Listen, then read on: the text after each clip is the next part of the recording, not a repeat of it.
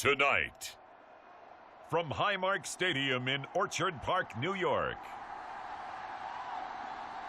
it's a special prime time edition of the NFL on EA Sports.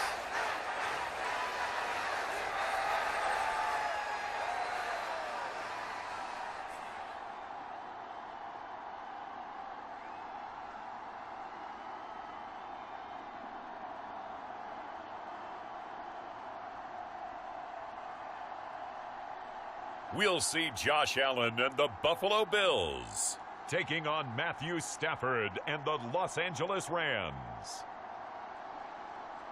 The NFL is on EA Sports as we bring you a look inside Highmark Stadium here at Orchard Park, New York. Tonight on this fine Thursday night, we've got a good one in store as it'll be the Los Angeles Rams taking on the Buffalo Bills.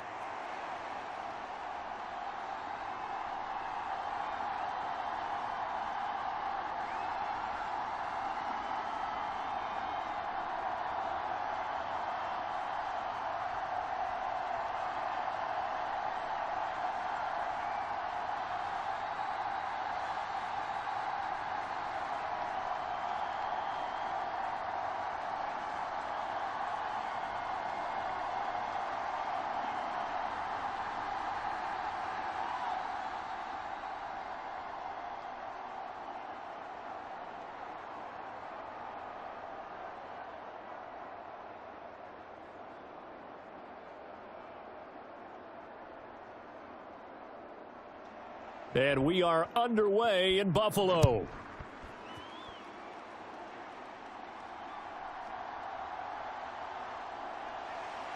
And up to about the 26-yard line, just across the 25. Out comes the offense for the Bills, led by their quarterback at 6'5". That's Josh Allen. I remember when he came out of Wyoming, the big question mark, could he be accurate enough to be a star in the NFL? I think it's safe to say he's put all of us in our place and put those doubts to rest. He can roll out and run it. He can bomb it over your heads. Everything in between. He is an absolute nightmare for defenses to try and prepare for. And when he's on, he's an MVP caliber player each and every time he takes the field.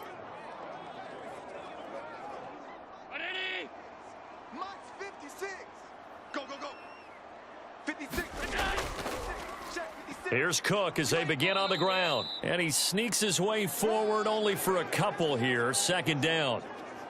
When we talk about defenders, specifically linebackers, keeping their eyes in the right spot, he had that eye down the entire time. And you know that's not easily done because they throw a lot of misdirection at you. They try and fool you and get your eyes in the wrong place. But you're right about that one. He correctly figured that one out and made a really nice play. Now throw right side here, going to be incomplete. A great job defensively taking away his receivers, and he was forced to put that one into Lake Erie, but that's what good quarterbacks do. They don't take unnecessary chances if they don't have to. An early tough test on the opening drive. This is 3rd and 8. To the air, Allen. Big stop, G. Big stop. Let's go. And they're going to have this across midfield and inside the 45. Big yardage there on the scramble. It gets him a first down. He's a talented runner, and that means he's always looking for bigger and bigger gains when he takes off. Certainly found some bonus yards there beyond the first down marker, and this early drive will continue with that extra jolt from his legs.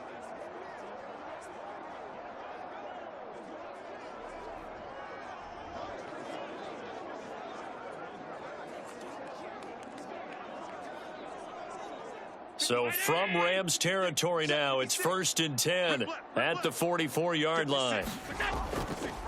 They run the counter with Cook. On a nice burst there as he'll take this inside the 30 to the 28-yard line. This gain not quite as good as the last, but still over 40 yards between the two. Well, if they continue to run the football this strong, right up the middle, I don't know if they can wait till halftime to make adjustments. They better find a way to get it done series to series. I don't know if they need to sub some guys out, bring in extra people, maybe change what they're doing on the defensive side of the ball. But right now, they're running the ball very well right at them and right up the middle. They run again on first down. Cook. And this time the yards won't come so easy as they'll, in fact, tackle him behind the line. The all-everything defensive tackle, Aaron Donald, the one who made the play there. Sometimes you just sit back and marvel at what he can do defensively. Speed, strength, quickness, he's the whole package. And that package just wrapped up the runner for a loss.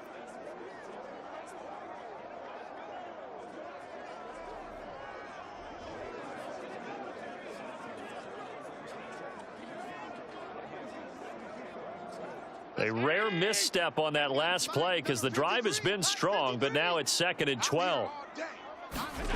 To throw, it's Allen. And that throw behind his man, he missed him, incomplete. Try to get that pass to Khalil Shakir, but now it's 3rd down.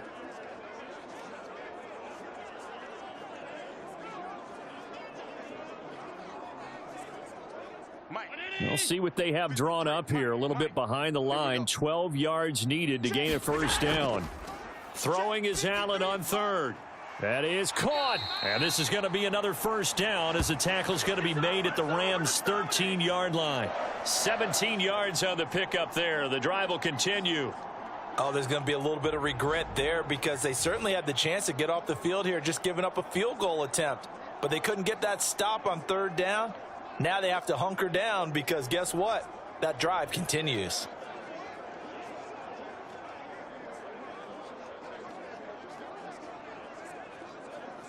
From the 13 now, they work on 1st and 10. 53 is the mic. 53 is the mic. Working out of the shotgun. Here's Allen. Over the middle, complete. It's Davis. And he's tackled a yard short of the marker. Good gain of 9 on first down.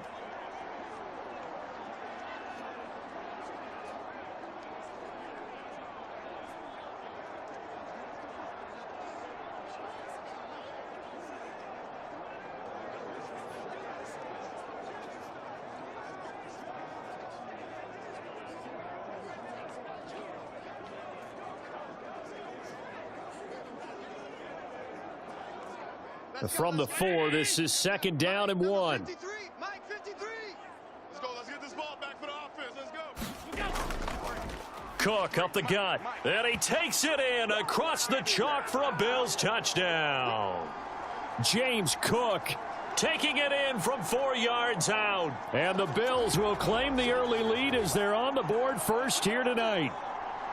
Well, first quarter, maybe too early to talk about statement drives, Charles, but that sure seemed like a statement drive right there. Well, if we're going to talk about statement drives, I think what they're saying is we're going to establish the run. They gave it to him early and often on this drive, and he wound up taking it into the end zone. And Tyler Bass on for the extra point attempt. And it's 7-0 Buffalo. A good drive that time as they go 9 plays in all. And it was James Cook capping all of that off with a touchdown run.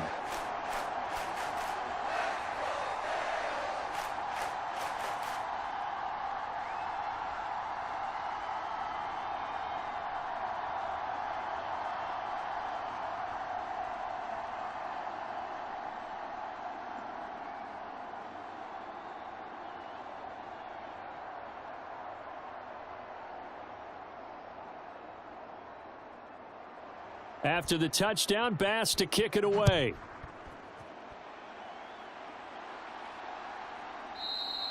And it'll come out to the 25 as he will not attempt a return. So now the Rams will get their first opportunity with a football. Leading the charge at quarterback, the former Georgia Bulldog, Matthew Stafford. And Matthew Stafford was taken first overall in the 2009 draft, and he certainly played like a top pick. Throughout his career, he's been one of the most prolific passers in the league, and there's no reason to believe he's going to slow down his production anytime soon. Not only that, he's also one of the tougher quarterbacks in the league as well.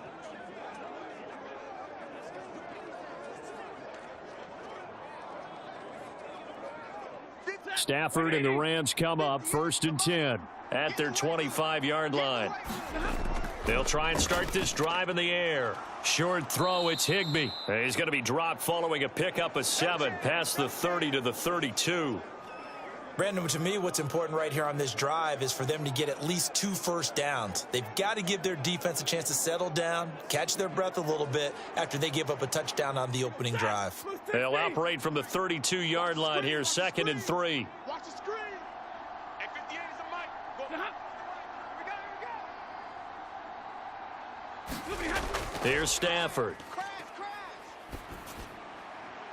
And that one complete downfield to Kupp. He'll take this to the other side of midfield before going out of bounds. A gain there of 21 yards. Well, this is an awfully tough route to defend in man coverage because he lines up on the right and then runs a crossing route back to the other side of the field. So as a defender, you're not only trailing him the whole way, you're also looking out for your own guys to make sure you don't get yourself picked off. And then you can't catch up in time to prevent the completion. So 1st and 10 now in Buffalo territory at the 47. They'll run for the first time here with Kyren Williams. And he gets forward up the middle, but only for a couple. It'll be 2nd down. Certainly a nice job there by the defense rallying to the football and getting him on the ground. But I think the play gets made by the defensive front because if they can't get upfield, their job is to go ahead and get low, almost get into a ball sometimes, stack things up, and make it difficult for the runner to find a hole. They'll fake the jet sweep and instead give up the middle to Williams. And some good tackling there as he stopped up at about the 41. That play reminded me a lot of a former teammate of mine. We used to call him the trash man. His ability to sift through traffic and make plays was uncanny. And that's exactly what you want from your Mike linebacker.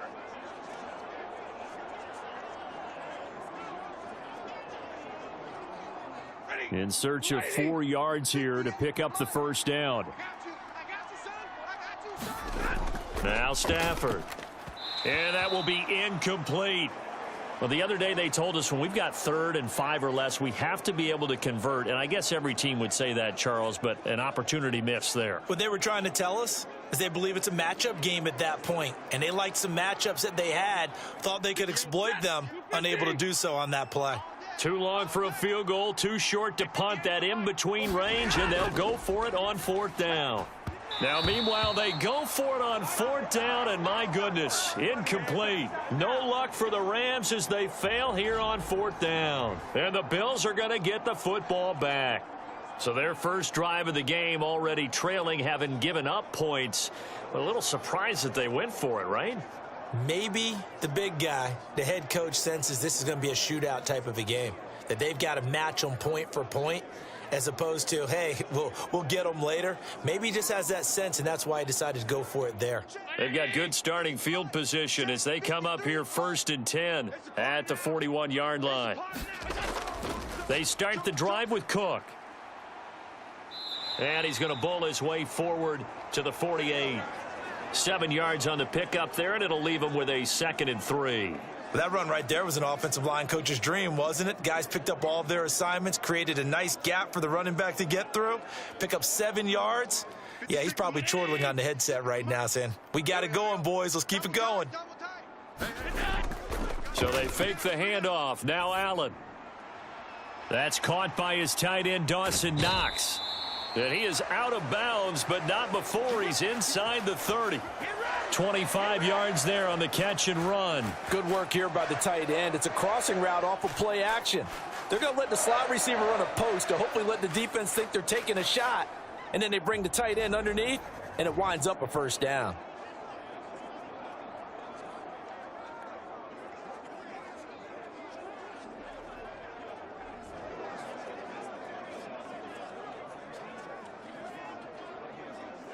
So from Rams territory now, it's 1st and 10 at the 27. Play action. Now it's Allen.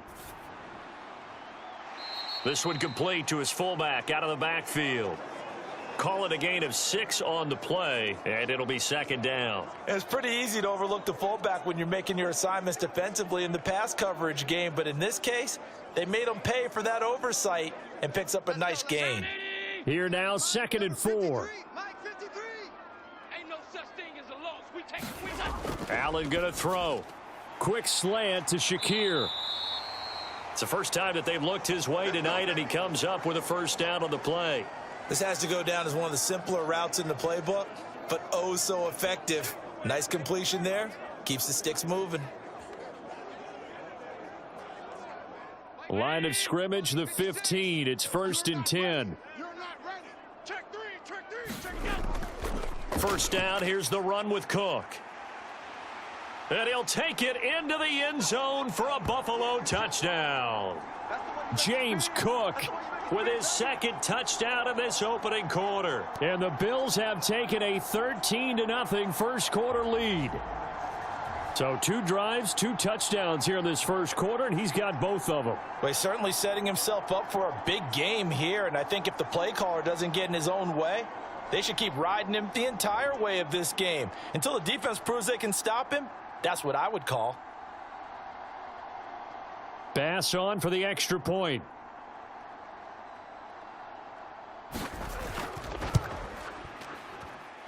And it's good, and they have jumped out here to a quick 14-0 first quarter lead.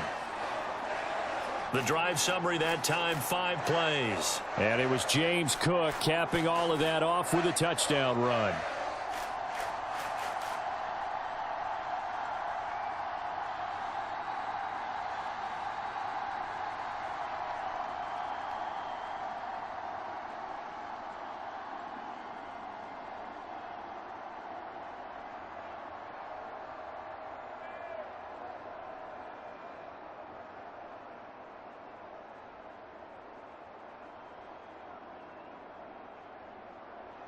After the touchdown, Bass to kick it away.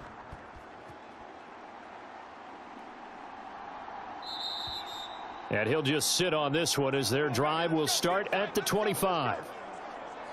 So the Rams coming back onto the field, their 2nd drive of the game. They find themselves in a good-sized hole here, and a good-sized hole early on in this game as they come up on first down.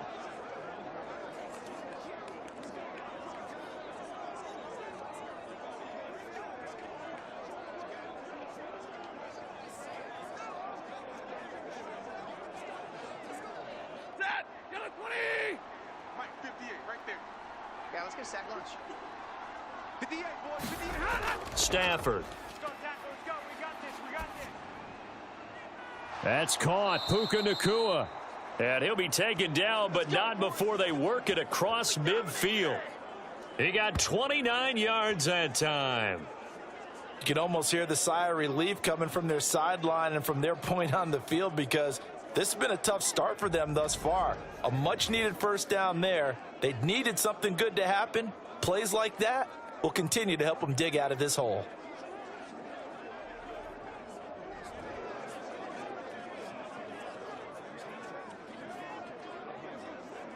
So 1st and 10 now in Buffalo territory at the 46. Throwing is Stafford. That's to the sideline and incomplete. Let's face it, if you want to get back into the game, these are the kind of throws you got to hit. He's wide open right there. Got to be able to get it to him, don't you think? And those are the throws that haven't been available to them every time he's dropped a pass. Yeah, that's a big miss. Here's 2nd and 10. Let's go, defense. Hey, man up, D. Man up, D. 58, right over there, right over there. Yeah, 58, right there. Let's go, heavy. Let's go, heavy. Everyone, you got it. To throw is Stafford. Give me some. Give me some. A quick throw there is incomplete. So he's 3 for 7 throwing the football right now. Not an awful start, but also not the sharpest of starts. No, I would agree with that. But if you're a confident quarterback and to play that position, you have to be. You just act like there's something wrong with the wind currents or something wrong with the ball. It is not you. Keep throwing. That timing usually develops. Throwing on 3rd down, Stafford. He had a man open, but he missed him, and it's incomplete. Well, how about the coverage we just saw him break out on 3rd down? Dime defense, blanketed the field with extra defensive backs and speed, unable to find an open hole to complete that pass. So on 4th down, on is Ethan Evans to punt for the Rams. Deontay Hardy back deep. That'll be out of bounds, and how good was that? They'll say the 3-yard line. That's where they spot it. That is how you flip field position. That's an absolute bomb of a punt. Downs it inside the 5-yard line. Absolutely ideal. And from that position, you're hoping to get it down inside the 15, inside the 5. Superb.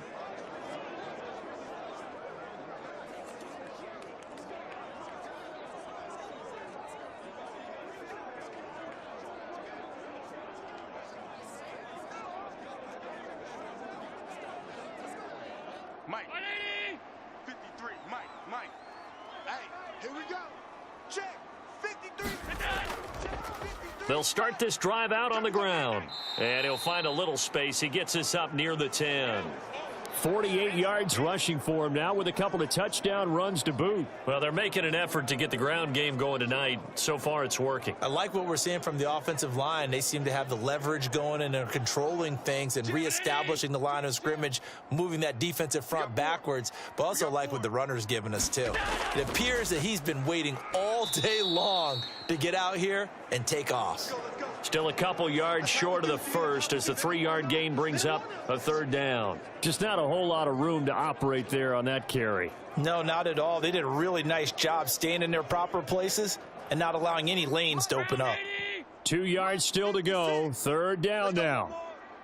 56 to Mike, boys. 56. They'll run it. Here's Cook. And boy, he is very close to a 1st down, but from where they're spotting that football, he's going to be a foot or so short.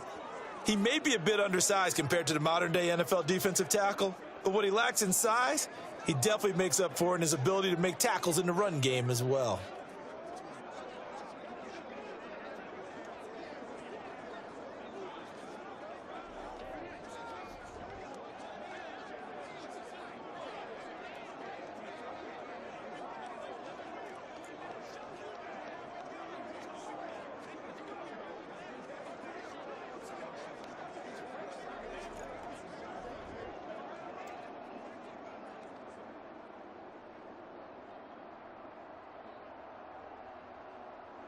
So now on 4th down, Sam Martin on to punt for Buffalo.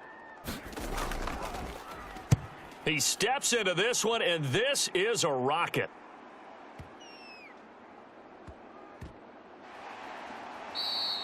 They'll call that a 61-yard punt. He got all of that one. And the Rams will go on offense here with a 1st and 10. Now the L.A. offense ready for this next possession. They've been outplayed early, no question. Down 14-0 already as they come up 1st and 10.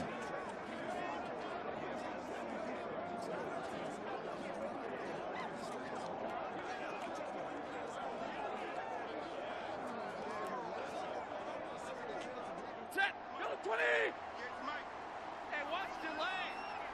Hey, 58 is a Mike. Now it's Stafford off the bootleg. Throwing quickly there, but it's incomplete. Had an open man that time, but ended up putting a little too much heat on it, don't you think, partner? Absolutely. Just needed a touch more air under it. Instead, he fired an absolute bullet.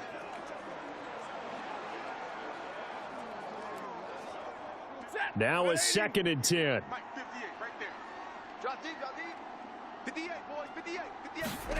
Here's Stafford. Back and go full strength. That's into the hands of Tutu Atwell. And they'll get it all the way up about 5 yards shy of midfield. 27 yards there, a 1st down. Of course, the catch was nice, but how about what happened after? Able to stay on his feet and gain all that additional yardage. So many of these slot guys, I think, have running back in their background.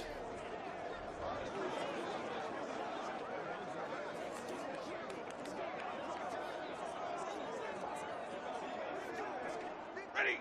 Blue 60. He can't hang. He's not going to get me. 58 to Mike. On 1st down, Stafford here. Pick it up. Pass complete there to Nakua. Touchdown, L.A. Puka Nacua, 55 yards. And the Rams have cut it back within a score. As a fan, is there anything prettier than a well-executed post route? No, it's a thing of beauty, especially when it's done like that for a touchdown. The throw, the catch, and how about the run after to get it to the end zone?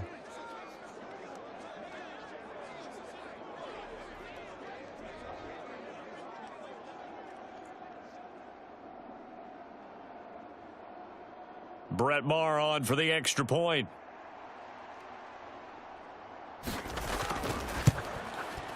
And that one makes it 14-7. So they only needed 3 plays on that drive. And the result for the Rams, a touchdown.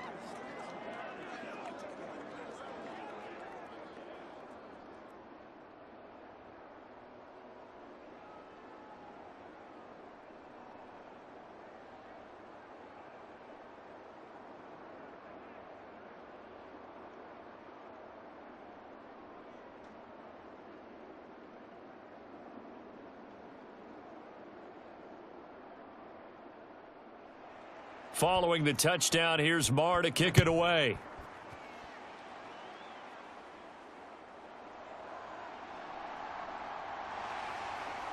And a good return as he'll be stopped just shy of the 30-yard line. The Bills offense now, they get set to head back onto the field. And these guys definitely hoping for a better showing than their last appearance. They couldn't really even move the football much beyond the shadows of their own goalpost, Charles. We'll see if they can get a better, more sustained drive going here. Yeah, and every team that we ever talk to says the exact same thing. When you start a drive from that deep in your own territory, the goal is a minimum of at least 2 first downs, because even if you have to punt then, you change the field position, right? You flip the field a little bit. They didn't get that done. This time they want to string together a nice drive and help themselves out. And he can only manage to get a couple. 2nd and 8 coming up. Well done to sniff that out defensively. He had it diagnosed pretty quickly. I love that description because diagnosed is perfect on that one. Read his keys, made the play, and he couldn't even get going moving the football. Here's a 2nd and 8. On play action, Allen. He's got a man, complete. And they've got it well across midfield down to the 40 before it's all said and done. A gain there of 30 big ones. That's a well-thrown ball right there. This is where arm strength pays off, because he's got to be able to get the ball both downfield and to the sideline, and that's one of the more difficult throws for a quarterback, and he put it right where it needed to be.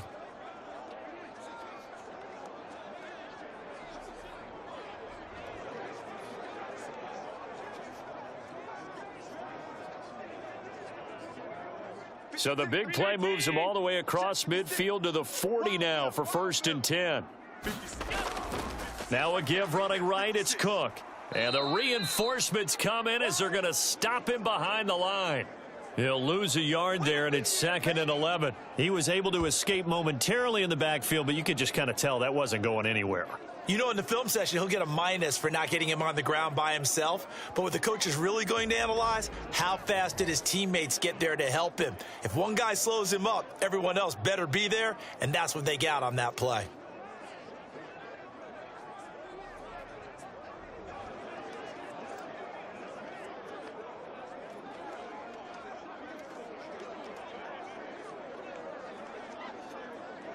Looking at a 2nd and 11 now after the loss. Allen running the option to the left. And they'll wind up getting this one all the way down inside the 20. Last play they got stuffed at the line. Different story here, over 20 yards. It looked like almost a miscommunication defensively, because once he decided to keep it, he had pretty smooth sailing. Yeah, it became a question of, wait a minute, who's got the quarterback? And when you talk about miscommunication, it's supposed to be called assignment football on the defensive side of the ball. But the assignment gets mixed up. That's the end result. So here's a 1st and 10 now down inside the 20. Up the middle, it's Cook. And he'll wind up losing yardage here, back at the 21-yard line.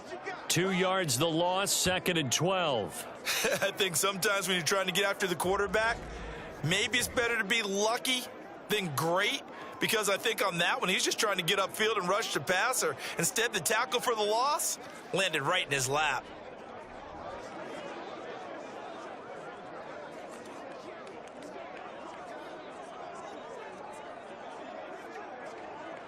A rare misstep on that last play because the drive has been strong, but now it's 2nd and 12. Allen now on the option right. And he doesn't quite make it, taking it within an eyelash. Dropped at the 1. Excellent job on the keeper. 20 yards and a first down. Well, partner, for a few years there, we thought this read option play was going to take over the whole NFL. It seemed like everyone was using it, but it has been scaled back considerably in the last few seasons, mainly because people are worried about their quarterbacks getting hit. But when you call it at the right time and you use it properly, you see the type of gains you can get. A nice chunk of yardage there by the quarterback. Murray will score. Touchdown, Buffalo. Well, nothing fancy there, Charles. You had 3 tight ends on the field. They were going to run the football. The defense knew it, but the defense couldn't stop them. And I haven't met an offensive line yet that doesn't get more satisfaction out of running the football into the end zone than pass protecting. They had determination on their side, and they got it done.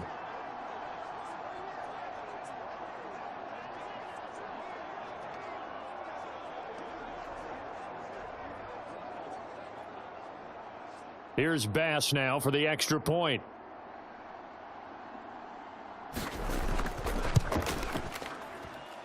It's good, and it is now 21-7. So that drives 7 plays in length, and it culminates with a Latavius Murray touchdown run.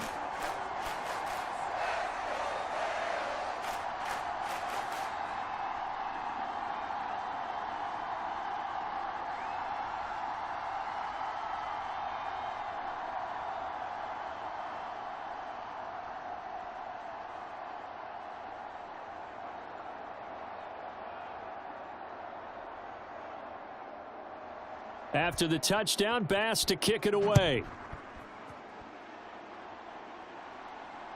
From a couple yards deep, he'll bring it out of the end zone. And he takes this near the 25. Just a little pass there. Call it the 26. Here's the Los Angeles offense as they get set to take possession. A strong showing their last time out. They scored the touchdown, but Charles, they look up and they're still down double digits, so you feel like just to keep pace, this drive probably needs to end in the end zone as well. Yeah, and I think the best move for them is to not worry about how far they are down on the scoreboard, but to just remember the last drive and how it ended. Go ahead and try and repeat that. Then you can look at the scoreboard and see where this game is. Stafford and the Rams come up 1st and 10 at their own 26. Motion left, Kupp. He'll hand this to Williams to start things out, and he'll manage to pick up about 4. It's 2nd down.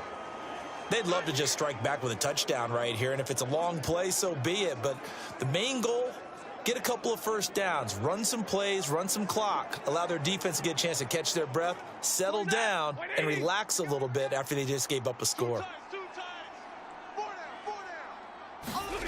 On 2nd down, here's Stafford. Over the middle, that's hauled in by Kupp. And Kupp going to pick up a Rams first down as he'll be brought down at the 38-yard line. 9 yards on the pickup there, and it keeps the drive alive. He decided to run a hitch route. It really helps to have a guy who can turn it loose. And, boy, he rifled one in there on that one. Not much run after catch, but it worked really well. So here's a 1st and 10 at the 38. Stafford now to throw. Now a quick throw there, but it's going to be incomplete. So another incompletion there. He's hitting on fewer than half his pass attempts in this one, and that is not a winning formula. Yeah, so let's make sure we give a little bit of credit to the defense here. They've given him a lot to think about, a lot of different looks, and he seems a little bit confused trying to complete passes. 2nd and 10. 58, boys, 58. Now Stafford. Going to be taken in here by Nakua. And he's got a first down as the tackle made at the Bills' 43. He has already cracked the century mark in receiving in this opening quarter. Defensively, they're going to have to do something about him in a hurry because that last catch puts him over the 100-yard mark. We haven't even hit the second quarter yet. And you did say they'd have to do it in a hurry. It has to be right now because as his confidence grows, it'll actually overwhelm the defense. No matter what they do, he'll feel like they can't stop him. So 1st and 10 now in Buffalo territory at the 43. They give it to Williams running right. And he's got it to about the 40.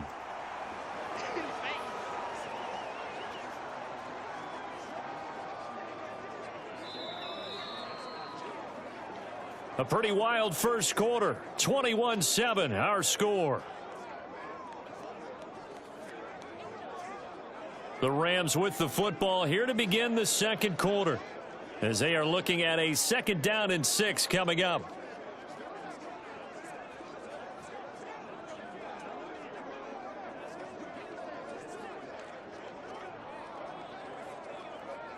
Set, lady.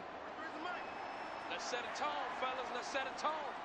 43 is the mic, boys. Now it's Stafford. 43. Oh, yeah, I'm coming. Oh, yeah. And he takes a shot on the release as this will be incomplete. Partner, what we're seeing so far is a defense that's certainly coordinated. Both levels doing their jobs in tandem. The back helping the front helping the back. The pressure got home on that last play and forced him to try and throw through contact and short of the sticks. 7th play of the drive upcoming here on 3rd and 6. Back to throw, Stafford. Pass to the sideline and pulled in. And they will touch him down, but not before he gets the first. That one goes for 29 yards on 3rd down. Well, these guys have definitely been outplayed in the first half. I like their countenance. I like the way that they haven't panicked out there, the way they're carrying themselves. They're starting to move the ball, and what you have to do, maintain your poise and start to put together some drives.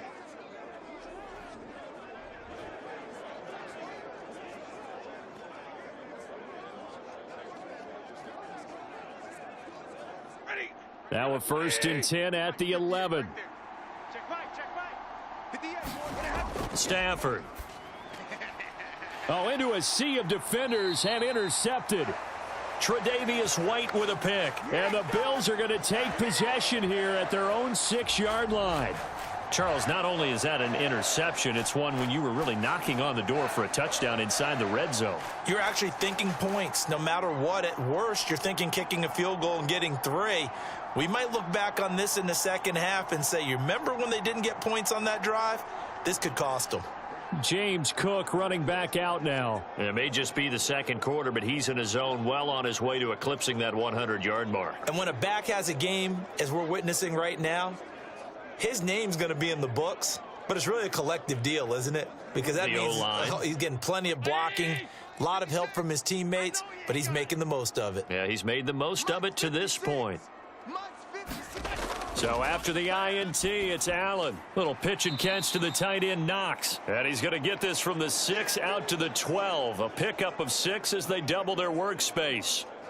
Nice rhythm throw there on 1st down. He located his tight end, made it a nice easy pitch and catch. Hoping he can break a tackle or two. Wasn't able to do that there, but still good yardage. 2nd down and 4. Let's go, D. Big series right here. Now Allen. Swinging this out wide here for Cook. And he'll be taken down, but they've got this one up to the 35-yard line.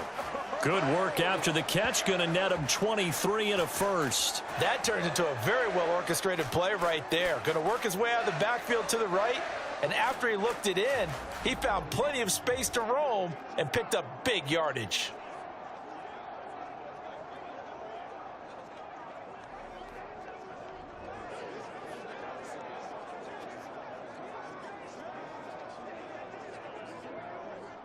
Ball up to the 35 now as they come up on 1st and 10. So the shotgun snap to Allen. He's got the connection over the middle to Diggs.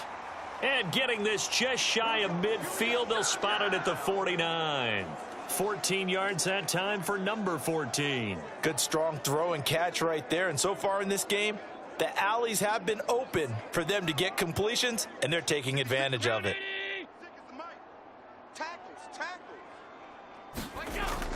From the gun, it's a give to Cook. And some room to work. And he takes this just a few yards shy of the red zone before going out. 78 yards for him on the ground so far tonight, as he has been terrific in this first half. Some big plays in the passing game on this drive, and here's one out of the running game. So the passing game loosening things up. Now there's room to roam.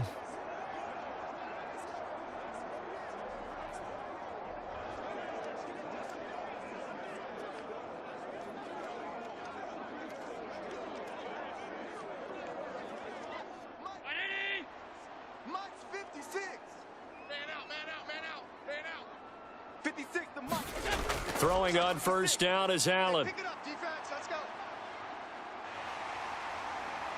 And down inside the 15, shy of the 10.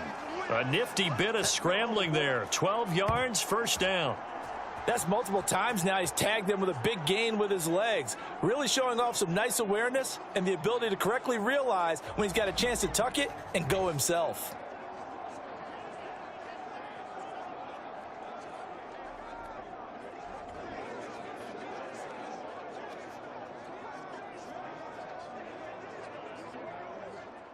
From down at the 12, it's first and 10. Here's Allen. Caught right side, Davis.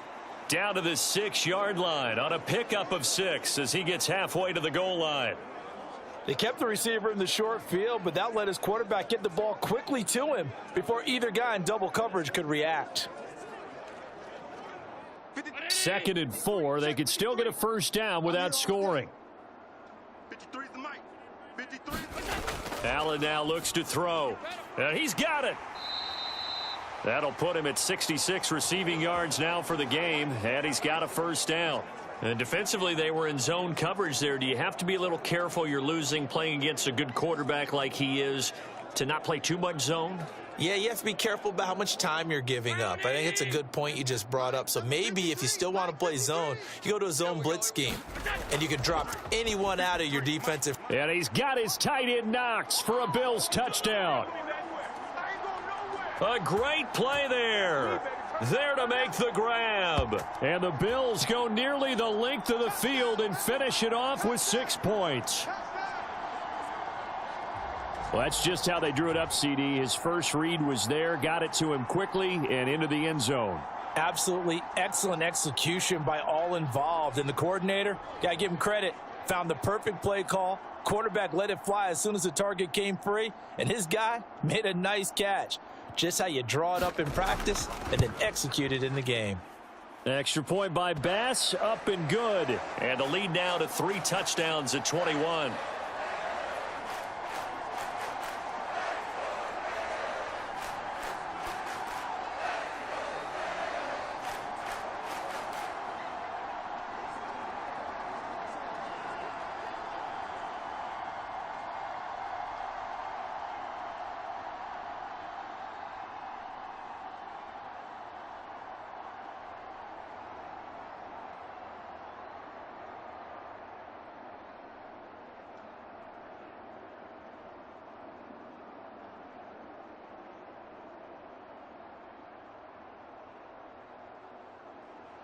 After the touchdown, Bass to kick it away.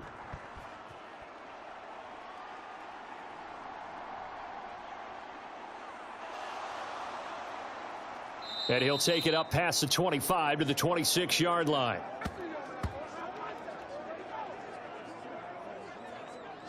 So now here are the Rams as their offense comes back out. A big mistake last time they were on the field, tossing that interception inside the red zone and really taking away what had been a pretty successful drive up to that point. Yeah, and I don't think there's any question about it. As they head out on the field for this drive, that whole offensive unit is just thinking redemption. You know, they moved it really well, didn't pay it off. This time, they want to make sure that ball ends up in the end zone, and they're the ones possessing it. Stafford and the Rams come up 1st and 10 at their own 26.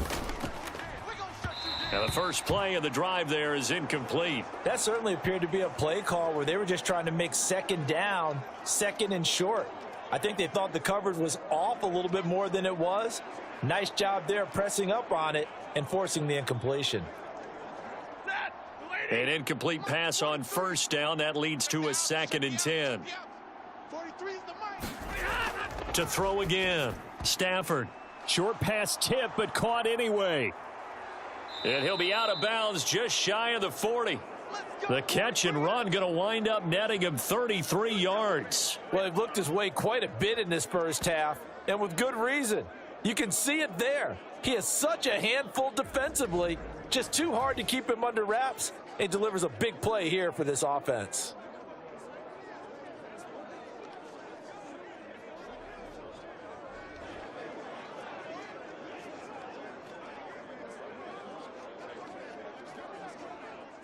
So the big play gets him across midfield now for 1st and 10. 43 is the mic. Check. Now a give up the middle to Williams. And he'll take this one down to about the 40. It was the linebacker Leonard Floyd on the stop. The passing game's been working quite well so far, but the running game's been a little bit of a struggle, and that's a surprise to me. Typically, when you can throw it, you've opened up lanes for your runners. Ball on the 40 now. Here's a 2nd and 9. Operating from the gun. Stafford. Open man is Higbee, the tight end. Let's not quibble about the gain there on 2nd down. That was a positive play because that was a take-what-you-can-get situation. Got out to the tight end. Now it gives them a much better opportunity to convert on 3rd down.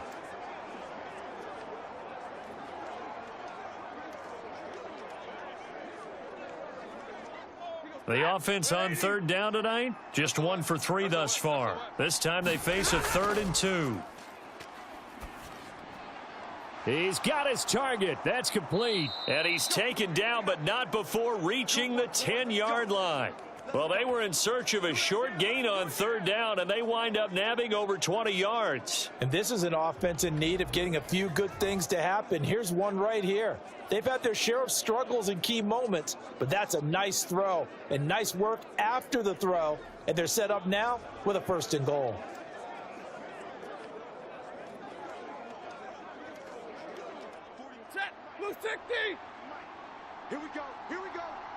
Here we go. Mike's 43. On 1st down at Stafford. And it's caught. A gain of 7 that time. 2nd and goal. Well, that's what you're looking for when you want to throw the ball downfield. You want one of those guys who can play out on the perimeter, can play out wide, who can not only get open, but when they're covered, can uncover themselves downfield and create catches. So the ball position now at the 3. Here's 2nd and goal. Williams will score. Touchdown, L.A. Just power football there down near the goal line. Give it to him. He's able to push his way across. Yeah, they went heavy there. Sometimes you have those big offensive linemen come in, have to report like they're eligible, but all they're doing is getting a good stance, blocking, and getting their runner across the goal line.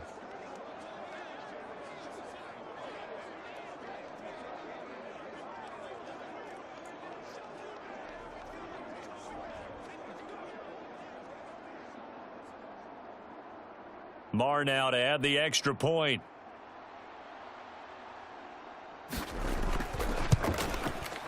It's up and good, and it's now 28-14. So that winds up a 7-play drive all told. And it was capped off by the Kyren Williams touchdown run.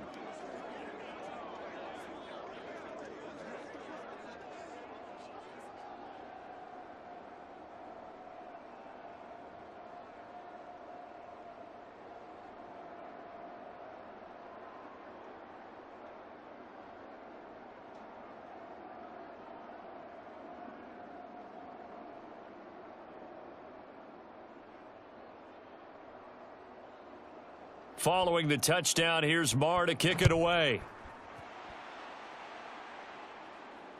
And from the end zone, Deontay Hardy will bring it out. And running with power here. And tackled at the 21-yard line, so a net negative there of 4 yards. But James Cook and the Buffalo offense returning to work now. He's been good. His guys are winning. So far, the recipe working here in the second quarter. And he doesn't like to just tote the rock. He wants to carry his team on his back, and that's what he's done throughout this game. Yeah, he's done that. He'll be hoping to continue that trend.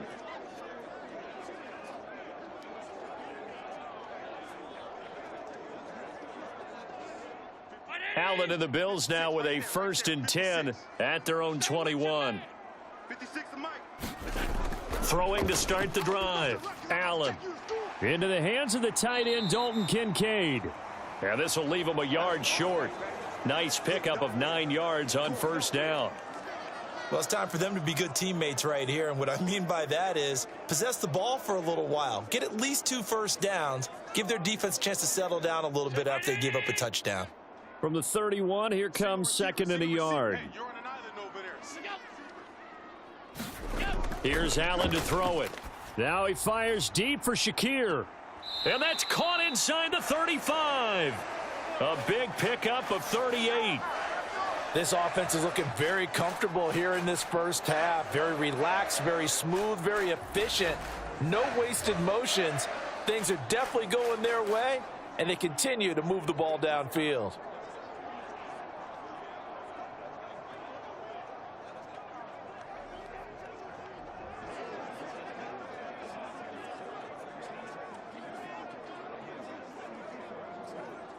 So the big play changes the complexion of things. Here's 1st and 10 just outside the 30.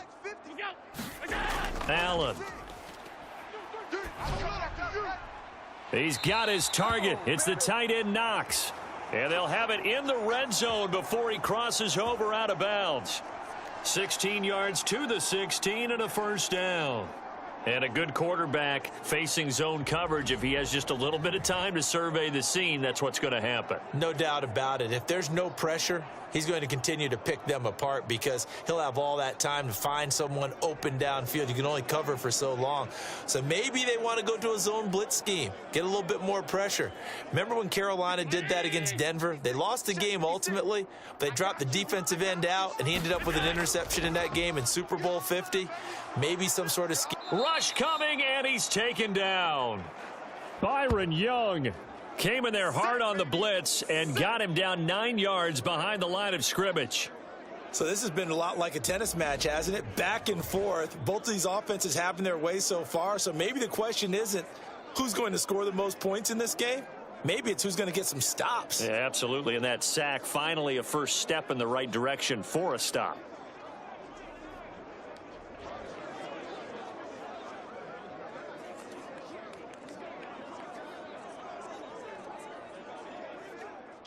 After the sack, it's 2nd and 19, and the road gets a bit tougher from here. Check. 53, check 53. I'm coming for that. Now Allen. It's complete to Diggs. They get him to the ground right on the cusp of the red zone after a pickup of 5 or 6.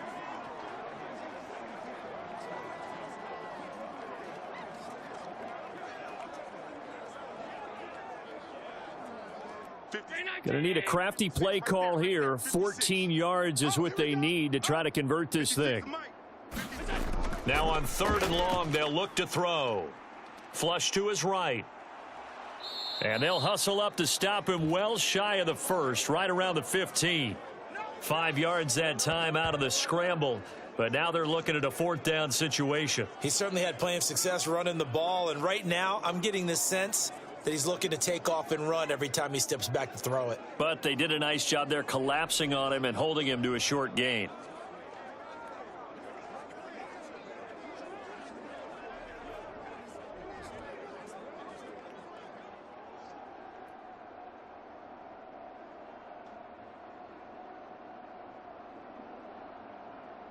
So on 4th down, off goes Allen. On comes Tyler Bass for the Buffalo field goal.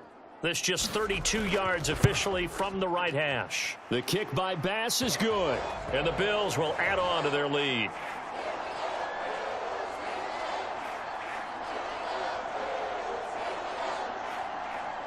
So after 4 touchdowns in the game for this offense, this time they're forced into taking the 3. But you did mention 4 touchdowns, right? So 4 out of 5, not too bad. I think that's a pretty good record for them.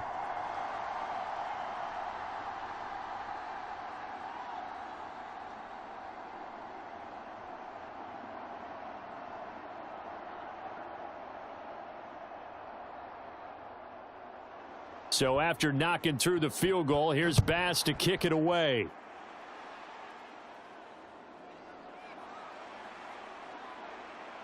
And he won't quite make it to the 25.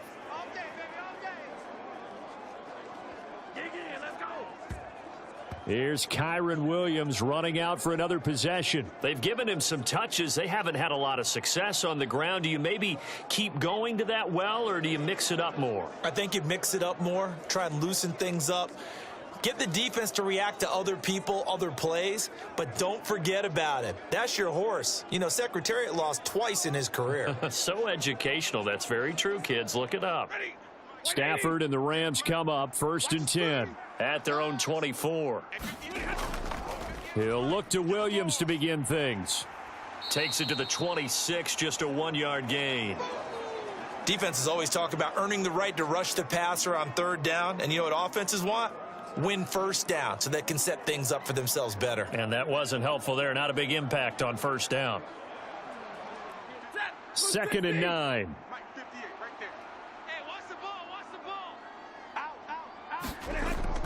Play action. Stafford. That's caught. It's Tutu Atwell. And he'll be out of bounds, but able to get it up past the 45. A gain there of 21 yards. When you're struggling on offense, you're looking for anything possible to get you going. Sometimes you do it like basketball teams that don't normally press. You put a press on, bring people to life, make them move a little bit quicker. Maybe that'll help them as they head towards the half.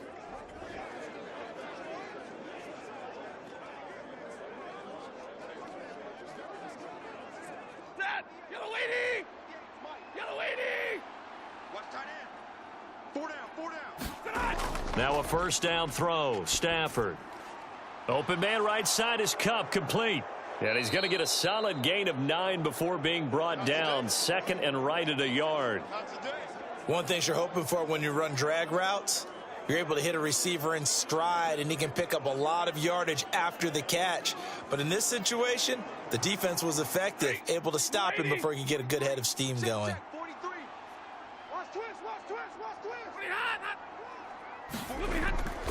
On 2nd down, Williams. 2 yards on the pickup, and that's all they needed to move the sticks. 2nd and 1 is often an invitation to take the big shot downfield. But I bet the offensive lineman said, are you kidding? We just get on our backs and let's go get the 1st down. They love being physical.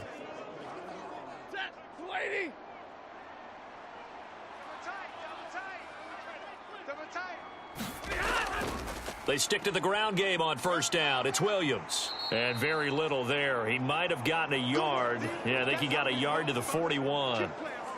No doubt about it. A really nice job there by the defense, not allowing him to get to the perimeter. But that means your defensive ends, your outside linebackers, the guys that you pay big money to sack the quarterback, they also have to have interest in the running game as well. And they did a nice job there of holding the point of attack and not giving ground. They'll fake it. Now Stafford.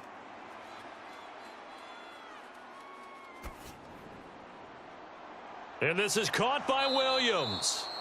And he gets this one inside the 15, just a yard or 2 shy of the 10. A gain there of 30 big ones. A lot of running backs in the passing game, they're just used to check it down to them or maybe dump off passes. But this guy, they use him to stretch the field, don't they? He stretched it right there, turned it into a really nice gain.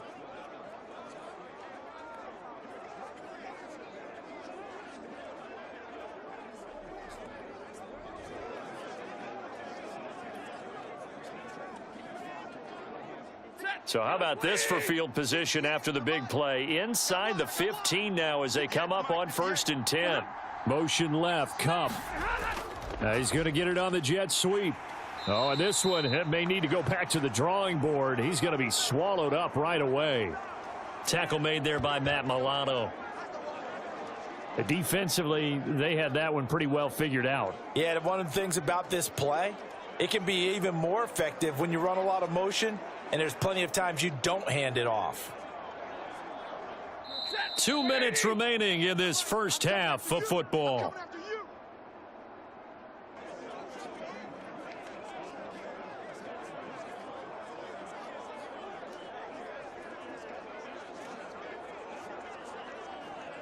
They work now on 2nd and 9. Now Stafford. To the end zone, but it's incomplete. The coverage keyed in on him since that last completion his way. He earned a little more attention on that route, and that made it a lot tougher to get a clean throw his way. Play number 9 on the drive coming up, and they need 9 yards on 3rd down. Here's Stafford. Oh, he had him. He was open, but he couldn't get it to him. It's incomplete. But that was certainly an aggressive call and an aggressive play. Instead of just going for the first down, took the shot in the end zone, went for the touchdown. And on 3rd down, they said, forget about the sticks. We want 6. Now Brett Maher for the field goal try from 28 yards out.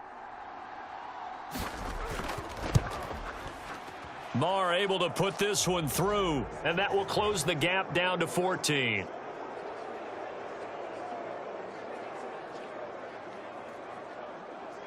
So no problems at all on that one. And you know, there's virtually no wind. This is a kicker's dream here tonight. It absolutely is, isn't it? So to me, with no wind, it should be a passer's dream as well, right? But in this case, the defense held out. They had to force the field goal.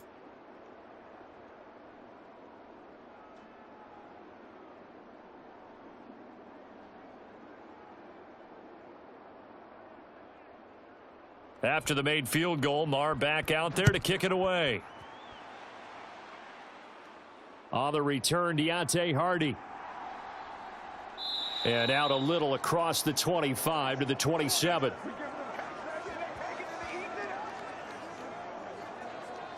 Here's the Buffalo offense now as they get set to take over here.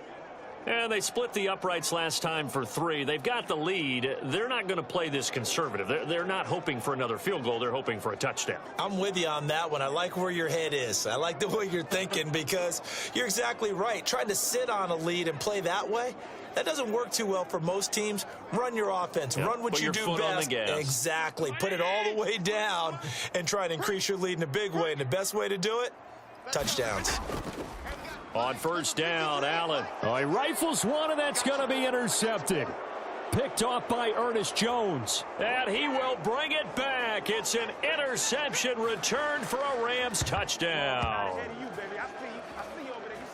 You think you're going into halftime with a good-sized lead? Not so fast. That pick 6 really changes the complexion, probably also changes the halftime speech. No doubt about it. Instead of going in relaxed, you're probably a little more uptight right now, probably a little bit angry. Let's see if they can get their focus back.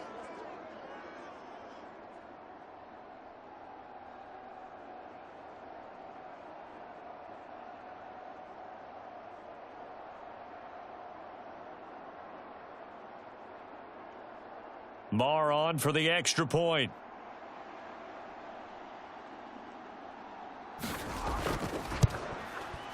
And that'll cut the lead down now to a touchdown. A heck of a play there defensively, getting the interception, navigating his way into the end zone for the touchdown.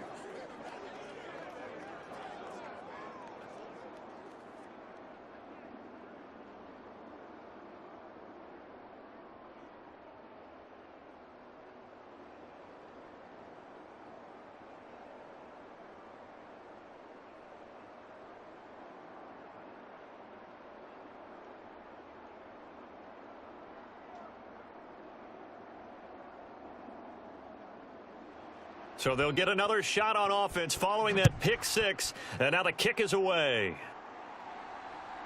And here comes a return from just beyond the goal line. And ultimately, he stopped right where he would have been if he had simply gone down to a knee at the 25. And now out come the Bills. Now remember, they were just out here a moment ago through the pick six, so we'll see if they can take better care of the football this go-around. And sometimes, partner, I think it's almost better that you just throw the pick six and you come right back out on the field. You're not over on the sidelines dwelling for it for very long. You're not hearing everyone say, oh, hey, you'll get them next time. Hey, don't worry about it. All that stuff just goes right out the window. You're right back out on the field with a chance to atone. Let's go, defense. Let's go, defense. Who we got? Now Allen to try again after the pick six. The left side caught by Diggs. And he's taken down but able to slip across the 35.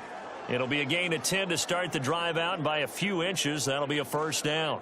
If you're going to blitz, likely going to leave you in man coverage with this guy, and that is less than ideal. It is, because just about any offense that has an elite receiver, if you blitz and have him in man coverage, you're going to him, even if he has an elite defender on him, because he usually knows where the ball is before the defender does. And he'll have it past midfield almost to the 40 before being taken down. Now the Bills are going to use the first of their timeouts as they'll stop it with just over a minute to go before halftime.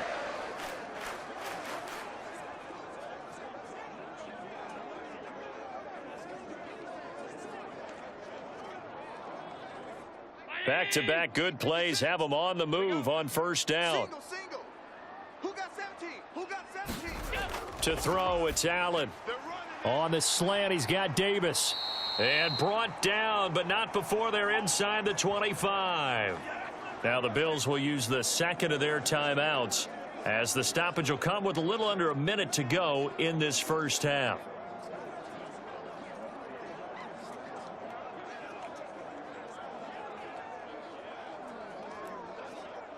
Round 80.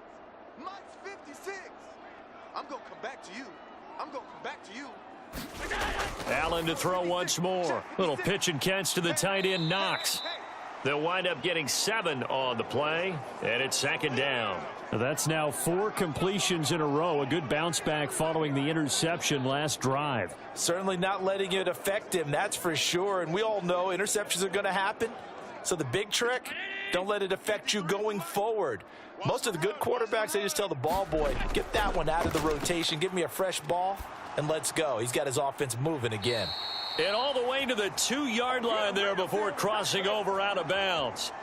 That one goes for 16 yards. It sets him up first and goal. Boy, how about the speed with which this offense can get down the field? It's taken them no time at all to get down here, and now they're set up with a first and goal.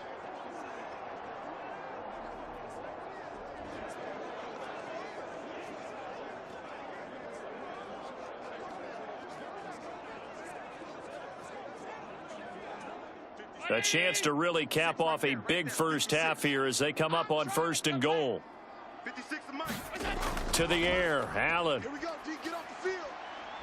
And he is into the end zone for a Buffalo touchdown.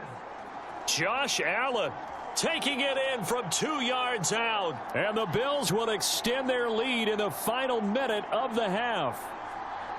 Partner, to me, that touchdown had something that was kind of rooted in that group seeing the future. And what I mean by that is they had a plan. Let's find a way to score right here before the half.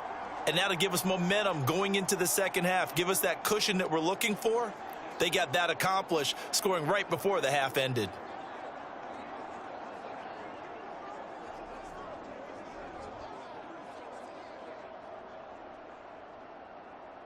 Tyler Bass now for the point after.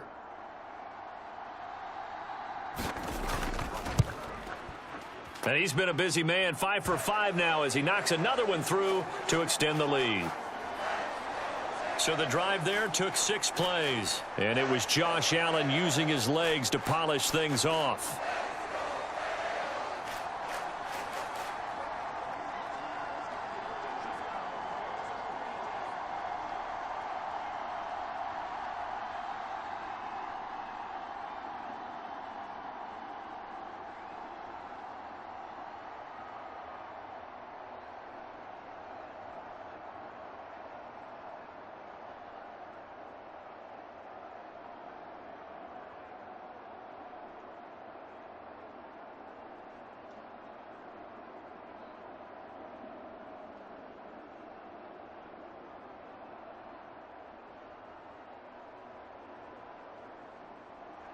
After the touchdown, Bass to kick it away.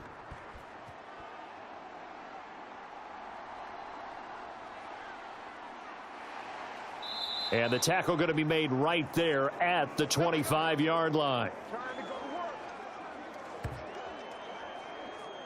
And we're going to look at Cooper Kupp as the Rams offense gets ready to take over possession. Making his presence felt early in this one. First half, already over the century mark. How about the yards per completion, too? That's a pretty darn good number there. Number of catches, but he's shredding defenses, getting big yardage with each and every one of them.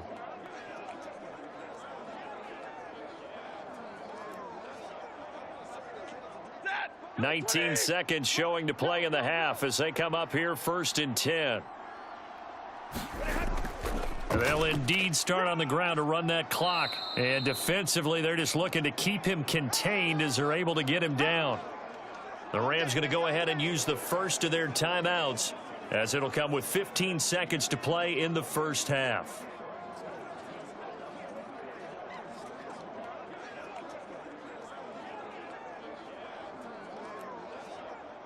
Here's a 2nd and 2 now from the 33. 58, right over there. To throw is Stafford. They'll set up the screen. This is Williams. Now a timeout signaled for, and they'll get it with 10 seconds to go before halftime.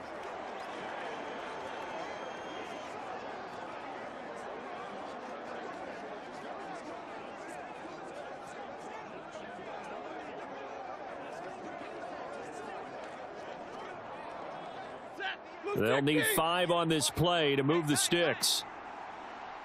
58's the money. 58. Stafford. He had a man open, but he missed him, and it's incomplete. Not much going on this drive. Looks like they're going to have to punt it away, CD. And right now, I know a lot of their fans are screaming for the OC to change things up, get away from what he's been calling. Sometimes you just need better execution of the plays that have been called. And no move to get the offense off the field. Despite failing once, they're going to go again here on 4th down. They snap it to Stafford. He's going to loft one deep over the middle. And it's incomplete. They cannot convert, and they turn it over. Boy, a curious decision to go for it. Doesn't pan out. And the Bills are going to take over in excellent field position. So with 1 second left in the half, on is the field goal unit. He made his first, this from 47 yards out. The kick by Bass is good, and that will do it for this first half. So we've reached halftime in a wild first half. We'll take a minute to catch our breath as we'll head down to Orlando. That's where we find our man Jonathan Coachman at our EA Sports Halftime Report. Coach. All right, Brandon, back to you, too, in just a bit. But first, welcome everyone to downtown Orlando and our EA Sports Halftime Report. We saw some strong work from James Cook in that first half. He chipped in a couple of touchdown runs as he was running with determination right from the word go. All right, Coach, thank you, and we welcome everyone back for quarter number 3.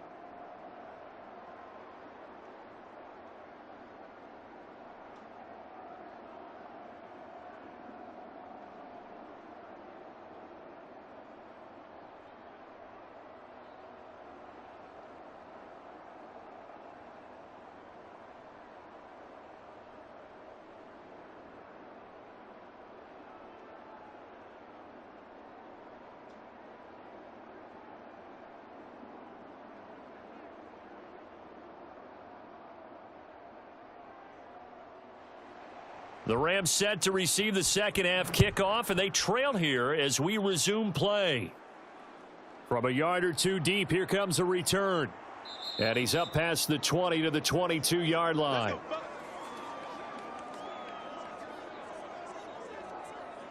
Out come the Rams. They'll have it first here to begin the third quarter. And you have to think, Charles, down 3 scores already. They need to play an almost perfect second half to have a solid chance. And that absolutely starts with finding some way to put together a touchdown drive here. They need to be smart, fast, efficient, get the ball into the end zone, and do it again multiple times in order to have a chance to win this game. Stafford and the Rams come up 1st and 10 at their own 22. 58, boys, 58, 58, Mike. They'll try and start this drive in the air. And they're not able to hook up there. Incomplete. A lot of times it's that first read that you have. Maybe you get it in pre-snap and he locked in on his target, but he was covered quite well, and that one's incomplete.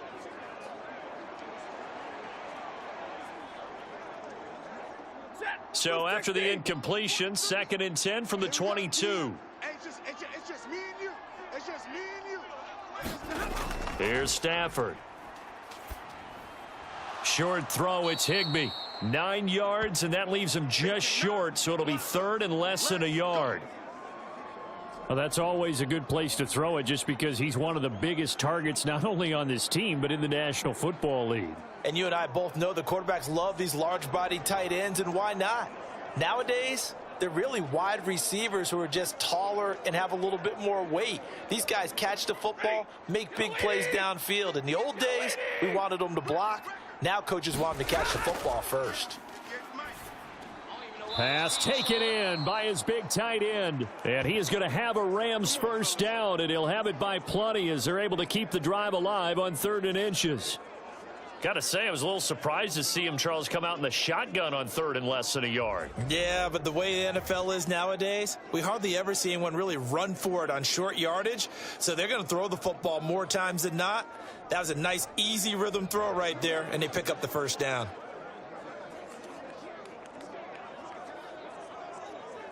So here's a 1st and 10 at the 38. Single. Off of play action. Here's Stafford. And it's incomplete. Took a shot, couldn't connect. I remember a coach telling me a long time ago the difference between playing corner and safety in the NFL. Corner is like the Autobahn. Everybody just flying by, and these corners have been really busy in this game, although they got it done on the last play. On the last play, yes, but there have been some good numbers put up against them offensively. We want it. Come to my world. 58, right over there. Up the middle, it's Williams. And not much room to speak of. He'll get about 3 up to the 41. But you know that old expression, it's not my night? It hasn't been his so far. I don't know if the legs are a little bit heavy. Sometimes having to hang out all day and play doesn't exactly play to your advantage, but it's been a tough go for him. And every time he looks up, somebody's there defensively. That was the same case on that play. This offense in desperate need of a conversion as they come up on 3rd down. Throwing is Stafford. Now throw out wide, going to be incomplete. Well, if they have any designs on getting back into this football game in the second half, they're going to need to be much sharper offensively than they were on this opening possession. Not much happening here, and it'll lead to a 4th down.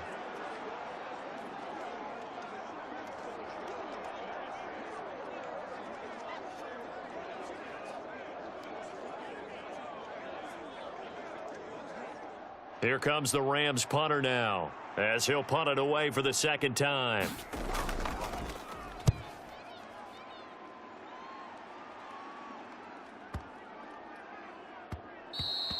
And that one hits at the 7, but bounds into the end zone, and that'll be a touchback.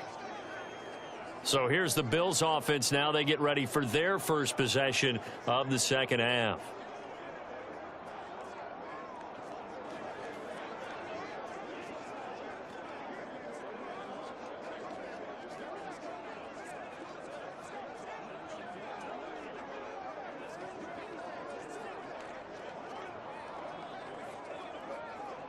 Allen and the Bills now with a 1st and 10 at the 20. Beginning this series with a handoff to Cook. Fights forward for only about a yard up to the 21. Oh, there's plenty of traffic waiting for him up the middle. But give him credit, he tried barreling through anyway. They're fortunate to get a yard out of that one.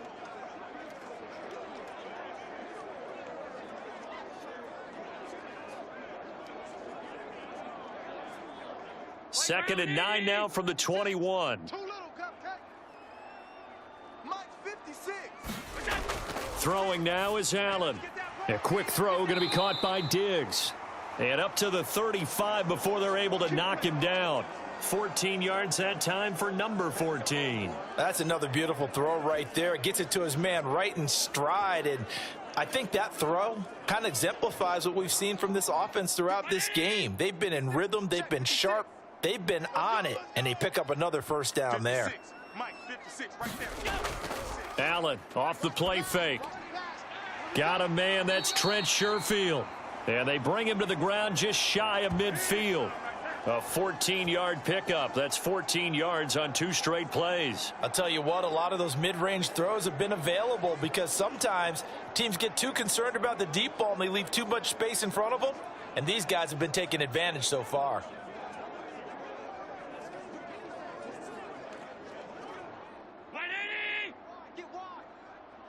Single. I got a single in the slot. Allen now on first down. And this will be incomplete. Physical play on the football there, and it's second down. As soon as he leaked out and began his route, someone on the defensive side broke with him and arrived just in time to separate him from another reception. After the incomplete pass, here now is 2nd and 10. You better be afraid of me. Allen going to throw. And his throw's going to be incomplete. I see the surprise in your face there, partner. That is a rare incompletion from him. He's been on point this entire game. He has percentage completion-wise way up. Not that time.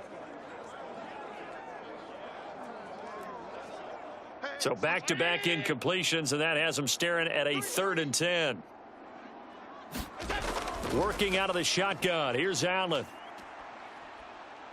And he can't get rid of it. He's taken down. And now that brings up 4th down there. A loss of 6 yards on the sack. That time, finally, a measure of revenge as they get him down behind the line. It almost felt like relief, didn't it? Because with the success he's had throughout this game, you'd almost expect him to get free and pick up 10 to 15 every time he takes off. Not in that case. That has to feel good for the defense.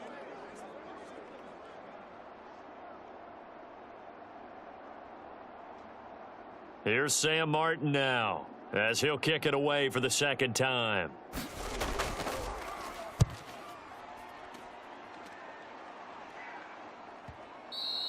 And not what he was hoping for there, as this will hit in the end zone for a touchback. The offense for Los Angeles returns to the field. I kind of feel like they've reached a do-or-die point in this game, Charles. If they're going to try to pull off an impressive comeback, it has to start right here, right now. Yeah, now they've got a final chance to get out of this situation, but they also understand they've got to move the ball and move it fast. In addition, they need to save as much time so they can get 2 more possessions. Stafford and the Rams come up 1st and 10 at their own 20-yard line. They'll come out throwing here to start the drive. They'll get this one to Kupp, complete. And they'll get 8 out of this before being stopped at the 28. And we've seen him have success earlier on with the ball in his hands because he is a get it in space and make a play kind of a receiver. But that time, they closed on him quickly and held him to a short gain. Line of scrimmage, the 28 now as they come up on 2nd and a couple. 58, right over there. Stafford to the right side and complete to Atwell. And he's taken down but able to slip across the 35. And the quick slant gets exactly 10, and by the nose of the football, they've got a first down. And passing yardage-wise, now up over 350 in this game. Pretty nice performance. Definitely that, which usually means you're putting a lot of pressure on guys trying to cover. If you're a defensive back and they put over 350 yards on you, you've had a long day. The key to everything, if you're doing it without throwing interceptions or turning the ball over. Back-to-back good plays have them on the move on first down. Now it's Stafford. And the Bills are going to get him as he goes down. Daquan Jones fighting his way home to get the sack. I think we've seen this before. Someone's down 3 scores. That situation there, it's just going to add to their growing frustrations, don't you think? Yeah, a bad number 3 right now. 3-score game, 3rd quarter, 3 and out, not what they wanted. And you can tell on the sideline, those faces are getting a little bit longer as this one goes.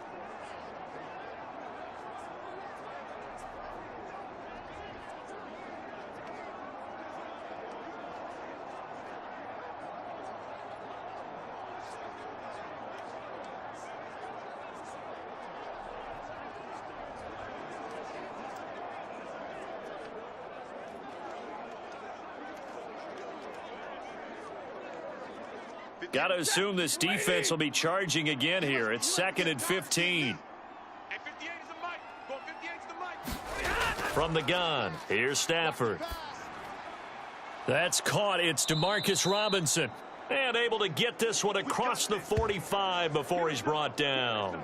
15 yards there for number 15. Well, we talk all the time about playing situational football, and right now I think the scoreboard is dictating what they need to do. Where they are in this game, they've got to push the ball downfield, take their shots, try and get big chunks of yardage in a short amount of time. That was a nice play there.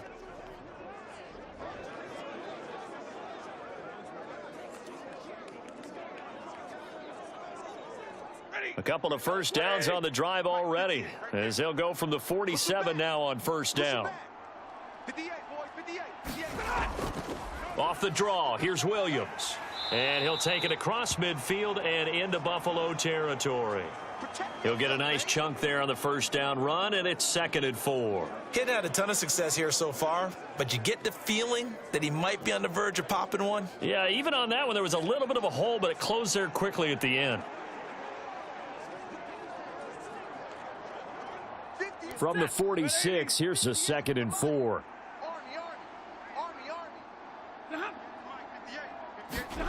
Stafford now to throw. And that one complete downfield to Kupp. And he's got a first down as the tackle made at the Bills' 24-yard line. 23 yards the pickup there. Boy, everything clicking on this drive. He's 4 for 4 now, and that throw, maybe the best of the bunch. This offense is really humming, and they pick up another first down.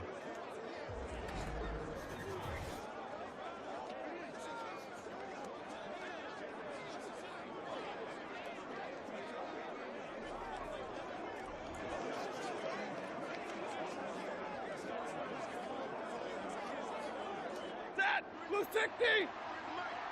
Come on. Tight ends on the Lucy. Tight ends on the Lucy. Now a first down carry. It's Williams. And he is brought down at the 22 after a gain of 2. And it brings up 2nd down. And the big fella stuffed that one up in a big way. I think doubling him has to be a priority because you can't move up to the next level if you don't take care of him first. From the 22 now, here's 2nd down and 8. Let's go. Let's bring it. Let's bring it. 58, right over there. Right over there. Back to throw. Stafford. Over the middle and complete to the tight end, Higbee. And he's taken down after a gain of 3 as they move it from the 22 to the 19. They gave up the completion there, but this is what zone defenses count on. Catching the ball and not much run after the catch.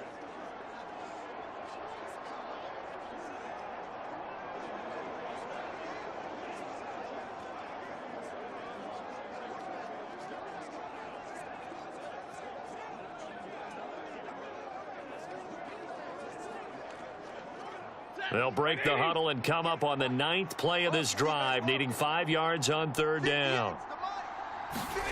Now Stafford.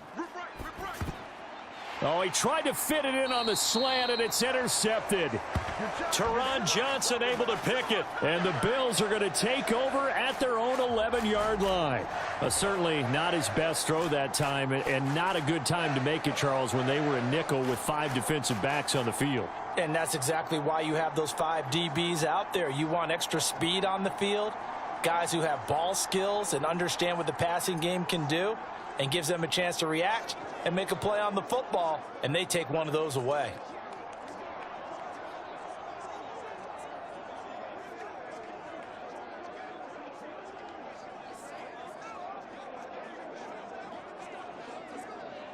Allen and the Bills now with a 1st and 10 at their own 11. Here's Cook as they begin on the ground. And he's brought down, but not before they get it across the 20-yard line. 91 yards for him on the ground now. He has been a tough man to bring down all night. He's turning in a pretty impressive performance running the football, and a big reason why they have this nice lead. And in days gone by, we would clip this out and put it up on the refrigerator, wouldn't we? Clip out the box score. Nowadays, not too many newspapers out there. Maybe you screenshot it online. 319. Watch the run. Watch the run. On play action, Allen. And he's got it past the 30 before he's hit and dropped. Give him 10 that time, escaping the danger, running with it, and picking up a first down. Partner, even I can figure out who deserves the lion's share of credit for their lead right now, because he has been terrific in a dual threat role, really chewing up yardage and getting them points with his legs. Simply put, that defense has had no way of stopping him, and that's why his side is on top. Back-to-back good plays have him on the move on first down. Watch the run, watch the run. They run with Cook. He's been busy tonight. Takes it to about the 37. Well, you certainly have to give a little credit here, because they are playing this game now at their pace. This is ball control football, sustained runs, taking their time and making it work. From the 37, they work on 2nd and 6. Even. 4 down. Even. Here's Cook again. And this time not as successful, as he'll get back to the line of scrimmage and no more. No gain on the play there, so they're left with a 3rd down and 6. His carries tonight, they're getting up there, so maybe one of those every now and then is understandable. I would agree with that. Understandable every now and then. Sometimes you come back and you fake it to him and go play action. But other times you say, okay, they got him on that one. We'll come back to him in another carry. Check. 53's Mike. Check. 53. Throwing is Allen on 3rd. He's got his target. That's complete. And he'll be stopped right at midfield. It's a gain of 13 for number 13, and it gives him a first down. This offensive game plan has just been sensational. I mean, when you think about all the different ways they've gotten their receivers open so far, it's really been impressive. Scheme, design, execution.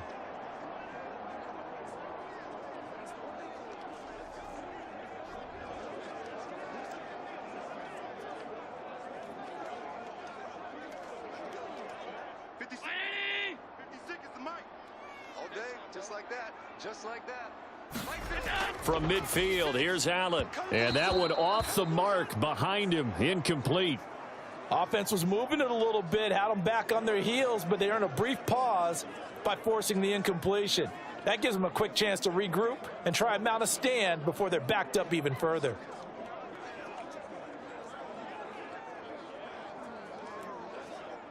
So now 2nd and 10 after the incompletion on first down. Here's Allen. And that'll be incomplete. Well, they certainly did a nice job there, picking him up out of the backfield and then running stride for stride with him. That's good coverage, and it led to an incompletion.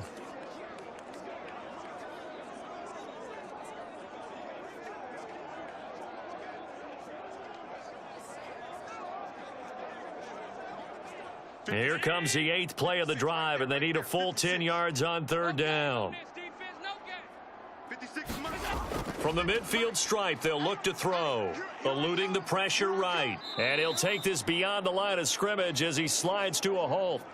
5 yards that time out of the scramble, but now they're looking at a 4th down situation. And this is a rarity in the NFL, a 100-yard game on the ground for a quarterback.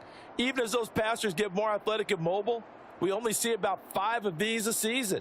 Takes a special set of circumstances for it to happen, and of course, a special player. Here's the punter, Martin, out to kick it away. And this will carry out of bounds. Where are they going to spot it now? At about the 18-yard line, it looks like. Now the Rams offense, they work their way back on the field.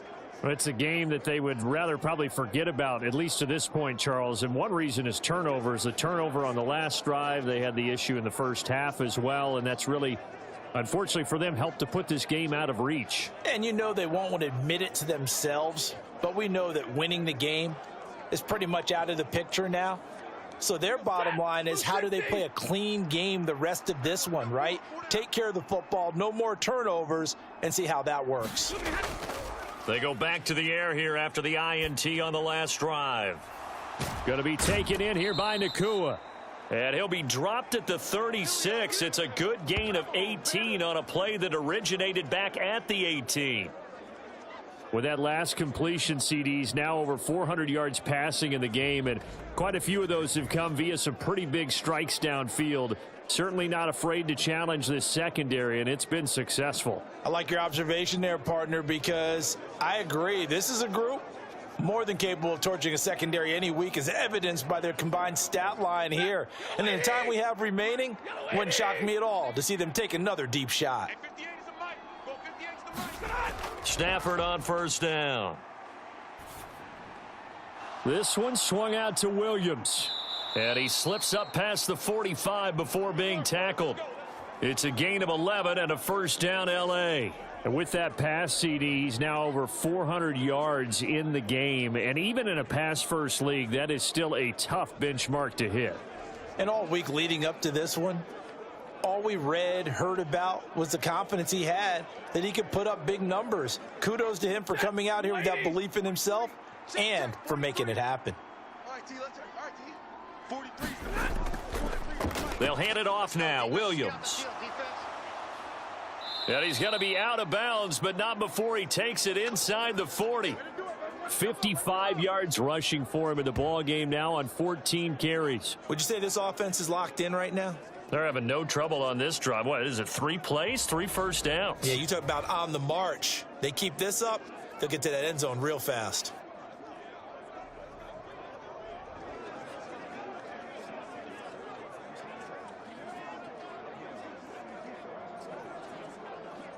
So first and 10 now in Buffalo territory at the 38. Back to throw. Stafford. That's caught. It's Tutu Atwell. And he's going to be taken down right at the 10-yard line. Well, that was a fun one to watch right there. A nice in-breaking route and plenty of room in the middle of the field. And he was able to get behind the linebackers and grab the completion for a really good pickup.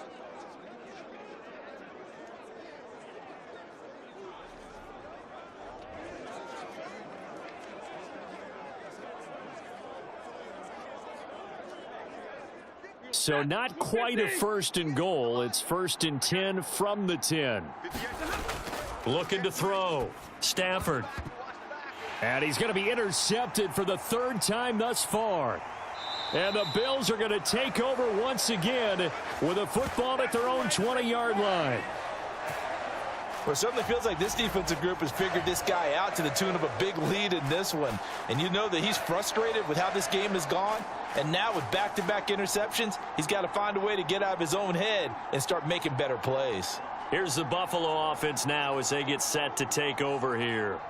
And now you've got the clock winding down here in the 3rd quarter. You're 3 scores to the good. What's your approach on this drive? Too early to fully commit to playing the clock game. Yet at the same time, you're also not going pell-mell like you would in 2-minute offense. This is what NFL offenses call 4-minute football. Take the clock out of the game a little bit, wind it down, but at the same time, keep advancing the ball down the field. So after the INT, it's Allen. And he's got it past the 30 before he's hit and dropped. Nothing open downfield. He keeps it himself for 11 and a first down. Fast, slow, it doesn't matter. If you give a quarterback enough room to escape, he can hit you for a big gain. You've got to give him a little more focus moving forward.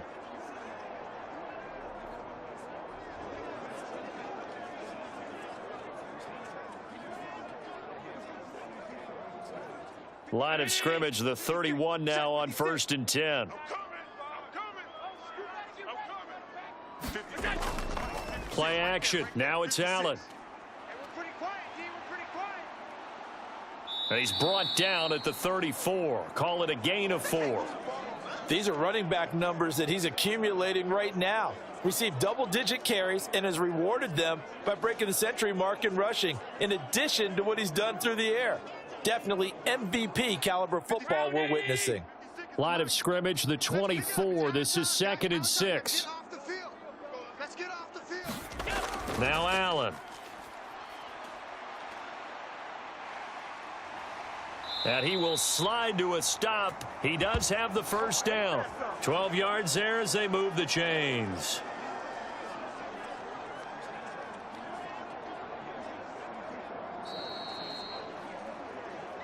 1 quarter remains here in this Thursday night matchup. We'll return with more after this. You're watching the NFL on EA Sports. Back now in Buffalo. It's the Bills with a lead and the football here to begin the fourth quarter.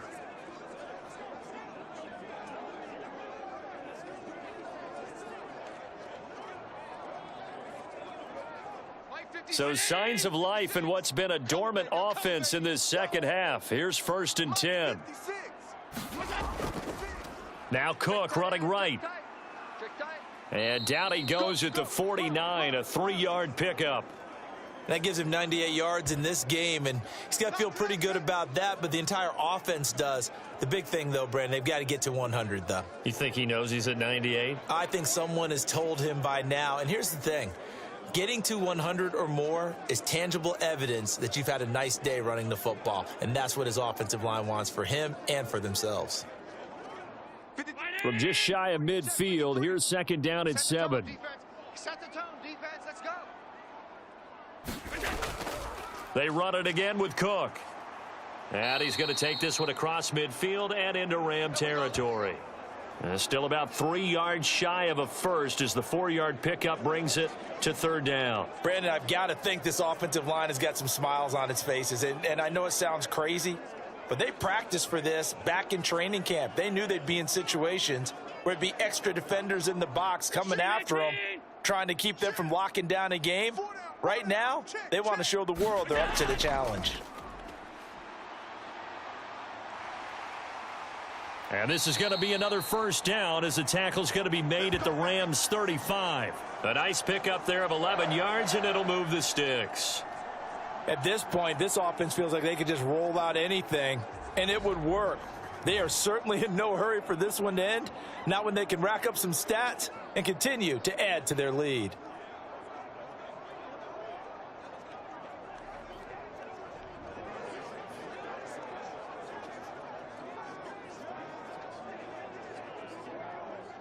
All runs on this drive so far. It's 1st and 10.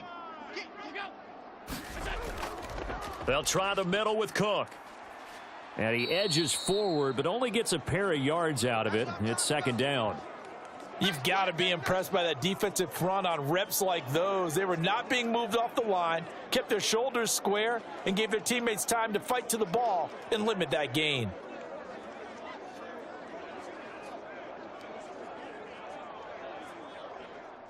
Second down and 8. Right there, 56. Hey, we got to get to the ball, team. They'll run the counter with Murray.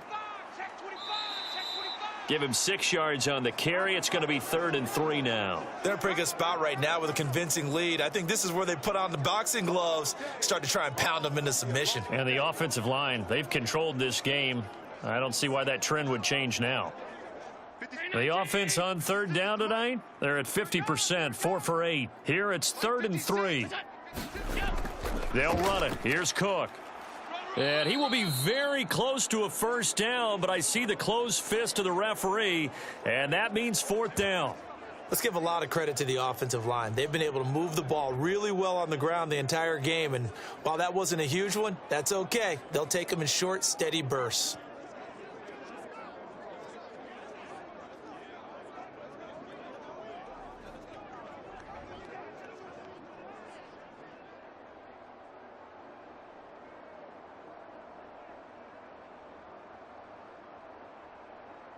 Sean McDermott didn't hesitate. They'll go for it on 4th. I got you.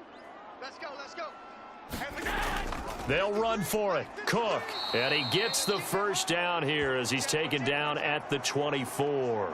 They only needed a few inches, and they didn't get much more than that. But by about the width of a shoelace, they convert on 4th down. Starting to look like this drive, it may be the final nail in the coffin.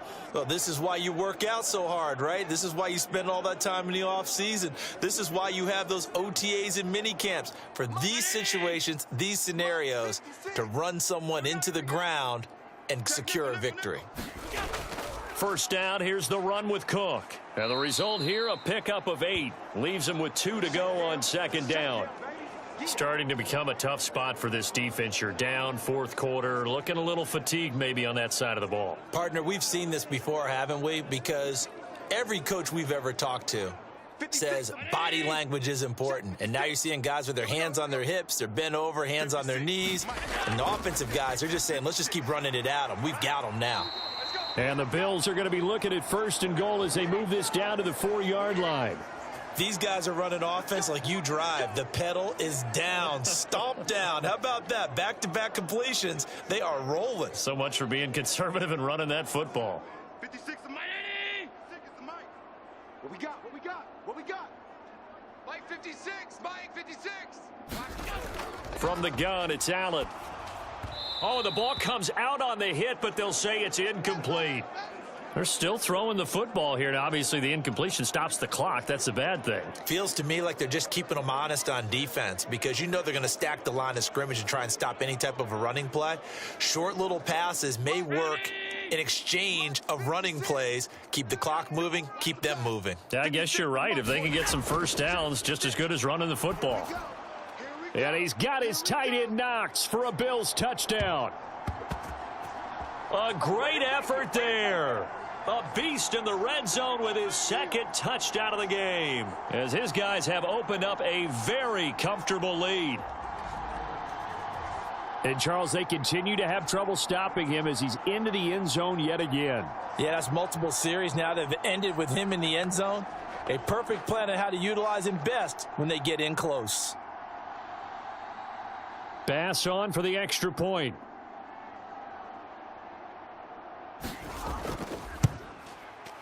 And the lead is now 24. That one was an extended drive, 14 plays all told, and it ends in a Buffalo touchdown.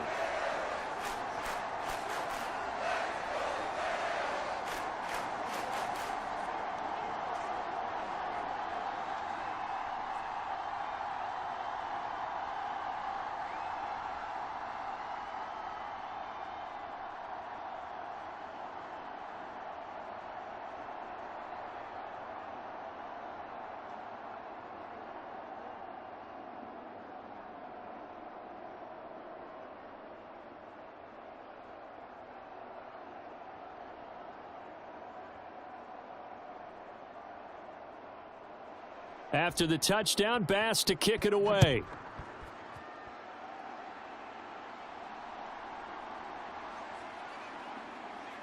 And up to about the 26-yard line, just across the 25. And now out on the field, here comes Los Angeles. Where we stand right now in the 4th quarter, this one pretty much out of reach. And, Charles, I know they're going to be disappointed about several things with this ball game, but the self-inflicted wounds, they've had several turnovers. You would have to think that's going to be something they're going to discuss heavily in the film session in the coming days. You're absolutely right about that, partner, because they're going to have to sit in that film room and watch every error that they made and figure out how to not do it in the future. And mentally, I think a lot of the guys are already starting to think about, okay, how do we put this behind us and get better for the next time out? This, they'll use as motivation for the rest of the time that they play to hopefully never be in this type of situation again. Normally being a big-bodied receiver plays to their advantage downfield. Go up and make the catch, take the hit, and pick up yardage. But in this case, the hit was timed really well and popped it free from his grasp. 58, boys, 58. Now Stafford. And he'll be hit as he releases it, and that'll fall incomplete. Tough series for the passing game. Things just aren't clicking. Hopefully they can come through on this play and get this series back on track with a completion for enough yardage for a first down. Now they face a 3rd and 10 after back-to-back incompletions. Here's Stafford. That is caught. And he's taken down but able to slip across the 35. A gain there of 12 yards and a first down L.A. A 3-score game here late. You can probably rule out the comeback, but certainly some kind of a moral victory to be had if they can get a few more points to close things out. And to that end, a nice pass play there to push things downfield. Yeah, and we know in this league, a loss is a loss, and no one wants anything to count as a moral victory or, boy, something that feels a little bit cheap. But if they trim that lead down to just 2 scores, that's still a benefit to this squad. So here's a 1st and 10 at the 38. Again, he'll drop to throw. He'll find a man over the middle, Tutu Atwell. And he'll be taken down, but not before he works it past the 50. Back-to-back nice gains. That one for 14 yards and another first. Well, those are the types of plays they probably wish they had made more of in the first 3 quarters. And this deficit going to be tough to overcome here in the 4th. But a nice first down and a pickup on that throw. Yeah, and this is where as coaches, you're looking for effort and execution. Even though the scoreboard is going against you, you want to find out who's going to fight, who's going to scrap, who's going to keep their heads up and continue to play. Back-to-back nice gains. That one for 14 yards and another first. Well, I can put my defensive cap on right now, and I know they're saying don't give up any big plays now. They've controlled this game throughout, and all they want to do is see it through to the end. I think they let their guard down a little bit with that last completion. Sometimes when you're trying not to give up bigger plays, you don't react as fast as you should on other throws. Just a gain of a couple there, and that'll bring up 2nd down. You got the big lead defensively. Willing to give them that underneath stuff, right? And this is why you work on your tackling. Tackle them after the catch, inbounds, keep the clock running. Just go ahead and bleed the game out that way. Hey, come on out here. Come get some. Come get some. Come out here. Come get some. On 2nd down, here's Stafford. And his throw here's incomplete. At this point, down big, you'd have to imagine this defense, they're just going to sit back, blanket the field as best they can. Yeah, this is actually the easy part of the game for them because, just as you noted, they can sit back, keep everything in front of them. But they've blanketed the field the entire game using a variety of coverages. The Rams on 3rd down. They're right at about the league average, 40%, 4 for 10. This is 3rd and 8. And this pass broken up. The contact well timed there, and now 4th down. From a defensive perspective, they had exactly what you want anytime they want to throw the football. There was pressure on the quarterback. They were getting after him, and they tightened down on the receivers and forced the incompletion. All right, they're going to try and keep hope alive here on 4th down. They're going for it. Here we go on 4th. Stafford. He's going to air one out. And, oh, it'll be intercepted. Rasul Douglas picks it. And the Bills are going to take possession here. It's a touchback, and they'll take over at the 20-yard line. Well, I mean, field goals probably aren't going to cut it at this point. This was touchdown or bust, and unfortunately for them, it turned out to be bust. Yeah, they're feeling like they've got to force the issue here. Maybe take some chances they wouldn't have earlier in the game. But give credit to this defense. They've really stood tall throughout, and they come up with the interception in the end zone.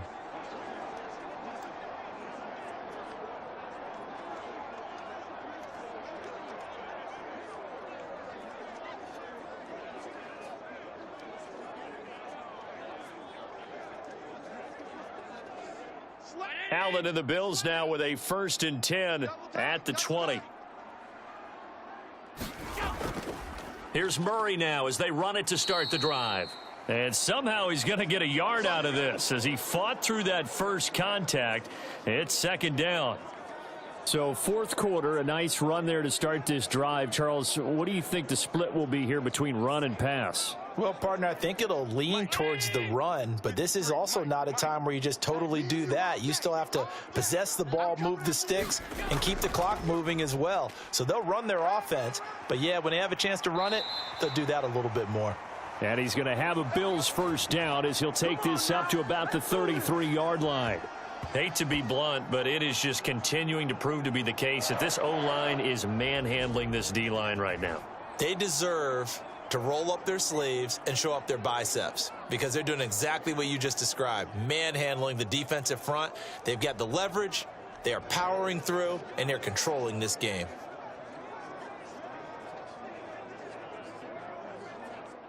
So they'll come up 1st and 10 now from the 33. Up the middle, it's Cook.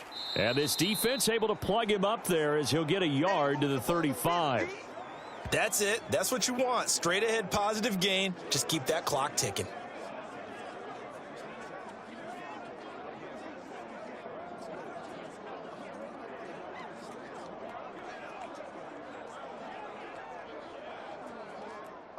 Now 2nd and 9.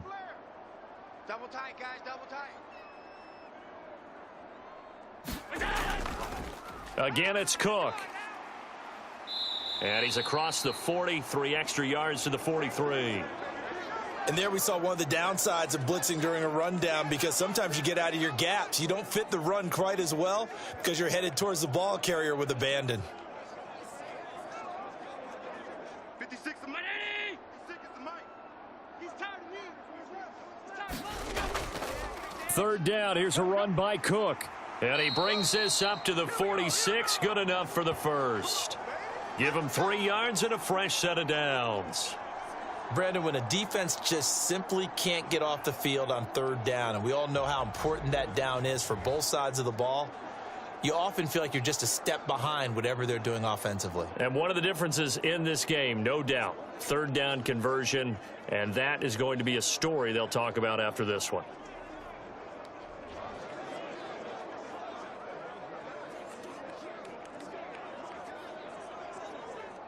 Couple of first downs to kick off the drive. Here's 1st and 10 up at the 46. Cook up the gut. And he's going to take this one across midfield and into Ram territory. A gain of 3 last play. This time they double it and pick up 6. Good gain there on first down. It keeps them in a running situation probably. They did everything right on that play, didn't they? They got the leverage up front. Good blocking, nice hole for him, ends up picking up nice yardage, stays in bounds to keep the clock rolling. They are in charge of this scenario right now. They want to stay that way. And not in any rush offensively. They give him about 4 on the play, but he's marked short, so it'll be 3rd and about the length of the football. Pretty good job defensively. Thought he was going to get it, but they knew where that marker was, and they stopped him just short of it. What it does is emphasize that strategic football and situational football is not just played on the offensive side, is it? Defense understanding, as you noted, where the first down marker was and making sure they didn't get there. From the pistol, they run it with Cook. Oh, they hit him in the backfield, and he will not escape. And that is not going to get it done. It's a loss of a full 3 yards, and it brings up 4th down. Finally, defensively, they have a little clip to show positive for actually stopping him running the football. It's been a really long night for them, hasn't it? So they got a little bit of a win there, but let's face it, the vision that he's had running the football has carried his feet to the open spaces and to big yardage all night long. Here's Sam Martin now. He's been terrific so far.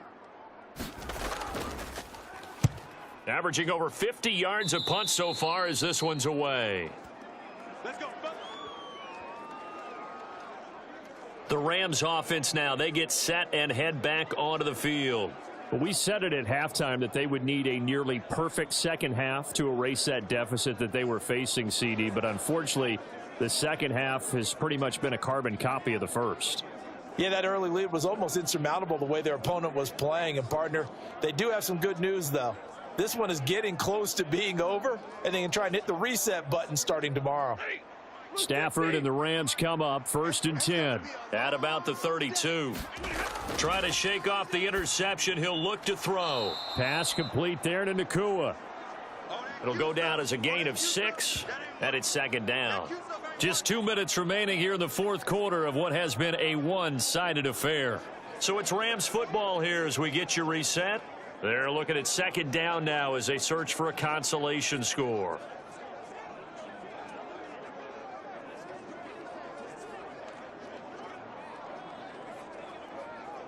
This 2nd and 4.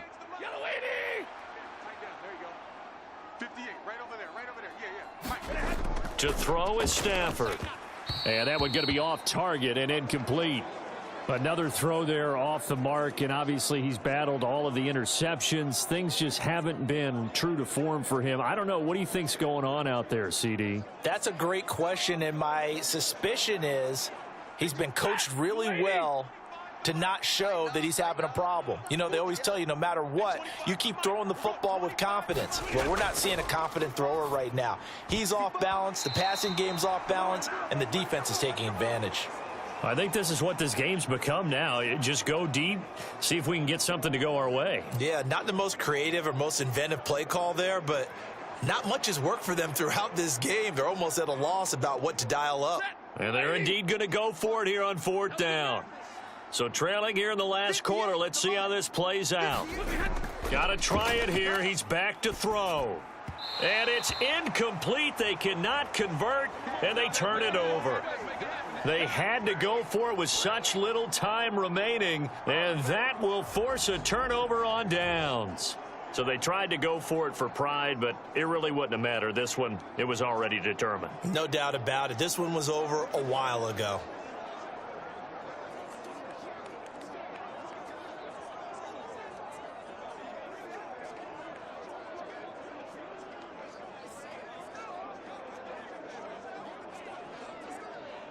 So from the 39 now, they'll come up on a 1st and 10. You ain't doing nothing today.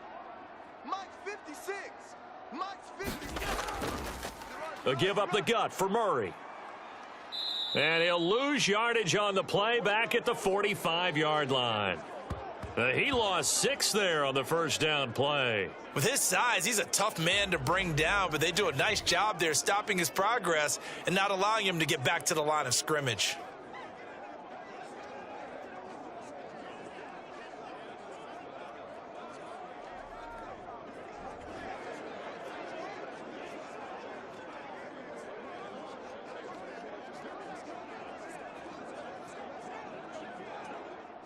Tough spot looking at 2nd and 16 here after the big loss.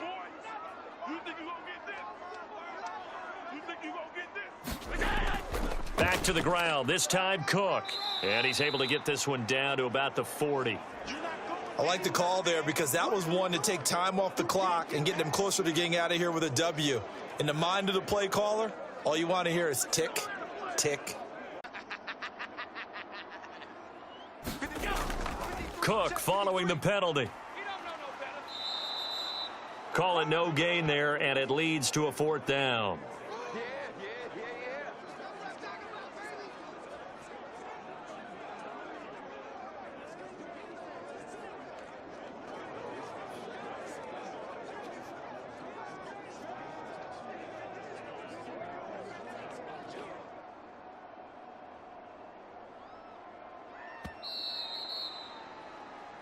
So it's a victory here for the Buffalo Bills, and it was a game where they were off and running in the first quarter, Charles, and never looked back. You know, partner, after a while, we always say the same thing, don't we? They set the tone early, right? They started fast. So I asked a few of my horse racing friends, do you have a term for me that we can use to cover that? And they said, yeah. When a horse breaks out like that, you say he caught a flyer out of the gate. And that's exactly what this team did today. I mean, they jumped out there, jumped on them, and were never headed.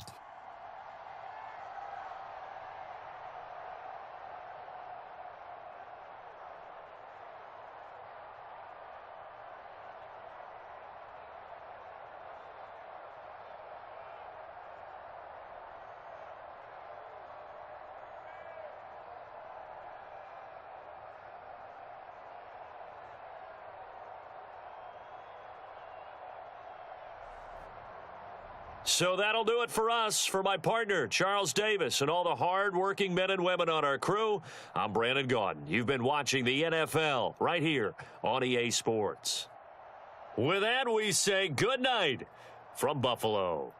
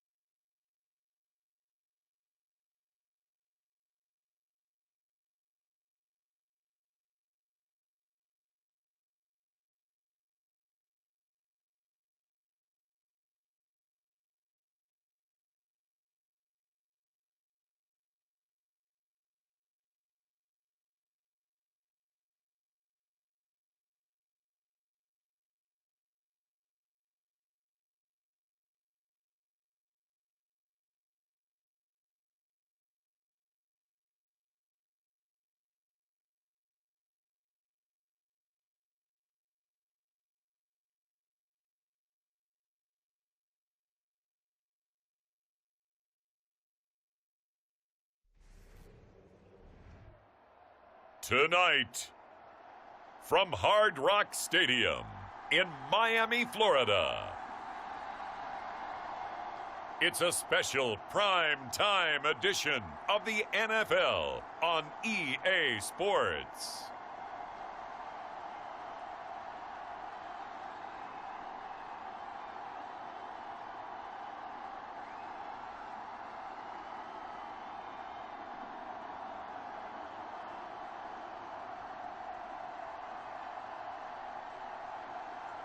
Tua Tagovailoa and the Miami Dolphins taking on Desmond Ridder and the Atlanta Falcons.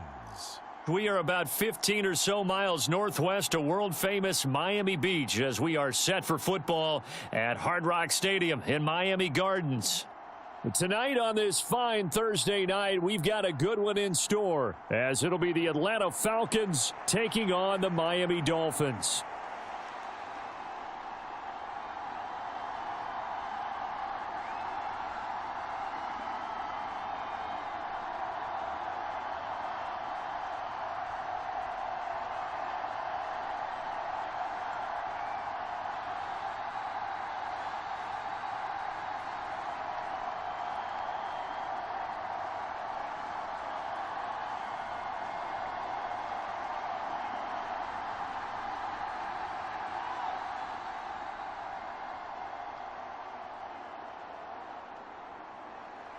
Here's the punter, Bradley Pinion, on to get us started. And we are underway from Hard Rock Stadium.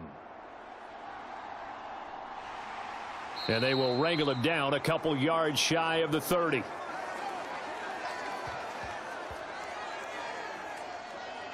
Here is Tua Tagovailoa heading out to lead this Miami offense. This guy's leadership is so important to how this offense functions. He doesn't shrink from any moments on game day, and everything he does with confidence.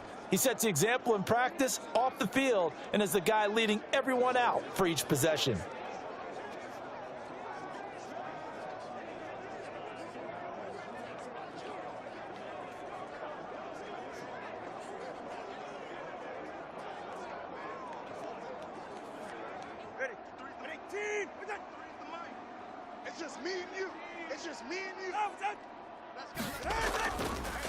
They'll run here with Raheem Mostert, and he'll scratch out a yard up to the 30, and that's all.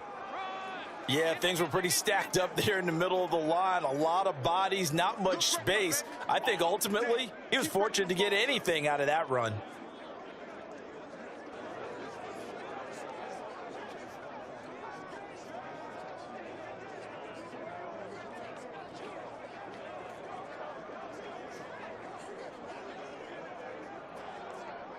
Ball on the 30 now. Here's a 2nd down and 9. Now a play fake. Here's Tagovailoa. That one caught by Tyreek Hill. And able to get this one across the 45 before he's brought down. 18 big yards on that one, and a Miami first. I don't care who you put on him.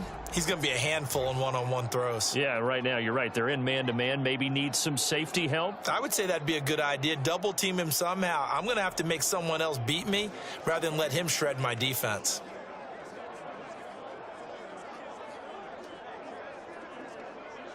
All right, come on. 18. Mike, you want this? Check. Tua now on 1st down.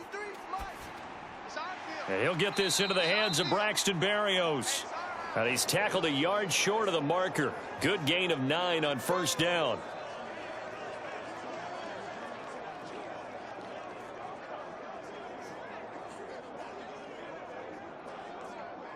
Just need a yard here. 2nd and 1.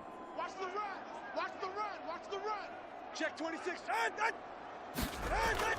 They run out of the shotgun with Mostert. And he'll be brought down, it looks like right at the 40. They'll get 3 as the drive continues. It's a 1st down. 2nd and 1 and people want to run the football. This is where every back in the league is supposed to do exactly what we just saw there. Pick up the 1st down. Ready. 53 is the mic. Hey, watch that. Hey, watch the ball.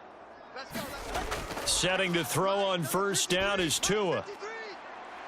It's brought in by Wilson. And all all the way in for a Miami touchdown. Cedric Wilson, 40 yards. And the Dolphins put the night's first points on the board as they take the early lead.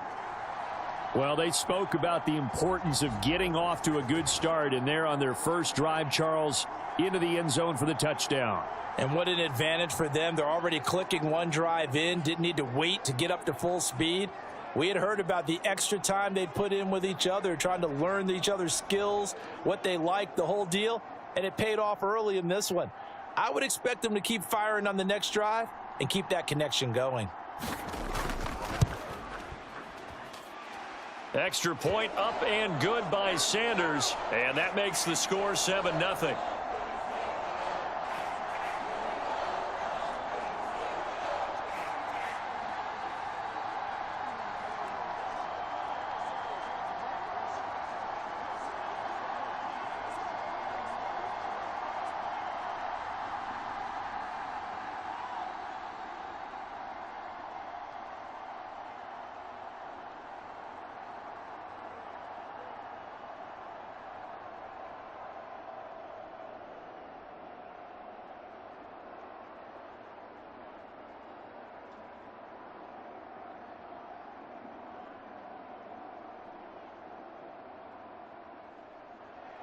Now after the touchdown, ready to kick it away is Sanders.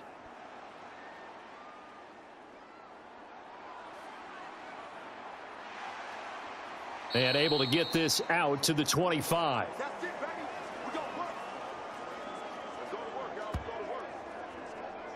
So here come the Falcons now to get the football for the first time. And leading them out there, we get a look at their 6'3" quarterback.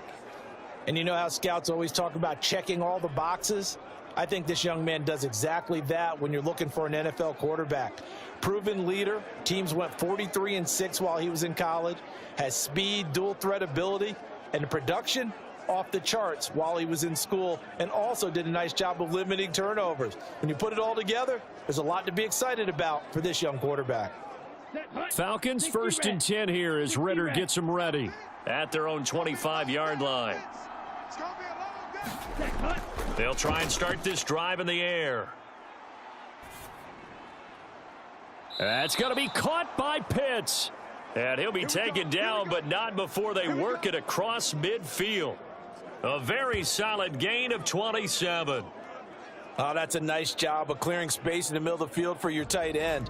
He's going to start behind the line and run an angle route, hoping to kind of get lost in the middle of the field.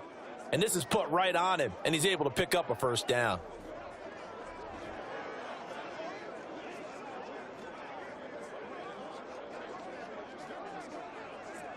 So now 1st and 10 as they've crossed into Miami territory at the 48-yard line.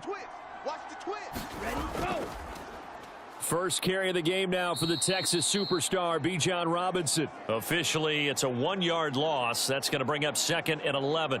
It's a tough one right there. He ran right into the teeth of the blitz as the linebacker was freed up in order to stuff that one for a loss. I think quarterbacks got to see that. Got to find a way to audible into something a little more advantageous.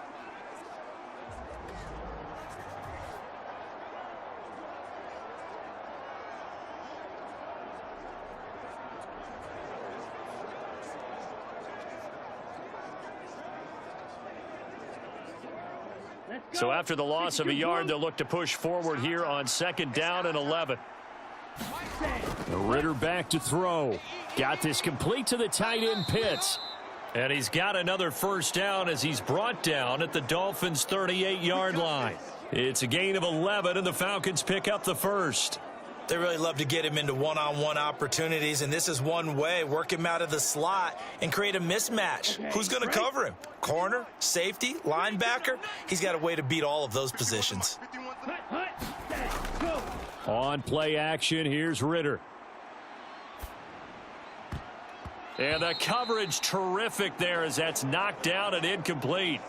He didn't just deny a big throw there. He broke that one up in the red zone. An excellent play, one that may help save points on the board when this drive is over. Here's 2nd and 10. Heavy on the edges, heavy on the edges. Chef. A give left side to Robinson. And he'll be brought down, losing yardage back at the 40. 2 yards the loss, and now 3rd and 12. I like the strategy. Extra tight ends, extra beef. They want to run the football, but that means they probably want to run it inside. If you get strung out on the perimeter, you're in peril. Yeah, we saw the result, negative yardage.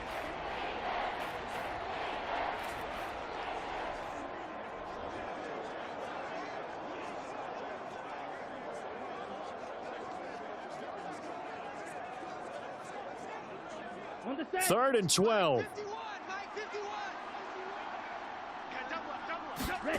Ritter to throw it. Got a man. It's Patterson, complete. And a good job defensively. They stop him short of the first at the 32. We can make this one pretty simple. Locked up all of his progressions downfield, forced to get it to his running back.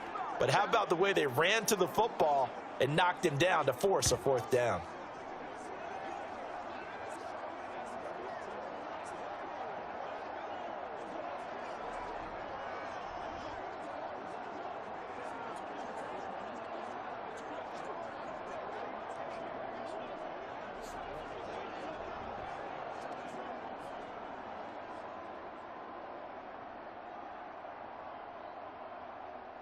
So on 4th down, Ritter heads to the sideline. Younghoe Koo gets set for the Atlanta field goal.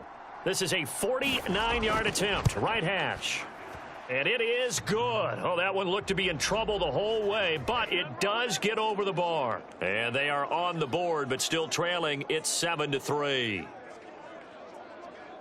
So both teams come away with points on their opening drives. Now they still trail. They answered the touchdown with a field goal, but at least able to break that goose egg here early. And that is what's important, right? Because they didn't let that initial touchdown go unanswered. Took the ball themselves, moved it downfield, and put it through the post for 3 points. Game on.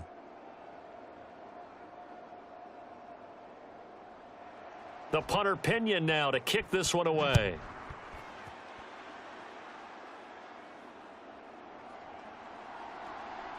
Now a hit and a loose football. Oh, and one of the linebackers has got it.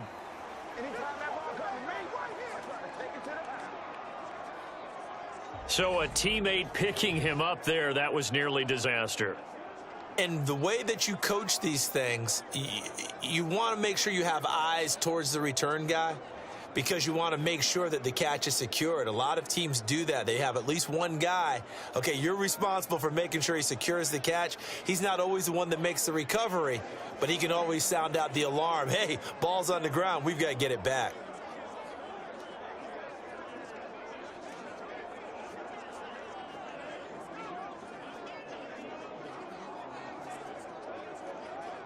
Ready?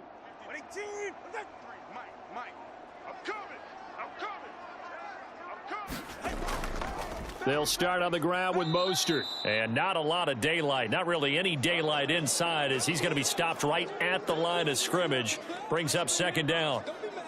As usual, the hallmark of a good run defense, linebackers making plays near the line of scrimmage. Absolutely nowhere to run there. Now a 2nd and 10. 6 man. Check curls. Tua going to throw.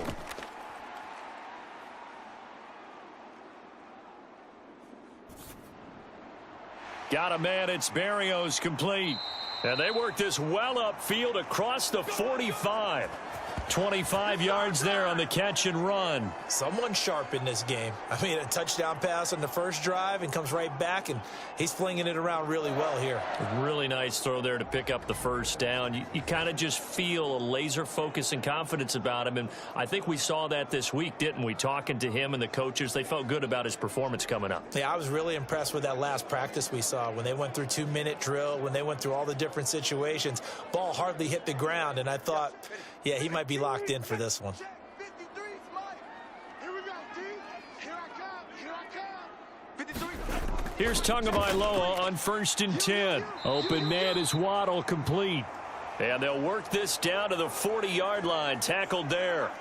Back-to-back nice gains. That one for 14 yards and another first. Had the offense humming on the first drive. Not much has changed here on drive number 2. No, and I think a lot of times confidence just really kicks in for a team. They may have been confident going into the game, but once you prove it on a drive, it's hard to get out of that mindset, isn't it? And look, let's face it, we can always lock in on the skill position, guys. But those big fellas up front, they're really making this offense go early in the game.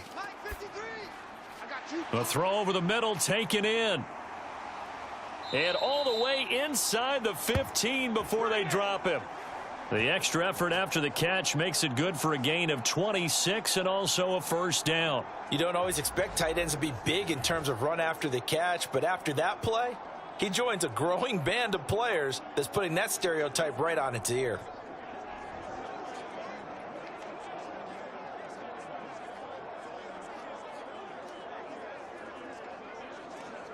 Here's a 1st and 10 at the 14-yard line. And again, it's Tagovailoa. That is caught at the 7-yard line.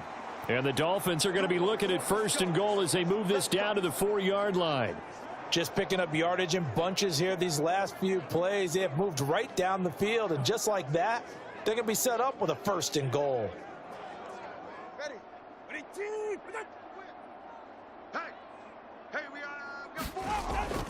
Mostert will get about halfway there as he takes this from the 4 down to the 2.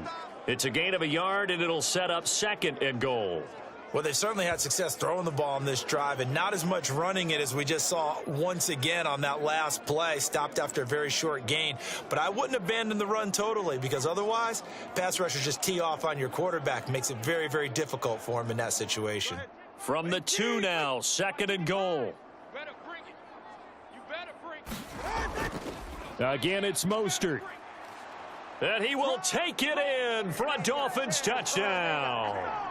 Raheem Mostert taking it in from 2 yards out. And they are able to add on to their advantage. And they would not be denied on the ground, powering it in just one play after they got stopped short. And how about how many tight ends are on the field? Because in today's NFL, we think of the tight end more as a pass catcher. But this group, they tell them you've got to be able to run block to stay on this team. And they committed to it and got it done right there. Sanders now to add the extra point.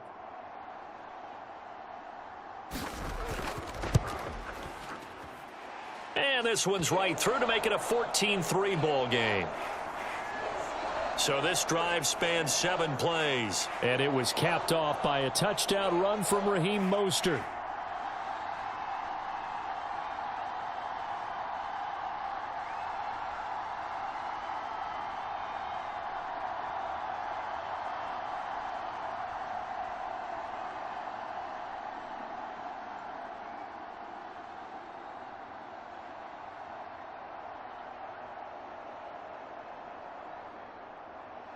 Now after the touchdown, ready to kick it away is Sanders. Cordero Patterson to return it, bringing it out of the end zone. And he's able to get this across the 20, but not by much, as he's marked down officially at the 21. So for the 2nd time in this one, we get set to see the Falcons offense. And after the field goal last time, we'll see what they can get here. At least they got points out of the last drive, Charles. I never met an offensive coach that didn't want to drive to end with a kick. Most of them wanted to end with a PAT, right? In this case, a field goal, they'll take it. Way better than the alternative, which is a punt. Yeah, but you met fan bases that wanted that, that weren't happy with that field goal. I haven't met a fan base yet that wants to drive to end with a kick, other than the extra point. That's it. Ritter looking to throw on 1st and 10. And that's good for a pickup of 10 yards. And they'll be left with a 2nd and about a foot. That was a nicely run slant route, and what the receiver's trying to do is make the defender think he's going upfield for a deeper route, and then breaks it off, usually after about 3 to 4 steps, and cuts towards the middle of the field. And now what he's trying to do is use his body to keep the defender away from the football and give the quarterback a really nice target. Meanwhile, Ritter's throw taken in by Miller. First time that they've called his number tonight, and it gets him a 1st down. I think that's a big pickup for a first down because when you run a drag route against zone, you're sometimes asking for trouble because you might run into a defender. Yeah, well, there they ran into a first down, executed it to perfection. So here's a 1st and 10 at the 38. Robinson, he'll try the left side. And he's able to get this one out closer to midfield across the 45. 8 yards on the pickup, and now they'll have some options on 2nd and short. Well, you often say that sort of opens the playbook now, 2nd and short. What do you think, early shot here? I like where you're going. Obviously, we've been together for a while because you know me. I want to take that shot early and loosen things up. 2 yards to go, 2nd down. Here's Ritter. And this throw a bit late as he couldn't reach back for it. Well, he certainly thought he had an open look beyond the first down marker to his receiver, but they just couldn't connect, and that will send them back to the drawing board.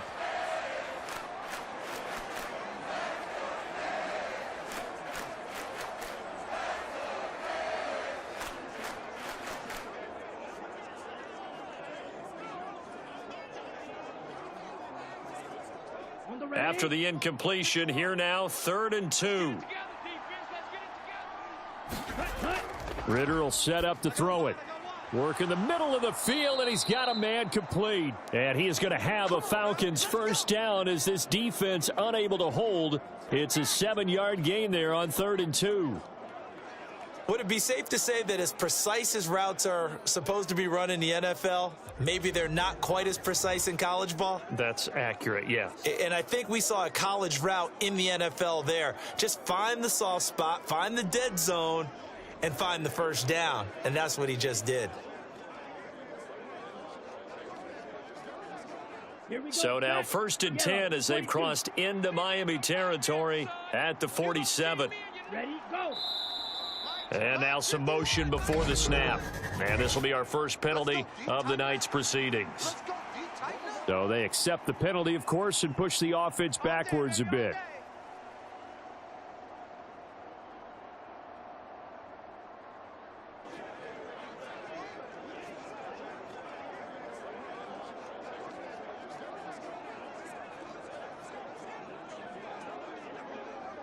A false start backs him up 5, 1st and 15. Back to throw, Ritter. This pass is caught by London. And he'll get this one down near the 20-yard line, just shy of the 20. That'll go as a pickup of 32 on the catch and run. Seems like all the fireworks in this first quarter have been on the other sideline, but here they're saying, hey, we've got some explosive guys on our side too. And that's a big play in a game that's looking like it might be full of big plays.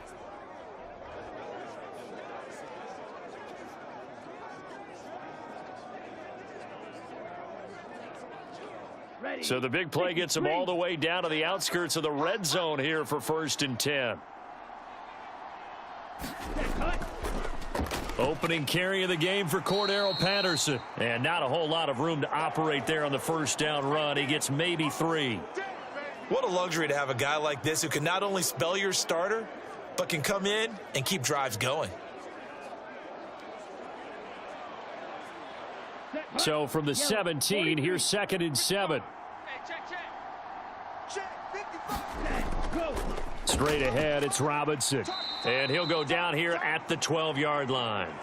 A gain of 3 last play. This time they double it and pick up 6. A quick burst there, and he nicely bit off a pretty decent gain.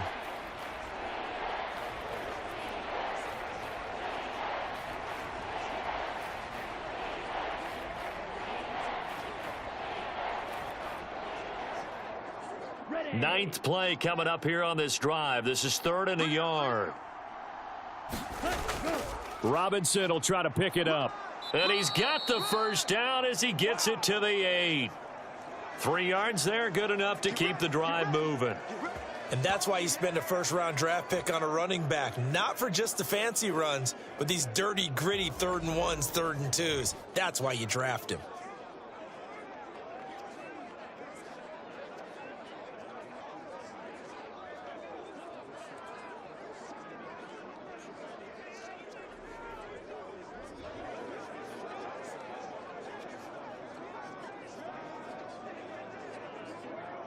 First and goal, and they got to be thinking a chance to get right back into this football game. Hey. 4 down. They'll run with Robinson. And he'll be stopped just outside the 5 at the 6. Give him 2 yards on that one. Second and goal now. The yards may start getting a little tougher to come by down here near the goal line. That's good work defensively there on first down, holding them to a short gain.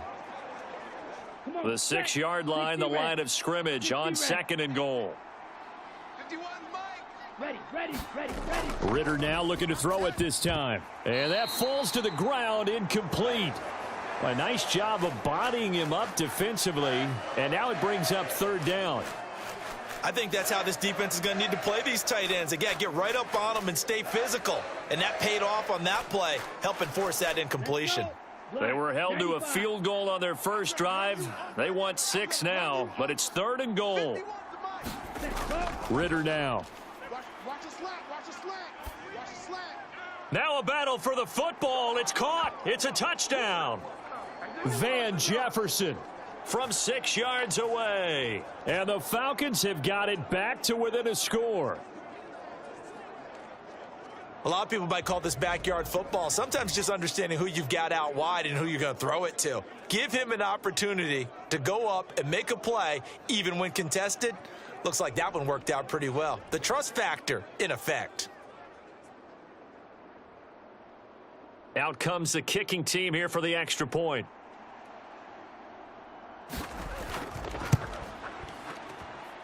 And he's got it. That cuts the lead. It's now 14-10.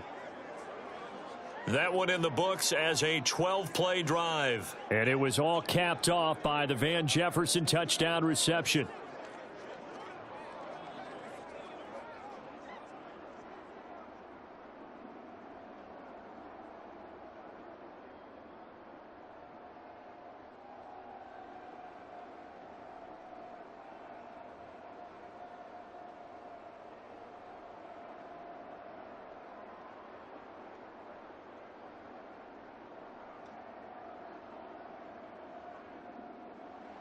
Now Pinion with the kickoff honors following the touchdown.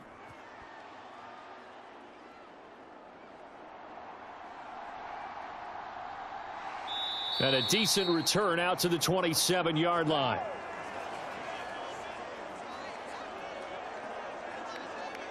The Dolphins offense now working their way back onto the field. So for this offense, Charles, remember drive 1 made it to the end zone. Drive 2 resulted in a touchdown as well. Now they'll try to make it 3 for 3.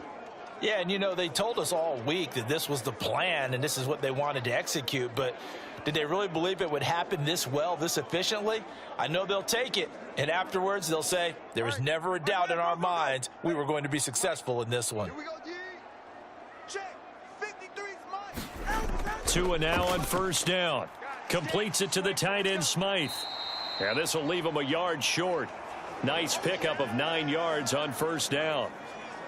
Well, that tight end position, it just seems to continue to evolve every year in the NFL. Yeah, you're getting really terrific athletes. A lot of them maybe were wide receivers at one point.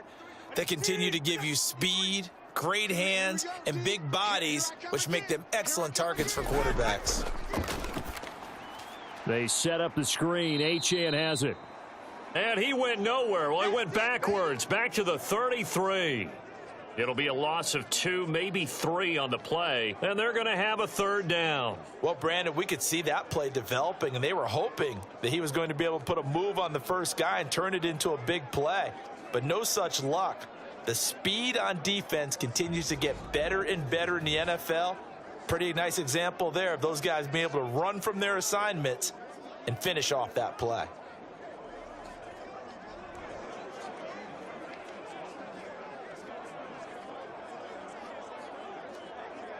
And for the Falcons, 5 men in the secondary now on third. You can't block me. Let's go. Hey, we got Mike. Now Tua. 53. Check. A short throw there. That's to Smythe, the tight end. So give him 2 yards there on the completion. And that's going to bring up a fourth down. Well, it looks like they got what they wanted. They got the completion, but they weren't able to break any tackles or gain nearly enough yardage to pick up the first down. Now to be 4th and short. Jake Bailey on now to punt here on 4th down.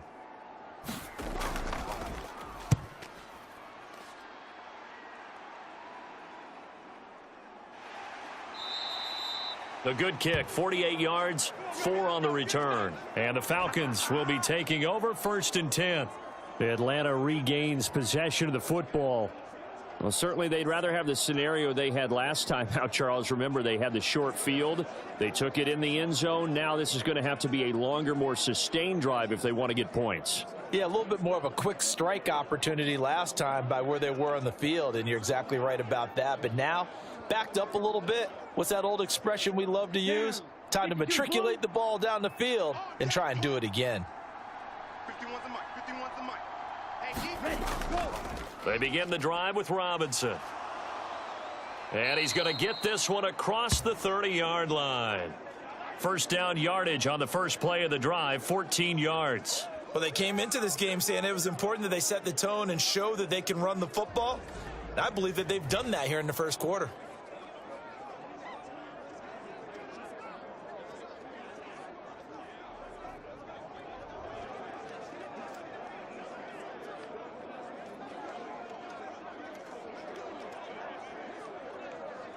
Line of scrimmage, the 31 now on 1st and 10. Mike 51. Ritter from the gun. He'll get this to his tight end. It's Jonnu Smith. And they get him down, but not before he takes it across the 40-yard line.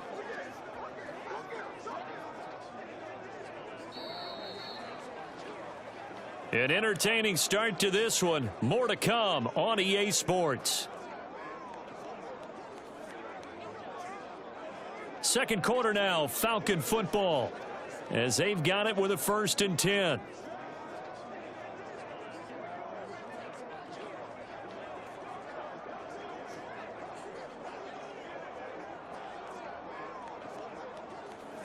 Ready, break. 55. Hey, eat. Watch the curl. Let's go. Robinson on a give right side. And he is going to be stopped cold behind the line of scrimmage. Play 3 of the drive not as successful. They go backwards after those 2 first down gains. That was well played there defensively. 2 tight ends in the formation, which essentially gave them 7 blockers up front. Hard to imagine with all that size and beef that they could let a tackler through, but that's exactly what happened. A loss resulted.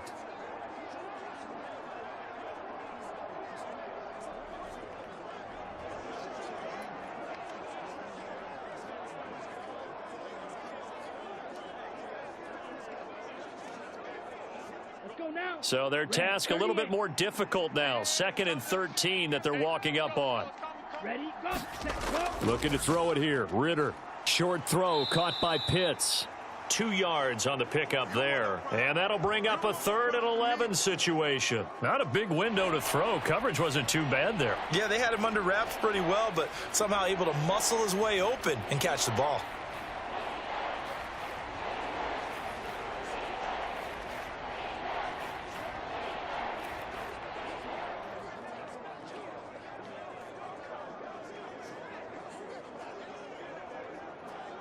Ready, set. The offense on 3rd down tonight, they've been good. 3 for 4 thus far. This is 3rd and 11.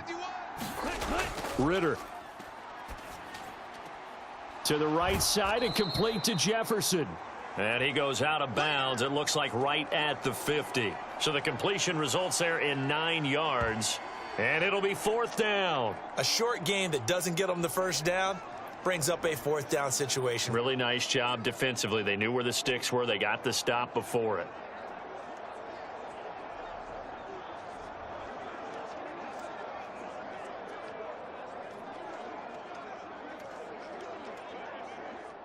So on now is the Clemson man, Bradley Pinion, to punt this one away. Braxton Berrios deep for Miami. He gets this away. It's a good one. Drawing toward the sidelines. Out of bounds and close. The question, was it a touchback? No. They'll say it crossed out at the 2-yard line. Excellent placement, and off that bounce, Charles, I didn't know where it was going to go. It can be an inexact science as to where they place it, but they say the 2-yard line. Yeah, I don't know how they really determined that. And let's face it, at the end of that play, one side's going to be happy, the other team's going to be unhappy. So what do they do, shorten the hypotenuse? I mean, how do they figure that out? You know that stuff. You're the smart guy. No, that's you, partner.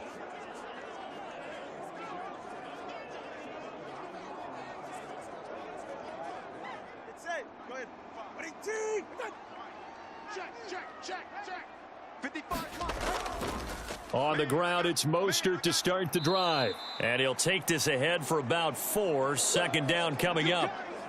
And while they hope to continue this drive, it's really already mission accomplished. They've given enough space now that if they have to punt the ball, they've done so with that first run. Second down and 6 now.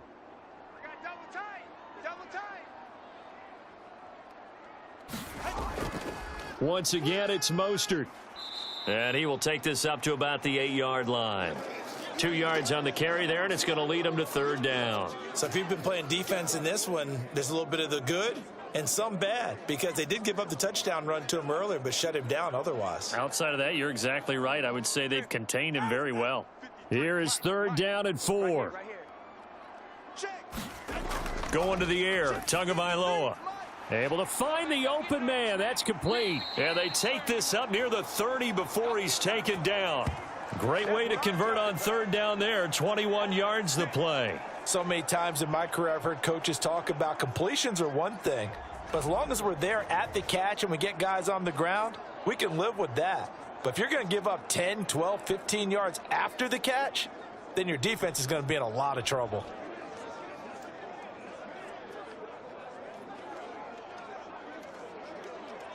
Ready? 18. 53. Cover. 53 is the mic. 53 is the mic. On first down, Tagovailoa. Pressure brought in, and the Falcons get there for the sack. Bud Dupree off the edge and getting to the quarterback. And no matter what the situation, the O-line just hates that because they feel like they didn't protect little brother back there, right? Man, that's just so difficult for them, because just think about every single play. When you decide to throw the football, you're dealing with some of the best athletes on the planet. You talk about guys, if they weren't playing football, they'd be starring in the NBA at power forward. It's a really difficult task.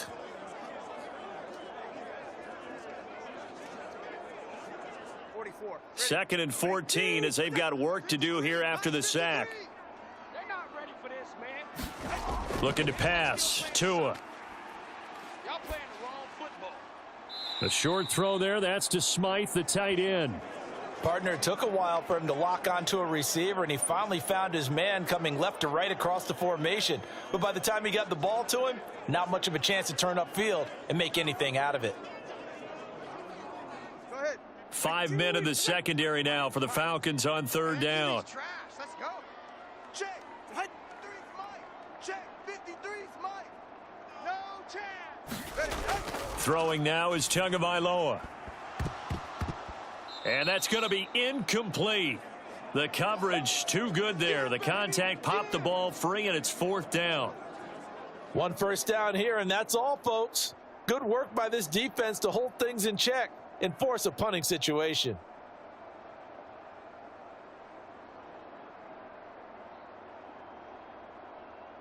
On is Jake Bailey to send this one away.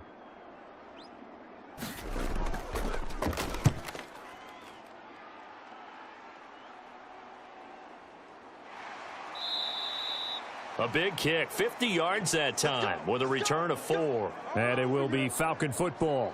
Atlanta prepped and readied for its next possession. Over on the sideline, hoping to hit that reset button between possessions. Last time out, they had to punt it away. This time, hoping to finish this thing off in the end zone.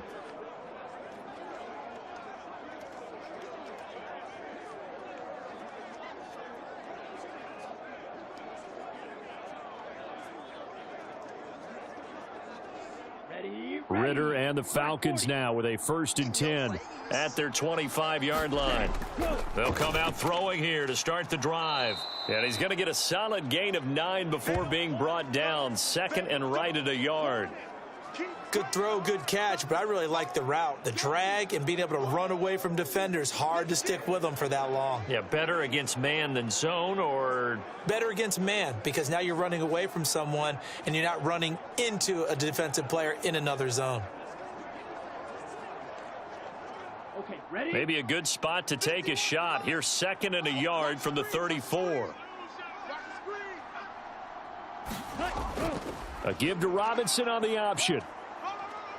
And to the 42-yard line here and brought down there. 9 yards to pick up there, and it's a first down. That's a good, nice, crisp run for a first down. I wonder if the defense might have been loosened up a little bit, maybe anticipating a pass instead of the run that they got.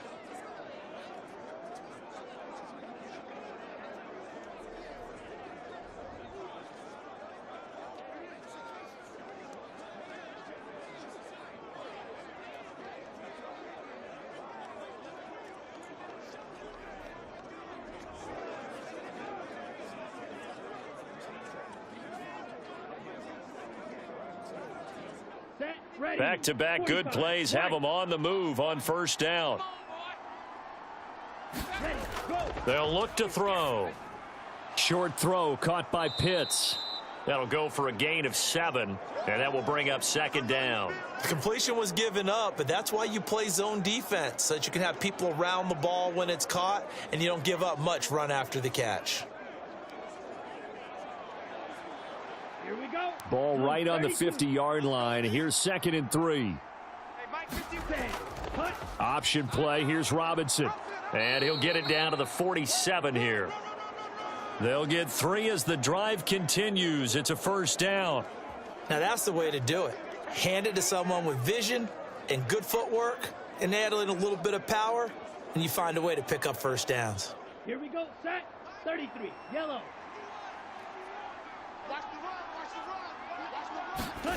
Ritter on 1st and 10.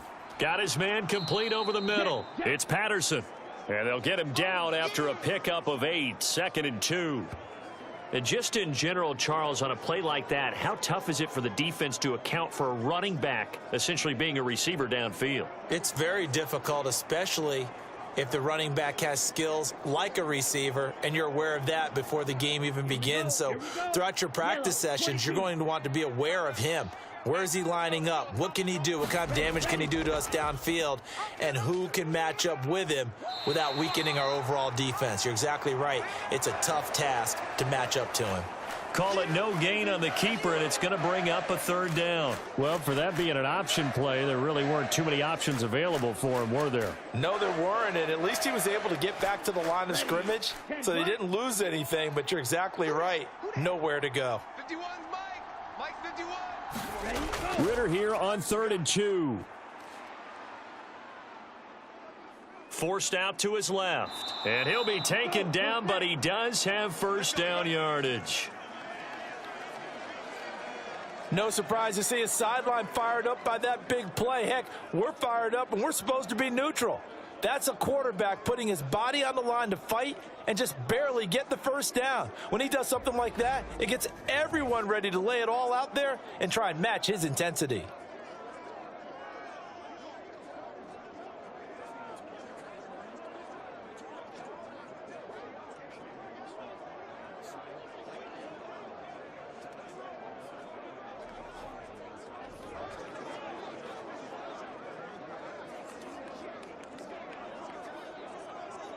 Ready up. Line of scrimmage, the 37 on 1st and 10. I can't believe they even let you play. 51. Looking to throw. And he'll complete this one to Patterson. Now he's loose down the left sideline. And he's down inside the 5 at the 4 before he's out of bounds. A very nice pickup of 33 yards. The offense has to love that, because that was just a dump down, and then he turned something out of seemingly nothing. And the best quarterbacks understand that dumping it down is often a good play, a better play than even what was drawn up.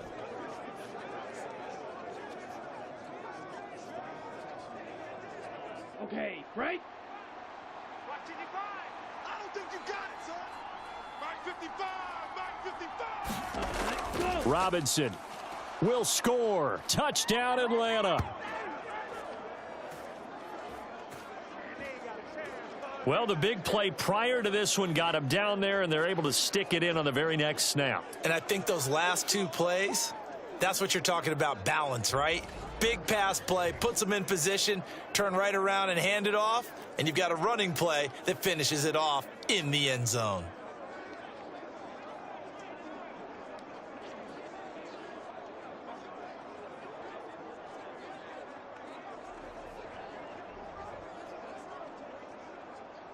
Coup now for the point after.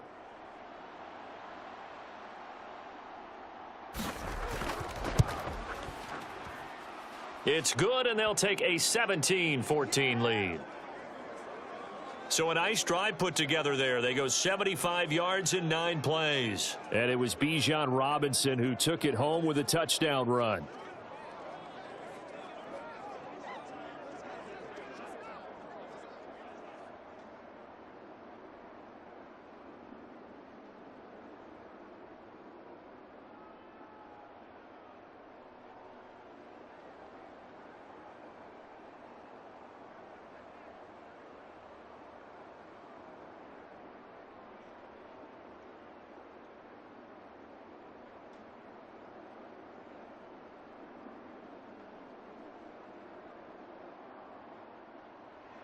And following the touchdown now, it's Bradley Pinion on to kick this one away. This taken in right around the goal line. And he'll be tackled just shy of the 25.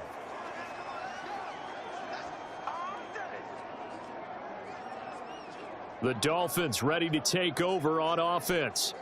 The defense got the better of them last series, forcing a punt. See if they make a few changes in the game plan here and try to get points out of this drive. 1st and 10.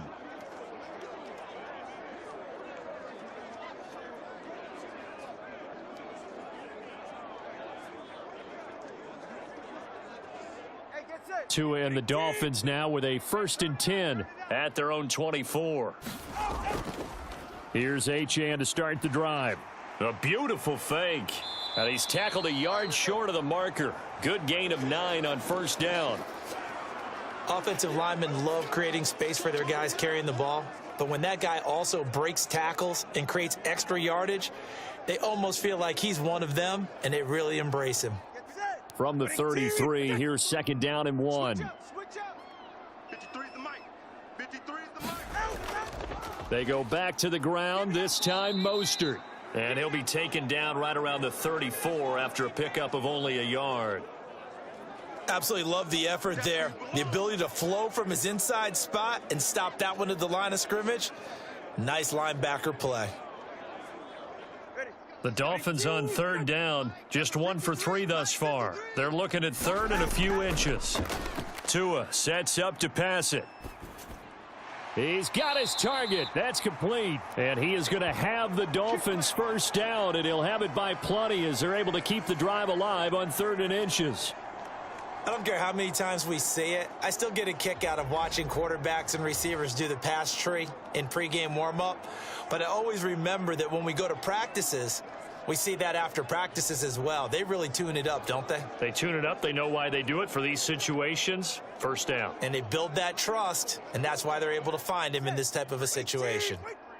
Mike, let's make these babies cry all the way back home, yo. Here's Tagovailoa to throw.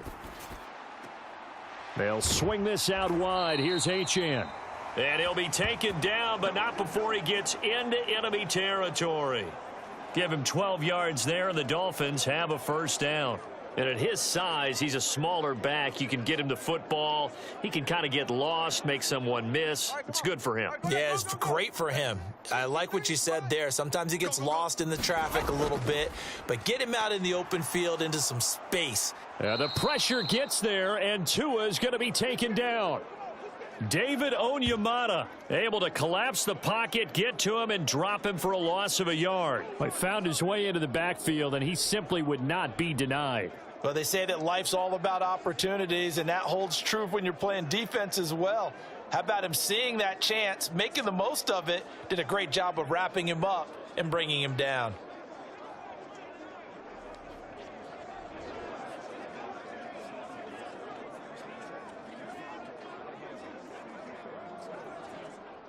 The sack cost him only a yard. It's 2nd and 11.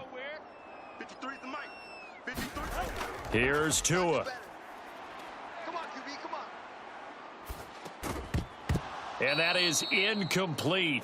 A lot of force bearing down on him there. He could not hang on. It's 3rd down. This is certainly a team that has proven it likes to target its backs through the air, and defensively, they were aware of that and certainly were prepared on that throw. 7th play of this drive coming up, but a long way to go on 3rd down.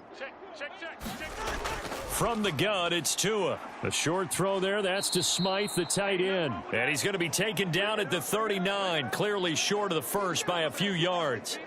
So the completion results there in 9 yards.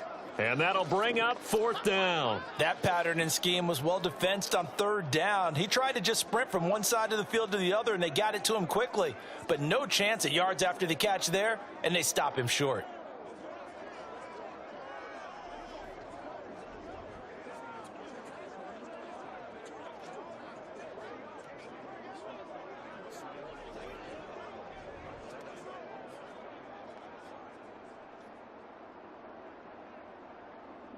Too long for a field goal, too short to punt. That in-between range, and they'll go for it on 4th down.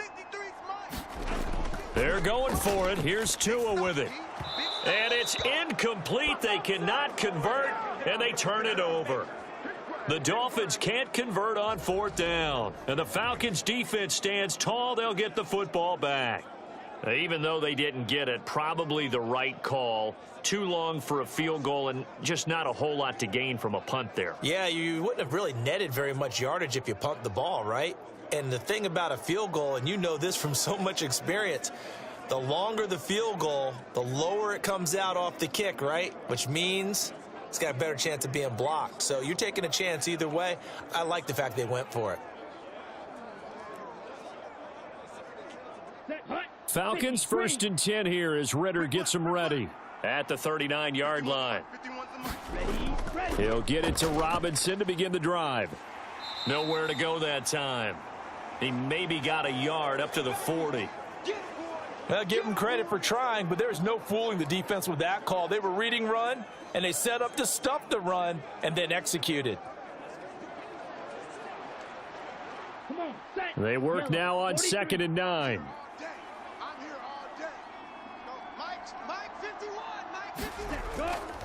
Out of the gun, a run with Patterson. He'll get about 3 as he's brought down right around the 42.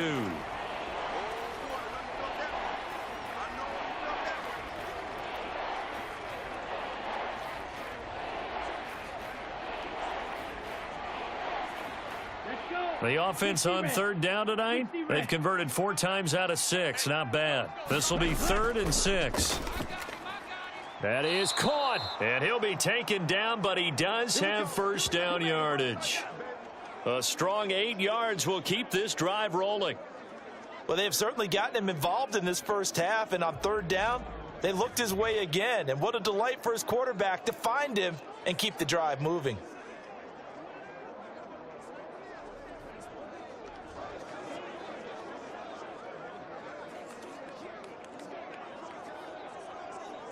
Down, black, 95. Bandit.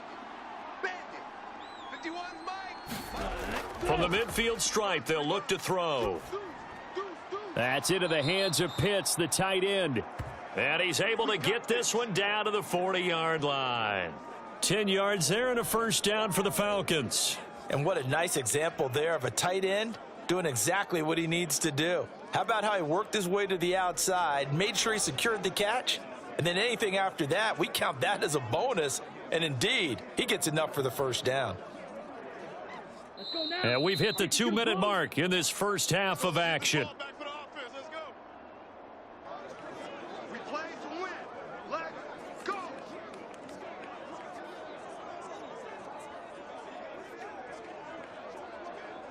Ready, ready. Red 38. Watch the curl, watch the curl, watch the curl. 51's Mike. Now Ritter to throw on 1st down. And a quick throw here, that's complete. And that's good for a pickup of 10 yards. And that'll leave him with a 2nd and just a few inches left.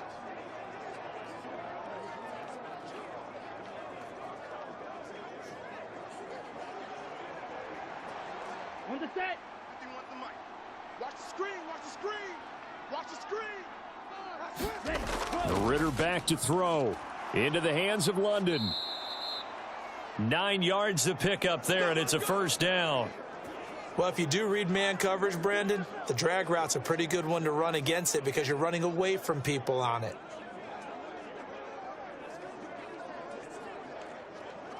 Set, ready. Black 40. Mike, 50. Ready. First down. Here's Ritter. Squeeze, double.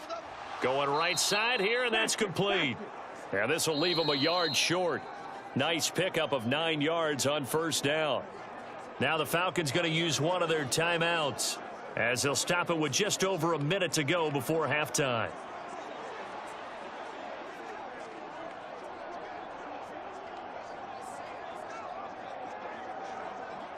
Here we go. Second down and a little more than a yard here.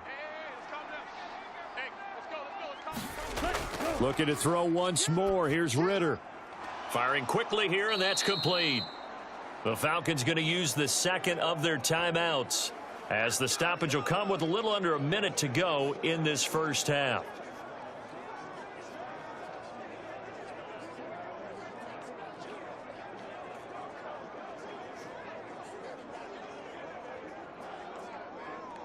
Here we go. Set. Blue 32. I'm coming after you. I'm coming after you. Ready. Patterson. Touchdown, Falcons. And that's certainly an important score right there because they gave themselves a 2-score cushion heading towards halftime. Now you got to force the other team out of their comfort zone, and it changes the way you approach the second half as well. How you want to do things on offense, and your defense feels much better too, having that lead.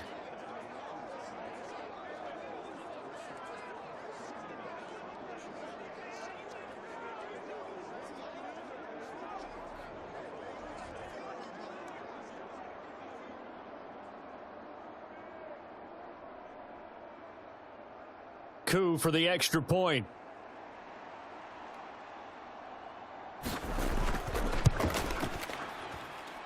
And his guys will take a 10-point lead. So that drive consumes 9 plays all told. And it's culminated by a 2-yard touchdown run.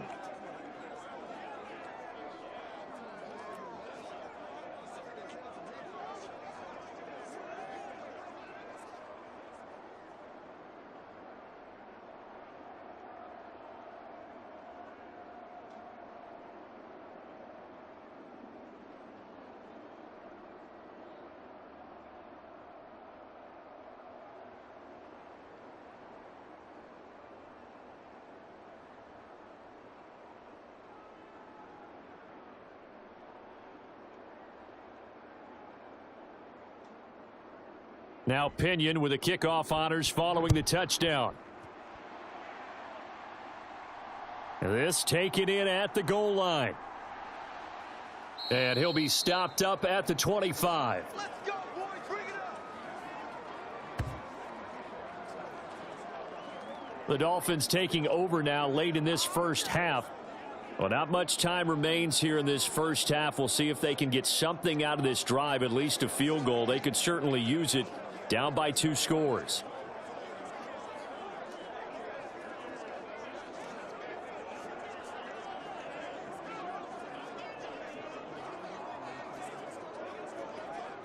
Ready?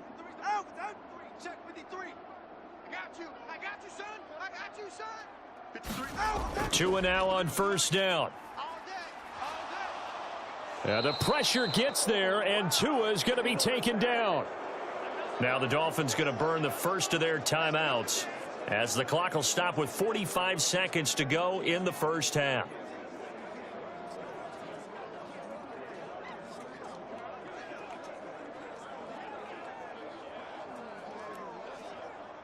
Sacks, a growing theme in this first half. This is 2nd and long. Tua going to throw. Oh, he's got a man wide open, complete. The Dolphins going to take their second timeout.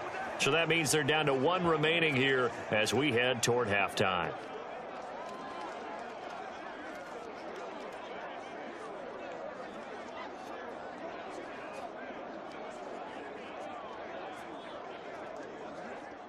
A 1st and 10 here, and you know, if they could just get 3 out of this, something about whittling it to a 1-score game at half that might provide a psychological boost. To his throw, caught by his receiver Hill, and he's brought down. 15 more there, and they're on a roll. It's another 1st down. Well, we can talk about it like it's just a basic route, but how about the timing on this one? Lined up on the right, runs a deep in route, and how about the throw? Right on the money. Bam, puts it right in there and on his hands. Nice completion, really good pickup.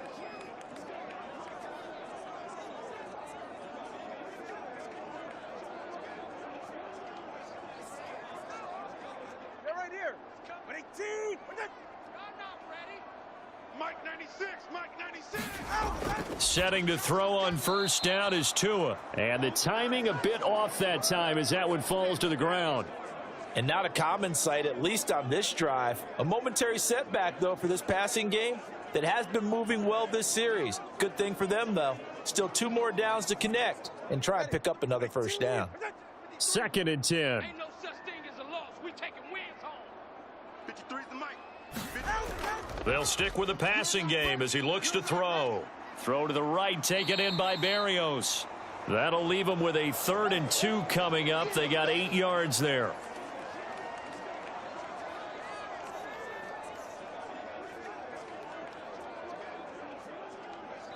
So we reach halftime here in a 10-point game as we send you up to Orlando to check in with Jonathan Coachman at our EA Sports Halftime Report. All right, BG, thanks very much. And welcome one and all to our beautiful new downtown Orlando studios for this EA Sports Halftime Report. It was the former Longhorn Bijan Robinson who was tough to stop in that first half. He had a touchdown run that helped get his guys this halftime lead. All right, Coach, thank you, and we welcome everyone back for quarter number 3.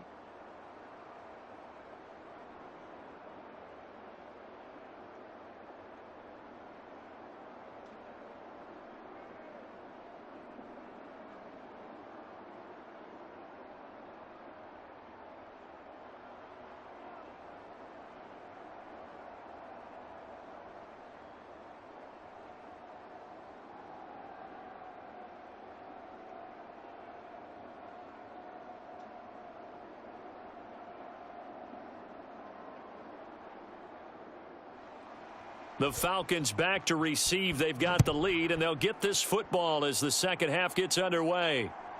Patterson going to bring this out of the end zone. And he'll get it up past the 20 to about the 22.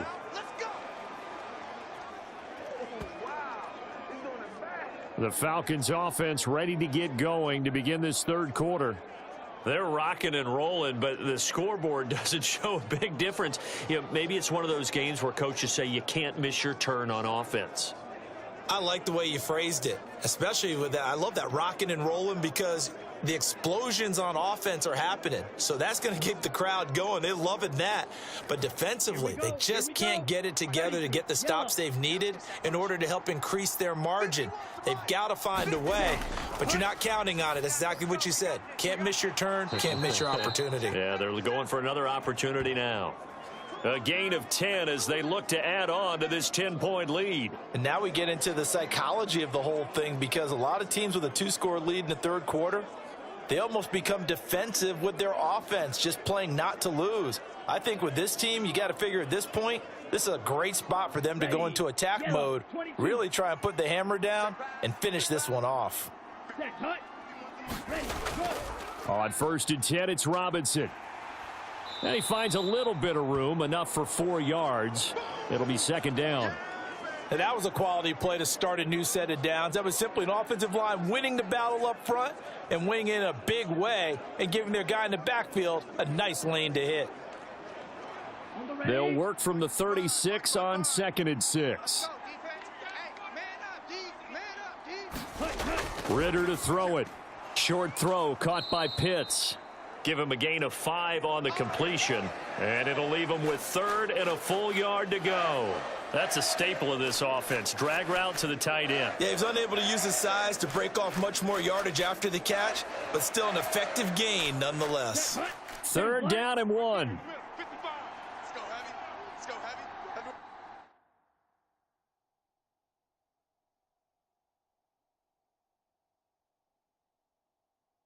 What you got, Heavy? Ready, go.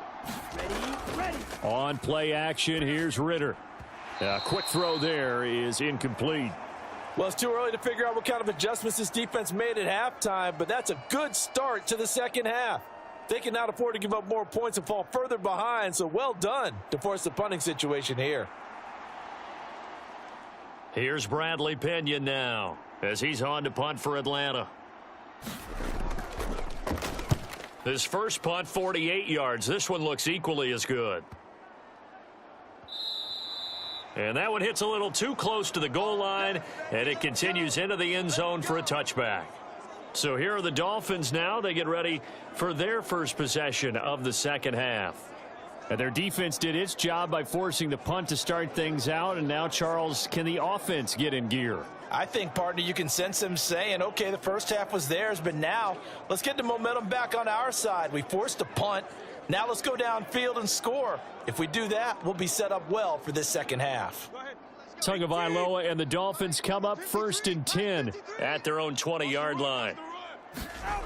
He'll look to Mostert to start things out.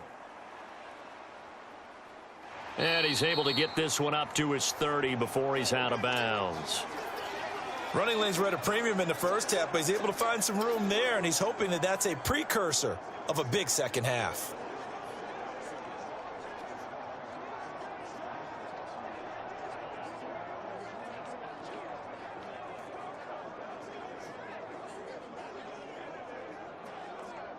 So not quite a first down just yet as they come up on 2nd and less than a yard.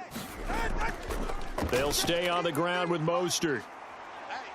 And he'll have a Dolphins first down as he'll get this up to about the 42. Despite the score, despite the deficit, no quitting this guy. He's running angry, running through arm tackles. He wants to change what that scoreboard is saying.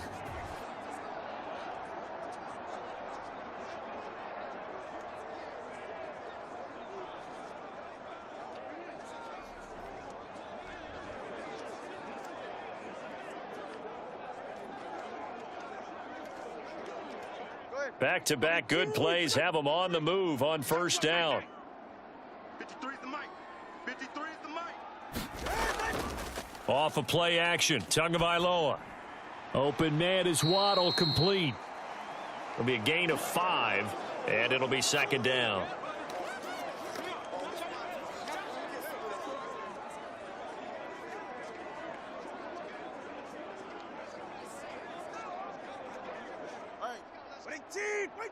Mike, number 53. Mike, 53. All day, baby, all day. Mike, 53. Back to throw here. Hey, watch the lane. Out to the right here to Wilson. And he goes out of bounds. It looks like right at the 50. Call it a gain of 3 on the play. And that'll make it 3rd down. That time they hit him out of the slot on the drag. And that route takes some fortitude from the guy running it because he knows he's going through the briar patch, as I like to call it, right? He's trying to work his way through all that traffic and people wanting to put a little contact on him. Really well done. This offense in desperate need of a conversion as they come up on 3rd down. You got nothing. From midfield, here's Tua. Yeah, this pass broken up. Excellent coverage there on 3rd down as that was not an easy one to hold on to.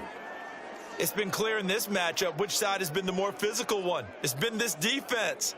And here's another example on that last play.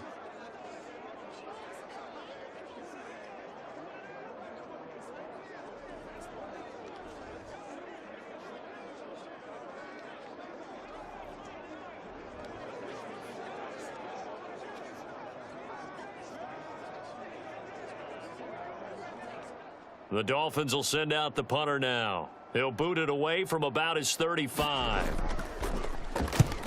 And he gets it away, a directional kick going toward the sideline. And this one's out of bounds. Should be inside the 10, I think it is, at the 6-yard line. Let's go old school there. That's absolutely a great coffin corner punt. Someone's put some time in working on that, hasn't it? Seems like every year these guys get better and better. It's amazing how they can command that football through the air. Yeah, they used to actually practice with hula hoops where they place them and try and put them there. Now a lot of guys use barrels on the sidelines to try and put the football in one.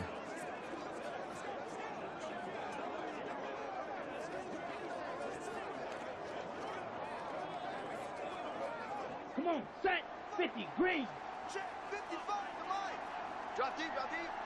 Mike 55. On first down, Ritter.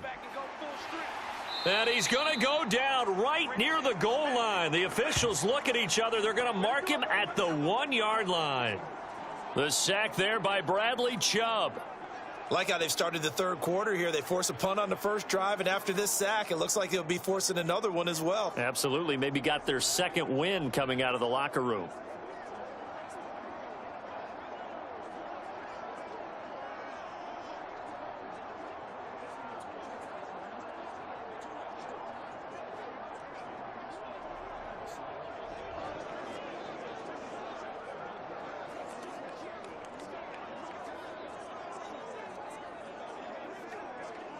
Coming up now on a 2nd and 15 following that sack.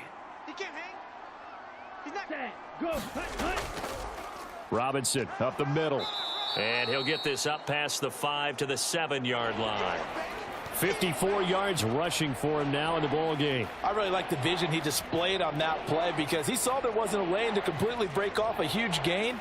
So he found where there was the most space and got what he could. A nice dirty run that's a positive play for the offense. Ritter throwing on third down. Oh, it's a screen pass. That's complete. And he'll be hit and dropped for a loss at the 5-yard line.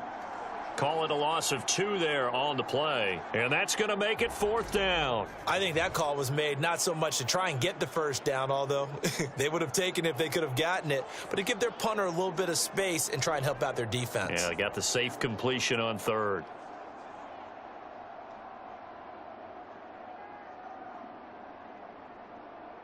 Here's Bradley Pena now as he's on to punt for Atlanta.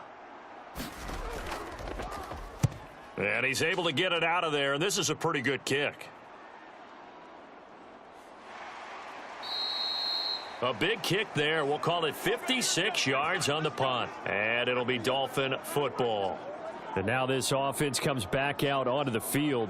And our game's hit a little bit of a lull here, a little bit of a snag. Punts on back-to-back drives. And old school coaches don't necessarily mind that. Didn't turn it over, right? Didn't create a big play for the other team. Right now what you're looking for is can you gain an advantage in field position?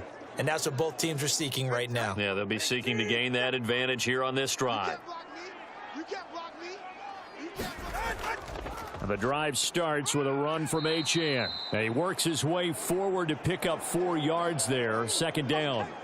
Well, on every play call, you realize it's not going to go for a touchdown. So a lot of your calls are setting things up for maybe later in the game, trying to establish the inside run with toughness now, hopefully get to the perimeter later, and let's face it, you could do worse than a 4-yard run on first down. Let's go. Mike, number 53. Mike, 53. We got to get the ball. Tua wants to throw it on 2nd down. This will be caught. It's Waddle. And he's brought down. Couple of Alabama guys there. Tua to Waddle for the Miami first. But it appears that they read man defense and went to the out route. And what you have to do on that one is the receiver's got to make sure he works the defender towards the middle of the field to give himself space to cut to the outside and have that ball delivered with good timing. And they got it done.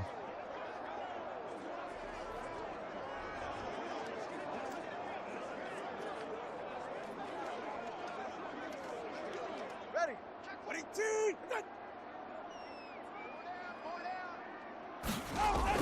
On 1st and 10, it's Mostert. And a good job of finding the open space to run as he's down close to the 30 here. That'll be a pickup of 10 as they try to recover from this 10-point deficit. First downs have not come easy, and neither have runs like this throughout this game. Absolutely not. He finally felt like, whoa, a sigh of relief. We got something going in the running game.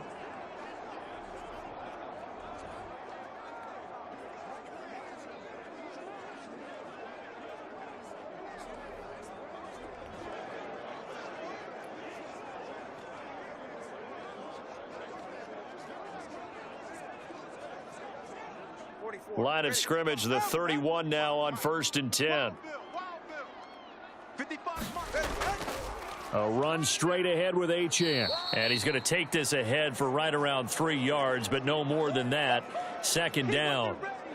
Well, that's just a pile of bodies there, and that's when you kind of find out who's a tough guy, right? Who can stand up and make a play. It was only a 3-yard run, but for both sides, they had to walk away from that feeling like, okay, I can stand up when the going gets tough in here. Let's put that team on the bus. Check. On second down, Tua. Over the middle and complete to Waddle. And he gets it inside the 10 to the 9. That puts him in excellent position, first and goal after a gain of 19. But one of the ways the quarterbacks keep all the receivers alive in a play, never lock in on any one guy. Make sure you keep your eyes moving, scan the field. And here he finds the open guy for a nice pickup.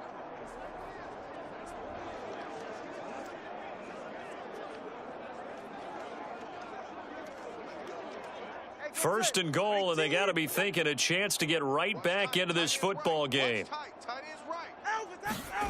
Now Tua.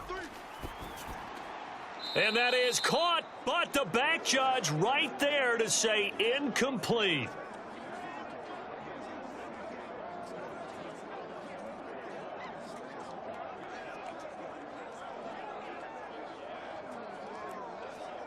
Two of their 3 red zone trips so far, they've come up empty on. They'll look to reverse that trend on second and goal.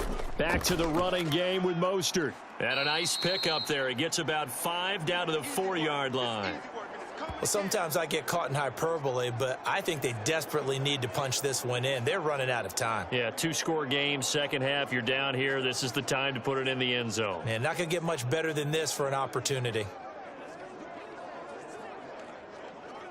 Big play coming here. It's third and goal. I got him.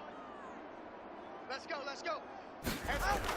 Now a shotgun snap as they'll look to throw. In trouble, and he'll go down back at the 12. Disrupting that play and dropping him was Arnold Ybtv. And this dominant defensive performance continued on that play. This poor quarterback has not received the protection he needs and has had to pick himself up off the turf far too often.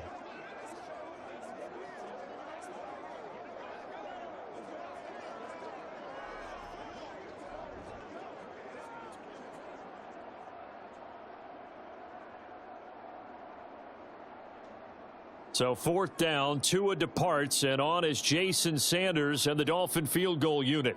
And this one will be a 29-yard attempt. Sanders' kick is good, and this is back down to a 7-point game.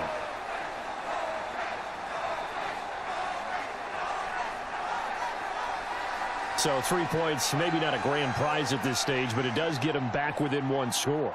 It certainly does, because now they stay within shouting distance, so that means everyone on your sideline stays engaged in this game. They know they still have a shot.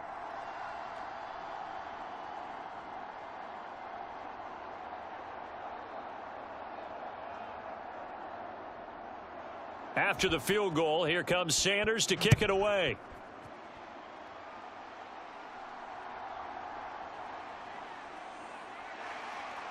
And not much happening on the return as he'll get this to about the 23. Now the Falcons offense gets ready to head back onto the field. Charles, a very uninspired effort the last time we saw them out there. It was a quick 3-and-out, and they punted the football. Yeah, and you never want to get stopped so soundly during a series, but what would be even worse now is letting it happen again right here. They've got to get going.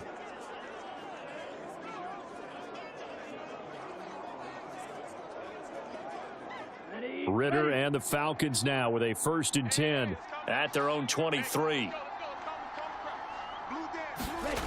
They'll try and start this drive in the air. And that is incomplete. Oh, the coverage a little too good there, and it's second down.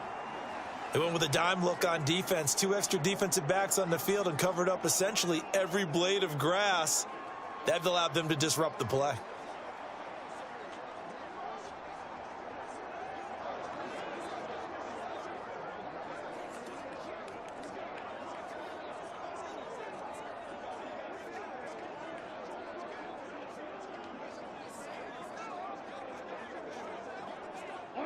So after the incompletion on first, now 2nd and 10. I got you. 51's Mike.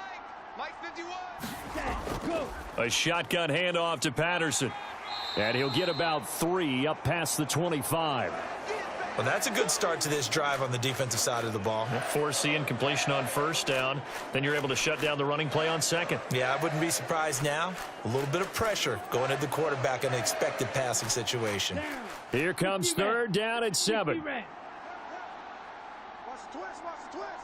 51 to Mike. Back to throw, Ritter. Pick your game up. Work in the middle of the field, and he's got a man complete. And he is going to have a Falcons first down as they're able to get the third down conversion. Whenever we talk about moving the sticks and controlling the football, there's a great example right there. Those are the third downs you need to convert to win football games. We're in the third quarter of this one, and this is a tight one. In order to maintain pace, keep the ball away from the other team, and put points on the board, those are the plays they need to continue to convert. Ready? So from the 36 now, 1st and 10. That's what I do. Mike 50. Stand. Hut. Set. Hut. Here's Ritter. After you. I'm coming after you. His throw incomplete. I think he's got to be careful not to force anything into coverage right there. There weren't really any throwing lanes, but the best part for him, he's got second and third down to fall back on. Let's go now. They'll try Drive. again from the 95. 36 on 2nd and 10. Fellas, let's set a tone. 51 to Mike. Ready. Ritter now. Oh, yeah, I'm coming. Oh, yeah, I'm coming. Sets up the screen to Robinson. And he'll take this to the other side of midfield before going out of bounds. 17 yards and a first down for Atlanta. Caught that look from you there, partner. I think we're on the same page on that one. Just his first catch, I think we both thought he'd be a little more active in the passing game. Let's see if that's the start of them trying to get the ball to him a little bit more here in the second half.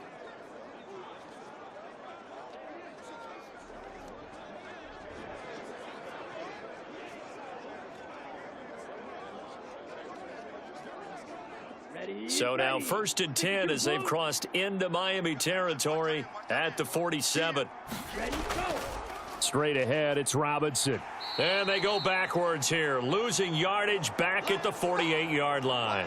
He'll lose a yard there, and it's 2nd and 11. I'll tell you what, this defense hasn't played its best, but they're still right in this football game. And if they keep making plays just like that, they're going to give their offense a chance.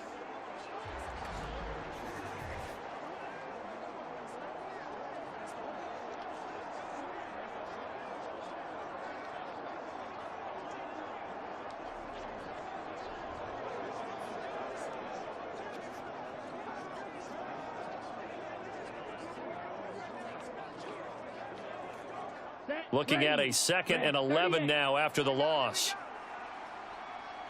Mike 51. Mike 51. Ready. They'll give it to Patterson. Give him 5 on the carry there, and it'll set up a third down. Looks to me like maybe there's a little attrition setting in with this drive, because when you see that type of a run, I get the feeling the defense getting a little bit tired. And that's the last thing they need, especially when they look up at the scoreboard.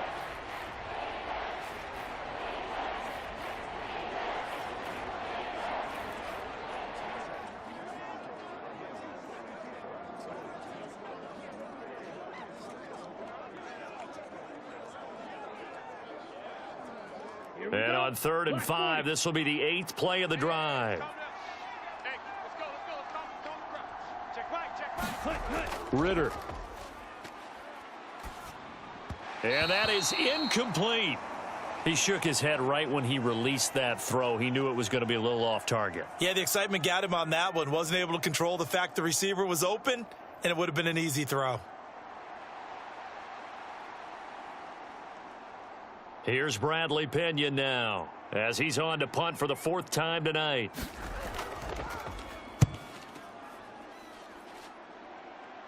And no return possible here as they angle this one out of bounds. Excellent placement, and off that bounce, Charles, I didn't know where it was going to go. It can be an inexact science as to where they place it, but they say the 2-yard line. Yeah, I don't know how they really determined that. And let's face it, at the end of that play, one side's going to be happy, the other team's going to be unhappy.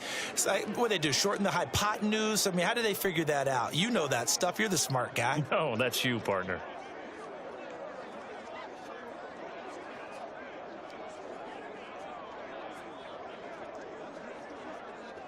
Get set. 18.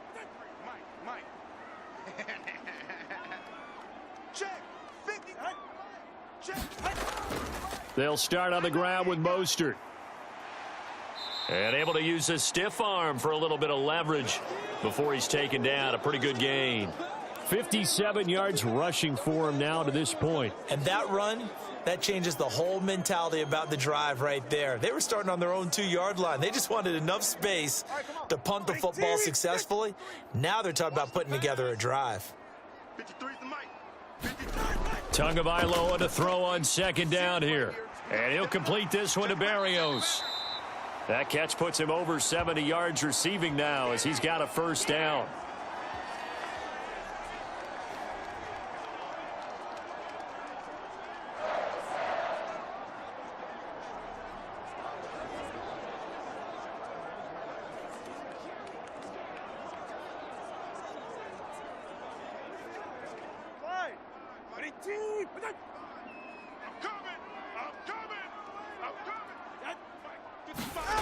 Going to the air, Tagovailoa.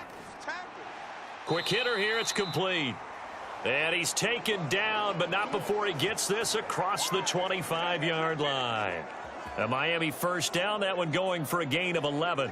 And with that last play, he's now up over that 300-yard mark. And in today's NFL, it almost feels routine. And I hate that when you talk about a 300-yard passing game. To me, 300 yards still signifies excellence, and he's achieved that in this performance. And that to the 30. It'll be second down. Give credit to the defense for stringing that play out, and they gave up no cutback angle. You know he was trying to dart through. No place for him to go. A nice job there, only giving up a 3-yard gain.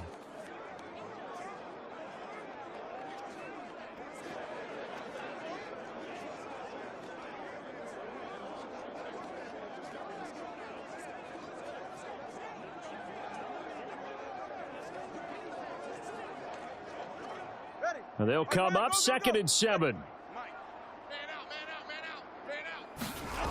Looking to pass. Tua. Staying on his feet. Yeah, he'll work free from one tackle, but that's about all as he's taken down. All that gets him is just a yard, and now it's third down. Oh, partner, just a second earlier, and they might have had him because they certainly thought they were going to close in and drop him behind the line of scrimmage, but he had just enough time to dodge the pressure, and he ends up getting yardage before being stopped. Pick it up, defense. Let's go. 53's the mic. 53. I'm here all day. Throwing is Tagovailoa on third down here. And the Falcons get there. The Falcons get the sack. Down he goes. Arnold Ybtv, his second sack of the night. My man, it's been a rough night for that offensive line, and it's only getting rougher. 5 sacks now that they've given up in this contest so far. It feels like the witching hour out here, doesn't it? Okay, stupid question. What's the witching hour? Yeah, the witching hour. That's when everything goes haywire late at night.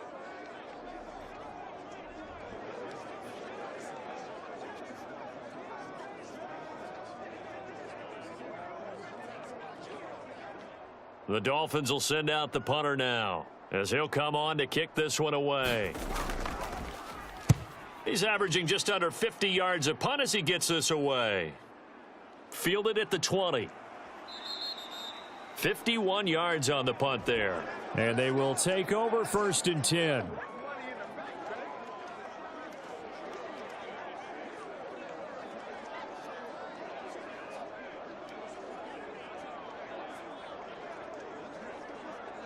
Here we go. The Atlanta offense out there for their next drive. The crowd may be losing just a little bit of the edge after back-to-back punts. They want some big plays. They want to see some offense. They want to see somebody break away, whether it's through the air or on the ground. Now it'll be interesting to see where the patience is on both sides. Each head coach, can you hang in there and not try and force something that could put your team in some jeopardy? Back now in Miami. It's the Falcons. They've got the football. They've got the lead as we get set to start the fourth.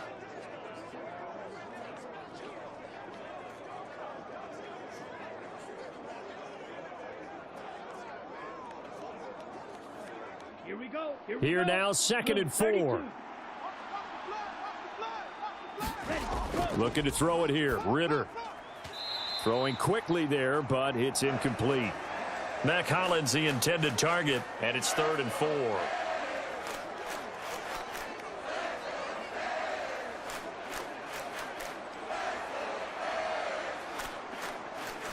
Ready. 33. Yellow. Hey, let's get off the field, D. Let's get off the field, D. Ritter will set up to throw it. Check the outs, check A the outs. quick reaction as he catches it off the tip. And he is going to have a Falcons first down by about a yard. It's a gain of 5 on 3rd and 4. And that pickup of a first down, that's going to leave a mark because they really needed to stop them there, didn't they? Oh, so frustrating. Defensively, you're a play away from getting that football back here. Down late, tough. Now they've got to find a way to create a turnover or takeaway. Otherwise, this one will probably get away from them. Set. Hut. So Yellow. signs of 22. life in what's been a dormant offense in this second half. Here's 1st and 10. On the give, here's Robinson. And he gets this one to midfield before he's brought down. 66 yards rushing for him now as he's carried it 16 times. I think we're seeing the effect that runs like that are starting to have on this game. They're a little bit slower, that front seven, reacting to the football, almost like body blows in boxing, slowing them down, and they're really starting to take over in this game.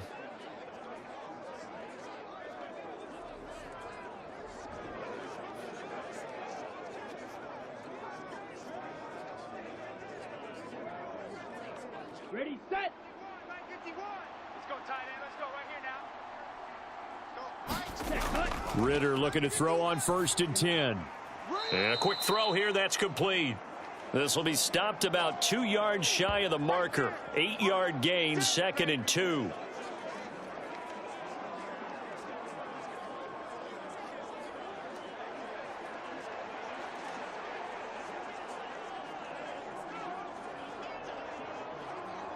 Come on. Set. From the 42 now, here's 2nd and 2.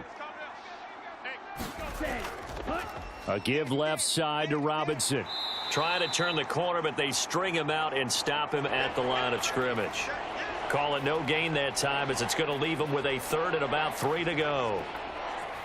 Now, obviously, that's some good work there defensively, being able to stop them and bringing up a key 3rd down.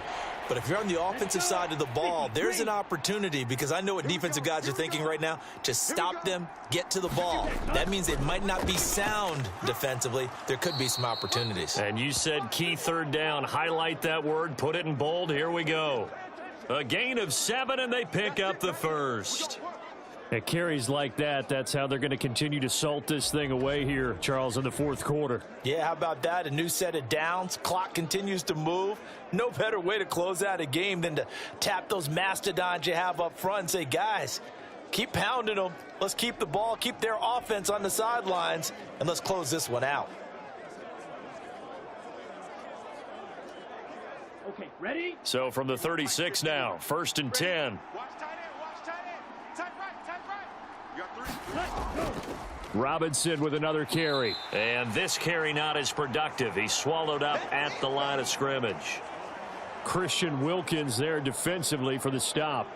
And as a defensive end, getting off the ball quickly, swarming to the football, making a tackle. That's what we saw right there. Yeah, and that's what their job is. And really, a lot of the time, they have to throttle back a little bit in the run game because you know those defensive ends, they're like in a sprinter stance. They're just headed straight for the quarterback. That was good recognition on that play to hold him to no gain.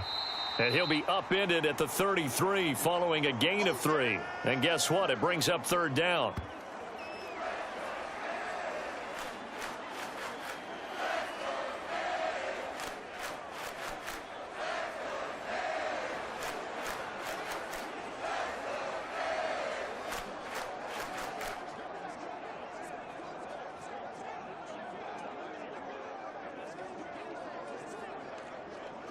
Down. Now this drive, they're 2 for 2 on 3rd down conversions, but they need 7 yards here. 51.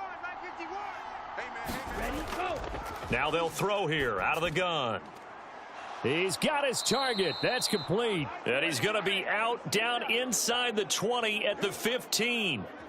His 5th catch tonight, and it's good for a first down. Tell you what, he's been able to put the ball in some tight spots all game long. That throw, no different. Yeah, a lot of people would call it a gutsy type of a throw.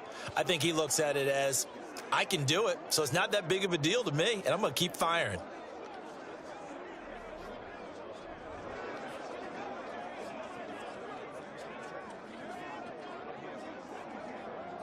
Let's go now. Line of scrimmage, the 15. It's 1st and 10.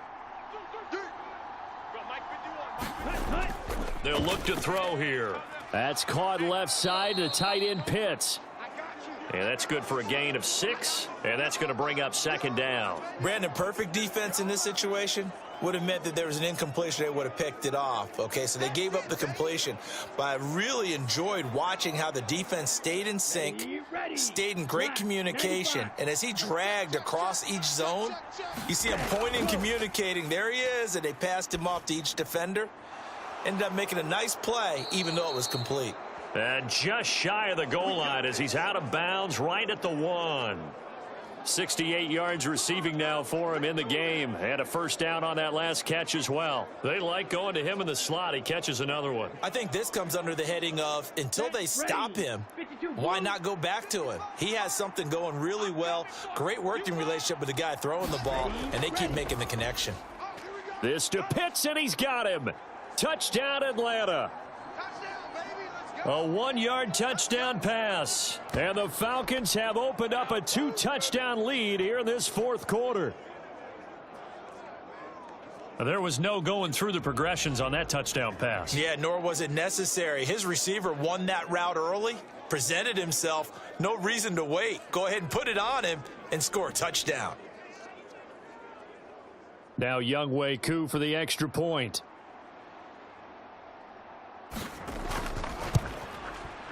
And the lead is up to 14. So that one a 13-play drive in total. And it was the tight end Kyle Pitts finishing it all off on the touchdown reception.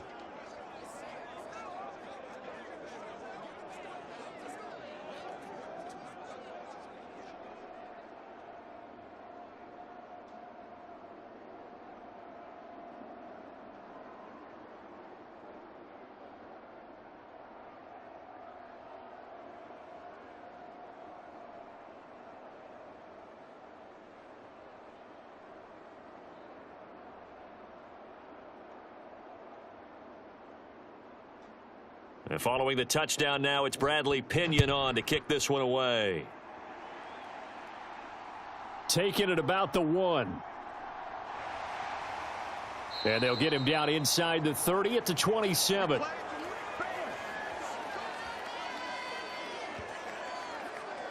Miami's offense set and ready to go. See if they can put this drive in the end zone, Charles, because it's been a little bit of a rough go at times. They've had to punt the football a ton in this ball game because of stalled out drives. So are you saying that you're kind of tired of seeing the punter run out there and do his thing during this game? Is that what you're trying to say? Well, I mean, I'm okay with it. I have a feeling that this offense, they don't want to see the punter again. And frankly, the punter doesn't want to run out there anymore himself. He would love to see his offense put together a drive and give his leg a rest. Meanwhile, Tua's throw complete there to Berrios. And they work this well upfield across the 45. That one good for 20 on the catch and run. All right, this is the time of the game where they're down a couple of scores, and they've really got to get some yards in chunks, and they know the defense doesn't want to give those up, but they've got to find a way to take them anyway. Now the question is, can they string a few of those together?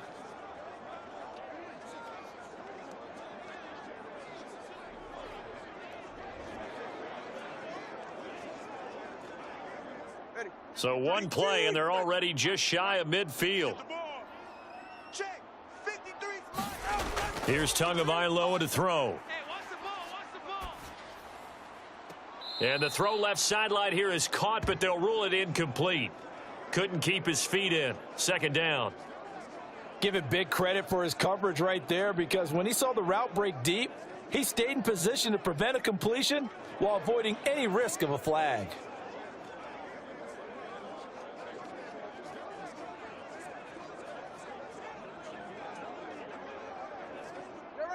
An incomplete pass on 1st down. That leads to a 2nd and 10. Tua sets up to pass it. Completes it to the tight end Smythe. 9 yards, not quite enough, and they'll be left now with 3rd and 1. Well, it certainly feels like there are more stars at the tight end position than there were even 10 years ago. And I think it's become more of a glamour position because of the ways it can hurt a defense, and guys want to be involved. They can be in line, close to the line of scrimmage. They can split out like receivers. But hands, route running, speed, and some toughness to go across the middle, you put it all together, you got a heck of a tight end candidate. And he is going to have the Dolphins first down by about a yard as they're able to convert on 3rd and 2. Now, yes, a two-possession game, but a good chunk of time on the clock, so they have the ability still there to run it on 2nd and short, but maybe they need to pick it up a bit. You're right. They did pick up the first down there, but they, as you mentioned, they have to pick up the pace now because it's a two-possession game. They've got to get there twice to make sure they have a chance to win.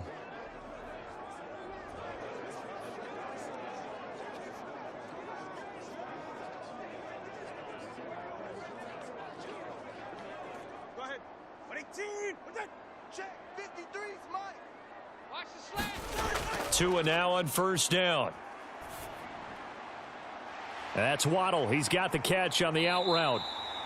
And they'll wind up getting this one all the way down inside the 20. A well-executed 22-yard gain. Good yardage on the completion there, and when they look at the scoreboard, they do understand a field goal is not going to do them any good. My guess, they're going to press the ball downfield as far as possible, try and throw it into the end zone and get a score because they know they've got to get that done and get the ball back as quickly as possible.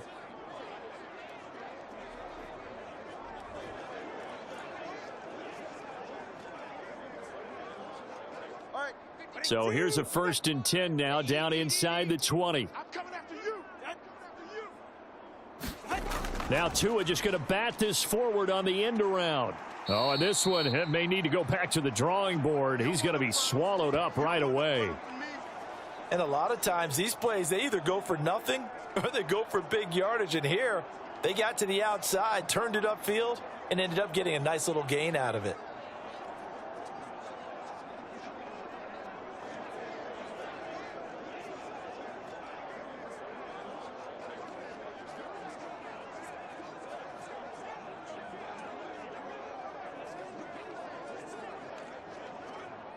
Second and 2, first down marker at the 8. Here's Tua. This pass nabbed by Waddle along the sideline. And he's able to get this down to the 5-yard line before he's out of bounds.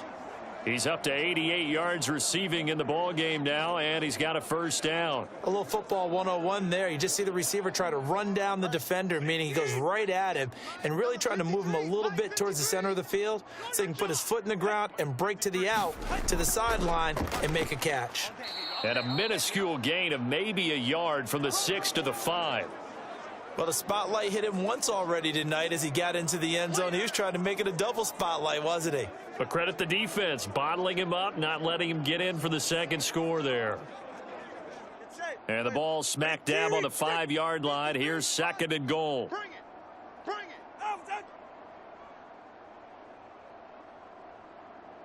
it. Throwing now is Tagovailoa. Back of the end zone. Could he get his feet down? No, it's incomplete. Tell you what, Brandon, if I see a dime look, if I see 6 defensive backs near the goal line, I'm changing to a running play every time. And they had 6 there. Surprised he didn't audible at the line? Very much so. I'm going to count on my offensive line in this situation against the lighter defensive backs and try and push it across the end zone that way. I got you, boy. 53 is the mic. 53 is the mic. Tua now, 3rd and goal. Let's go, defense. To the back of the end zone, but too high. Over everybody and incomplete.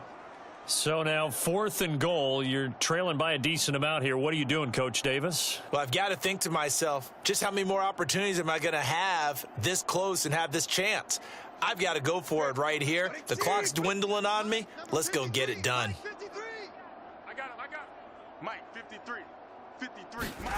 4th down, 4th quarter. Here's Tua. He's got it. Touchdown, Dolphins. Ced Wilson, his 2nd touchdown of the night. And the Dolphins have made it a 1-score game again here in the 4th.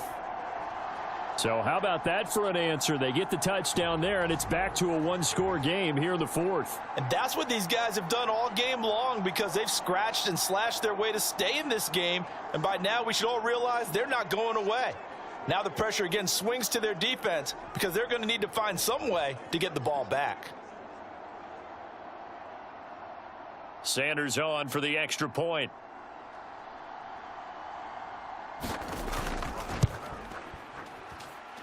And that'll cut the lead down now to a touchdown. A pretty long drive that time. 11 plays all told. And it winds up in 6 points for the Dolphins.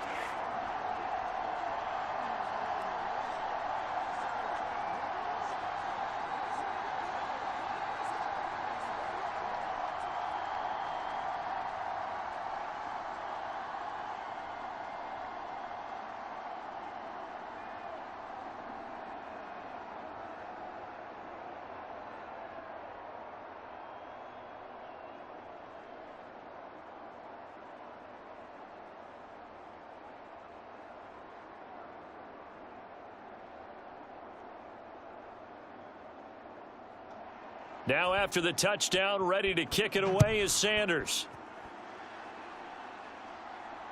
On the return, here's the dangerous Cordero Patterson.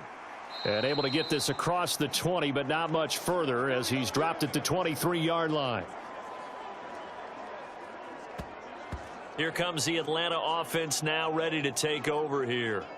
Their lead back down to one score after the touchdown a moment ago. First down's a must on this drive as they start out here 1st and 10.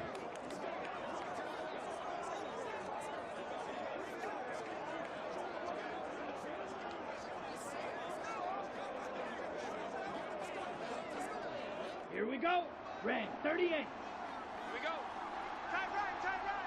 4 down. Ready, go. Ritter back to throw. Got a man. It's Patterson complete. And he'll get this up past the 25 before he's out of bounds. And just 3 yards on the catch there. He couldn't get away. And that'll make it 2nd down. And we see another pitch and catch there to the running back. This position just continues to evolve. They become just as critical to the passing attack as a lot of receivers, tight ends, because their ability to make people miss in the open field can really generate big plays for an offense. The Dolphins get there this time, and they bring him down. It'll go in the books as a 7-yard loss on the sack, and it's 3rd down. Boy, every time I see speed like that off the edge, Charles, I just don't know how these offensive linemen do it. I would think that they would get called for holding every play, and maybe they should have been called for holding on that one. Yeah, maybe not just holding, but sometimes you end up setting back in the offensive backfield a little bit farther to try and help you with the edge. That's a penalty as well. Sometimes you overset, they'll come inside of you. That's what speed does. It disrupts an offense. And right now, you've got to pay attention to this edge rusher on every single down. Now on 3rd and long, they'll look to throw. Throw over the middle, going to be caught here by Pitts. And he is going to have a Falcons 1st down as they're able to get the 3rd down conversion. And that certainly appears to be a critical conversion right there because not only do they keep the drive going, they take valuable time off the clock as well. They have to feel really good about that last completion.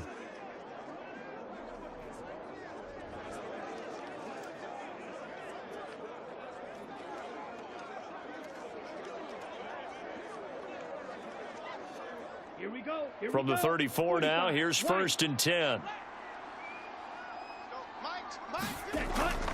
Running the counter, Patterson. And he'll get this only up to about the 35. Just a yard on the pickup there, and it'll bring up a 2nd and 9. Well, it's hard to have vision as a runner and find a hole when there's nothing but defenders in your way. They stacked that one up really well. But give him credit. Instead of trying to bounce it out and turn it into a big play, which might have turned into a big loss, kind of just took his medicine there and took the 1 yard. Ritter now on 2nd down. Middle of the field to Jefferson. And he'll be stopped right at midfield. 15 yards there for number 15. This is something you got to be wary of defensively. I mean, just because they're in the mode of trying to burn some clock doesn't mean they won't pass it, and they got good yardage out of that one. Yeah, and really, when you're looking at it, now they've got a fresh set of downs. Look for second down. If they want to take another shot and try and loosen things up, that'd be the time to do it.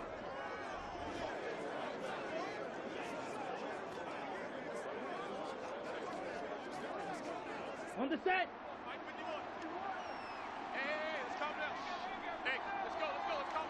Jefferson going to go in motion right. He'll get it here on the jet sweep. And he's going to get a solid gain of 9 before being brought down. Second and right at a yard. I know you're trying to wring every yard out of a run, but I think 9 yards there is ideal in this situation. Yeah, now next couple plays, you only need 1 yard. Keep that clock rolling with a lead here in the fourth. Yeah, and what you're saying is maybe if it takes you 1 or 2 more runs to get the first down, that's extra time, extra plays. Really hurts the team on defense. Ritter able to get this complete to the tight end Pitts. Touchdown!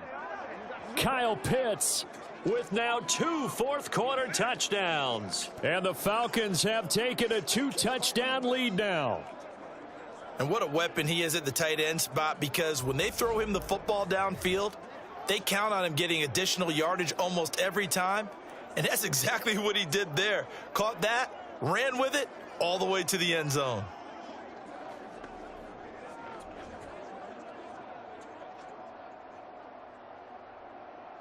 Koo now for the point after.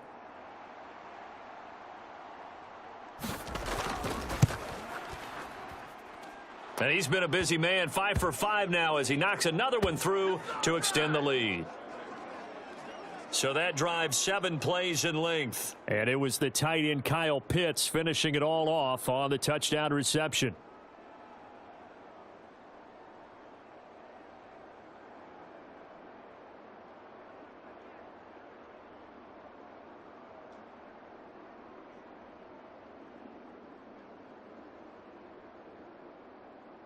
Now Pinion with the kickoff honors following the touchdown. Berrios going to bring this out of the end zone. And they'll get him down right at the 25-yard line, so the same result had he opted for the touchback. The Dolphins about set to go to work on offense. And that last drive, so effective in the passing game, resulting in the touchdown. Maybe not many people were focused on the trenches. There was good protection there. Excellent protection. So now defensively, you've almost got to get down to those starters blocks like you're a sprinter.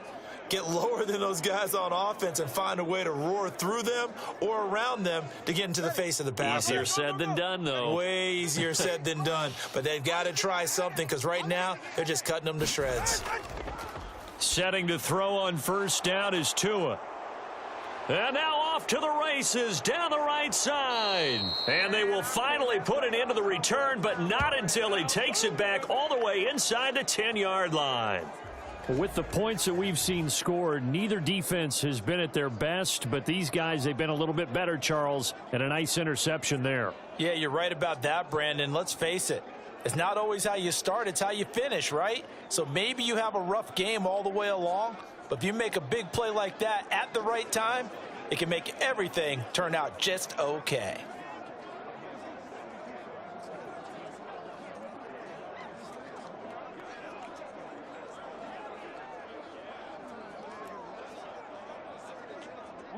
Suddenly it's 1st and goal after the interception. A quick change in the situation here. Ritter to throw it. Looking end zone, but it's incomplete. That was a touchdown if he could have hung on. Instead, it was a well-timed collision to jar that one free.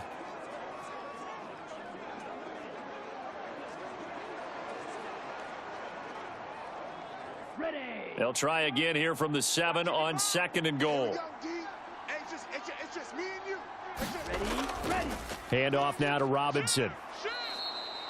82 yards on the ground for him now as he has gotten better, really, as the night's gone on. You know they'd love nothing more than to get a 3-and-out here after having the interception. And it also tells you a little bit about how they feel about their leader, right? Their quarterback throws an interception in the previous series. They're trying to help him out here with a big stand.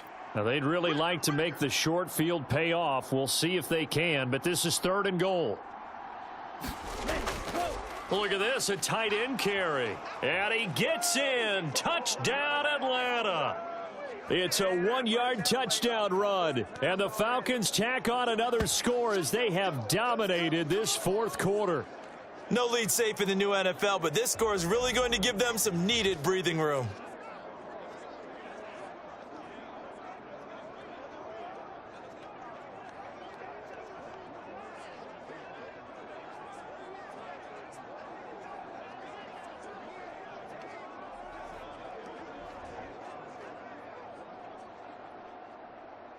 Coup for the extra point.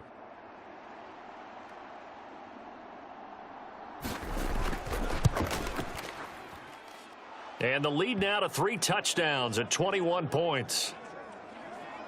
The drive there only spanning 3 plays. And the end result, an Atlanta touchdown.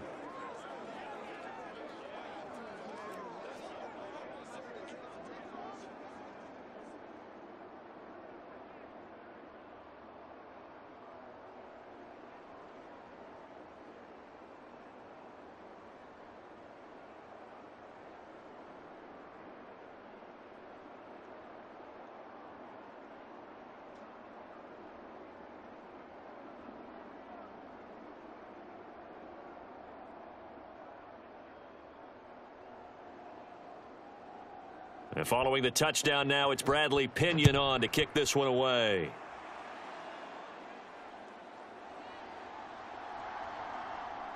And able to take it past the 25 and up to the 28-yard line. Miami set to take over. Well, this game, it has had no shortage of offense. They've been able to put up a decent amount of points on this side, Charles. They just have not been able to keep pace with the other offense they're going against here. Yeah, it's a good way of pointing things out because now it's not a total loss because, as you said, they've scored some points, so there's some plays they can build on, moments where the game plan actually worked. But overall, though, they were just out-personnelled. They were going up against a team that's playing at an elite level. Tua and the Dolphins now with a 1st and 10 at their own 28-yard line. Trying to shake off the interception. He'll look to throw. Oh, what a read on the outside as it's intercepted. Picked up by Jesse Bates. And the Falcons are going to get the football here at their own 40-yard line. And that pretty much has been the storyline, Charles. This defense, they seem to be one step ahead from the start of the game until now. And you identified it perfectly, and we can see the frustration that's settling in now. And it's probably been there for a long time, but now it's evident because you can see it in their faces, you can see it in their body language, maybe even a little bit in that play call that ended up maybe closing them out.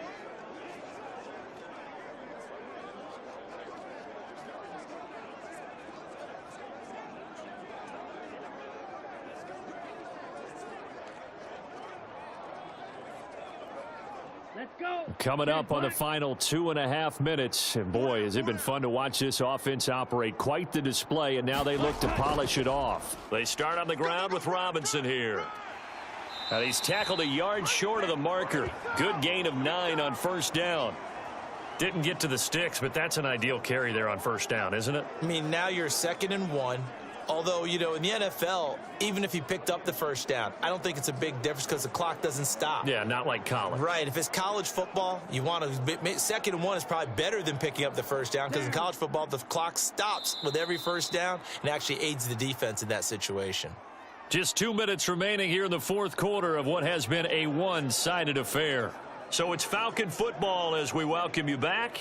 And you'd have to figure they're just looking to burn these final 2 minutes away and get out of here with a victory. From just shy of midfield, here's 2nd down and a yard. 51's the mic. 51's the mic. Man, that's trash. Ready. Again, it's Robinson.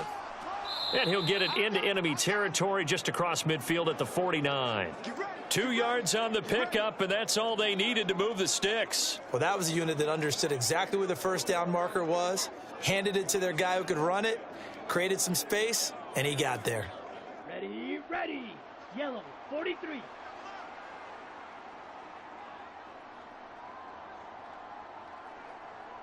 Let's go. On the run, it's Robinson. Credit him with a 1-yard gain there to make it 2nd and 9. Well, sometimes you just have to give credit to the defense. Great job there at the point of attack, holding up, They won their battles at the line of scrimmage, left him no space to try and run. A really nice job swarming to the ball carrier. 2nd and 9. 60 red. We want it. Come to my world. Cut. Hand off to Robinson out of the shotgun. And they'll get this just to the 47. 1-yard gain. Well, that's not a run that's going to make any of the highlight tapes, but they've been moving it well all game on the ground. This is another one that keeps them moving forward. And they'll need the 39 here for a first. This is 3rd down. Go. Go. Check 52. Well, partner, under the lights in primetime, this offense, they gave the nation quite a show, putting up that many points to come away with what will certainly be a memorable win for them.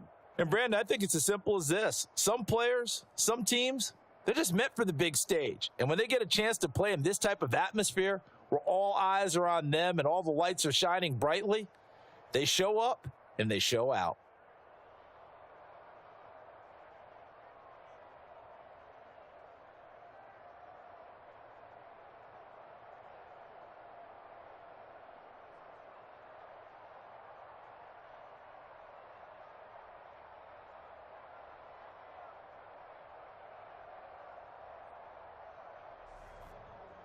So that'll just about do it for Charles Davis. I'm Brandon Gaudin. You've been watching the NFL on EA Sports. For more, log on to easports.com.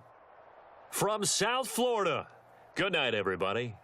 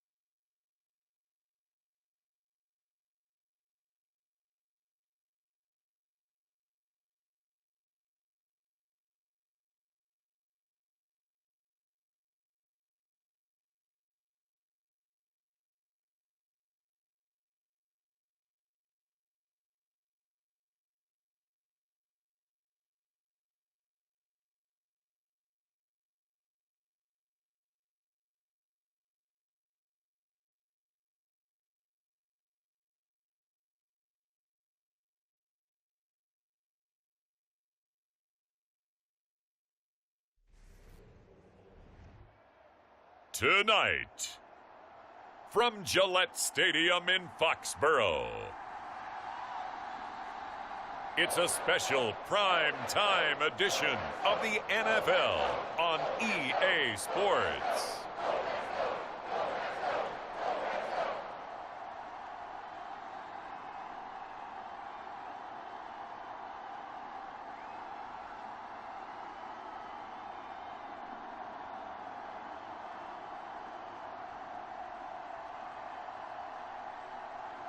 As we'll see Bailey Zappi and the New England Patriots versus Kyler Murray and the Arizona Cardinals. EA Sports coverage of the National Football League brings us to Gillette Stadium in Foxborough, Mass. Tonight on this fine Thursday night, we've got a good one in store, as it'll be the Arizona Cardinals taking on the New England Patriots.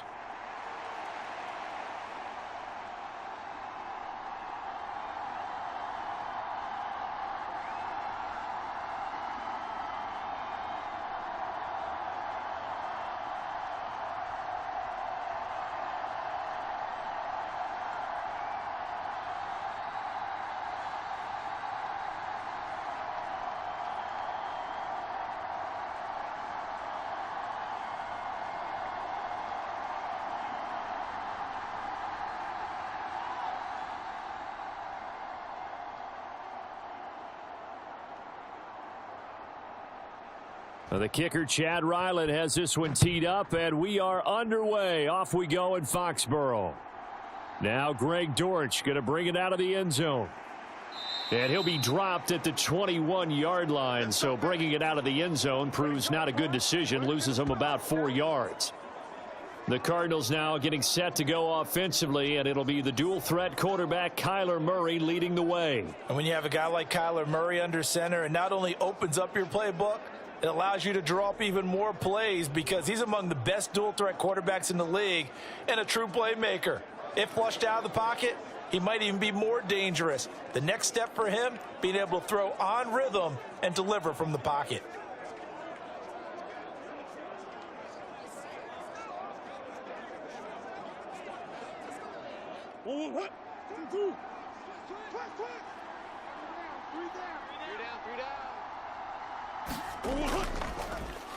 First carry for James Conner, and he is met in his tracks behind the line of scrimmage.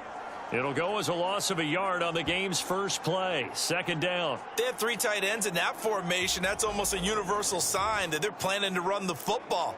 But how about the defense there? They met force with force and caused a stack up behind the line of scrimmage and threw him for a loss.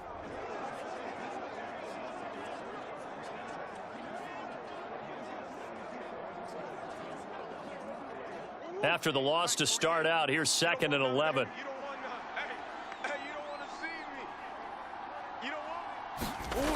Murray now to throw. And that one incomplete, but now a penalty flag coming in late. That might be PI. Trying to defend the out route there, got the PI call. And you know what's difficult about that one is sometimes you want to make the undercut move and go for the football, and other times just want to hang on the upfield shoulder and make the tackle. I think he got caught in between and created a foul. After the penalty, a fresh set of downs. It's 1st and 10. Now they'll try and set up the quarterback draw here. Murray with a nice move and able to get this one across the 45 before he's brought down. And a solid job using his legs. 16 yards and a first down on the keeper. How about that there? No frills, no additives, right? Nothing crazy. Just find a way to pick up the first down. A nice run right there.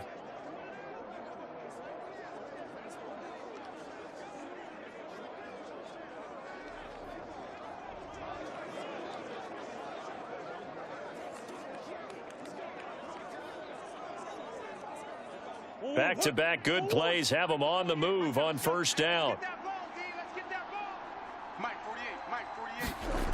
Murray now. And taking it across midfield and just shy of the 40. Nothing open downfield. He keeps it himself for 11 and a first down. Partner, there's a downside to everything, and the danger of man coverage is if you're locking down your target, you often turn your back to the quarterback and you don't see him. Sometimes you open up a big lane for him to hit you for big yardage, and that was an astute play by him to scramble out, see that lane, and burn them for a first down. So into Pat's territory now. Here's 1st and 10 at the 41. On 1st and 10 is Connor. Give him 5 on the carry there, and it'll be 2nd down. And that's exactly what you want on a first down run. Pick up 5 yards, bring up 2nd and 5. The defensive line, though, they've got to figure out a way to out-leverage the guys up front because the offensive line is winning at the point of attack. Here's a 2nd and 5.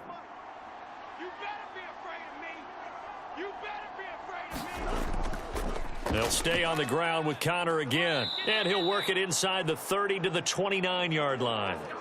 7 yards there and a first down. Couple of nice carries back-to-back here, establishing the ground game a bit. Yeah, these aren't bare-bones runs now. I mean, they're getting substantial yardage, the kind of yards you're looking for, right? Let's go ahead and use a cliche. Stay ahead of the change, right? 5 or more yards each time. That's what you're looking for in setting a tone and getting your offensive line going. Good sign on the opening drive. Meanwhile, Murray's throw complete there to Moore. Oh, he's hit. He lost the football. Put it on the carpet. But this will fortunately wind up out of bounds. Thankfully for the offense, a fortuitous bounce there on the fumble goes out of bounds because they're down here in the red zone. You don't want to lose one there. You don't want to lose one. And the best part, because it went out of bounds, they retain possession, still have an opportunity to put points on the board.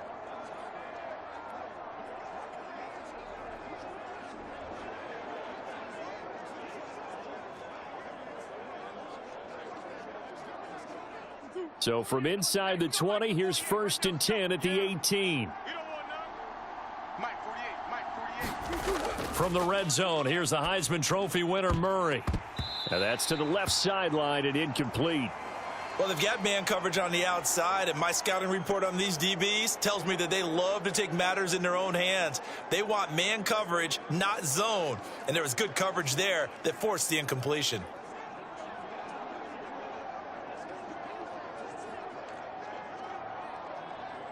Here's 2nd and 10. Here's Murray. That pass complete to Moore. 9 yards, not quite enough, and they'll be left now with 3rd and 1. Well, that's not just his first, not his second, already his 3rd completion here on the opening drive. And I think it's safe to say that getting him the ball in this game, one of their top priorities. And the top priority for the defense has got to be finding ways to cover him, and I don't think you can have one basic coverage to get it done. You have to throw a number of coverages at him, make him think as he's running downfield, and hope you can create a little bit of havoc. And they got 3 yards. That's enough. A conversion, and now it's 1st and goal. A stop there on 3rd. They could have held him to 3 on this opening drive. Now they have to bow their necks on 1st and goal. And if I'm looking at this from the offense's point of view, that's a big-time pickup right there, and I go right at him with another momentum play. I go quickly and attack them because right now they probably have their heads down a little bit since they didn't stop them on 3rd down.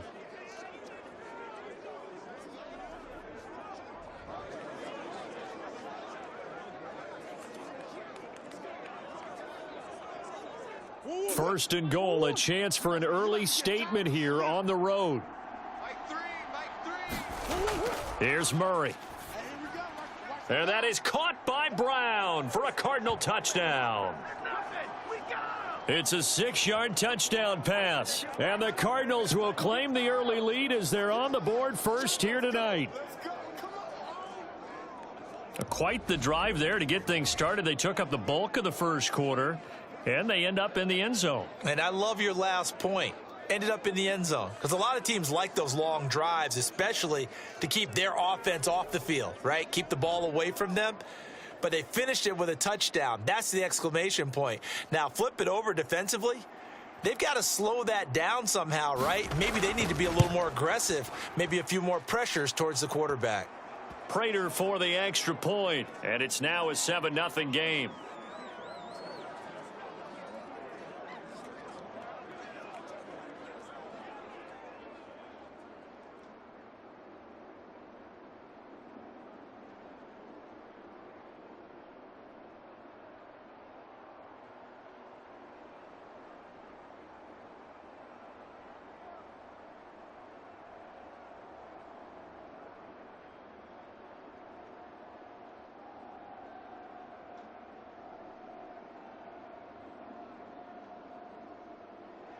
After the touchdown, out is Prater to kick. Here's Rager. He's going to bring this one out. And he's going to be taken down on what will be the final play of this first quarter. After one, 7-0 on EA Sports. Start of the second quarter from Foxborough. It's the homestanding Patriots with the football as they finally get their chance on offense. 1st and 10.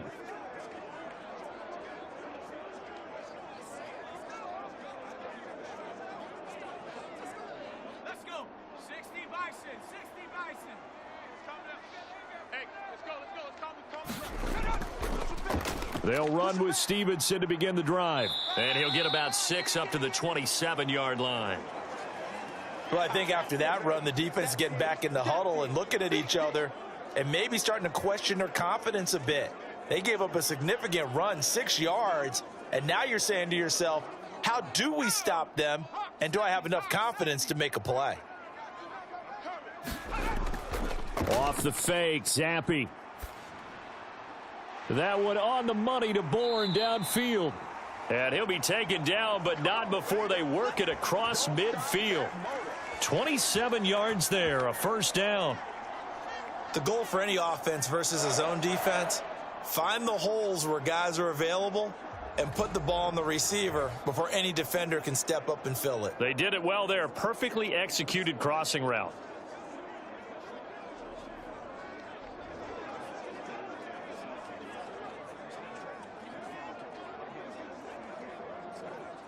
So into Cardinal territory now. It's 1st and 10 at the 46.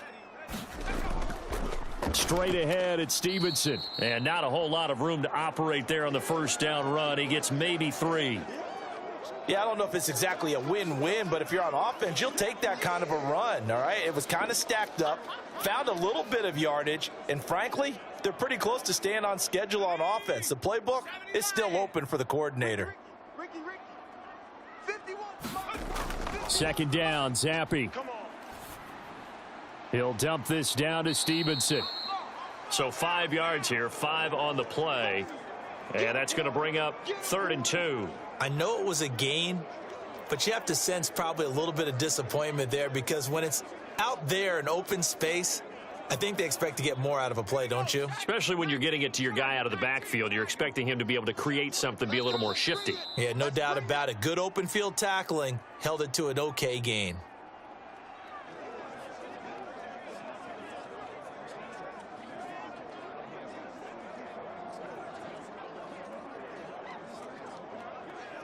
They'll come to the line, needing only 2 yards to gain the first here. Zappi on 3rd and 2. And that is incomplete. Oh, he had a defender right there with him to force that to the ground. And 4th down now coming up. When you run in the slant, timing is everything. And against that man coverage, there was no space available, and incompletion as a result.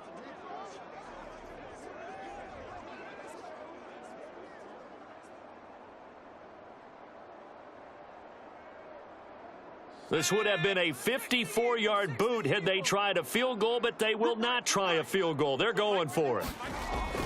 They'll run it with Elliott. And he gets it to the 32. Good enough for a 1st down. A solid pickup of 5 and a very solid 4th down conversion. And defensively, pure frustration. Good spot on the field to go for it. Kind of no man's land, as they call it, and it worked out. Yeah, they call it no man's land because your punter is telling you it's too short. I'm just going to punt it into the end zone. Your field goal kicker might give you a little raised eyebrow, might be too far for the field goal, so it gives you a great chance to go for it. Personally, if you have those tendencies to be aggressive as a head coach, you kind of like this spot because it gives you the decision to go ahead and go for it when you want to anyway. You can see the time and effort and thought that they put into their passing game because it was evident right there. It looks like a simple pitch and catch, but you and I both know that they have planned for this and worked hard to make it happen.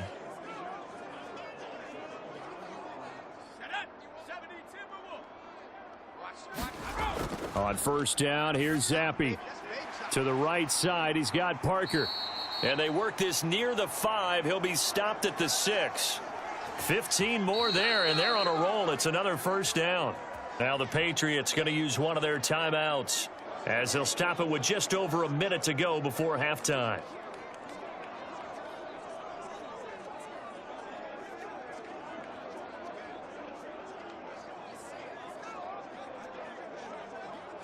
A chance now to get even before the break as they come up first and goal. Right here, guys. Fight 51. Mike, 51. Zappi.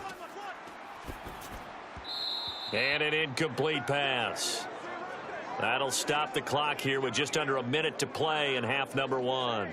He already came through for them on this drive. No surprise that they were hoping he could do it again. They come up here with another shot from the 6-yard line, and it's second and goal now. Looking to throw, Zappi. A quick throw knocked away. It's incomplete. That's a really nice job there by the coverage, understanding that they're in a high-stakes situation. If he doesn't make a play on that ball, there's an excellent chance it ends up either as a touchdown or as a nice gain downfield. This has been a long drive. You got to figure a field goal would be a letdown. Can they convert now on third and goal? Now Zappi. And he's going to be dropped back at the 15-yard line.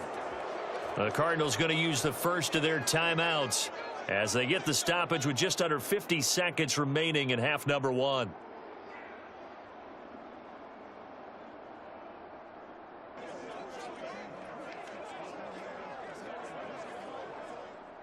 Here's Chad Ryland now on for the field goal. This just 32 yards officially from the right hash. And this one is right through. And they are on the board, but still trailing. It's 7-3.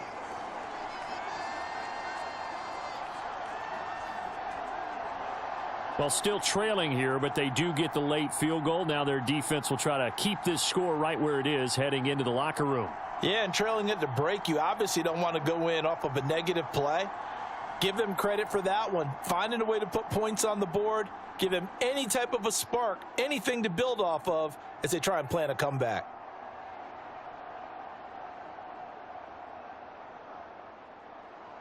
So after the field goal, Ryland back out as he'll send this one away. From a couple yards deep, he'll bring it out of the end zone. And he'll be stopped right around where he would have been had he gone down to a knee, maybe a yard shy of there at the 24. Well, the Cardinal offense going to take over late in this first half. And with a 7-3 lead, we'll see how aggressive they want to be.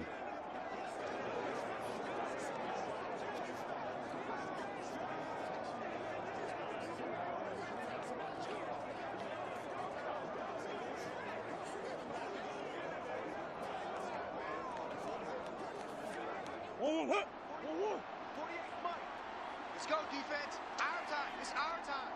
48. 48. Murray now on first down. Out to the right here to Wilson. Now the Cards going to call another timeout, their second, as the clock will stop with 35 seconds to go in quarter number 2.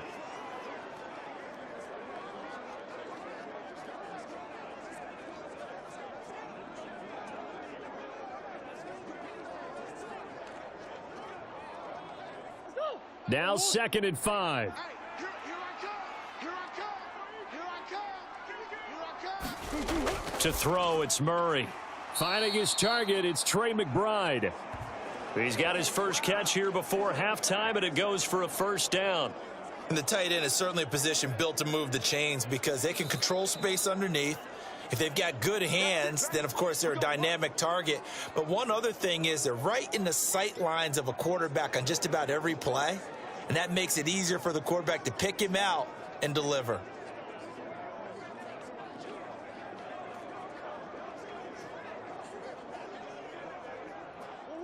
So here's a 1st and 10 at the 38. They gonna need some therapy after this. Hey, look, Throwing now is Murray.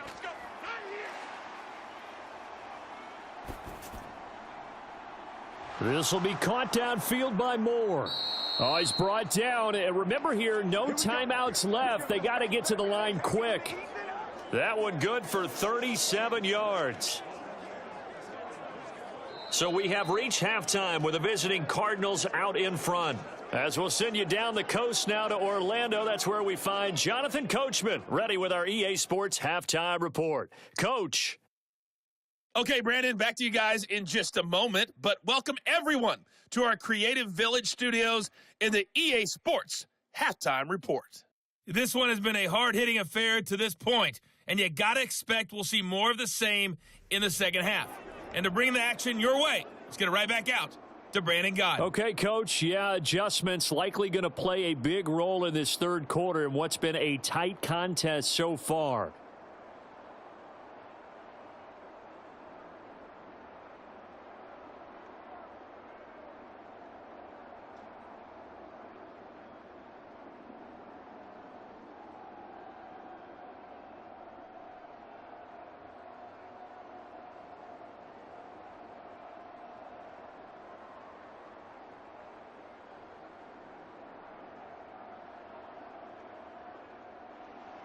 The Patriots trailing here, but they will have the football first as the third quarter is underway. Taken at the goal line.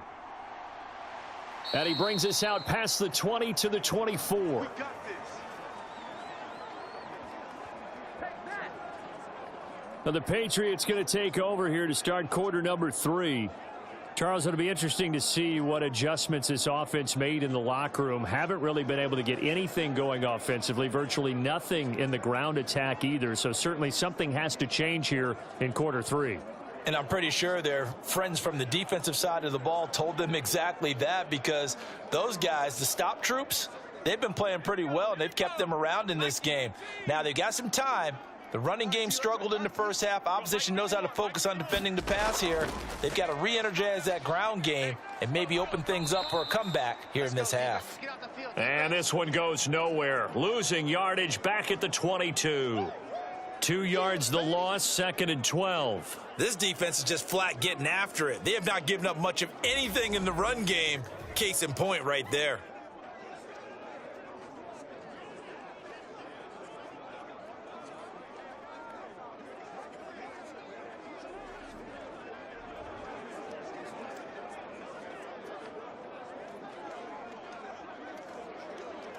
First play of the drive goes the wrong way. Here's 2nd and 12. And Zappe to throw. That one completes to Parker. They get 11 back on that one. It leads to 3rd down. They sure put the coverage guys in a stress on that one. They thought they were going deep. Ends up curling inside for a nice chunk of yardage.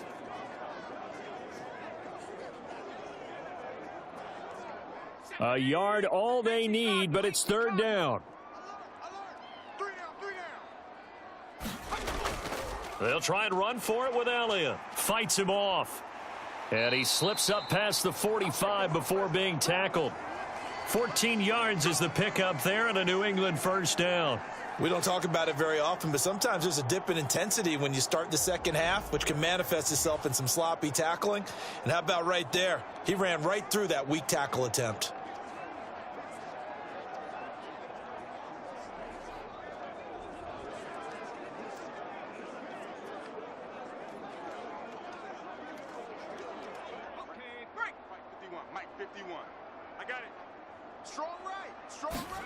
First and 10, Zappe. Short pass caught by Henry.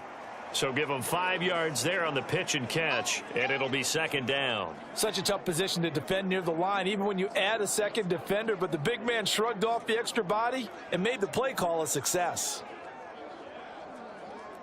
From the 48-yard line, here's 2nd down and 5.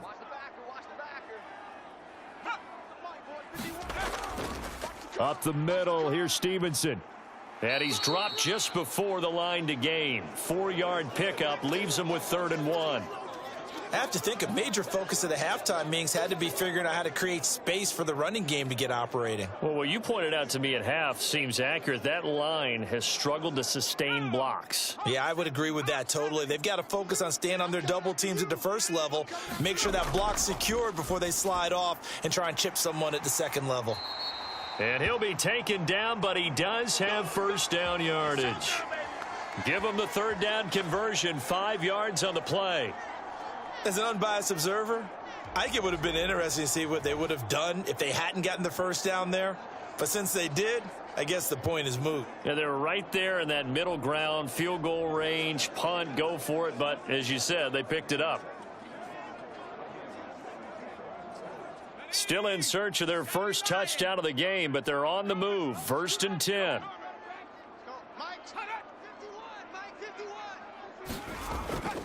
Out of the gun, they give it to Stevenson. Fighting ahead at the 15. And he'll go out of bounds inside the 15-yard line. 25 yards the pickup there, and also a first down. Sometimes it's hard to believe, but there are times this game is about patience, isn't it? Has had the game he expected, but that run there, that may get him going. I was just going to say, maybe that gives him a little juice, because you're right, he struggled, especially in that first half. Yeah, and I know the great ones always think to themselves, just hang in there. I'm just one big carry away from busting this open. That's a good start for him. They had to settle for 3 last drive, hoping this second go-around ends in 6. In good position, 1st and 10. Zappe's throw here taken in by Gesicki. A great move in there, but it only takes him to the 7. He's dropped there. So the completion good for 6 yards, and it'll be 2nd down. When you execute a drag or a crossing route really well and give them a chance to let it develop a little bit, you can gain some significant yardage hitting your tight end on that one. Here's Zappe. And he is going to be taken down. And that should be the final play of this third quarter. 1 quarter remains here in this Thursday night matchup. We'll return with more after this. This is the NFL, and it's on EA Sports.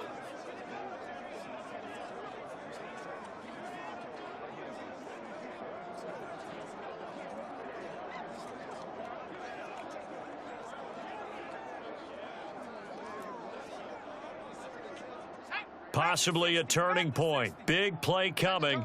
This is 3rd and long. On the handoff, Stevenson. And he's able to work it here to the 8-yard line. Give him 8 yards on the carry, and that's going to bring up 4th down. And that looked like some pretty easy yardage there right up the gut. And he's a guy that has some height to him. So when you don't have to drop a shoulder or create or get through contact or trash, makes it a lot easier to stay upright, see the field, and make a run as we just saw there.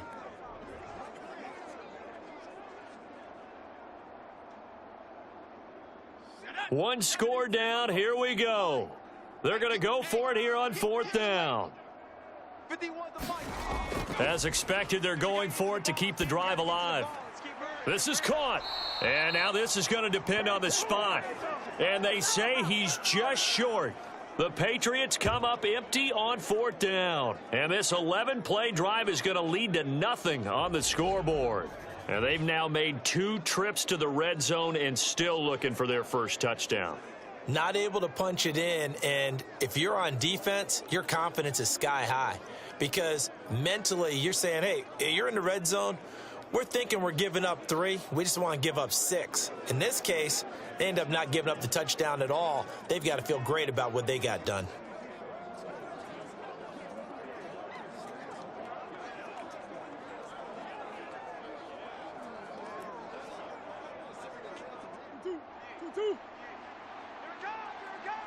Who's on 85? Come on, baby. Let's get this. Throwing on 1st down is Murray. And he'll get this up to the 4 right about there, and that's about it. He'll get just a yard on the scramble. It's 2nd down. Well, it certainly appears to me that the defensive guys are starting to look a little bit tired while he still has some fresh legs. Not the biggest gain we've seen on a scramble, but still some positive yardage on a play that initially looked like a sure win for the defense. Double time, double time. That boy got 4 down. On 2nd down, Connor looking for space. And he'll take this forward only up to about the 7. They follow up the first down 1-yard run with a minimal gain of 2. A tight game like this, such a tough spot for the offense to be in. Even though they have the lead, Charles, back up so close to their goal line, they got to protect the football. And that's when you have to take care of your team with play calling as well. Not a lot of misdirection, not a lot of counters, not a lot of plays where you have extra ball handling. Get it right to the hands of your running back, tell him to take care of the ball, and try and move forward.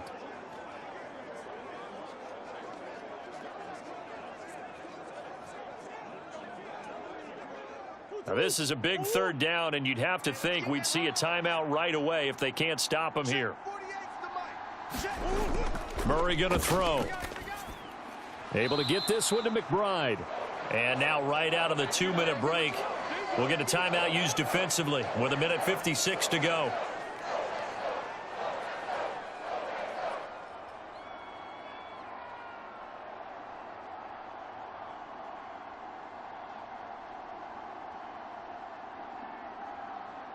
Here comes the Cardinals punter now. And you wonder, could they possibly think about taking a safety here?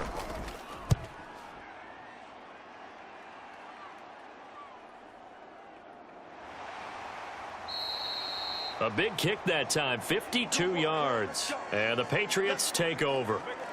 So here is Zappi and the Patriots. Down 7-3. A little under 1:50 remaining. They need a touchdown. A field goal is worthless now as they come up on 1st and 10.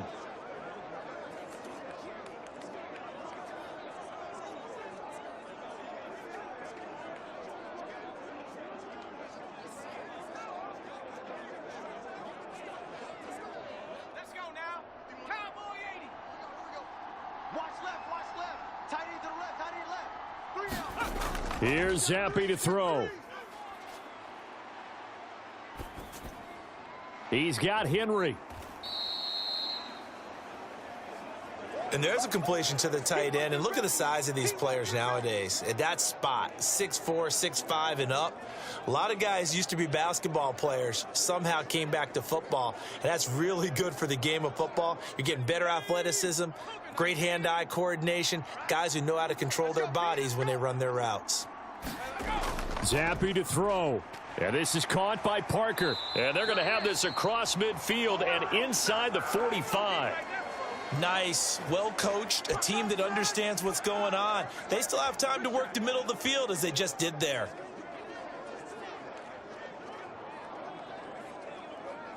Plenty of time and 2 timeouts still at their disposal. 1st and 10 here. Throwing left sideline there, but it's incomplete. Limited time left on the clock after that incompletion, so I think both sides are going to savor every second to prepare before the next snap. Because once the ball's in motion, it may be a nonstop push to finish this drive off. Everyone better be on the same page right now, because I think they're going to try and get several plays off in quick succession if they can. Zappi to throw. Got the connection here to Bourne.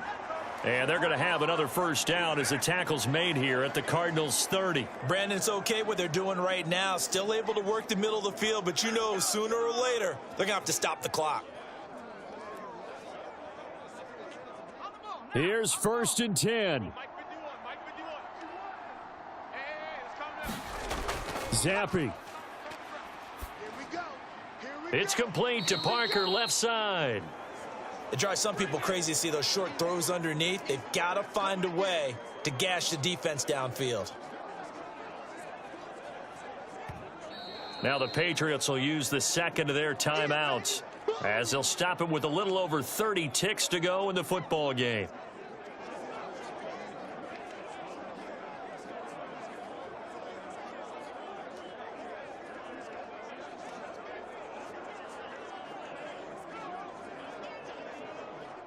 Here comes 2nd down. Strip that ball. Watch the end. Now Zappi. And that'll be incomplete. Took a pretty good shot as he tried to pull that one in. Couldn't hang on, 3rd down. Couple extra defensive backs out there in the dime, and because of that, really not many places to throw the football, if any. And typically, what would you want to do against that dime? Run the football. You want to run the ball, but you can't do it in this situation. Not nearly enough time on the clock.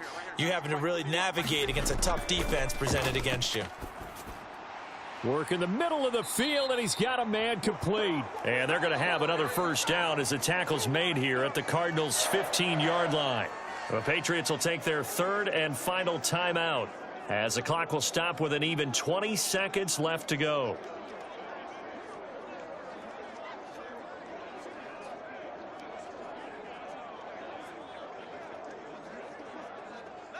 This offense cannot stop the clock now. No timeouts remaining as they come up here first down.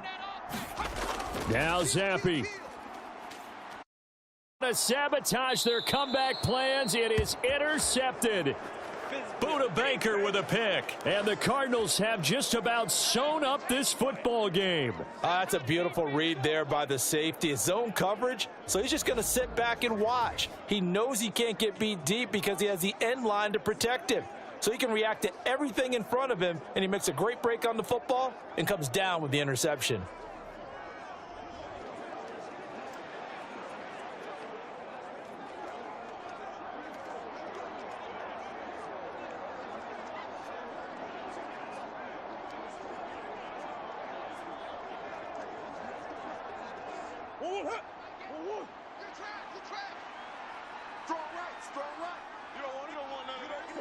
Down to Inigo's Murray as that will just about wrap this thing up.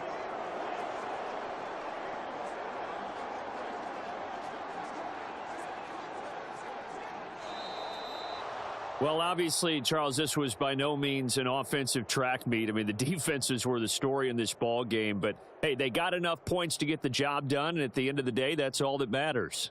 You're absolutely right about that, partner. In such a low-scoring game, it completely changes everything you had planned to do out there. Fortunately for them, they got just enough scoring to bring home the win, and in this type of a game, to play their defense, that became one of their biggest keys.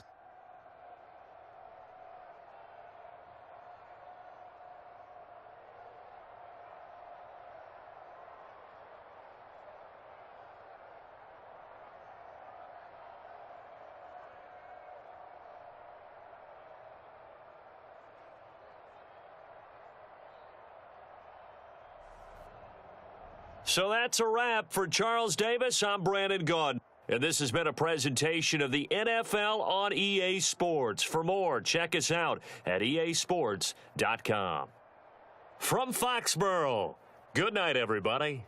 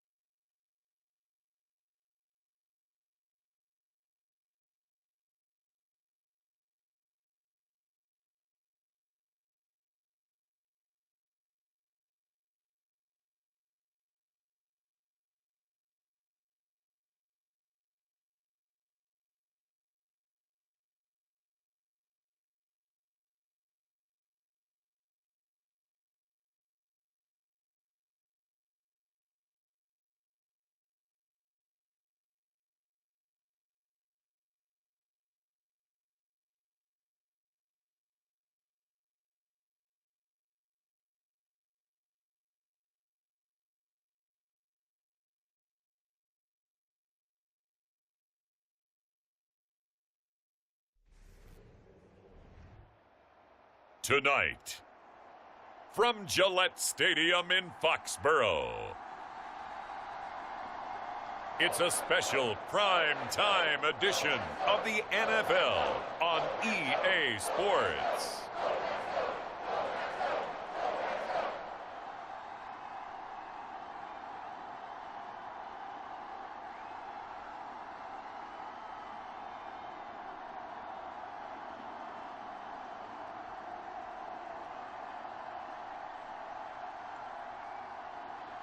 It's the New England Patriots taking on the Carolina Panthers.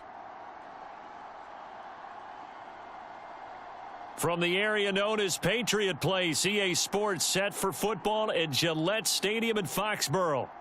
Tonight on this fine Thursday night, we've got a good one in store, as it'll be the Carolina Panthers taking on the New England Patriots.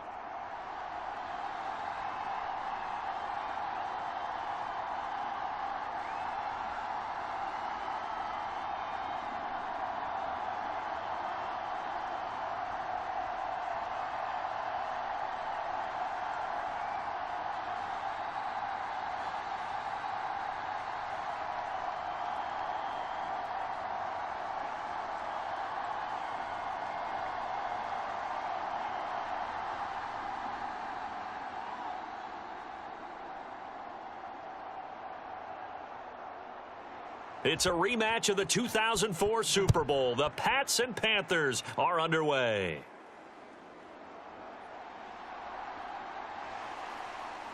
And he won't quite make it to the 25.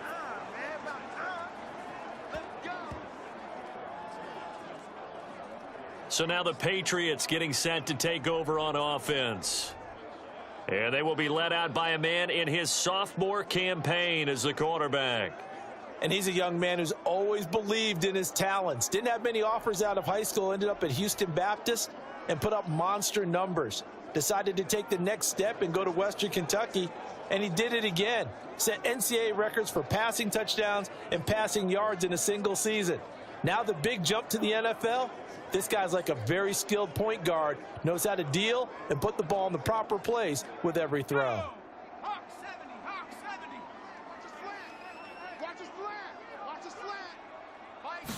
Zappi throwing on the first play.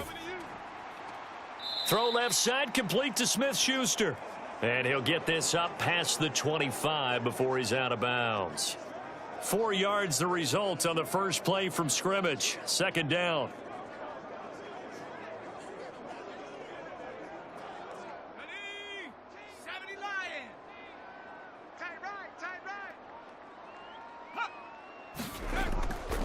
They'll run it. This is Ramondre Stevenson. And Stevenson's going to have a Patriots first down as he'll get this up to the 34-yard line.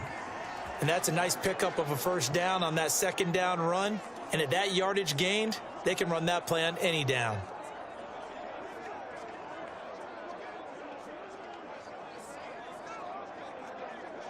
From the 34 now, here's 1st and 10. 49 the mic, 49 the mic. Hey, come on out here, come get some. Come get some, come out here, come get some. Zappi from the gun. Open man, completes it to Smith-Schuster. Call it a gain of 6 on the play, and it's second down.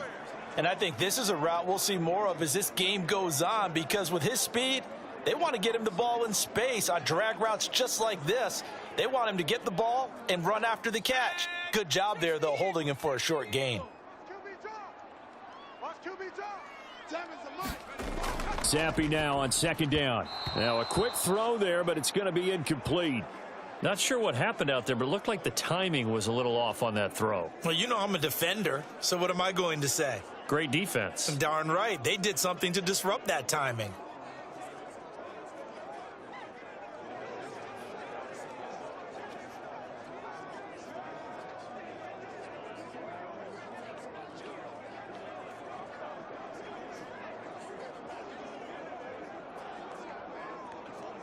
Now they face a 3rd down and 4 after that incompletion on second down. Zappi back to throw. Pass taken in by his big tight end. And he will have a Patriots first down, and he was able to get it by plenty. A gain of 8 on 3rd and 3. Many different ways to create space, but on that play, he did it with that big, wide body of his. Didn't get a whole lot of yardage on the play, but it did what it was supposed to. Pick up a first down.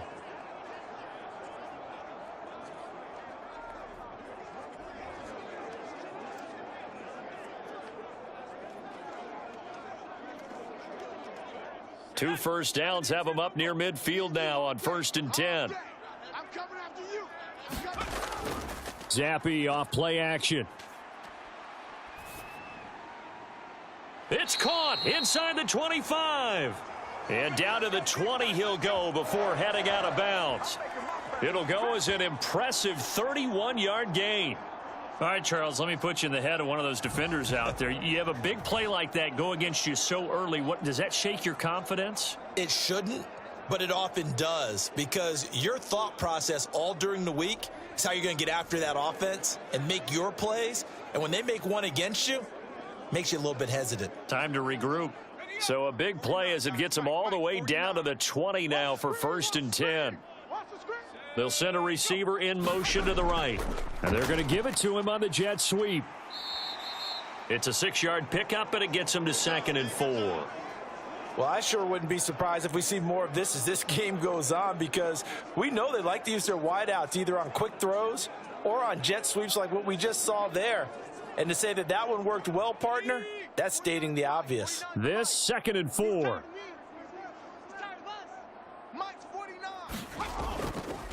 Now a handoff. Stevenson. And he is going to be stopped cold behind the line of scrimmage. Call that a loss of a yard, and things get a little more difficult here. 3rd and 5. Sometimes I forget how much information he has to go through before the ball's even snapped. But what a diagnosis right there. Saw the play, shot through the gap like a rocket, and ends up spilling it for a loss.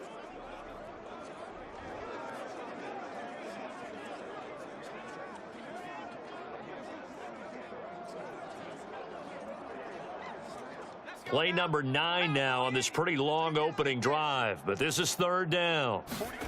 Zappe looks to throw it. Oh, he tries to force it in, and it's intercepted. It's Shaq Thompson here with a pick. And the Panthers are going to take over here at their own 22-yard line. And that felt like a little extra pressure on that 3rd down attempt, and their mistake cost them points because they're inside the red zone. So you know you've got at least a field goal waiting for you. And in this case, they end up with nothing. So here are the Panthers now for their opening drive. And they will be led out by the youngster, the rookie, their QB. We're seeing it more and more in this league, how teams love to have athletes back there taking the snaps, guys who can throw it and move around and get yardage with their legs if needed. He's one of the best examples that we see out there right now. He can throw for hundreds of yards one week and then run for 100+ the next. He adds an extra dimension that really confounds defenses when he puts it all together.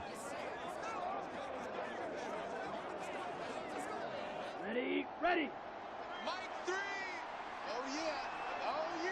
And here we go again. Here we go again. Let's go. On 1st down, they'll start out with Hubbard. It's a 6-yard gain on the ground, and that'll make it 2nd and 4. From the lineman to the guy running with it, that was a well-executed first down by the offense. With 2 shots left to get the first, you can get a little aggressive here on 2nd down if you want and try for some bigger yardage. Ball on the 28-yard line. Here's 2nd and 4. It's going to be a long day. Go. Throwing, Young.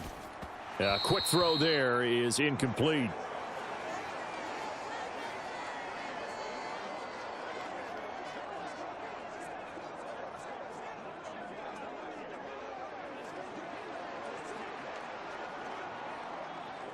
Now they face a 3rd down and 4 after that incompletion on 2nd down. Young to throw it. That is caught. And he takes this up to the 40-yard line before being corralled. The Panthers have the first. It's a gain of 12. After getting that turnover on the first drive of the game, you'd hate to just stall out the momentum, go 3 and out. They're able to avoid that there. Yeah, we talk about complementary football all the time, but I think it's a little bit deeper than that. Defense went out, forced a turnover, gave the ball to the offense. It's now the offense's responsibility to pay that off for them, to show respect to them. Hey, you guys got us a turnover. We appreciate it. They want to continue their drive. Here we go, set. 52, blue. Tighten up. Pull it together. My game. 67. First down, Young. 65. And that one drops down, incomplete. Good coverage there, forced the ball free, and it's second down. It's pretty early in the game, but they've already tried to establish him not just as a runner, but as a receiver as well. Didn't happen there, but I wouldn't be surprised at all to see them try again shortly. Young's incompletion on first down leads to a 2nd and 10. Ready, go. Check. Cut, go. Back to throw again. And this one incomplete. Too much contact to hold on to that one, and it's third down. Anytime they think they've got him open beyond the markers, you know they're going to throw it his way. And that's not going to change even after that incompletion was forced. Ready. So back-to-back incompletions, and that has them staring at a 3rd and 10. You ain't doing nothing today. Ready. To the air once more, Young. Oh, he had him. He was open, but he couldn't get it to him. It's incomplete. So it doesn't look like they're going to be able to build off the turnover. Well, the defense certainly did its part. It got them the football. But you're exactly right. It looks like they're going to have to punt this one away. And it's not a turnover, but doesn't it feel like one after grabbing the momentum with the defensive play? Yeah, and they had all that momentum after getting the football, and now zapped right back in the other direction. On is the punter, Hecker, as he gets this one away. And a little too much mustard on that one. It hits a couple yards into the end zone. A missed opportunity there maybe to pin them back. So back onto the field come the Pats for their second drive. Remember last time out they threw the interception on their first drive.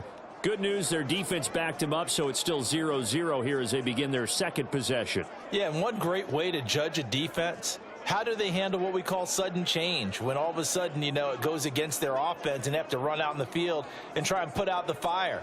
Give this one great kudos for getting out there and not letting that interception lead to points. Excellent job by them defensively. And the drive starts with a carry by Stevenson. And he'll get this up to the 30-yard line. A 10-yard pickup, and it's enough for a Patriot first down. Let's go, baby. Let's go.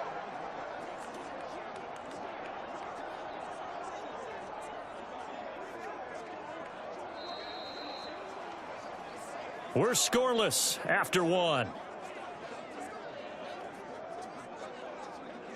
Start of the second quarter from Foxborough. It's the homestanding Patriots with the football as they've got it with a 1st and 10. Here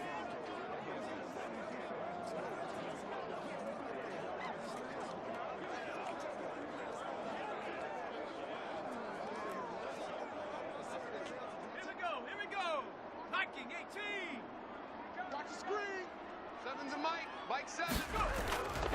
Go. Again, it's Stevenson. And he'll manage to pick up about 4. It's second down. The defense thought they had that play covered, but it still got driven backward by those blockers. Those types of plays are a key part of any team's offensive game plan. It all starts up front in the trenches. Line of scrimmage, the 24. This is 2nd and 6. They'll try the left side with Stevenson. Go. It's wrong. Just a 1-yard pickup there, and it's going to make it 3rd down and 6. That's a really good job right there. Just kept stringing that play out, pushing him further and further towards the sideline. Really good fundamentals by that defense. He was trying to put his foot in the ground and turn upfield. He just couldn't. No, they really had a picket fence in front of him. No room to find to get upfield. They are in need of 6 yards here if they hope to move the chains. Zappi on 3rd down. It's just me and you. It's just me and you. He'll find Smith-Schuster. That's complete. And he gets this up across the 35 before he's out of bounds. So the completion good for just 3. And that's going to bring up a 4th down. So much about offense is what you call hidden yardage. You know, you throw the ball to someone, they catch it, and then they can make a big play. You know, they create a play, run after catch. They did a really nice job there of limiting that and keeping him from a first down. Now stopped him in his tracks. So on 4th down, here's Bryce Behringer on to punt for the Patriots.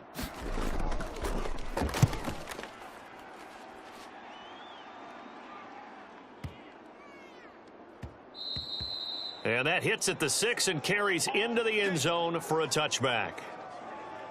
The Panthers coming back out onto the field for their second drive. They've been playing the field position game thus far. No score, second quarter as they come up on 1st and 10.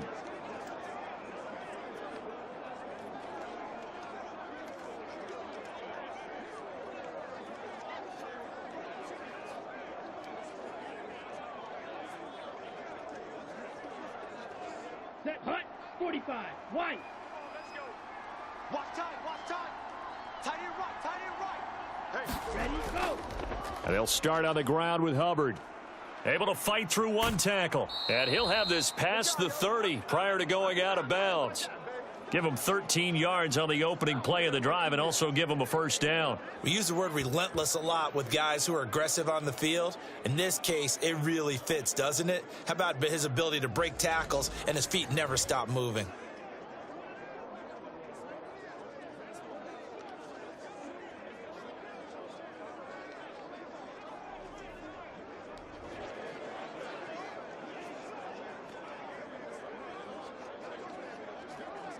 Come on, set. So they'll come up 1st and 10 now from the 33. you want this.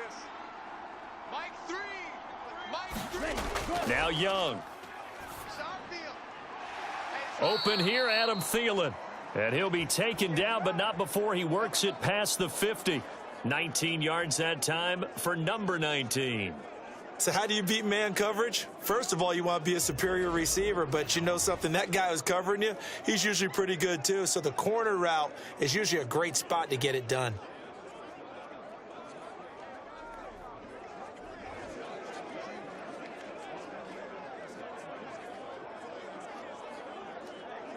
Let's go. Back-to-back good plays have him on the move on 1st down. Watch the run, watch the run. 48, 48. Hut, go. Here's Young. And he goes down. It's a Patriot sack. Multiple players combined for their team's first sack of the game. But defensively on the previous play, they gave up a pretty good chunk of yardage, but right there, they got a good portion of it right back. And if we just flip it around from the offensive perspective, took a nice step forward, and how about a couple of leaps backwards after that play? They've got to figure out a big call coming up here to try and gain that yardage back.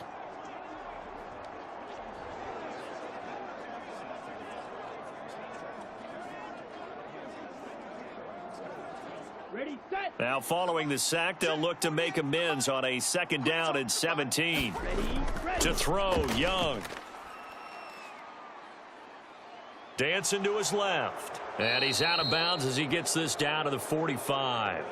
It's a gain of 9 yards. And just like that, it's 3rd down. I thought they were going to sack him there like they did on 1st down. Great coverage, but he found a way to move with his legs. Yeah, his ability to take off, not only did he get some yardage back, he got a little bit extra. Really helps him on 3rd down, makes it manageable now. Young on 3rd down. Able to find the open man. That's complete. And he's got another first down as the tackle's going to be made at the Patriots' 24-yard line. Second quarter, 2 minutes to go. Tie ball game. Great way to convert on 3rd down there. 21 yards the play.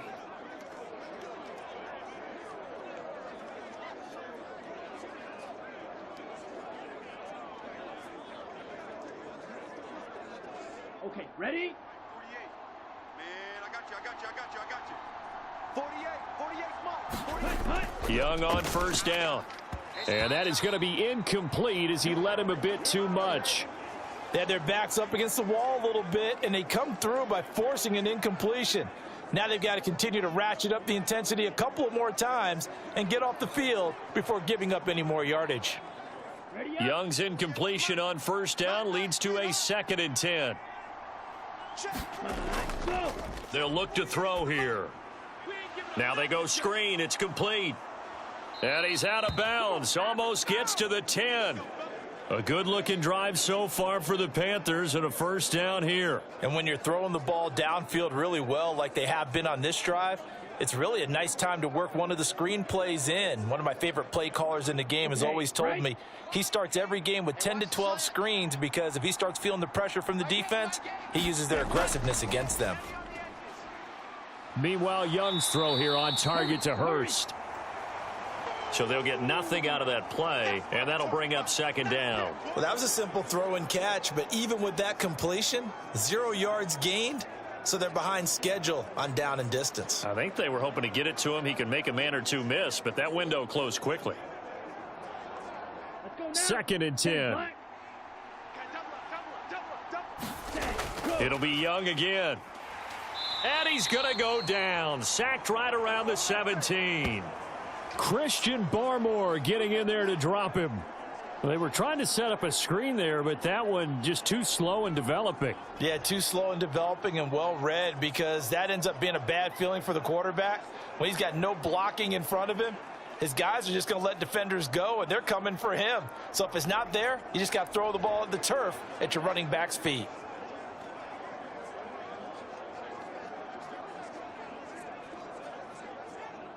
A tough spot here. 3rd and 15. Now Young.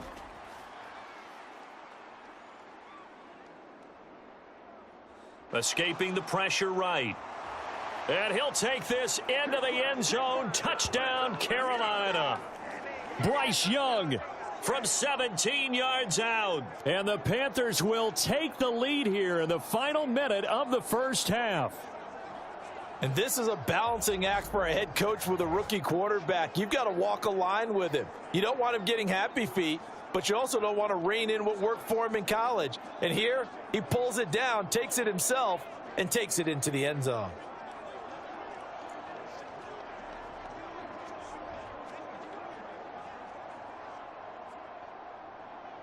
Eddie Pinheiro now for the extra point.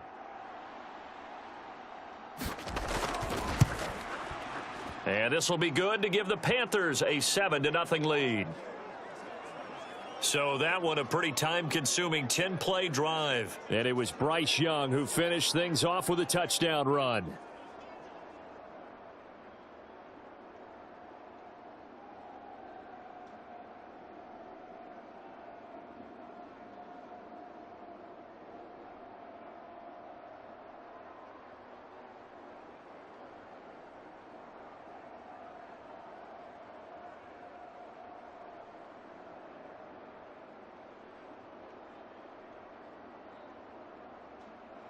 Now after the touchdown, here's Pinheiro to kick it off.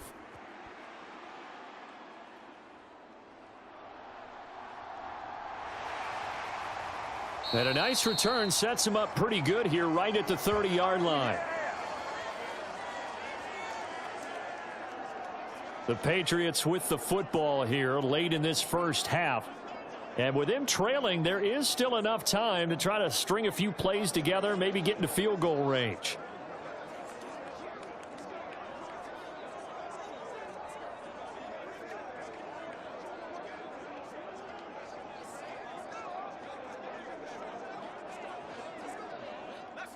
So 1st and 10 now from the 30. 6-man. Check curls, check curls, check curls. Zappi. Over the middle, complete. It's Stevenson. Now the Patriots going to use one of their timeouts as they'll stop it with just over 40 seconds to go in the first half.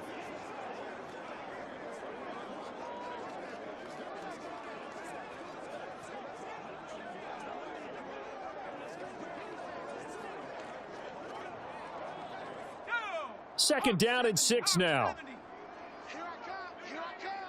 49, guys. Mike, 49. Now Zappi. Throwing quickly there, but it's incomplete. He was looking for his tight end, Hunter Henry. 3rd down here.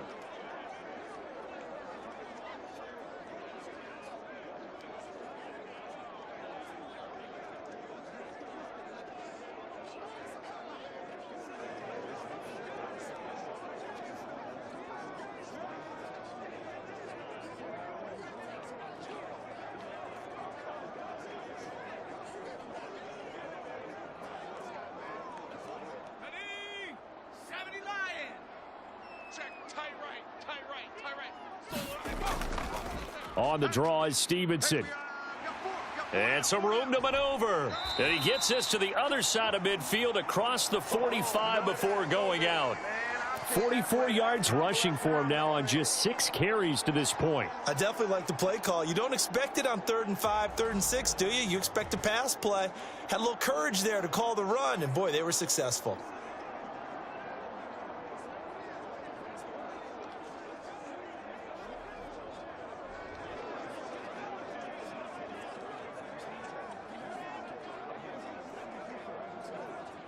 This offense finding its legs now. Here's another 1st and 10. Hey. Mike 7. Now Zappi. Open man is Kendrick Bourne. And he's going to get this inside the 30. Now the Patriots will use the second of their timeouts as the clock will stop with just under 30 seconds to go in the first half.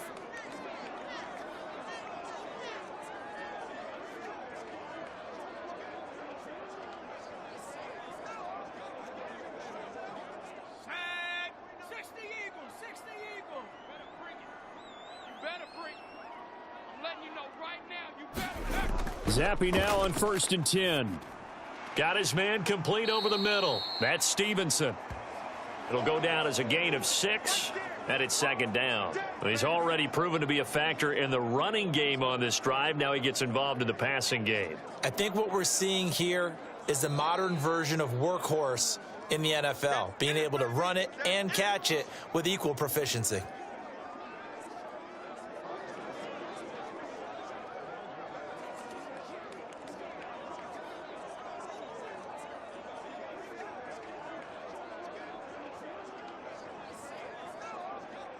So on 2nd down, the field goal unit is on here as they try to get 3 before half. They'll spot it at the 30, so this is a 40-yard attempt. And his kick is indeed good. And they are on the board, but still trailing. It's 7-3. So that kick gives them their first points of the game, CD. And it comes on the 3rd drive, but hopefully for them that's a spark that gets that offense going. Yeah, and I would say if you're the offensive play caller, as you look at your sheet, you're trying to find that part on there that unlocks bigger points. They've struggled with a few drives so far, finally got 3 out of it. How do you find the end zone? That's what he's searching for now. Maybe time for one play on offense. 7 seconds to go in the half as the kick is away. Now Raheem Blackshear going to take this one out. And he'll be stopped right around where he would have been had he gone down to a knee, maybe a yard shy of there at the 24.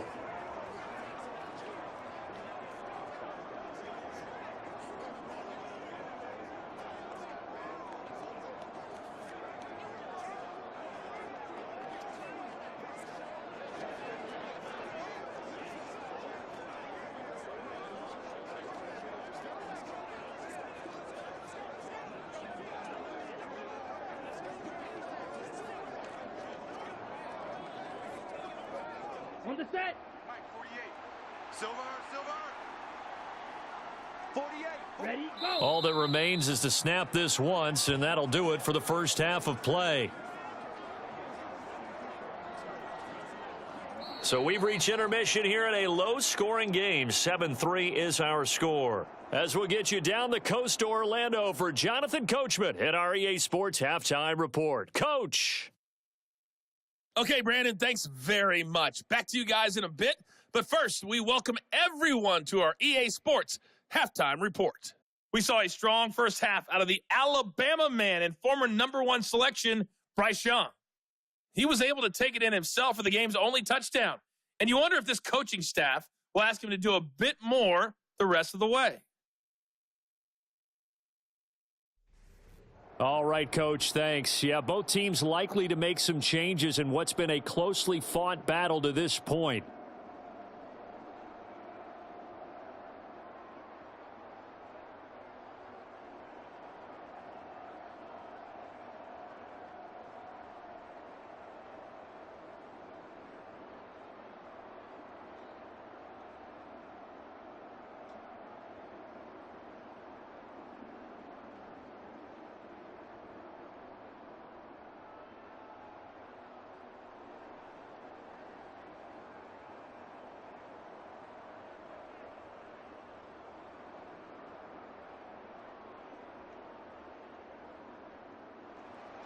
The Panthers out in front, and they will get the football first. Second half action underway. And he'll be tackled just shy of the 25. That's it, baby. We go. Good job. How that boy stepping up, Miley. The Panthers going to take over here to start quarter number 3. And they've got the lead. CD, what do you think the message was at halftime? I don't think the message was too drastic, I think, at the half, or that they need to change things too much. I do think the offensive line could play a little bit better, and I think they'll try and help them out more. They'll probably keep a tight end in a few more times and maybe add a running back to the formation to pick up those pass rushers, because they probably allowed a few too many sacks for comfort in the first half. Here we go, D. All day. Defense all day. All day. Mike 8. Ready. Third quarter starts with a run by Hubbard. And the result here, a pickup of 8. Leaves him with 2 to go on second down. First play of the drive, let's give credit all around. Excellent blocking, but the guy carrying the ball, he was the finisher. A really nice run. The ball on the 32. It's 2nd and 2. Ready, go. Right back to Hubbard. Fighting through, and he's got space. And he'll take this to the other side of midfield before going out of bounds. 48 yards rushing for him now, and he's only carried the ball 4 times. They had a chance to limit his yardage, but he was able to fight off that tackle. So it's not just the responsibility of the guys who missed the tackles along the way. It's all Lebanon defense, able to stop this guy, unable to do it on that play. They've got to find a way. How about his ability to break through and gain that yardage? Ready. Back-to-back good plays have him on the move on first down. Two times. Now here's Young. The Pats are going to get there. Down he goes. Christian Barmore able to drop him that time for his 2nd sack of the evening. That's his 2nd sack of the game, and the best defensive ends, they do their homework as much as offensive guys do. They know how to beat the offensive lineman across from them, what moves they need to do to set them up. This guy's been pretty good at it all game long.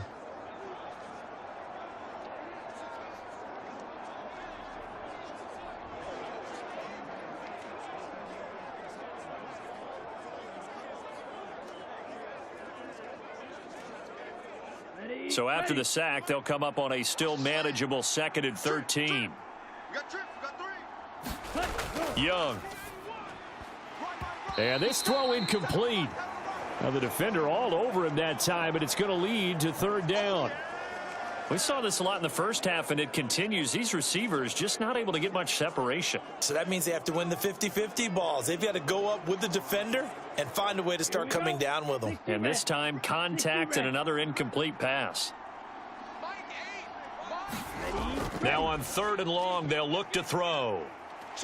And he takes a shot on the release as this will be incomplete.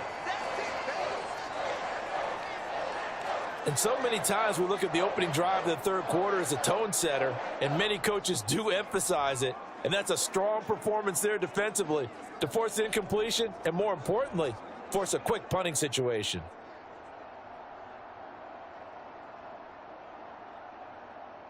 Here's Johnny Hacker now as he'll punt it away for the 2nd time.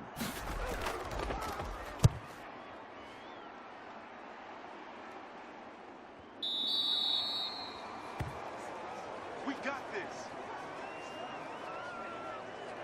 So here are the Patriots now. They get ready for their first possession of half number 2. And with the way this offense has played thus far, to be frank, they got to feel pretty grateful to be in the ball game. I would agree with you totally, because they've done all of nothing offensively in this game, yet they still find themselves in a position on this drive where a touchdown can give them the lead. They need to take advantage of it. Yeah, they're still looking for that first touchdown here in the 3rd quarter. All they have so far, the field goal. Zappi and the Patriots come up here, 1st and 10 at the 20. It's Stevenson with a run to begin the drive. And he's going to get 7 out of this before being taken down at the 27. Well, no matter how they phrase it, staying on schedule, staying ahead of the sticks, whatever you want to call it, 7 yards on first down, that fits the bill. Operating from the 27 now. Here's 2nd and 3. Let's go, D. Tighten up. They run once more with Stevenson. 4 yards the pickup, first down. Look, I realize on any play call, when it's properly executed, it can go for a touchdown.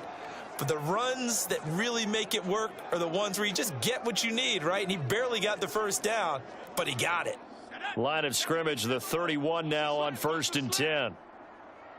Mike 7. Mike 7. Here's Zappe. Over the middle, hauled in by Smith-Schuster. And he'll be brought down shy of the 40 at the 38-yard line.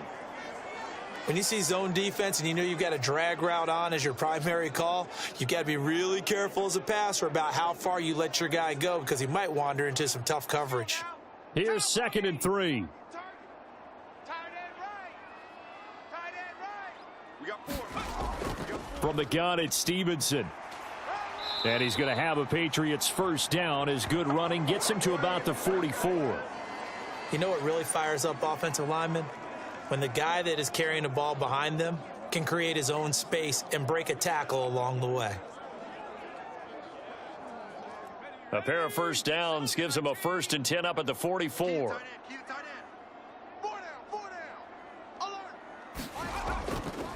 And they run with Stevenson. Brian Burns, the one to bring him down. That's a really nice, tough run inside, and they gained 5 yards on it. And to be frank about it, most offenses don't expect to get 5 yards on a play call like that. So when they do, they go back to their huddle with a little pep in their steps. They're starting to think that they're starting to dominate the line of scrimmage.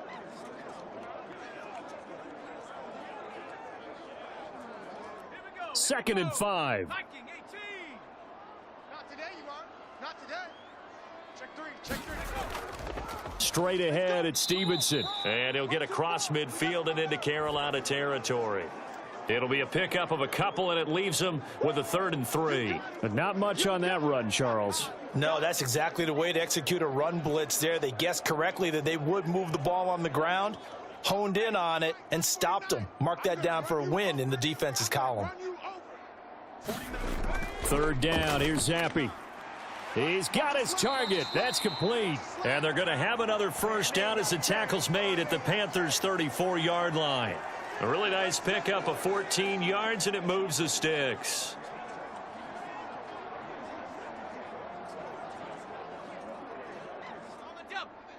Mike 7. Here we go, D.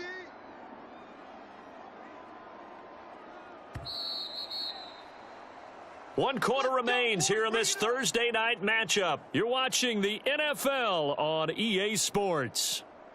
Back now in Foxborough. It's Patriot football, but they trail here as we begin the 4th quarter.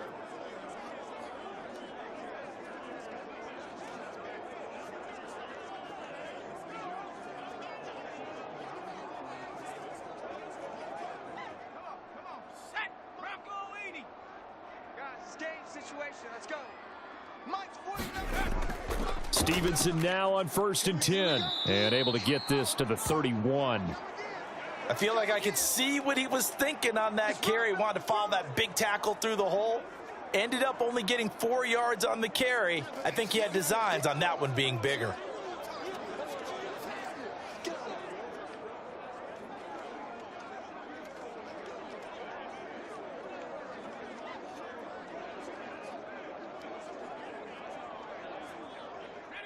Now a 2nd and 6. You can't block me. 49, guys. Mike, 49. In motion right goes Smith-Schuster. Now they show jet sweep, but instead a run up the middle here. And he is swallowed up right at the line of scrimmage.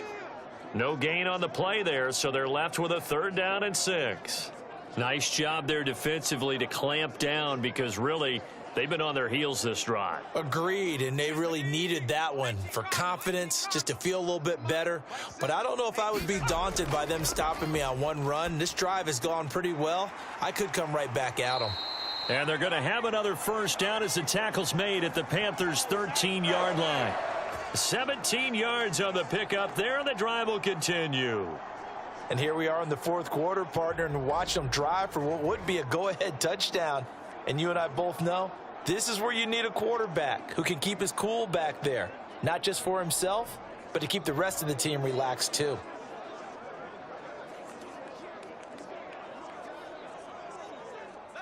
From the 13 now, they work on 1st and 10. 3 down, 3 down. Hey, check. 3 down, 3 down. And Zappe to throw.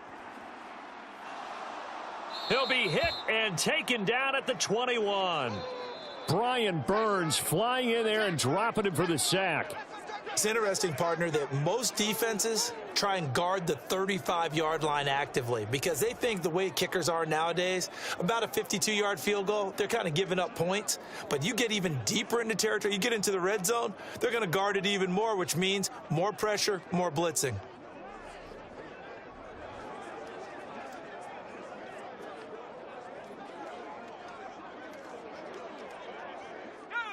Got to imagine the pass rush will be equally intense here on 2nd down following the sack. It's 2nd and 18.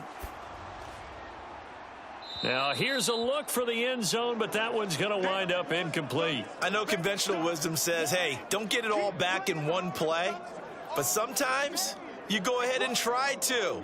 They tried to get it all back on that one, weren't able to do so. Possibly a turning point. Big play coming. This is 3rd and long. Looking to throw, Zappe.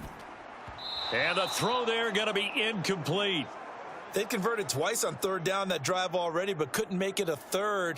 We always talk about in-game adjustments. How about what the defense did there, able to shut them down on that attempt? So here we go. Maybe the biggest kick of the game forthcoming. He hit his first, this one from 38. And his kick is good. And they'll get it back within a point at 7-6.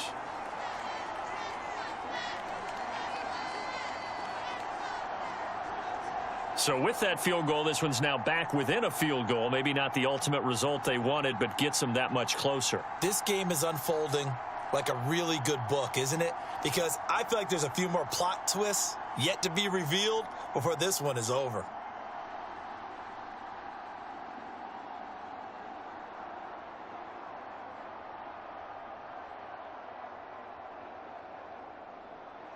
Back out is the kicker, Ryland, and he'll send this one away. And here comes a return from just beyond the goal line. And he returns this to the 22.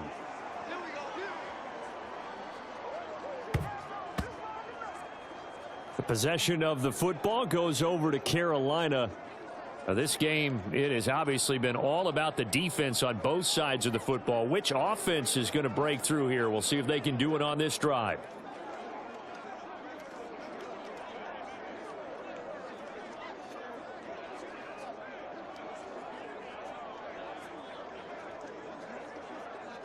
On the double. Check, 48, the mic. Hey, alert 48. Ready. And they'll run on 1st down with Hubbard. And I think this defense knew what was coming as he is smothered behind the line. Officially, it's a 1-yard loss. That's going to bring up 2nd and 11. And when do they start thinking about burning these timeouts? They've got all 3 still defensively. To me, you have to start right now. Here's the time, and that means you've got to stop them on defense, not give up the yardage, use your timeouts in order to get the ball back and try and score yourself. But now is the time to start using those timeouts. And keep in mind, it'll also stop the clock at the 2-minute warning. Ready. A loss of a yard there to start out. That leads to a 2nd and 11. Hut.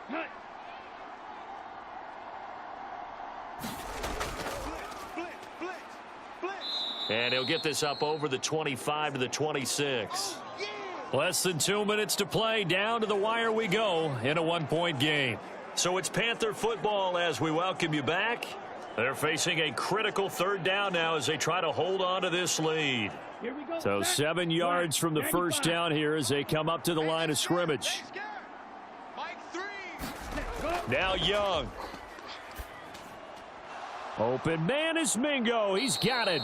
And he is going to have a Panthers 1st down as they're able to get the 3rd down conversion. And whistles, and we're going to have another stoppage of play as they call the timeout on defense with 1:53 left.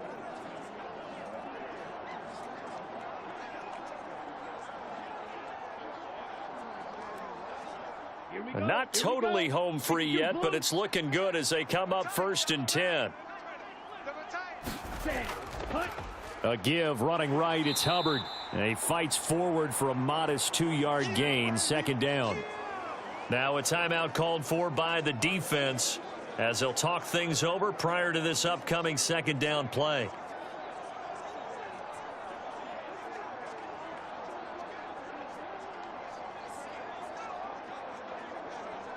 Ready. Red 38. Man, I got you. Mike 8. Set cut. He's going to get it again. Just looking to get forward and protect the ball. And he will have a Panther first down. And it is celebration time on that sideline, and they've earned it.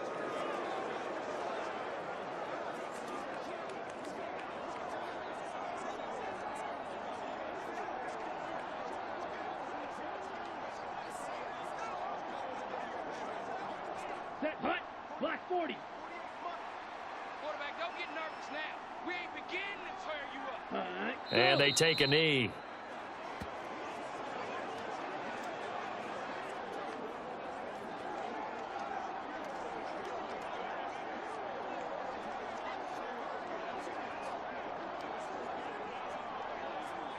Ready. Set. Second and 11. Combo. Coming. Mike 3. Mike 3. It's our time. It's our time. Ready. Go. Straight ahead with Hubbard. And a 5-yard gain gets him to the 42. Charles, why didn't they just take the knee there? You're asking the question that I'm asking as well, because we've seen a lot of football where coaches decide maybe they get a little greedy. I don't know if they're doing it for stats or for what reason. We've seen it happen in college. And how about in the NFL?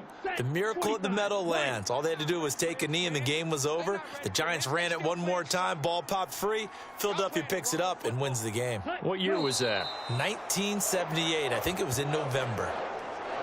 And how about this finish? Able to take a knee, run out the clock, and close this game out by 1 point. You talk about how many coaches we talked to? They all said the same. All I want to do is win by 1 point.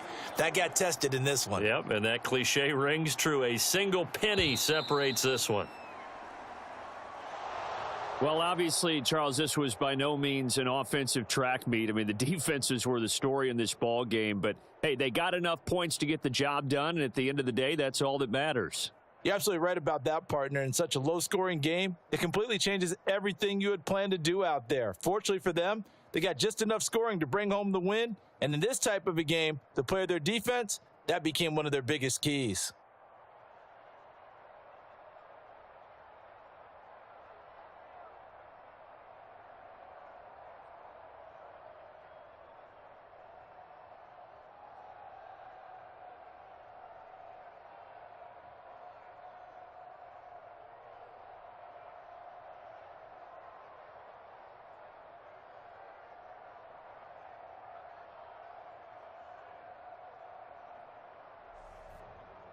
So that'll do it for us. For Charles Davis and all our crew, I'm Brandon Gaudin. You've been watching the NFL on EA Sports.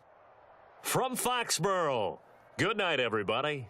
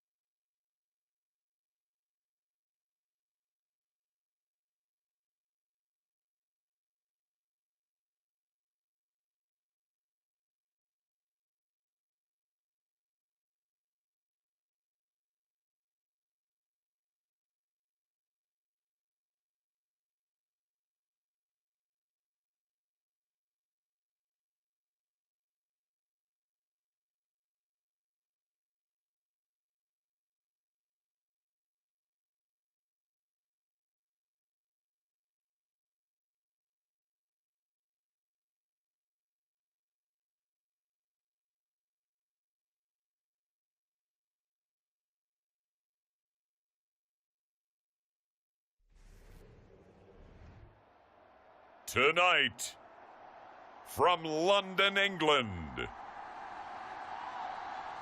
it's the NFL International Series on EA Sports.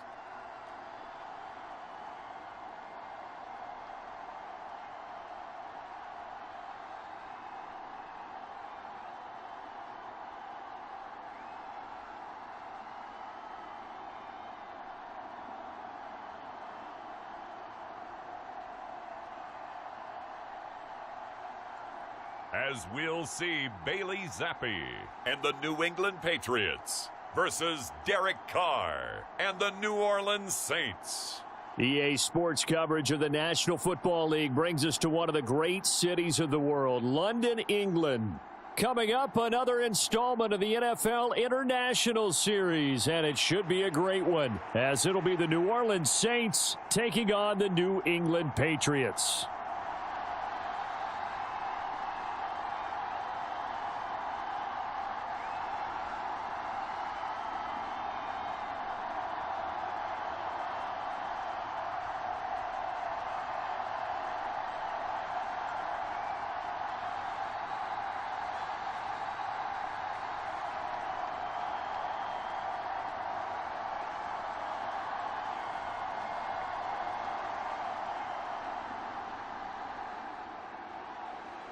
The kicker, Chad Ryland, has this one teed up, and we are underway here in London. From his end zone, here's Rashid Shaheed. And he'll wind up getting a couple extra yards here for his trouble and bringing it out of the end zone as he's down at the 27. And here come the Saints for their opening drive.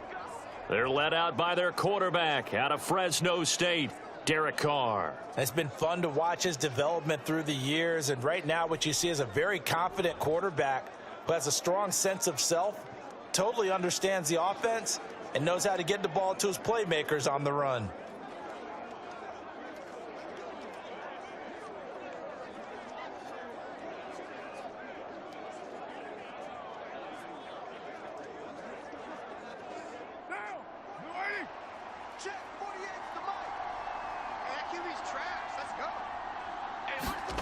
On 1st and 10, here's Carr. They'll set up the screen now to Kamara. And this will leave him a yard short. Nice pickup of 9 yards on 1st down. And a really nice play call there to start the drive, especially if you're a team that has a little bit of a reputation for throwing it downfield. You come out and you think maybe you can catch them off guard a little bit, and they did. Little screen pass, backdoored them, and that time worked well for a solid gain. On 2nd down, here's Carr. And he goes down. It's a Patriot sack. Lawrence Guy able to get in there and drop him for a loss. But just 2 plays in, and Charles already their first sack defensively. Yeah, how about that? That didn't take long, did it? And now they look at 3rd down, and that's another time to try and go and get the quarterback too.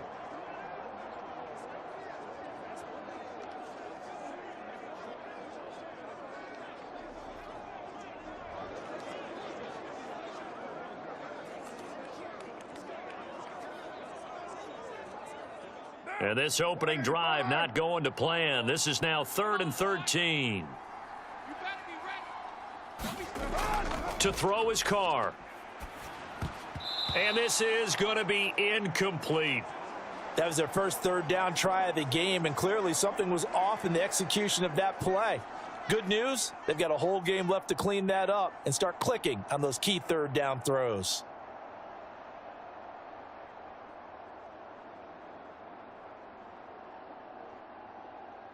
So on 4th down, on is Lou Hedley to punt for New Orleans. Back deep for New England is Marcus Jones.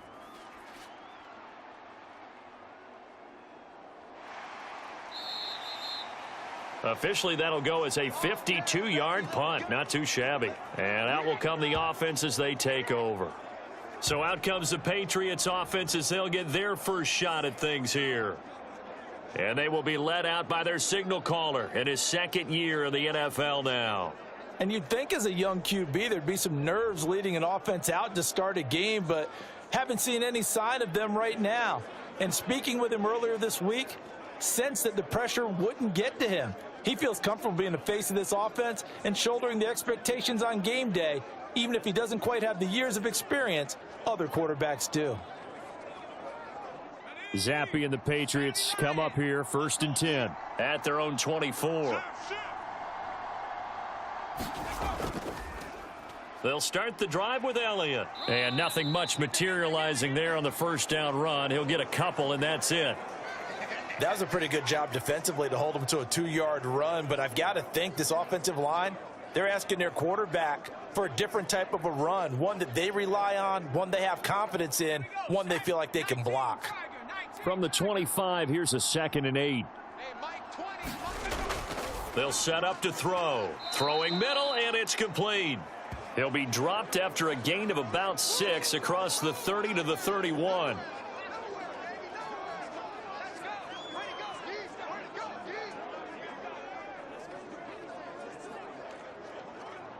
They need 2. Here's 3rd down.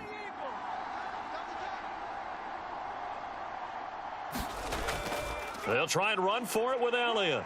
And he's going to have the first down yardage to the 35. They're able to convert with a gain of 4. I don't know about you, but that almost felt like old-time football there. 3rd and 2 is not necessarily just a running down anymore. A lot of times they want to throw the ball. They went back to the roots and powered forward and got the first down.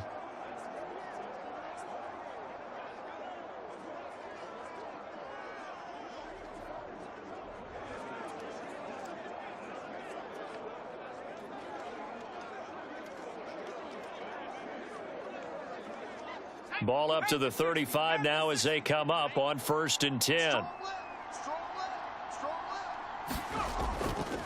They'll run it. This is Ramondre Stevenson. And he can only manage to get a couple. 2nd and 8 coming up.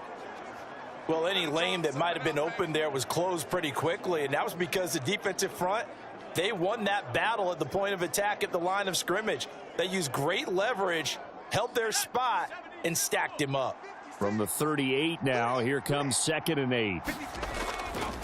A handoff left, Elliott.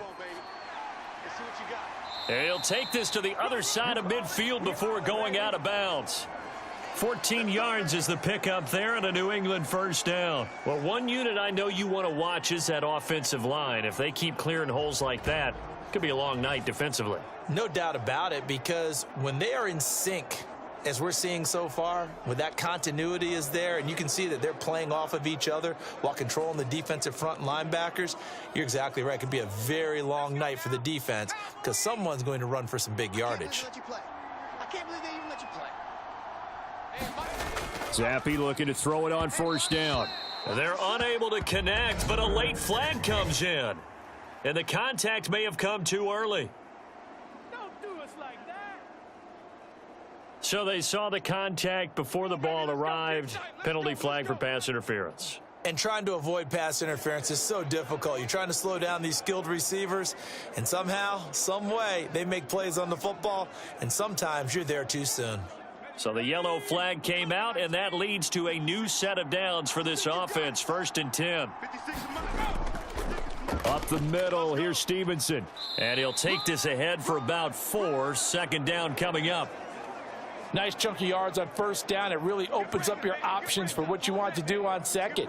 You go right back to him and hope he explodes, or sucker the defense in before throwing over the top. 2nd and 6.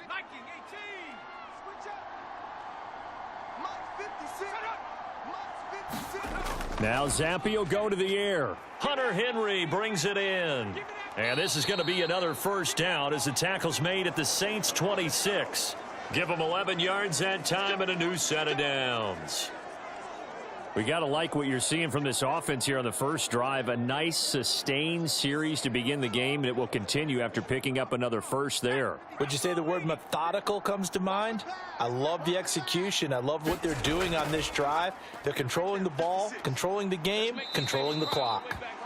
And he'll get it down inside the 20 to the 18-yard line. It's a 7-yard carry to set them up with a 2nd and 3. Pretty effective run there, and now they can start to smell that end zone. Pound the rock. Make sure you use your O-line to set the tone of dominance and physicality, and pound the rock.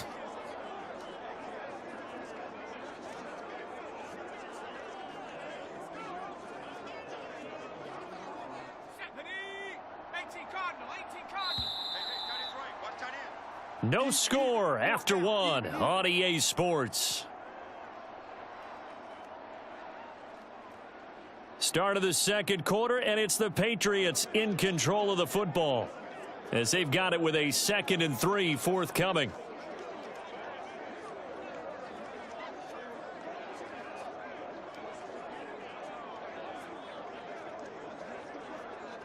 Let's go. 60 Bison. 60 Bison. Go, go, go. Mike 56. Mike 56. You ain't. They're going to look to throw. And the pass to Henry is intercepted. Picked off by the linebacker, Demario Davis. And the Saints are going to get it back here just shy of the 20. Well, Brandon, as they say in popular culture, this one's going to leave a mark because they can see the end zone, but it'll stay out of reach because of their error. All their offensive teammates have to get with the quarterback right now, offer a little bit of encouragement because what's done is done. Let's get them next time out. New Orleans Saints, they get ready to set up shop for their second drive. And the last drive, their first drive, 3 and out. What changes here, if anything? I think it's making sure the guys that you trust the most with the ball, the biggest playmakers you have, that they touch it on this possession to try and get things moving. So get it to the horses. Without a doubt. They're the ones that typically end up in the end zone.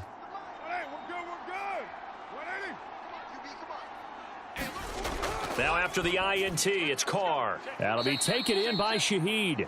And he's going to get 7 out of this before being taken down at the 27.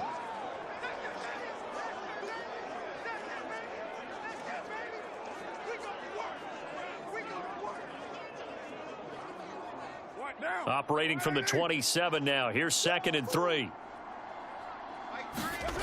Now Carr. There's a short one to the tight end, Johnson. It's the first time that they've looked his way tonight, and he comes up with a first down on the play. When an offense reads blitz, doesn't matter where it's coming from, tight ends know that they become a big part of the passing game because they should be an easy outlet when all those extra bodies are trying to get to the quarterback. A hot route, so to speak. So they'll come up 1st and 10 now from the 33. To throw, it's Carr. Gets this complete to Shaheed. They'll wind up getting 7 on the play, and that will bring up 2nd down.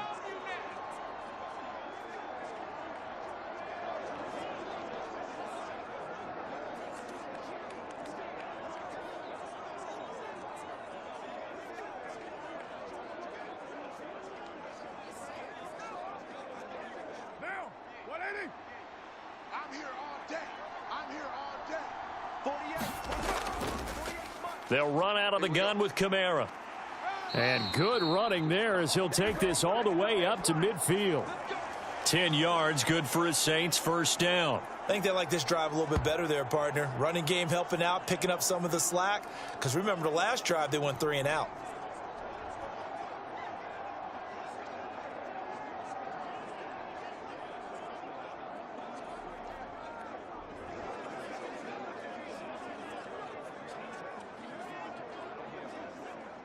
So after the run by Kamara, now another 1st and 10. Hands it off out of the gun. And good penetration here. He'll get this down only to about the 49-yard line. Lawrence Guy able to bring him down. That felt like a trap because it looked to me like the opposing front was on that play from the get-go. They had everyone crashing the ball carrier before he even made the line, and they hold him to just a yard.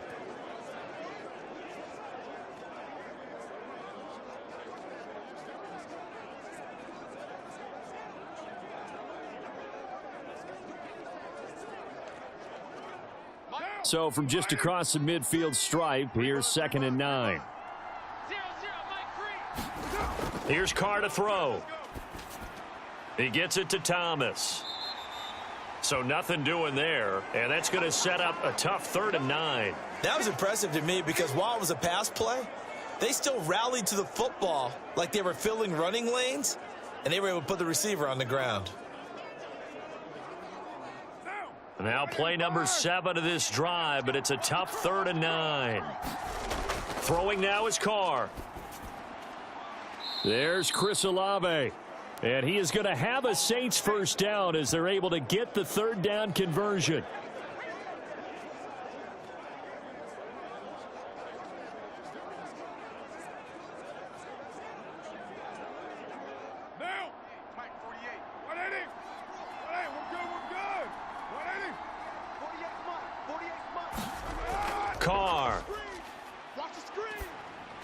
He'll get this one underneath to Kamara. And he's going to get a solid gain of 9 before being brought down. Second and right at a yard. Just about every quarterback is trained to really look downfield first before you come back and make a nice, safe throw. And in this case, that's exactly what he did. Found his running back, let him create some space, and it turned out to be a nice play for the offense. Carr now to throw. On the throw led him too much that time. It's incomplete. But there's an incompletion, partner, and the struggles through the air continue because so far their lack of passing production has led to a lack of points.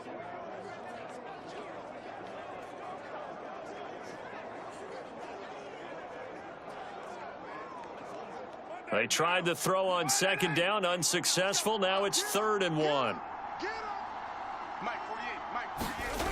Carr to throw again. Work in the middle of the field, and he's got a man complete. And they move this all the way down to the 9. So much for the run on 3rd and 1. Instead, it's a big chunk in the pass game. 1st down. That's a sharp throw right there on 3rd down. They're looking to get the first points of the game, and they certainly don't want it to be on a field goal. So that's a nice job to get the hook up and set up a 1st and goal.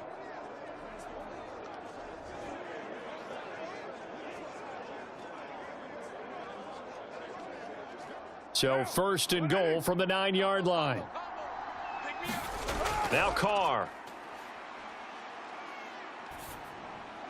And that one too wide and incomplete. I'm really liking what I'm seeing from this defense because their coverage has been playing at a shutdown level so far. Even backed up late, they're forcing incompletions and fighting to keep them out of the end zone as the first half winds down. Another shot from the 9 on 2nd and goal. Carr going to throw. To the end zone, but it's incomplete. All right, Captain. It's batting down the hatches time defensively. Dodged 2 pass attempts to the end zone. Now what do you think they're going to try and dial up on 3rd and goal? Well, knowing them and knowing what we just seen, I think they're throwing it again, don't you? I think you have to. I think in this situation, you've kind of run out of your running plays. Fire another one into the end zone. 48, Mike. Carr now on 3rd and goal. Oh, hit as he throws there, incomplete. Well, so a drive that spans all that time, and yet you may only come away with 3 points here. Well, your defense, all right, they actually like these long drives. They get to rest over on the sidelines for a while. But when you're not finishing with points in terms of touchdowns, that's frustrating. They've got to figure out how to close out these long drives and get 6s instead of 3s.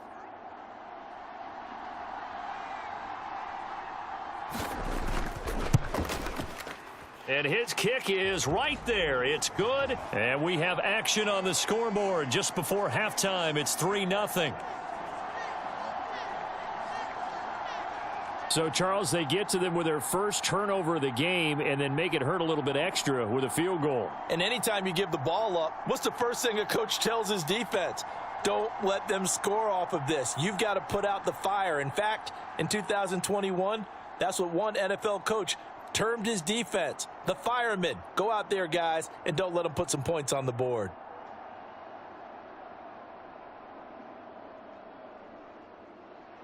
So after the field goal, back out is Groupie to send this one away.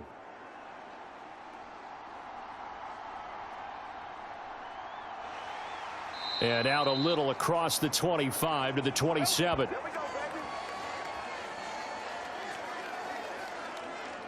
The Patriots with the football here late in this first half. With this slim deficit closing in on the end of the first half, we'll see if they can move this at least into field goal range and try to get 3 out of this drive.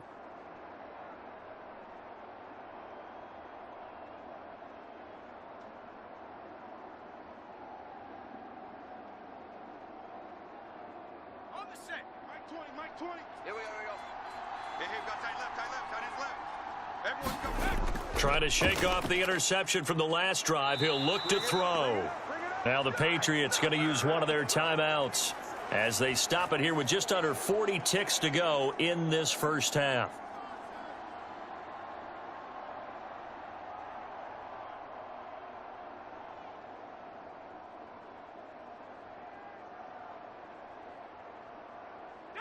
Don't need it all back at once, but you figure they're going to need something here. 17 yards to go on second down. Zappi looks to throw it. Got a man open. That's Devontae Parker, complete. The Saints going to call the first of their timeouts as they'll stop it with a little over 30 seconds to go in the first half of play.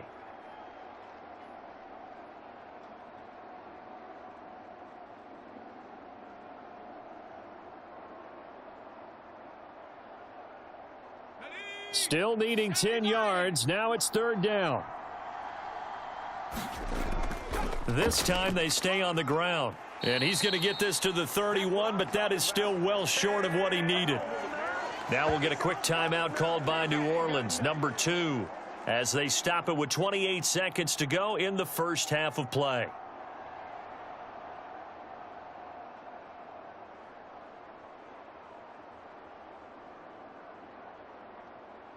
Here's Bryce Behringer on now to punt. Deep for New Orleans is Rashid Shaheed.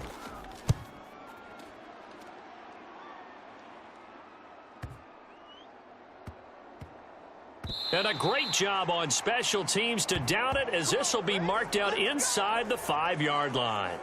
That punt was near perfection as it checked up inside the 5-yard line. You never know where these things are going to go, do you? No, what was it? You got a John Heisman quote about that, yeah, right? He said the football is roughly a prolate spheroid, which means it's going to bounce funny, and you never know where it's going to end up.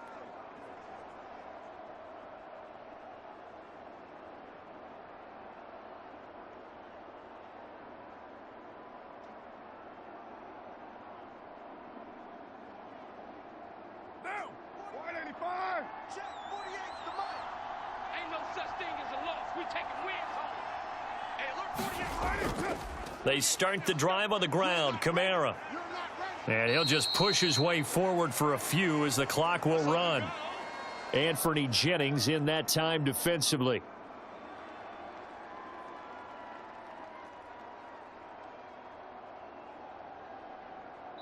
So we've reached halftime. All we have to show for the first half, a lone field goal. 3-0 our score. As it's time now to send you back stateside to Orlando, Florida, and check in with Jonathan Coachman at our EA Sports Halftime Report. Coach.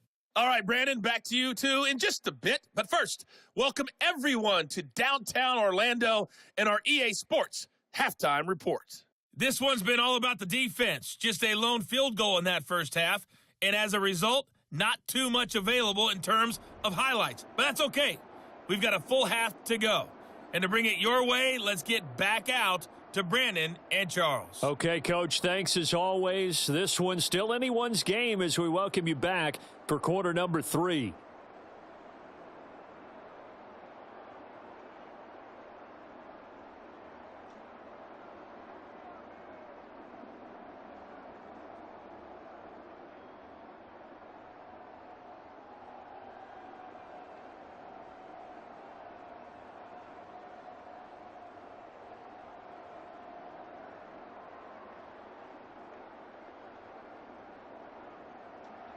As they say here in London, all to play for as we are back underway in the second half. This fielded right at the goal line. And ultimately cannot get this out to the 25-yard line as he's dropped at the 23. Here comes the Patriots offensive unit. They'll have it first here to begin the third quarter. Well, out of the locker rooms here they come. Their first drive of the third quarter. And, Charles, they're trailing in this ball game, but we got a tight one set up to be a very entertaining second half. And as we know, partner, in the NFL, there's trailing and there's trailing, right? Sometimes you're discouraged by how much you're down, but in this case, this is a tight ball game, so there's a sense of optimism here. I think they went in at the half and looked at their play sheet and said, these are the plays we really like. What do you say we use them to start the second half and get us going? Zappi's throw taken in by Bourne. And they'll get it all the way up about 5 yards shy of midfield. Fresh out of the locker room, they hit him with a gain of over 20. Well, that's the kind of play that was lacking all the way through the first half. Maybe this can give them a little bit of a spark because they're not out of this game by any stretch.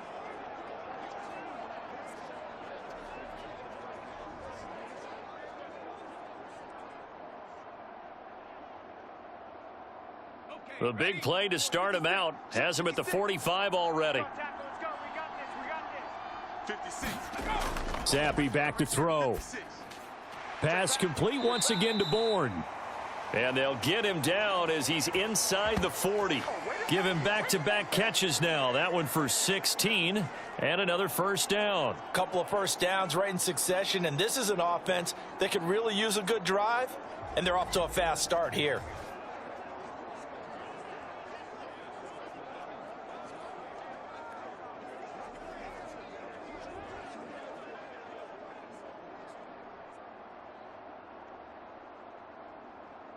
Still in search of their first touchdown of the game, but they're on the move. 1st and 10.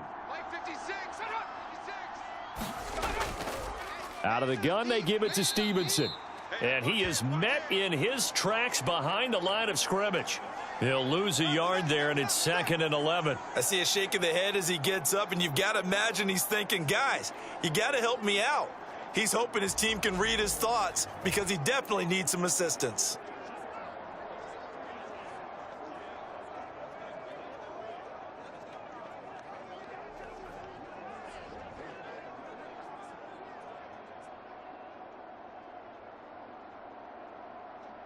So after the loss of a yard, they'll look to push forward here on 2nd down and 11. Zappi from the gun. Now a short one to Gesicki. He'll get only 3 there, so it leaves him with a 3rd and 7 ahead. Got to give credit where it's due. Really nice defense on that play. The pitch and catch was successful, but not any run after it. They need to get to the 29 if they want to pick up a first here on 3rd down.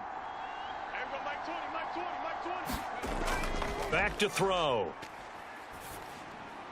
Checking this down to Stevenson. And he'll be brought down, but a tip of the cap on the spin move as that gives him a first down. It's a 9-yard gain, and it keeps the drive moving. I don't know what they talked about at halftime. Whatever it was, it worked. They looked like a different team here in the 3rd quarter. Yeah, I doubt that there were very many trash cans that got kicked over, that type of a speech. I think what they did was they analyzed what worked in the first half, what didn't, and figured out a better game plan.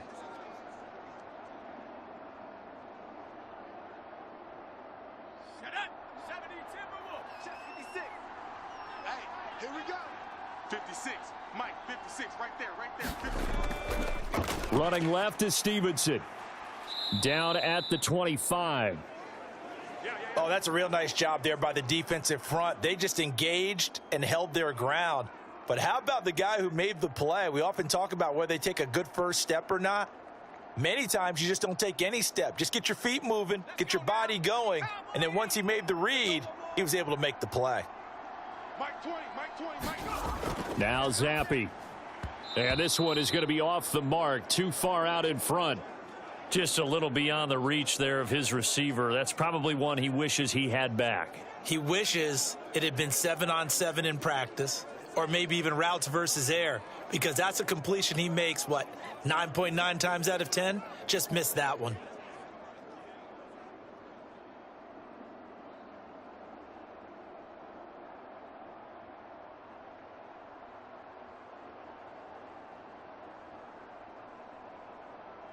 Eighth play of the drive forthcoming, and they need 8 yards on 3rd down. Hey, Mike 20. From the shotgun, Zappi. Throw left side, complete to Smith-Schuster. And he'll be stopped here well short of the first down at the 24-yard line. It'll be a gain of just a yard, and it'll be 4th down. Brandon, a good idea there on 3rd down. Run a little clear out and hope you can get your receiver the ball coming across the formation. Nice design, but well played defensively, and they stop him well short.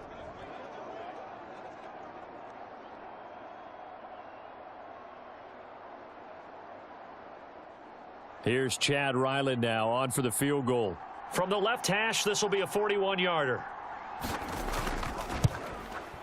And his kick is good. And that will tie us at 3-3.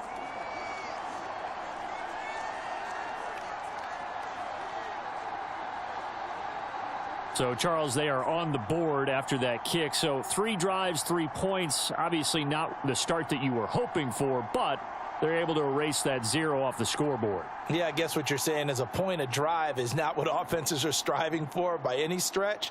They're happy they've got 3 now. They hope that that unlocks their offense for bigger points down the road.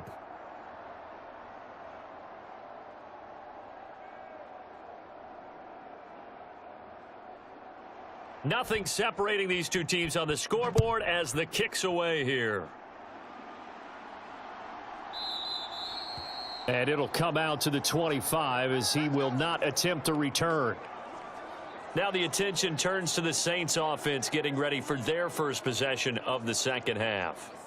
And their 3-point halftime lead gone now, back to a tie game. But, Charles, I don't imagine that changes too much for this offense. I would agree. I don't think it changes much at all, whether it's a 3-point lead or a tie game. They know they have their work cut out for them, and they were going to run their offense in the same vein.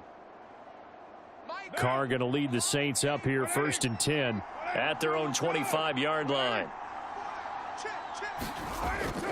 He'll start with a give to Kamara. And nothing doing. He's immediately taken down at the line of scrimmage. No gain on the play. It'll be 2nd down. I think what we just saw their partner was linebacking speed that can trump O-line power. We see that at times because he filled the gap before the offensive lineman could get to the next level and take him on. 3rd quarter, all tied up. This is 2nd and 10. Here's Carr. Out of the backfield, that's complete to Kamara. And this one will go to the 28-yard line. It'll go as a gain of 4. 3rd and 7 now.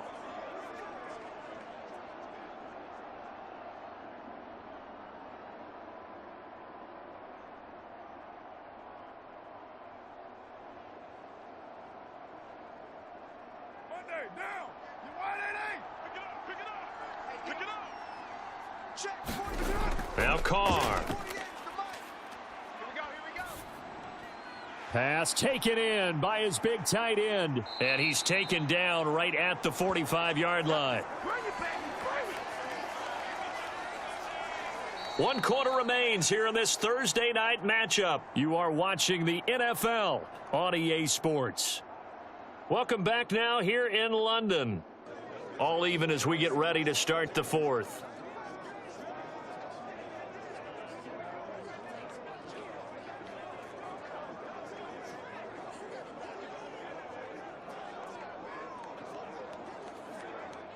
So into Pat's territory now. Here's 1st and 10 at the 45-yard line. Kamara up the middle. And he gets forward up the middle, but only for a couple. It'll be 2nd down. They suspected it was a power play up the middle coming at them, and boy, were they right. That defense got downhill in a hurry and limited them to just a couple on 1st down. From the 44-yard line, here's a 2nd and 8. From the shotgun, he'll look to throw. Oh, the ball comes out on the hit, but they'll say it's incomplete. When defenses get to the quarterback that quickly, a lot of times it's called a jailbreak. It wasn't quite that fast, but fast enough that he had no time to look downfield and set himself to throw the ball. And as he tried to do that, he was hit, and it forced an incompletion. A field goal from this spot likely out of the question. They've got to get closer here on 3rd down. And that's going to be incomplete. The contact there enough to jar that ball free, and it brings up 4th down. This has certainly been a physical game so far. Limited scoring opportunities for both sides, and there's another chance that goes unfulfilled. Here comes the Saints punter now, as he'll kick it away for the 2nd time. Yeah, this punt will go out of bounds. I think it'll be inside the 25, and it will. Right at the 24-yard line is where they'll spot it. New England's offense set to go. Excellent job by their defense to force the punt and provide them with this opportunity, all tied in the 4th quarter.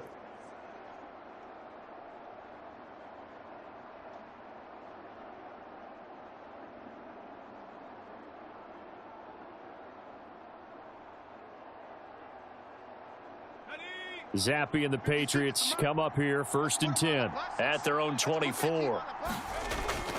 It's Stevenson with a run to begin the drive. And he is going to lose yardage here. Officially, it's a 1-yard loss. That's going to bring up 2nd and 11. Part of the thinking when you bring in extra tight ends, you're hoping that each of your guys gets those one-on-one blocks and creates a crease for your runner. You know what the converse is, though?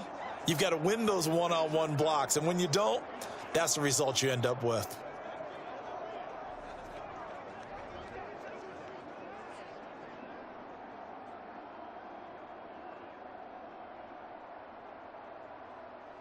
After the loss to start out, here's 2nd and 11.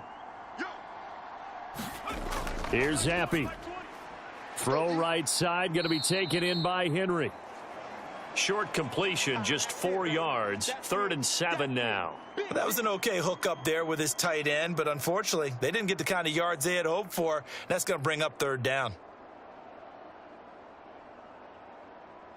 The offense on 3rd down tonight, they've hit 2 for 4 thus far. This is 3rd and 7. Now Zappi.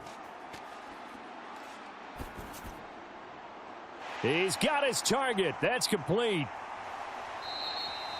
A big play there for New England. 47 yards. And the offense is saying to itself right now, if only they were all this easy, because he was wide open. And once he made the catch, plenty of room to work his way downfield. That was a breakdown on the defensive side of the ball, one that they want to fix immediately.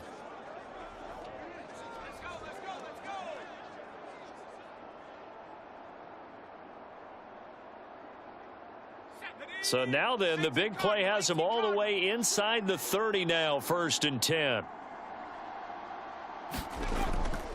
Straight ahead, it's Stevenson. And he'll manage to pick up about 4. It's 2nd down. Well, at the end of all that hitting and hollering, it was a 4-yard run, so the offense is going to go back to huddle and feel pretty good about themselves. Defensively, you have to feel okay because you didn't let it turn into a bigger run, but the goal, shut it down for 2 yards or less. That's when you start to feel good about yourselves. Zappi off play action.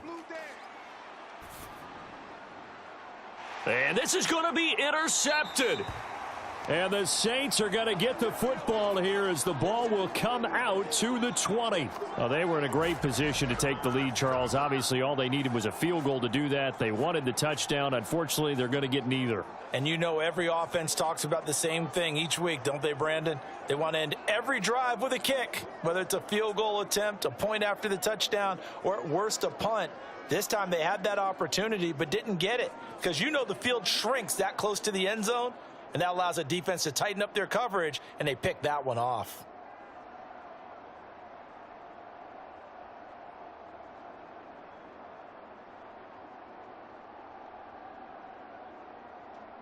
This is 1st and 10. I got you.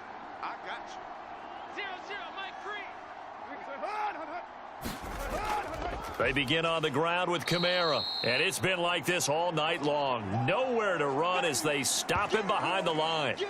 Getting down to the good stuff, all tied with 2 minutes remaining on EA Sports.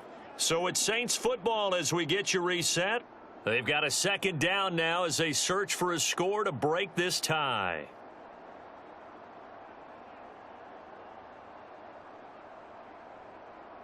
They'll come up now. This is 2nd and long. Working from the gun, it's Carr. That to the right sideline, and it falls incomplete. Now we're in the situation where the quarterback's got to take full charge of his huddle. Got to totally command it, make sure all eyes are on him. All focus is locked in. Going to call multiple plays and go over different situations and scenarios to make sure everyone is on the same page. That's what I do. Mike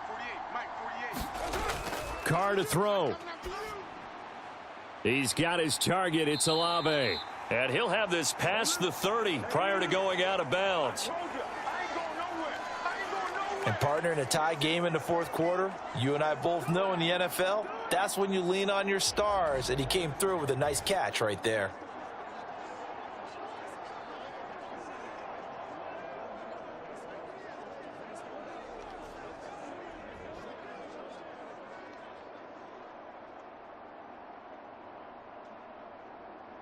Plenty of time. All 3 timeouts still remain. Here's 1st and 10 now. Carr. It's complete. Kamara. And able to break 1 tackle, but then quickly brought down. But a nice little gain. Not in a position where they absolutely have to rush right now, but they definitely have to pick up the tempo a bit.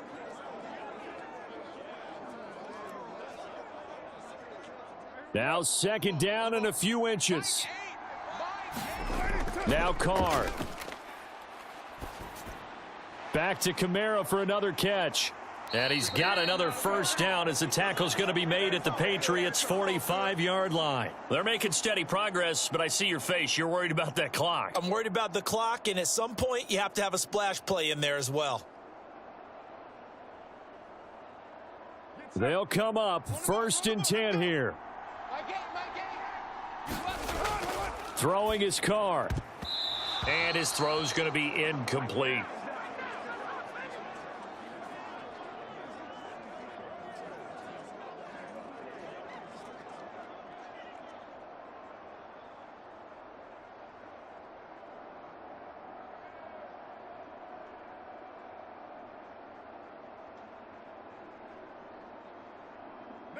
Inside a minute to go. Here's 2nd and 10 now. Here's Carr. He's going to wind up and air it out. Oh, look at this. It's intercepted. Picked up by Christian Gonzalez. And the Patriots are going to have it here as they'll start at their own 7. Well, we saw plenty of that during his much-heralded college career. He parlayed that into becoming a first-round selection, and now here he is making interceptions in the National Football League. And this is a guy that has all the physical tools, but the thing that sets him apart is what he's got between his ears. And that's the 6th sense for knowing where the football is going. Just an excellent play there to create the turnover.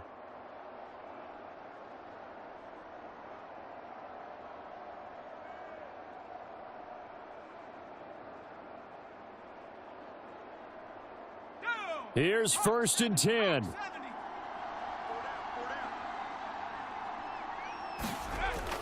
They'll run with Stevenson to begin the drive. And he's tackled a yard short of the marker. Good gain of 9 on 1st down.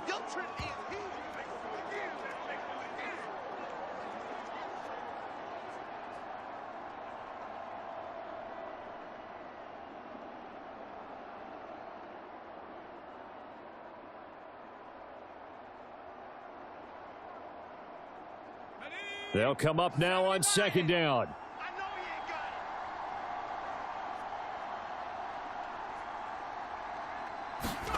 Here's Zappi to throw. And this is incomplete with a clock showing just 3 seconds left. Incomplete pass there is probably the best scenario going because if he catches the football, clock's probably going to run out in that situation.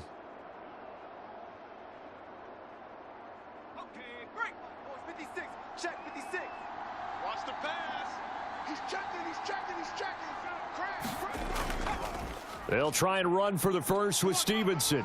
And able to get this across the 20 before going out of bounds.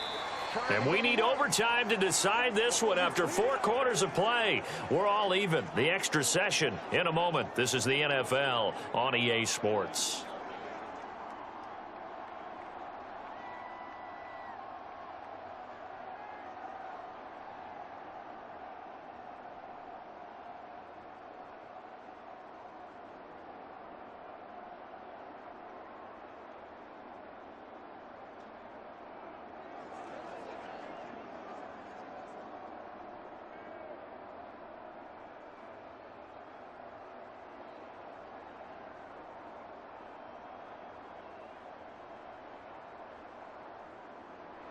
So it's the Patriots who will have first crack at it as we're back underway here in overtime.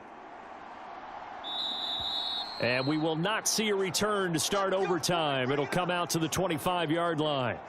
New England trotting into place on offense.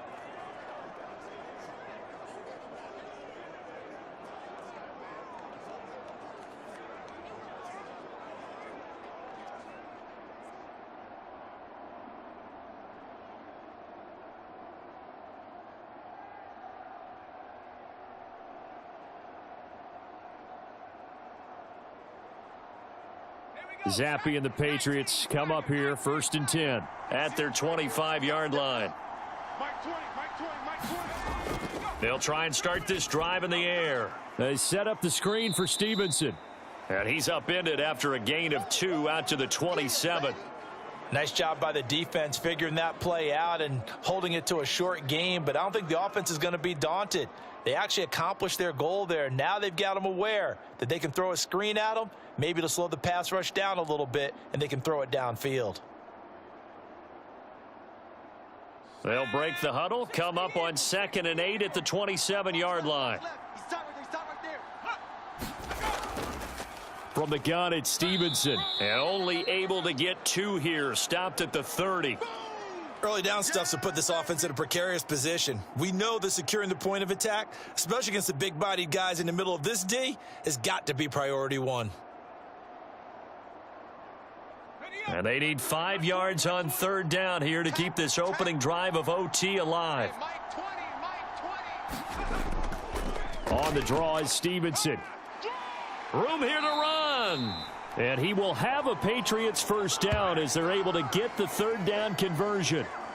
The defense was dialed into the pass. They overlooked the draw play. And how often do we talk about the oldies are still goodies? Because that draw play comes straight from Coach Paul Brown's playbook, going all the way back to the original Cleveland Browns.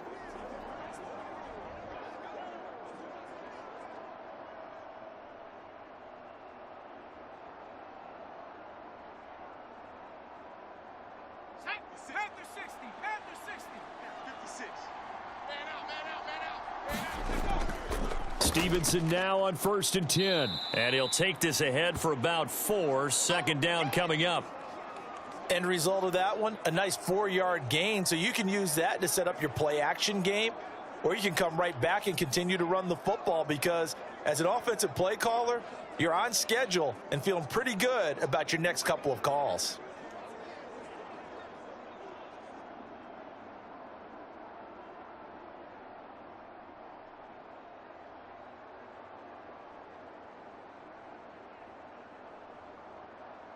Ball on the 47-yard line. Here's 2nd and 6. Let's go. Mike 56, Mike 56. Again, it's Stevenson. And he's going to take this across the 50 and into Saints territory. Give him 4 on the carry, and it'll make this a 3rd and about 2. Well, if you're a football guy, that's a pretty run because everyone is in sync right there. Obviously, the guy carrying the ball, but how about the people up front? Leverage, athleticism, they created some nice space for him.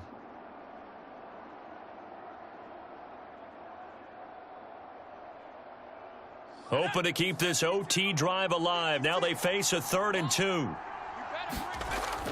They'll try and run for it with Elliott. And he's taken down at the 43, but not before picking up the 1st.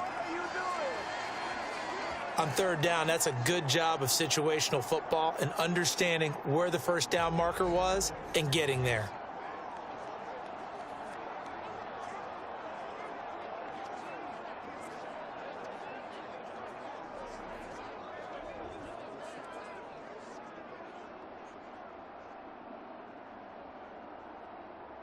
Let's go now. Cowboy 80. 56. Here we go, here we go. 56. Now Zappe will go to the air. Throwing over the middle, but it's incomplete. Nice progress down the field was halted by that incompletion. They could try for some safe yards here to get things moving again, or keep throwing it and pushing it downfield to try and pick up bigger yardage. 2nd and 10. Let's get off the field, D. Let's get off the field. Zappe to throw. Complete. It's Henry. And past the 35, he'll be dropped a yard or 2 shy of the 30. Shaping up to be a very efficient opening drive here in overtime. And can you feel the tension building? Because I'm feeling it. All right, I've got the sweaty palms here with each play because of the enormity of what's going on. Each play means so much in overtime, and they're handling it well as this drive continues. Now a handoff. Stevenson. And he'll manage to pick up about 4. It's 2nd down. They've had some success here in overtime on this opening drive running the football right back to that well. And why not? When you have that kind of success, make them stop you, and until they do, keep going back to that well you just spoke about. I think there's more water there and available to them. 2nd down and 6 now. Here's Zappi. That is incomplete. Another nice job there defensively. They've really stymied their passing attempts, and it continues in overtime. And for them to do that, that means they've had to be cohesive on defense. Pressure in the quarterback's face, good coverage of not just the wide receivers, but the tight end, the running backs when they try and slip out, and making sure they're at the point of attack. When the ball's in the air, they get there and help force some of those incompletions. Zappi to throw. Able to find the open man. That's complete. And they've got it inside the 10 at the 8. Now a timeout called for by the offense. They'll be down to just 1 remaining as we step aside here in overtime.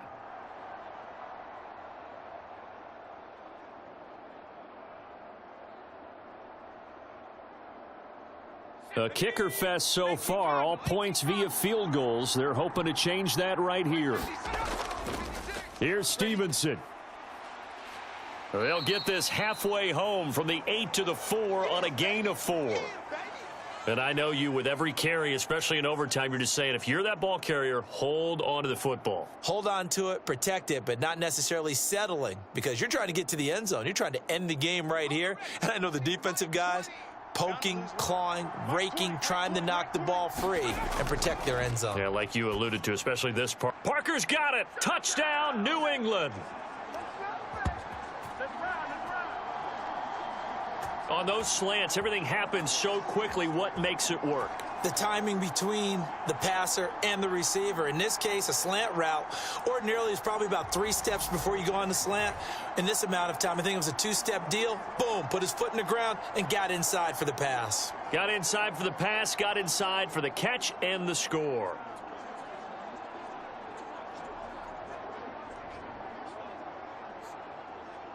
Chad Ryland now to add the PAT.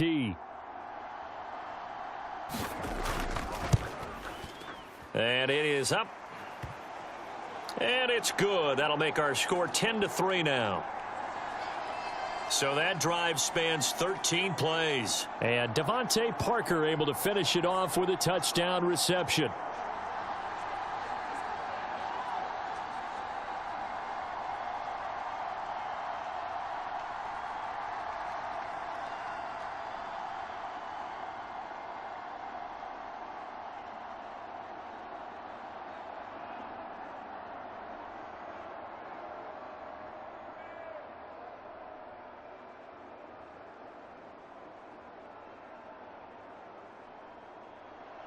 Ryland now following the touchdown, back out to kick it away.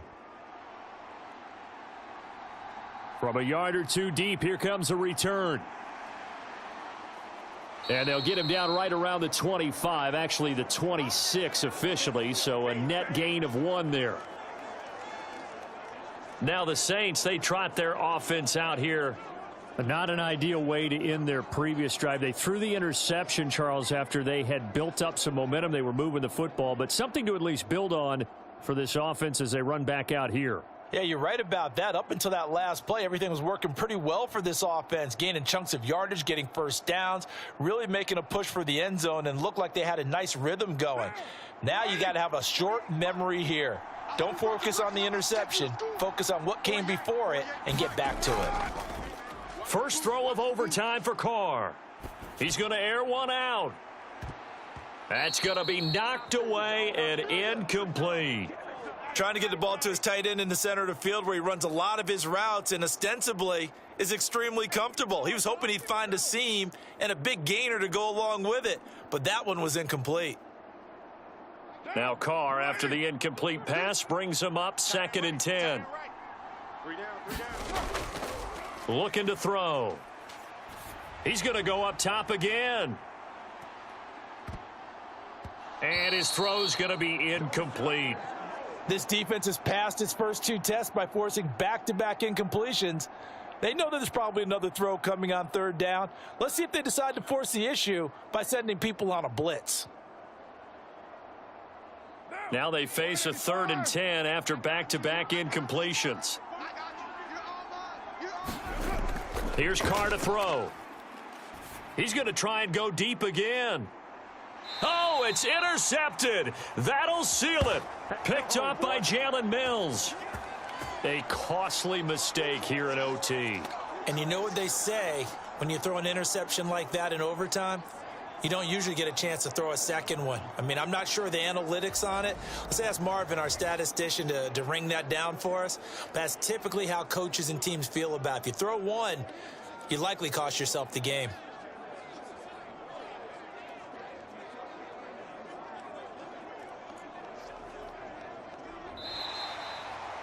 Well, obviously, Charles, this was by no means an offensive track meet. I mean, the defenses were the story in this ball game, but hey, they got enough points to get the job done, and at the end of the day, that's all that matters.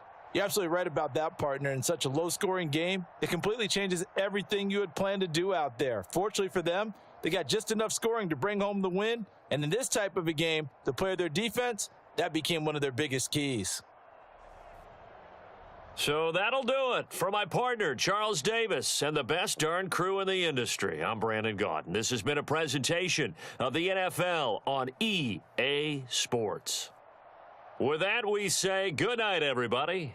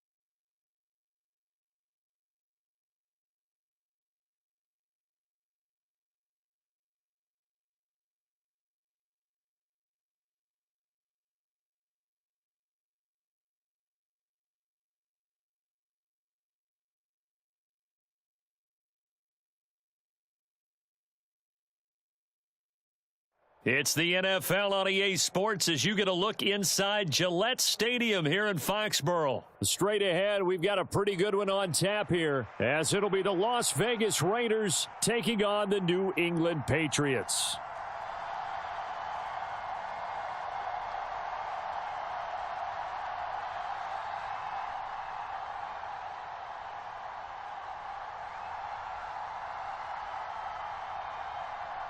Well, the kicker, Chad Ryland, has this one teed up, and we are underway. Off we go in Foxborough. And no run back here, so they'll bring it out to the 25. Let's go.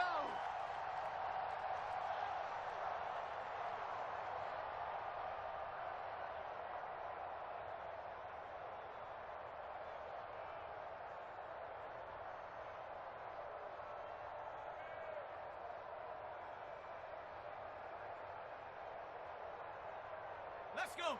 60 Bison, 60 Bison. Check, check, check, check. Check, check, check. Check. Rack 80. Check. O'Connell going straight to the air. A quick throw knocked away and incomplete. Quarterbacks work all the time on manipulating a defense with their eyes and their head movement. In this case, he just stared the receiver down. That allowed for excellent coverage, able to knock that one away.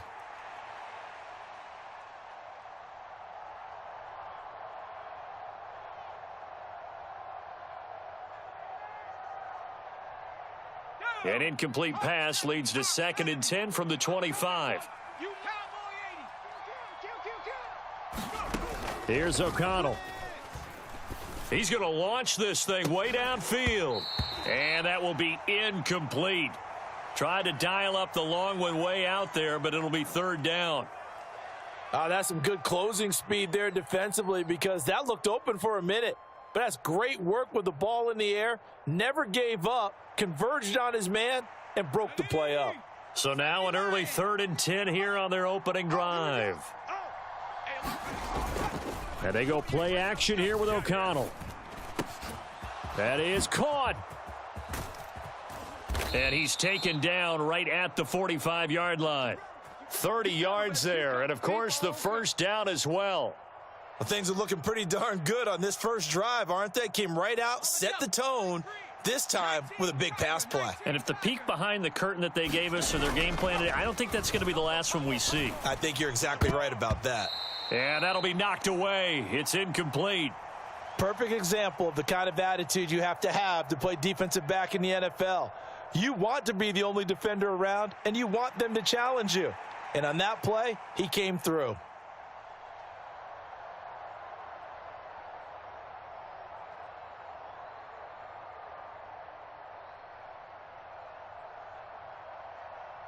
Here's 2nd and 10. Mike 3. Hey, watch the ball, watch the ball. 0-0, Mike 3. I'm on. He's crashing. He's checking crash. Slam.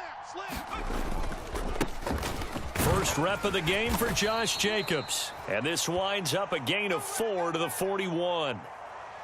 That 2nd down play call was not to pick up the 1st down. It was to accomplish what they did, to get them into a manageable 3rd down, because they had incompletion on 1st down, so they were behind the sticks, so to speak. They needed to make up some ground, and they did. And they'll need to get to the 35 if they want to keep this drive going on 3rd down. Off the play fake. O'Connell looking deep for Adams. And unable to connect. Incomplete. Now give them credit. They took their shot, but it's going to bring up 4th down. They decided to take a shot and right down the middle of the field, and really, they didn't give it as much time to develop, did they? They want to take that shot somewhere around the 15-yard mark. And the defense able to recover, bat it free.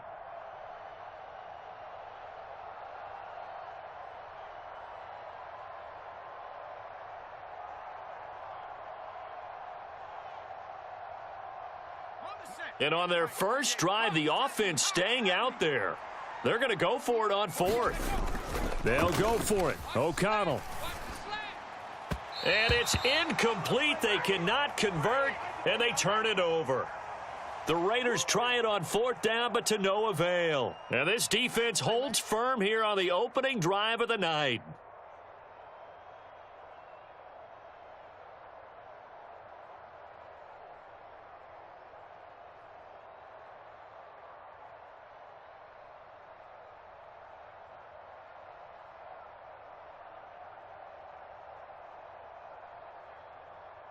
Very good starting position for the Patriot offense as they come up 1st and 10 at the 41-yard line. They start on the ground with Elliott. And he's going to take this ahead for right around 3 yards, but no more than that. 2nd down. Not a huge carry there on 1st down, but not all of them will be. But still, all in all, a positive play for the offense. It's all about picking up at least a few to set up what you're going to do here on 2nd down.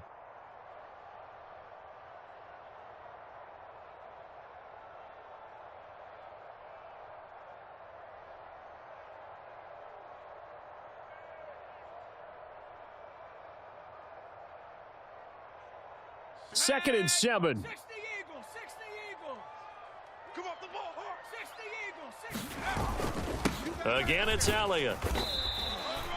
Still about 3 yards shy of a first as the 4-yard pickup brings it to 3rd down. When you find that kind of yardage, you couldn't be more confident as a ball carrier. And guess what? You're going to go back and tell your offensive coordinator, I'd like to keep carrying it, thank you.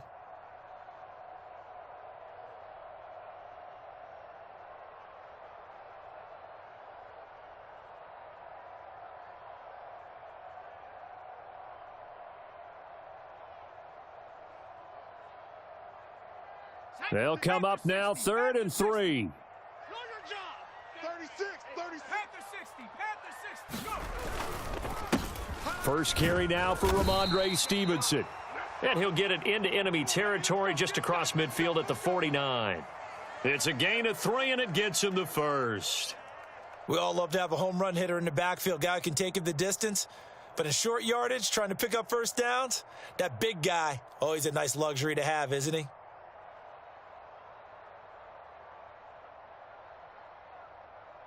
Shut up. 70 Timberwolves. All day, baby, all day, all day. 60 Bison, 60 Bison.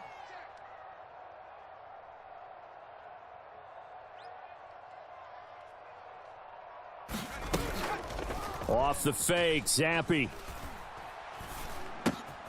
He'll find Juju Smith-Schuster. And he gets it inside the 35 and just shy of the 30. 17 yards there for the Patriots as they've got themselves a 1st down.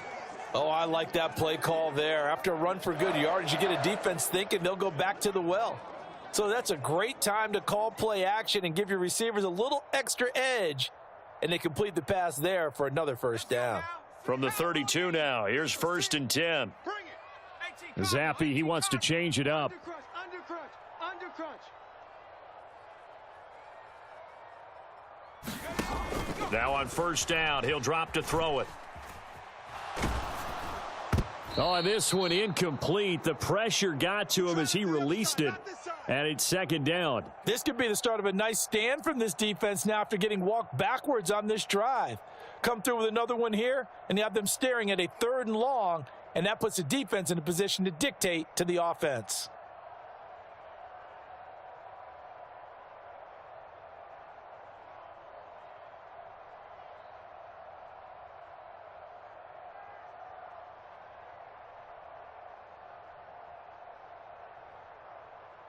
Now a 2nd and 10. I got you, boy.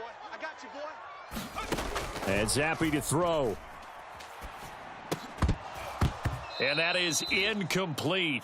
A lot of force bearing down on him there. He could not hang on. It's 3rd down. That sure looked like a nice call by the defense, and they were very cohesive in their coverage. As soon as he cut inside, they broke on the football and met him as the ball got there and forced the incompletion. Let's go, defense. Another throw coming for Zappe. Hunter Henry brings it in. And they'll get him down 2 yards shy after a pickup of 8. 4th and 2. And forget about the run to set up the pass. They're just coming out throwing. Forget trying to set anything up. They feel like they have the advantage. They feel like they have the matchups, and they're just attacking right now. Yep, going to the air on the opening drive.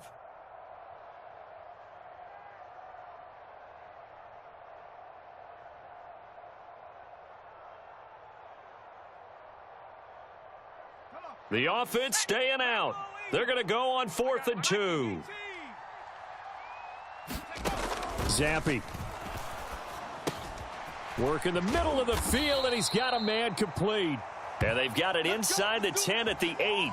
Some collective exhales over there on the sideline. A big pickup through the air on 4th down to bring up 1st and goal. Start of the second quarter from Foxborough. It's the homestanding Patriots with the football. We're scoreless after 1.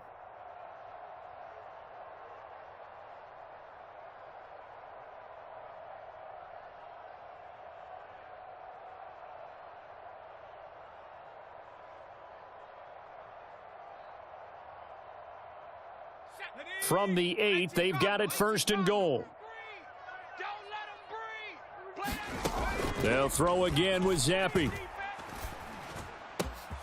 And that's going to be caught for a Patriot touchdown. Juju Smith-Schuster from 8 yards out. And the Patriots post the first points of the ball game as they take the lead here in this second quarter. A nice connection there, finding his target, and that'll put 6 up on the board. Just like they drew it up in their playbook and reiterated it on the sidelines, right? Perfect route, a good throw, and the defense, they had no answer for that right there.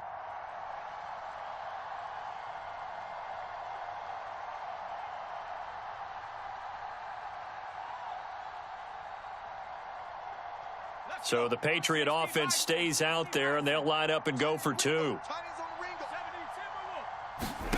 Zappi's going to throw for it. And no, it falls incomplete. So the 2-point conversion, no good. I don't know about you, but I can't wait for a few years of 2-point tries and see what the data tells us, because a lot of teams want to throw the ball in this situation, this time unsuccessfully. I just wonder if maybe running the ball might be the way to go. With it moved up from the 3 to the 2, you would think maybe a few more attempts at running. I think stats over time may bear out that running the ball will at least be the equal of throwing it in that situation. It's about that time.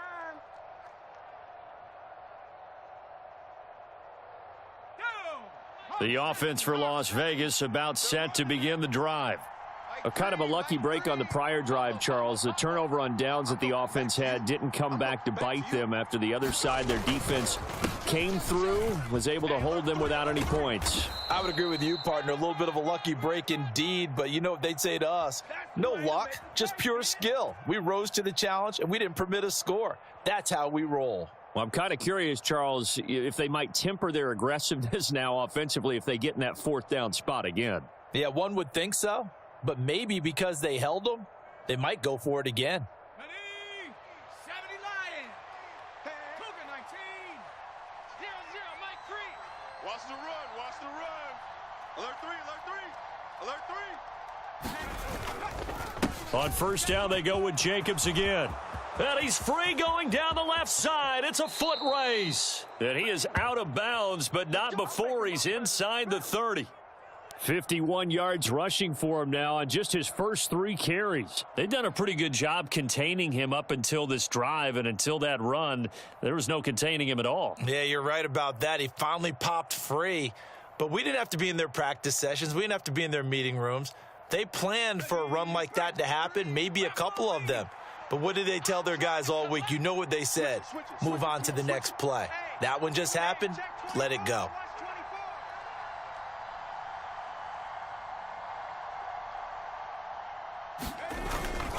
Here's Jacobs on 1st and 10. And he can only manage to get a couple. 2nd and 8 coming up. In order to play really good run defense when you're playing a 3-4, those 3 guys up front, the nose tackle and the guys they call the defensive ends, they're usually big people because they're going to have to eat up a lot of blockers because it's usually 5 on 3. And when they do their job well, guys who play on the inside, those inside linebackers, they're able to just roam and hit. Check 99. Check 99. Cowboy 80.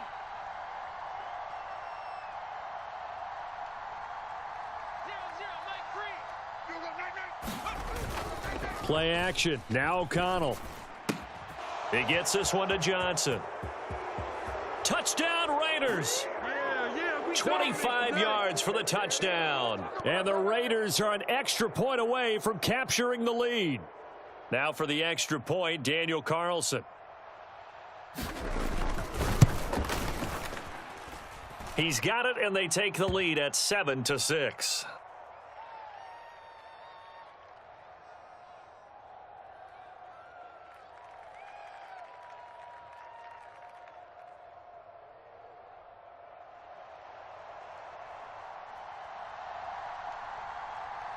Following the touchdown, ready to kick it away is Carlson.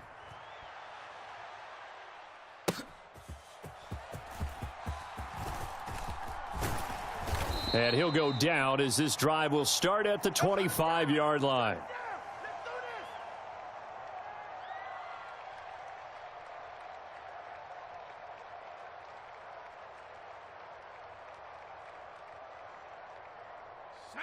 The Pats at the line, ready to go.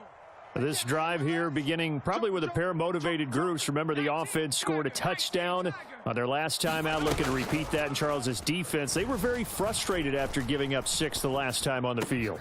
And frankly, it's just a battle of wills in a lot of ways because you know they're both motivated. They both game plan for this drive, and they both have specific outcomes in mind.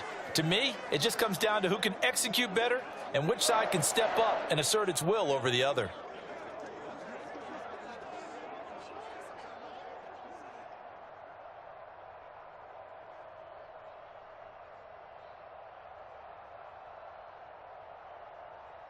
So quickly all the way up at the 40-yard line. Hey, tank. Check three. 70 Lions. Zappe fakes a handoff, looks to throw it. He'll find Smith-Schuster again. And they will get him down, but not before he gets very good yardage there, as that will lead us right into the 2-minute warning.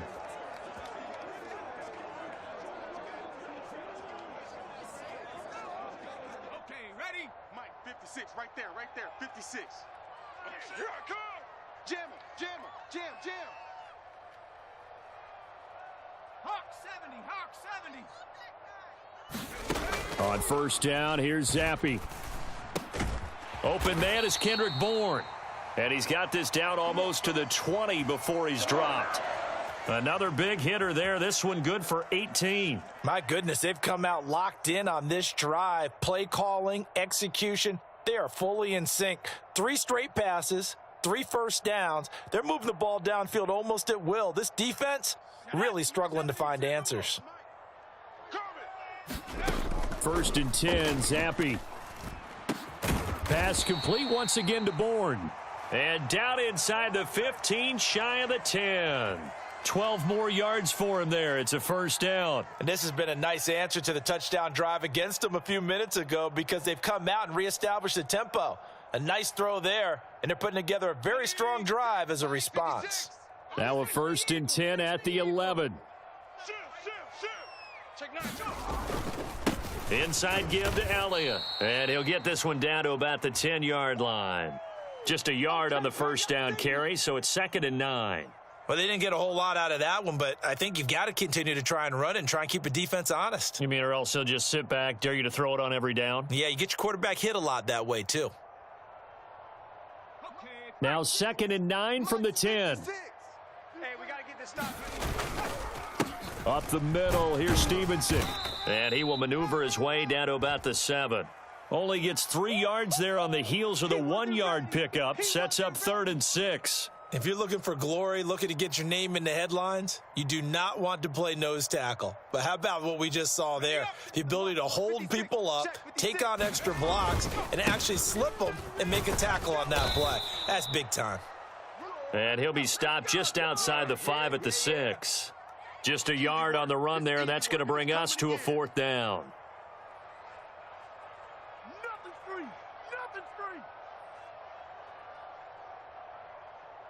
And they'll burn the timeout with 5 seconds left.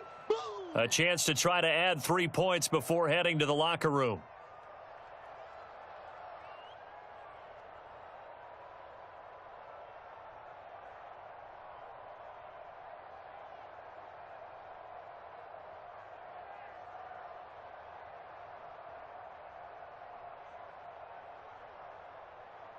So they won't get a touchdown, but here's a chance to at least get 3 to end the first half.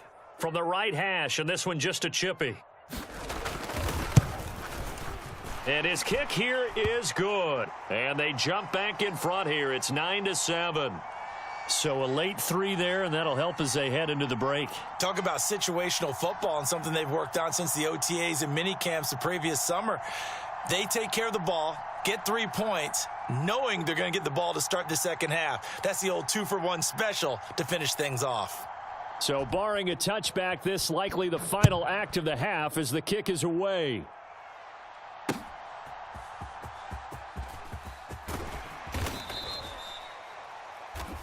That's it for the first half. 2 more quarters to go. We'll have plenty more to see after the break. Welcome back. Halftime over. We are ready for quarter number 3. Alongside Charles Davis, I'm Brandon Gordon.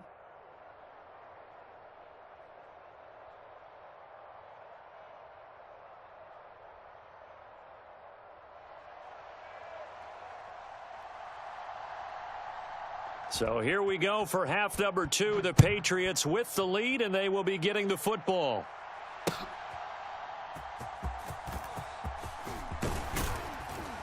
And makes it across the 20 as his guys will set up shop at the 23-yard line.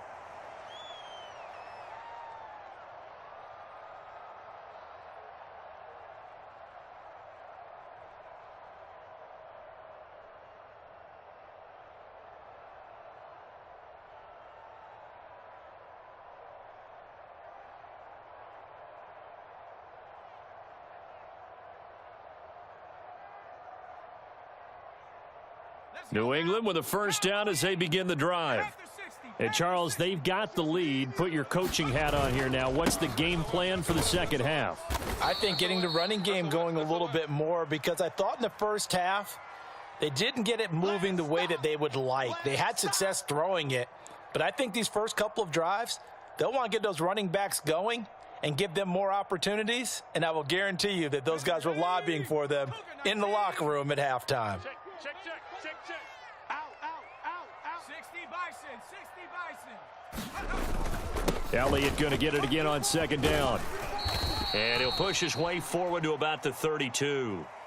A gain of 3 last play. This time they double it and pick up 6. It's been a struggle this entire game trying to move the ball on the ground. But every now and then you find a little chink in the armor, and that type of run right there lets them know that they can't stop every single run for almost no gain. A yard all they need, but it's third down. I don't even know why this team showed up. Zappi looks to throw it. And that is incomplete. But, partner, anytime someone tells me that fundamentals are leaving the game, I'm going to show them this play because they couldn't get to the passer. So what do you have to do? Get your hands up in the passing lane, and they batted it away on a third down attempt.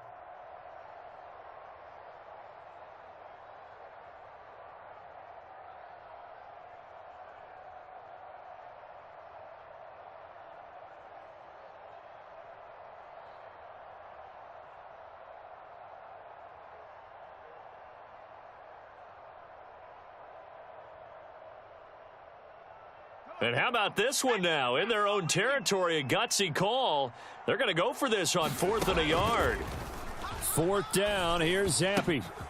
Open man, Smith-Schuster. It's complete. And he is going to pick up a Patriots first down. Good work there on 4th and 1. They get 7 to move the chains. They only needed that 1 yard going for it on 4th. I got to be honest. I thought they were going to stay on the ground. They surprised me. Did they surprise you? I'm with you on that one. I thought they'd find a way to create some type of a power run and try and pick up the first down, but they decided to keep the ball in the hands of the guy who could throw it, and it paid off. Yeah, that decision paid off indeed. Check 4. 18 Cardinal. Zappi to throw on first down. That's Bourne. Got it on the slant. And he gets this one to midfield before he's brought down. 2 catches in the first half. Now he's got a third here, and it's good for a first. Well, that certainly has to feel good. And it's not all the time that the play caller should get all the credit. Sometimes I think in the huddle, the quarterback just says, hey, who's going to make a play for me? I just need something right here. And the end result there, nice first down. Drive keeps moving. Throwing on first down, but this one winds up to be incomplete. Well, they've been back on their heels a little bit here in this drive, but a chance to exhale just a little bit there with incompletion on first down. Now they have to gear up, try and get 2 more stops, and escape this drive.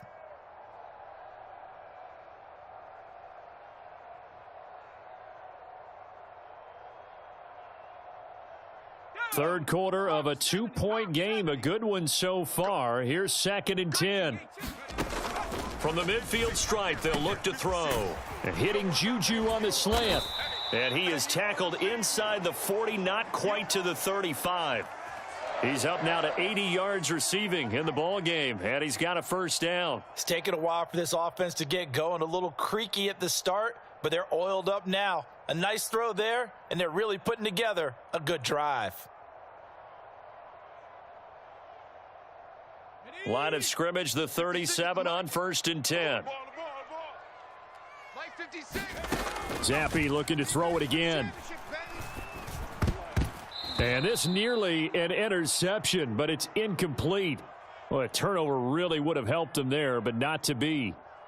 Well, a momentary speed bump there with that throw, partner. The defense had other ideas, and they're trying to mount a small stand before this drive reaches the end zone. 2nd and 10. Once again, here's Zappe. And, he's unable to hold on to that defensively. A potential game changer, but it falls incomplete. Well, what looked like a march to the end zone has hit a momentary roadblock with that incompletion. No need to panic. They just got to come up with a high percentage play call and see if they can get their offense back on track. This offense was on the move. Now 2 straight incompletions have them looking at 3rd and 10.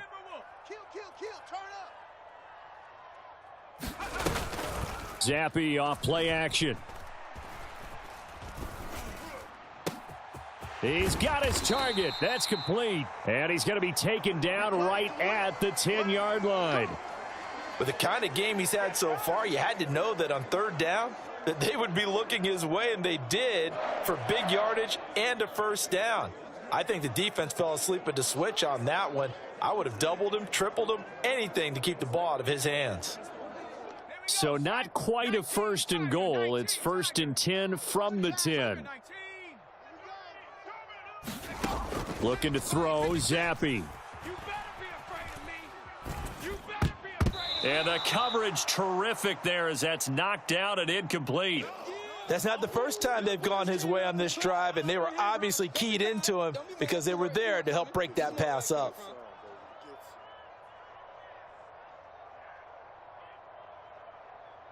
A 2nd and 10 now. 3rd quarter action from Foxborough.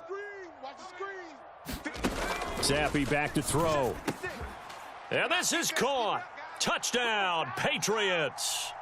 Kendrick Bourne from 10 yards out. And the Patriots take the opening kickoff of the 3rd quarter and drive right down the field to extend their lead. Well, that's about as quick of a passing touchdown as you'll ever see right there. Everyone has a section in their playbook called the quick game. That was a super quick game. Out of the hands of the thrower, bam, right to the receiver, successfully for a touchdown. How in-depth is that quick game part of the playbook? It's pretty in-depth because people want the ball out of the hands of the quarterback into the playmaker's hands downfield as fast as possible. There are a lot of plays, a lot of options involved with that.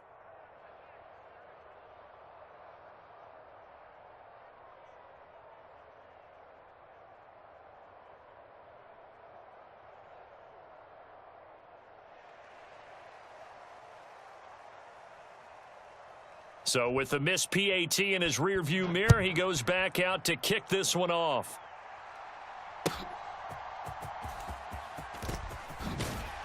And he's going to be out of bounds here as the run back will leave him shy of the 20-yard line.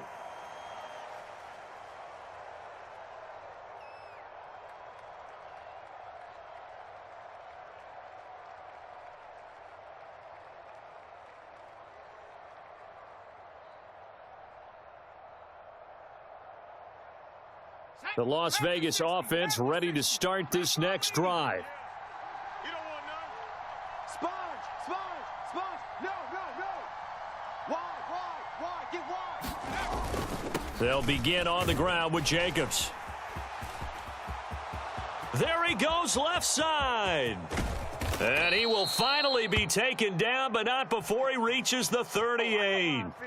96 yards rushing for him now, and he's carried the ball just 5 times. Trailing here in the 3rd, and that run might just be the spark that this offense needs. And don't you just get the sense that he's going around not just in the huddle, but looking over at the bench and saying, ball, give me the ball. Let me carry this thing home.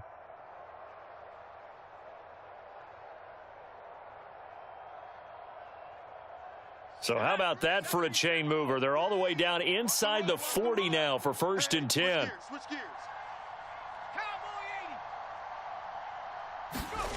Back to throw, O'Connell. It's caught by Hooper. And he will score. Touchdown, Las Vegas. Austin Hooper, 38 yards. And the Raiders are able to cut into this deficit here in the final minute of the 3rd. For a big tight end, he can sure move like a slot receiver when he gets a head of steam going. And as a defensive back, you've got a big decision to make when he's moving like that. Now the Raider offense will stay out there as they'll line up to go for 2. O'Connell's throwing for it. Throws right side. And he's got it. So they went ahead and went for 2 to tie the game, and it works out. So a tie ball game here as the kick's away. This taken in right around the goal line. And a nice return sets him up pretty good here right at the 30-yard line. Okay, here we go.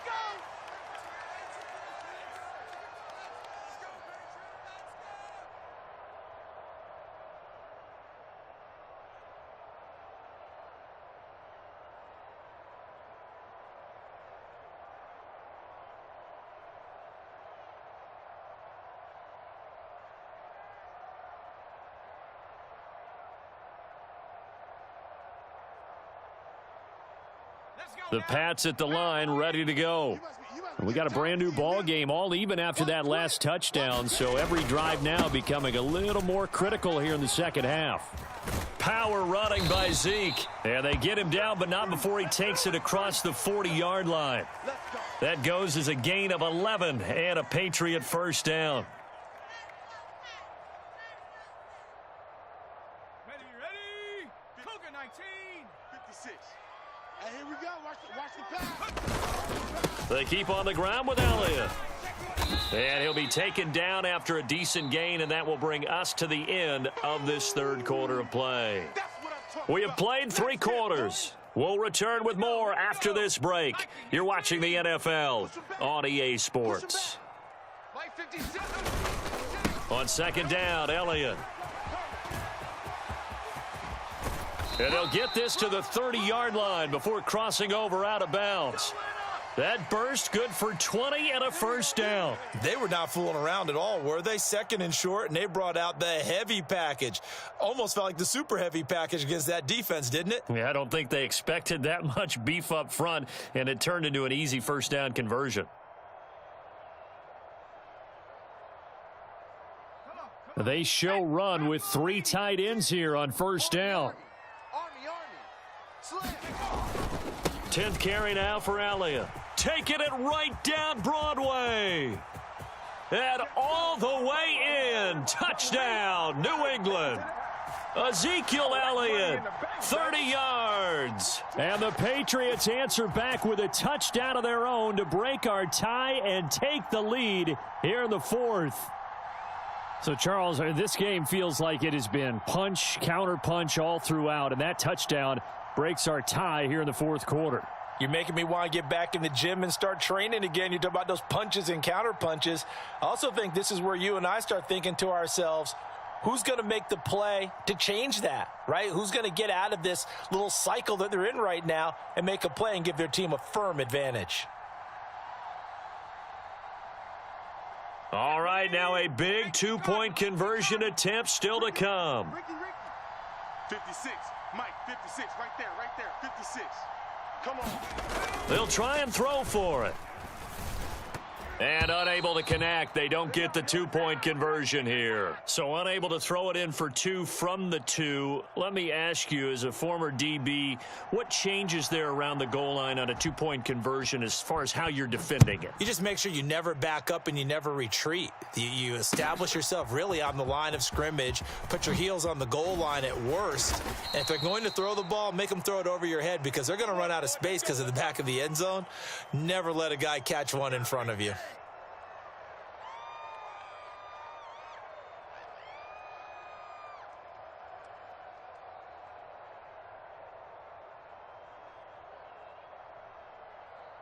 Let's The Raider offense set to get this drive started. And they will be looking to answer the touchdown their defense just surrendered. Still a good chunk of time remaining here in the fourth quarter and a chance to regain the lead in a tight one.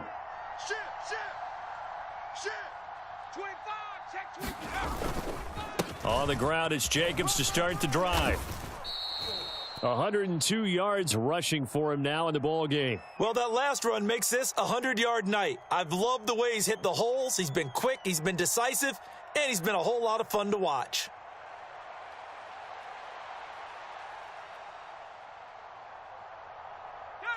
From the 33, here's 2nd and 4.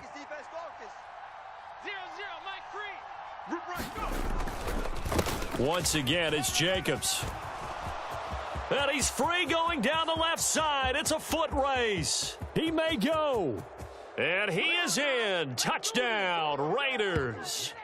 Josh Jacobs, 67 yards. And the Raiders strike quickly here to tie up the ball game. Sometimes running plays hit or break so fast, there's no reaction time from the secondary. So I've got to give credit to the offensive line for creating that hole so suddenly. And how decisive was he to take that cut and just go? No one downfield there to stop him. A very important extra point there, up and good. And they have taken the lead here in this fourth quarter. Following the touchdown, ready to kick it away is Carlson.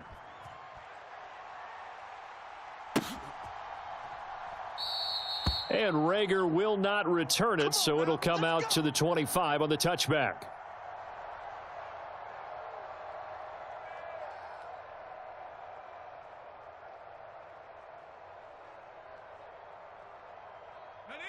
New England with a first down as they begin the drive. Now, the bad news for them, they've seen that cushion they once had totally evaporate, and they're working from behind. The good news, they now have the opportunity to regain the lead right back. 2 yards on the carry there. It'll be 2nd down. Watching that play unfold and watching him complete it brought back memories of doing all those pursuit drills to make sure you don't over-pursue and let a guy get a cutback lane on you. He did that very well. You praised him on tape yesterday for the angles that he takes to the ball. Took a great angle right there.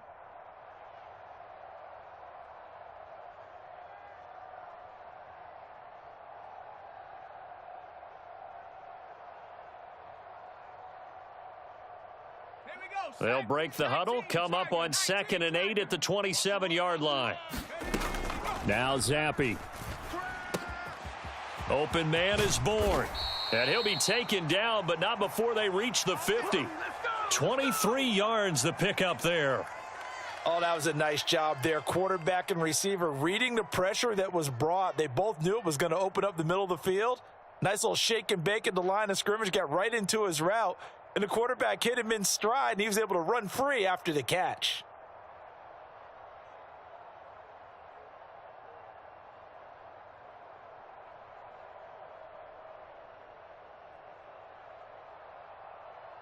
Sack! 60 Eagles! 60 Eagles! Now watch run! Zappi now on 1st and 10. And his throw is incomplete. Had the right idea there, trying to throw it to the sideline, but he led him just a little bit too much, trying to get it out to his receiver. Ends up falling to the ground, incomplete. After the incomplete pass, here now is 2nd and 10. Now Zappi.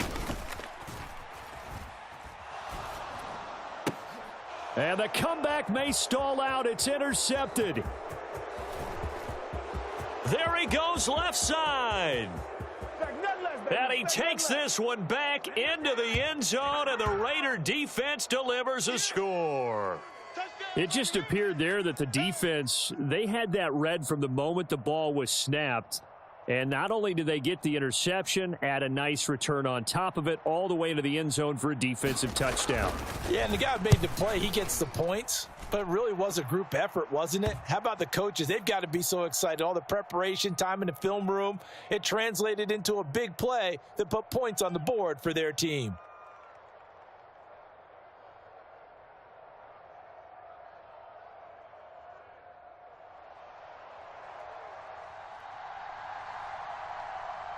So they'll get another shot on offense following that pick six, and now the kick is away.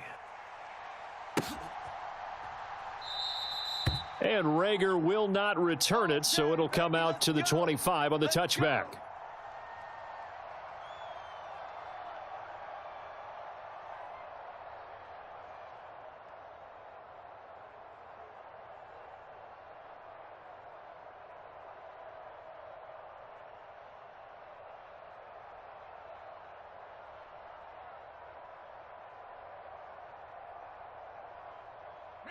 Here's first down.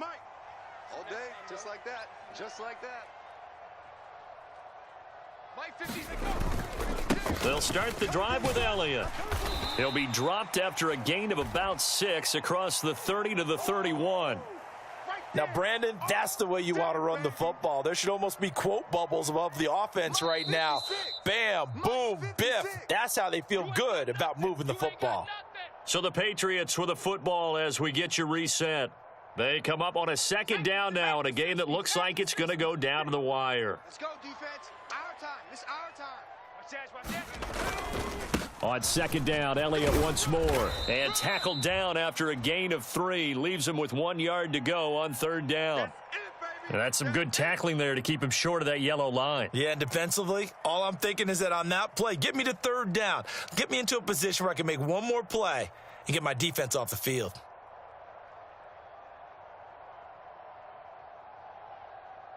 A big play in this football game. Third down and 1.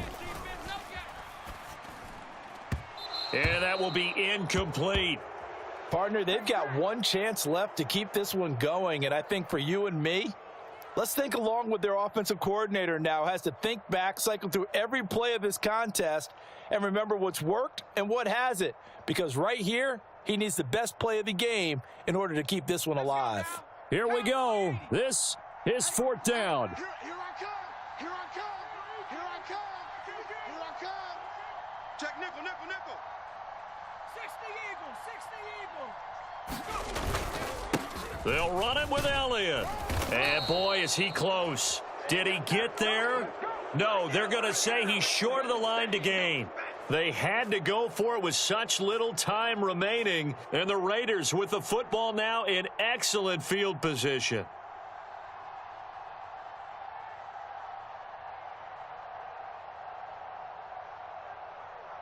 Ready. Cougar 19. Double tight. Double tight. Hey. 4 down. Let go. Switch. Slam.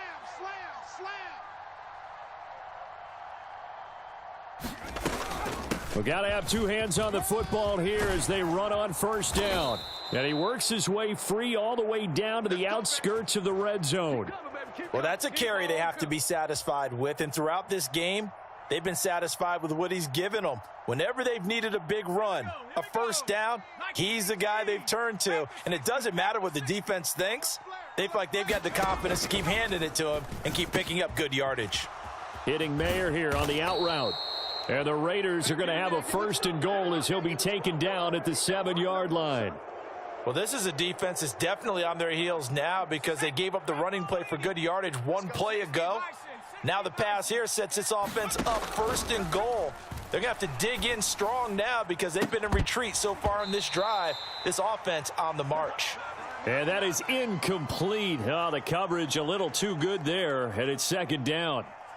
He did a fine job there of not hitting him before the ball arrived, and I've got to tell you, you can often mistime that play because of the angles of approach.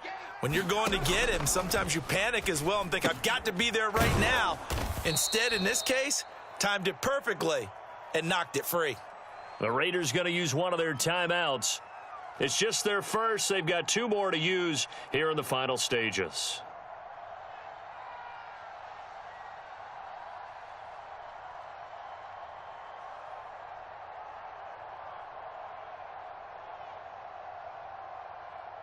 A lot of tired bodies on that field, but this is a big play, 3rd and goal. To throw here, O'Connell. And this is caught. And that could seal it. It's a touchdown. Obviously, Charles, such an important, well-executed touchdown, and that caps off what has been a strong second half. Remember, they trailed at halftime. And how about the response? That's the type of thing that every team talks about before a season begins. Don't worry about the scoreboard at the half. Let's play strong in the second and come out and take the fight to our opponent. They did exactly that, and now they have the lead to show for it. And oh, it's wide right. No good.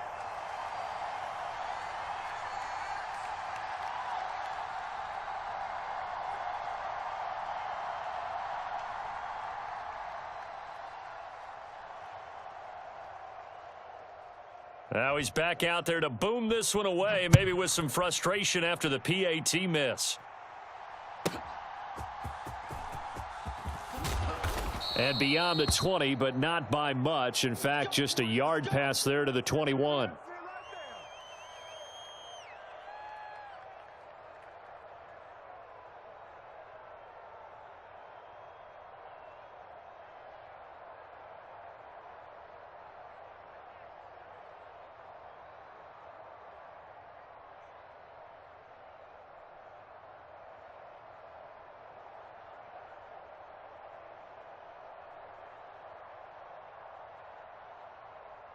This is 1st and 10. Watch the backer, watch the backer. 56 the mic, boy. Zappy to throw. He'll buy some time right. He's going to let it fly. And that will be incomplete. Would have been a big hitter if they had connected. Instead, it's 2nd down. My 70 Lion. 56. I'm coming after you. I'm coming after you. Now Zappy.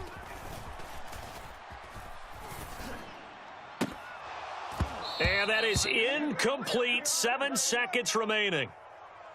If this offense can't get it done, they'll think back to just a few plays and say to themselves, this was a winnable game and we let it get away. Still a chance to save it, but time's definitely running out.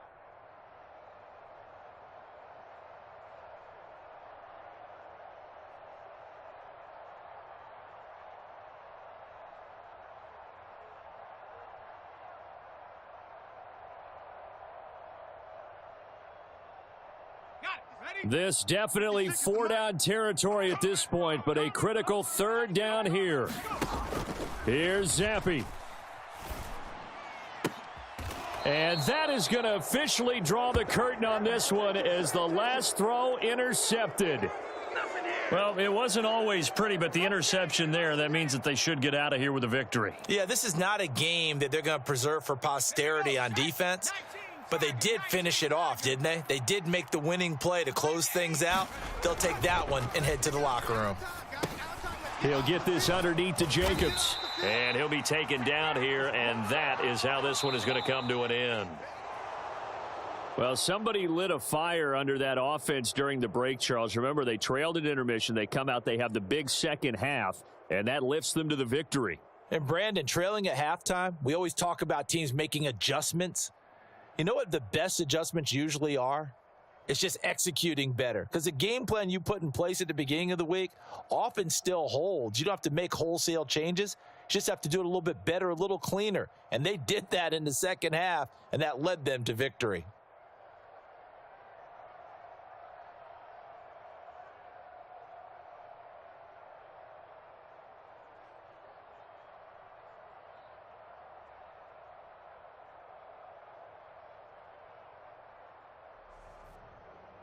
That'll do it for us. For Charles Davis and all our hardworking crew, I'm Brandon Gaudin. You've been watching the NFL on EA Sports. For more, find us on Twitter at EA Madden NFL.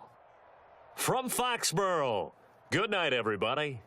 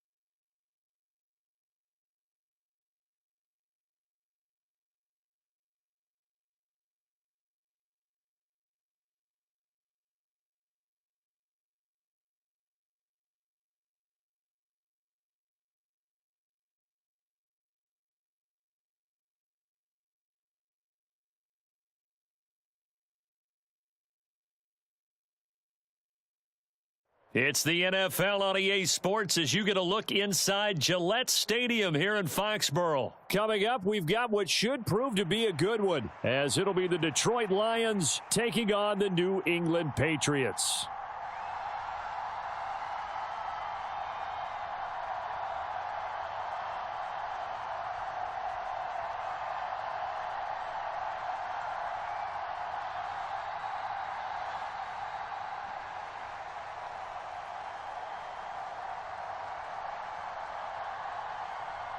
The kicker, Chad Ryland, has this one teed up, and we are underway. Off we go in Foxborough.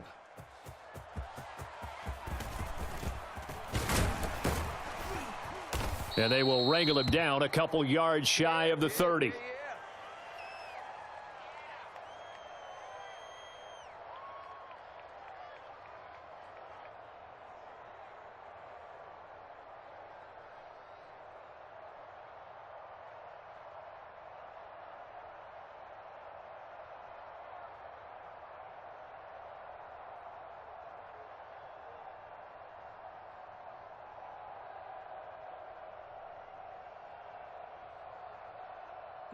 Mike 20.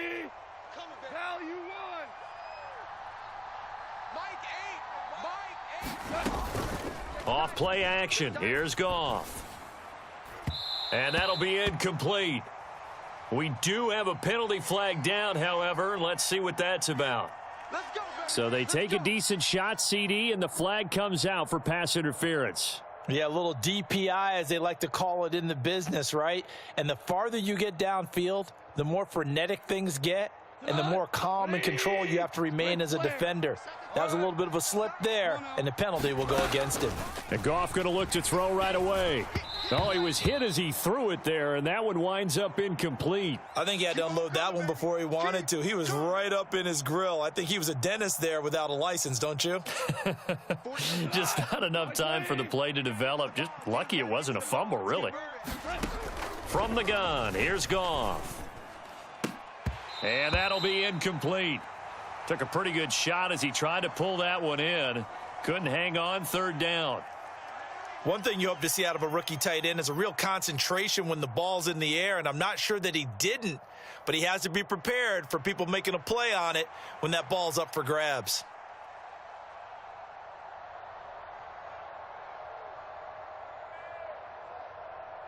So now an early 3rd and 10 here on their opening drive. Hey, alert 48. Hey, we gonna Mike the 48 right now. Let's go. He's scared. Check 26. Check 26. 5. Mike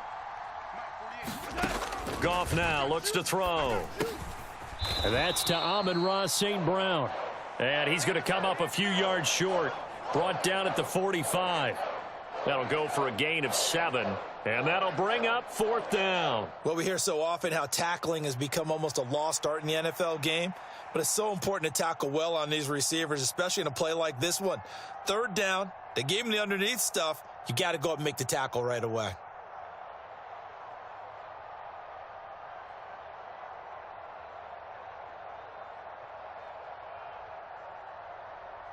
Now the offense is not leaving the field. They're going to stay out and go for it on 4th and 3. They go ahead and snap it. Goff. Pass taken in by his big tight end. And he is going to have the Lions first down as they get it rather easily there. A gain of 9 on 4th and 3. Give them credit. They knew what they wanted to dial up on 4th. They executed it for 9 yards, and the offense stays out there.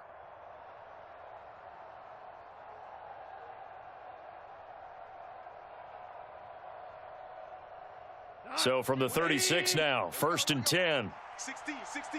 Goff going to shift him around. Got St. Brown running the quick slant here. So the completion good for 7 there, and it'll be 2nd down. And he's already got 2 catches on the opening drive. They know he's going to be a handful. And sometimes you game plan for that offensively. You want to make sure that guy touches the ball, and sometimes it just happens naturally. And then you change your game plan. When he has the hot hand, you keep going back to him because he's running routes with confidence as the game goes on. Here's 2nd and 3.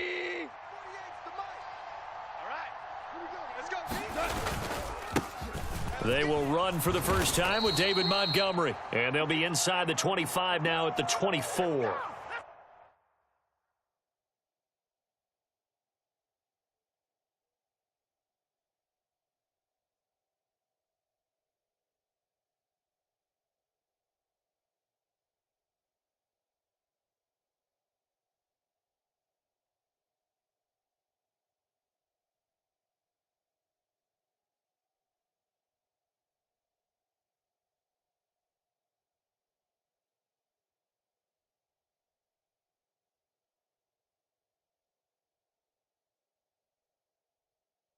A gain of 5, good enough for the first down.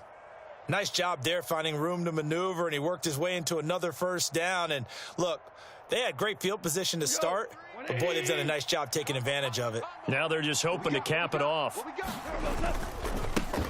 First run of the game for Jahmyr Gibbs, the Alabama product. And he'll get about 5 here as he'll take this down inside the 20-yard line. That's a strong pickup right there on first down. And as this drive goes on, we're seeing an offensive line and running game imposing its will. 2nd and 5. Watch tight end. Watch tight end. Tight end's right. Now they'll audible to something else. They'll fake the give. Now Goff.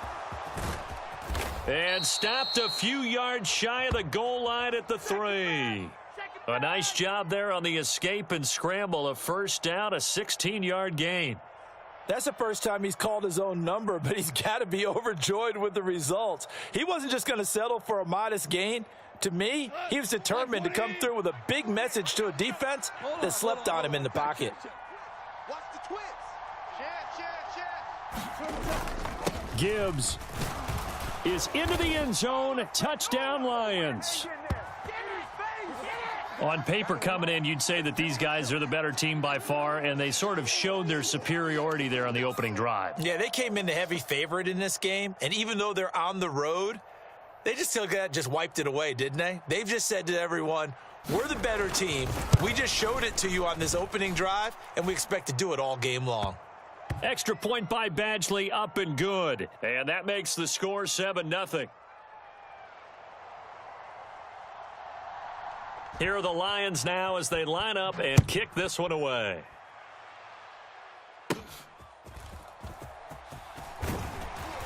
And a good return as he'll be stopped just shy of the 30-yard line.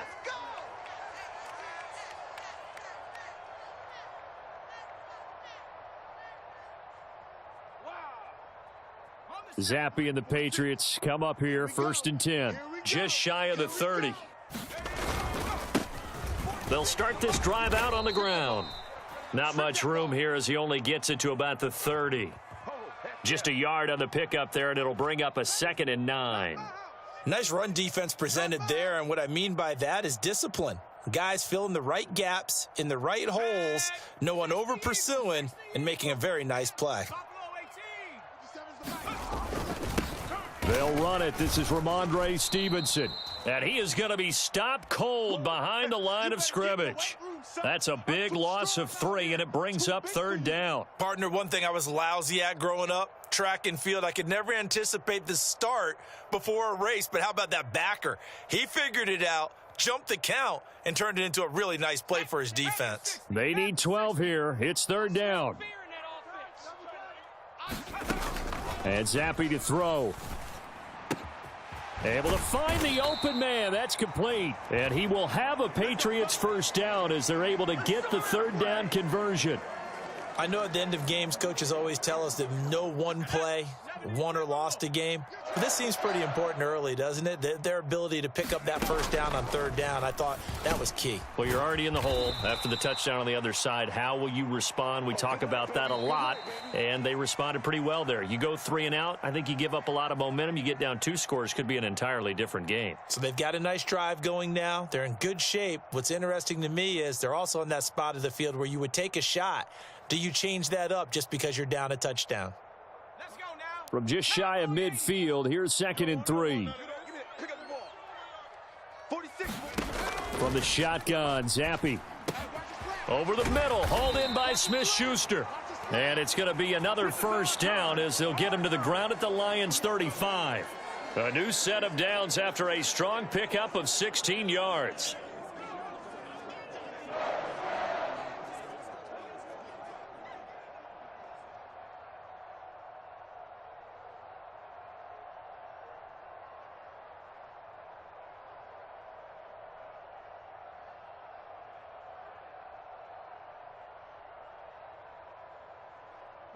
So the ball moves into Lion territory now. Here's 1st and 10 at the 35-yard line.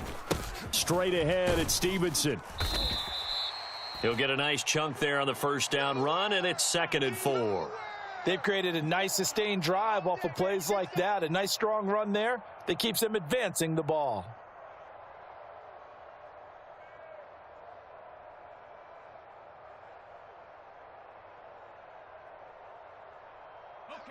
From the 29, here's the 2nd down and 4. Let's go. Hey, go, Mike, go. Zappy. Hey, come on out here. Come get some. Come get some. Over the middle, he's got Parker. And it's going to be another first down as they'll get him to the ground at the Lions 14. It's a pickup of 15 and a fresh set of downs. Great change up there on the route and got that inside release, made it a successful pitch and catch. So the first thing you want to do is have him thinking that you're going outside, make a move in that direction. Then you really don't run the route against the whole body of the defender. You run against a half of him, and the inside half, and he took it right across his face, got inside, and won that route in a big way. Oh, and this one may need to go back to the drawing board. He's going to be swallowed up right away. 2 yards the loss, 2nd and 12. Well, as a wideout, when you take that handoff and you're coming around the edge, you're expecting to see nothing but empty space in front of you. But if not... Well, things can go south in a hurry, and that's exactly what we saw on that play with a loss. Finding Bourne here over the middle. Yeah, the Patriots are going to be set up with a 1st and goal on a pass play that moves them all the way down to the 1. I think he has to be saying to himself, how did that not wind up a touchdown? Remember, you just need the tip of the ball to cross the plane. It's not going to get there, but they're going to be set up in great shape with 1st and goal. Elliott is into the end zone. Touchdown, New England. Boy, 2 long, sustained drives by each team to start things out. It's kind of similar to how the pitch clock has shortened baseball games. That means we'll be out of here quickly if we get a few more drives like that. We're in the 2nd quarter now, and we've only had 1 drive apiece, each of which have ended with touchdowns.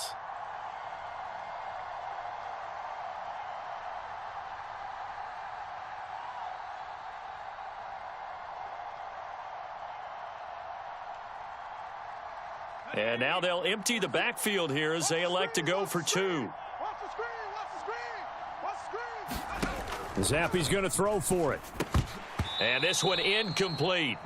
So they went for the 2. They don't get it. So what do you think the mindset was there? You can tie it with a PAT here first half. Why go for the lead right now? The old school mindset says if you have a better team, you just go ahead and continue to try and dominate. There's also a school of thought, if you don't think you're quite as good, you have to try and take advantage of opportunities. And finally, I just think this is analytics coming into the game. Someone saying the more you go for 2, the better your chances are of actually getting them. So after the field goal, Ryland back out as he'll send this one away.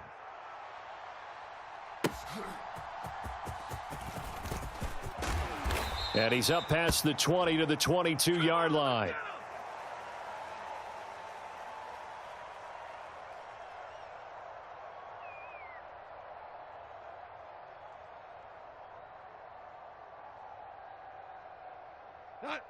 The Lions offense ready to kick off their next drive.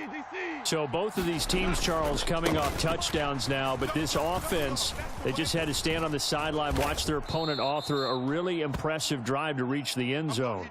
Yeah, and I think you're not telling yourself the truth if you don't think there's some one-upsmanship going on right now, because they just had their touchdown answered by a drive of double-digit plays that also found the end zone.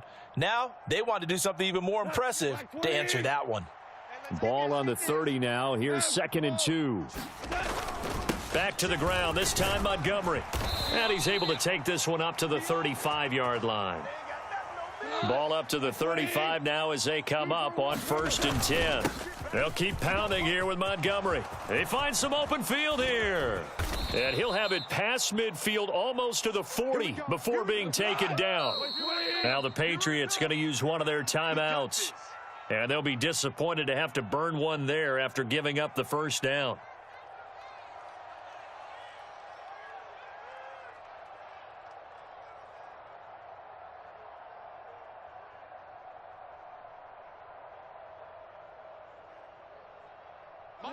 White 20. 3, 2. Oh, yeah. And here we go again. Now that'll be caught by St. Brown. And they'll wind up getting this one all the way down inside the 20. 22 yards on the catch and run, a first down. Was that a design pass, or what was that? It was built into the play call. He had the opportunity to either hand it inside, keep it himself to run it, or do what he just did. Throw that pass inside, hitting a receiver on the run.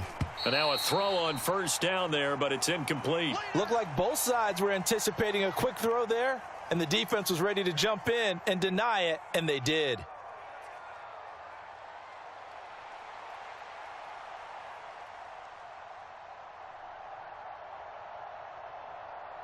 Second and 10. Go. Back to throw. Goff. Flushed out right. Oh, poor decision there, and it's going to be intercepted. Picked off by Juwan Bentley. And the Pats are going to get the football back at their own 17. Definitely not the ideal time to see that mistake, partner, because this is still a one-possession game, and that's at least a field goal that just vanished with that turnover. Now, pressure's on defensively to prevent that pick from turning into points for the other side. The Pats at the line, ready to go. And what do you think goes on here in this situation? If you got the football, you're trailing, you're back in your own territory with just a little time. Do you try something? You're thinking about jump-starting your team, right? You just mentioned it. They're down. They're trying to get back into the game. But you've got to figure if something goes wrong, you may have put yourself in a spot where you may not be able to come back in the second half. Managing risk, this is a big decision here. 23 yards on the play. Right after the turnover, they come out throwing. And that means it's a sudden change situation. We used to practice it on defense. Sudden change, get out there, stop the offense. But you typically run out there a little bit unsettled. I think that's why he came right out throwing the football, hoping to catch him off balance. And he did. And that'll be off the mark, too far out in front, and it's incomplete. To this point, I've been impressed with the work defensively. They have not allowed a lot of receivers to run free. And there's another example, another incompletion. Here's second and 10. Here's Zappi. And the pass to Henry is intercepted. Well, Charles, you know, so close to halftime there. You throw the interception. Not only that, you do give it to them in plus territory as well. Yeah, they were pushing real hard to try and get something more on the board on their side of the ledger right before the half. Looking at it with 20/20 hindsight, though, might have been better to hand it off a few times, hoping to get something to break instead of putting the ball in the air and, of course, putting the ball in jeopardy.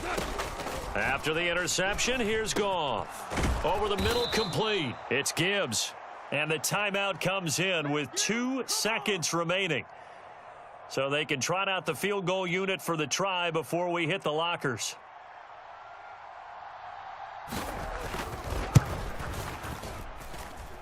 Badgley able to punch this one through. And that will do it for this first half. Time for a break. We've hit halftime. 2 quarters down. 2 still remain. We step aside. This is the NFL on EA Sports.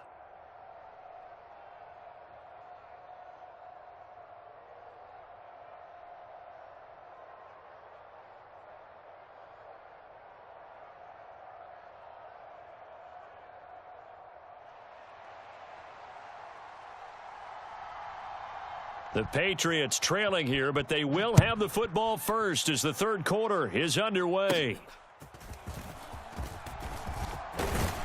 Yeah, they'll be set up pretty nicely here as they have it up to the 35-yard line.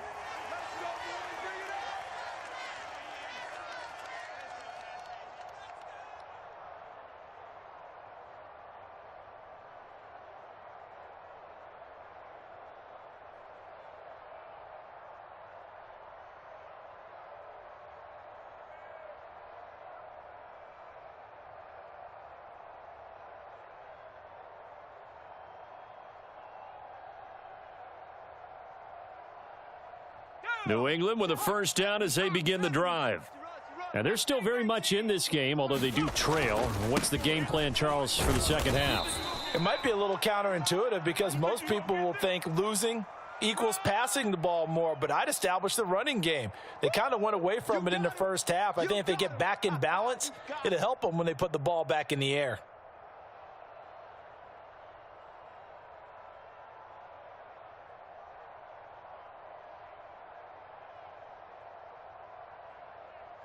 From the 39-yard line, here comes second down and 6. Watch the screen, watch the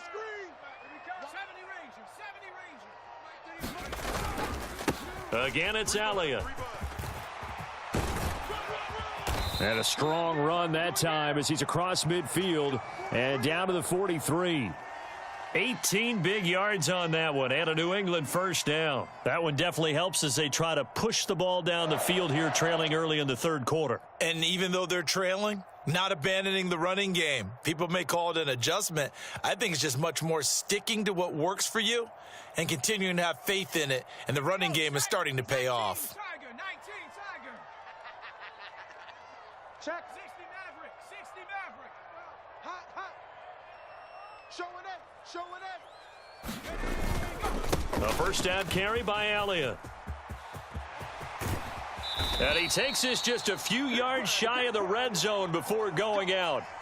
Chewing up big yardage. Another nice gain there. This one goes for 20. Even from up here in the booth, the play-by-play guy could tell that there was some pretty good blocking on the right side of the line. Well, you have good eyes, and it's almost like a ballet when it's executed that well. Everyone in the right spot, everyone in sync, everyone hitting the perfect notes.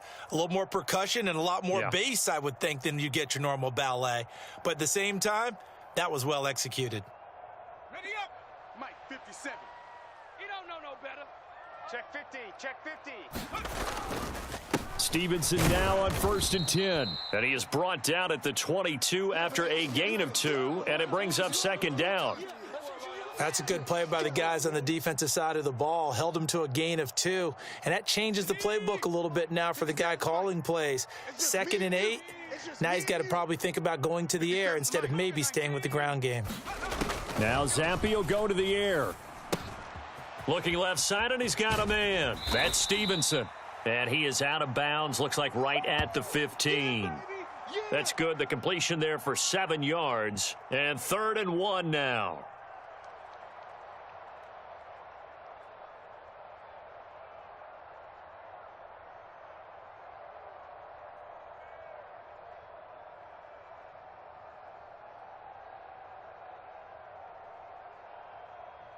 So they just need 1 yard here to pick up the first down. They'll try and run for it with Elliott. And he's in. Touchdown, Patriots. Ezekiel Elliott with his 2nd touchdown of the night. And the Patriots have taken the lead as they go right down the field and score on the opening drive of the second half. Well, they were looking to pick up the first down on 3rd and short. They got a little more than they bargained for, finding the end zone as well. And oftentimes in short yardage situations, you get a lot of defenders stacked near the line of scrimmage, partner. So if you can get past that first wave, there's usually room to roam, and he found it. They'll look to throw. And that is caught for the 2 points. He hits the big target for the 2-point try. Defenses hate those guys, especially around the goal line. It's hard to decide who you're going to put on him. Are you going to put a smaller corner on him? Are you going to put a safety who doesn't have maybe the same coverage skills? How about a linebacker? He may have the size, but he's not used to really covering in space. That's why the tight end gives you such a great advantage when you're throwing the football. And they will not get a chance to return this one. It's through the back of the end zone for a touchback.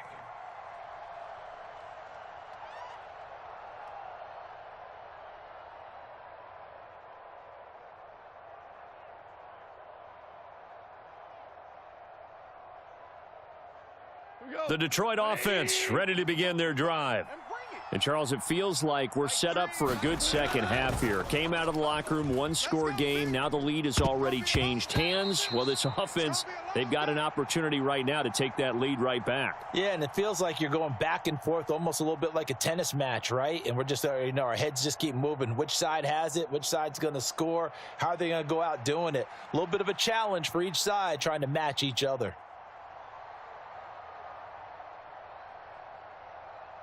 Third quarter of a tight football game as we come up on a 2nd and 10. A shotgun snap for Goff. It's our time. It's our time. And incomplete on the deep ball. Zone coverage there, and they were playing deep. That makes it obviously a little bit harder to run by guys. And that time, there was not much of a window to get the ball in there, and it winds up incomplete.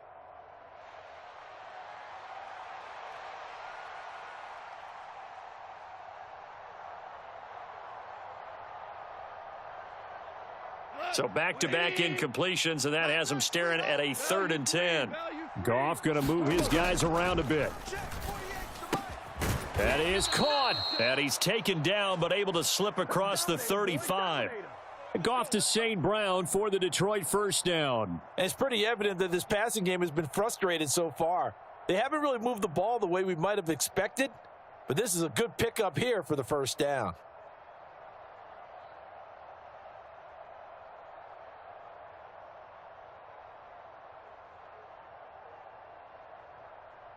So from the 36 now, 1st and 10. Hey, watch the slant. Now they'll change things up. Goff. Oh, into a sea of defenders and intercepted. Picked off by Juwan Bentley. And this one will be returned to right around the 38-yard line. Partner, I think this one went awry very simply because he overestimated his arm strength and his ability to fit it anywhere he wants to. A lot of quarterbacks do that and often pay the price.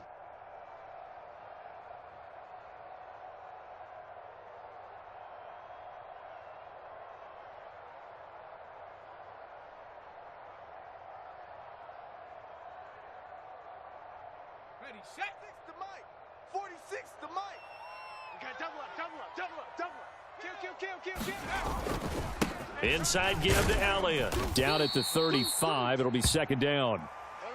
Well, they certainly got dented with that first down run. So now they've got to be back on their heels a little bit as a defense.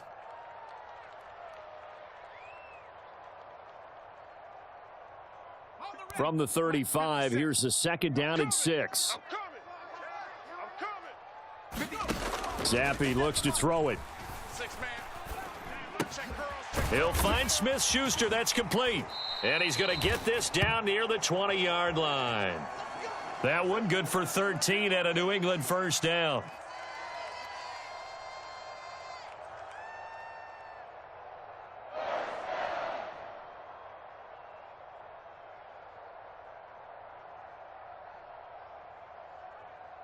On the double. 6. Mike, 46. Here we go, D. Here I come. Here I come. Watch switch, watch switch, watch switch. Bronco 80. Going play action here with Zappe. And this will be incomplete. Physical play on the football there, and it's 2nd down. Even without a ton of pressure in his face, it just shows how difficult it is to pick apart his own defense. Those guys are sitting back, and they're not playing receivers as much as they're playing the eyes of the quarterback and when he delivers the ball. Now a 2nd and 10. You. Hey, check Mike 46. Check. They'll look to throw. Oh, the turnover fest continues. Here's another interception. Picked off by Cameron Sutton. And the Lions are going to get it back here just past the 35. The one side gets an interception, but their defense comes on the field and picks them right back up by getting a pick of their own. And I think you saw the same thing that I did, Brandon. As he ran off the field after making that play, we saw his quarterback seek him out and offer a personal thank you to bail him out a little bit as the offense takes the field again.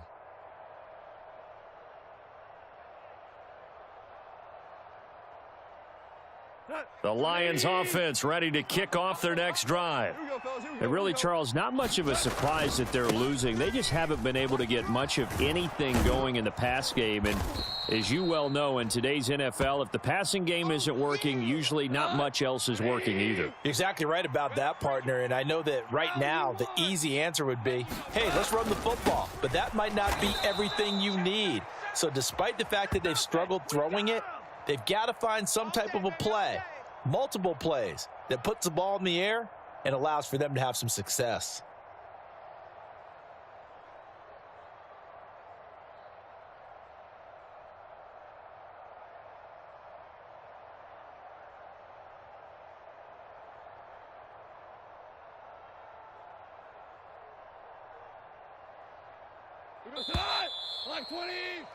And they're not going to get to the line to run another play. So we will switch ends as the third quarter has come to a close. This is the National Football League on EA Sports.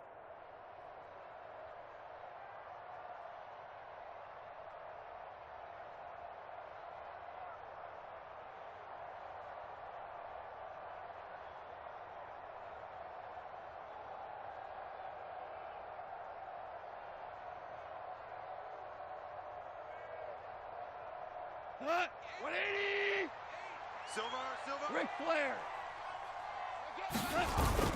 On 1st and 10, here's Gibbs. He's to the 15. And he gets it all the way down to the 3. A big play there for Detroit. 44 yards. So down inside the 5-yard line. I have to say, really just a poor job defensively there. You're exactly right. As a former defensive back, that was not played well at all. But give credit to the offense and give credit to the guy running the football. He gets it down all the way inside the 5. Montgomery is in for a Lions touchdown. A late turnover is so often the difference in a ball game, and here the turnover leads to the go-ahead touchdown. So repeat after me, partner. You have to take care of the football. In order to protect a lead, you must take care of the football. Ball security. How many times do they have to say it? They've been preaching it since day one of camp, and it came back to bite them right there. Now an important extra point here to stretch this lead to a field goal. He's got it, and this is indeed up to a 3-point lead.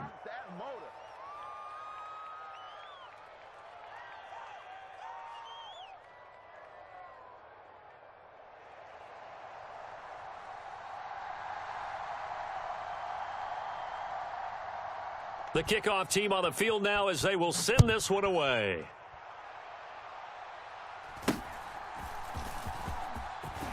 And they'll be set up pretty nicely here as they have it up to the 35-yard line.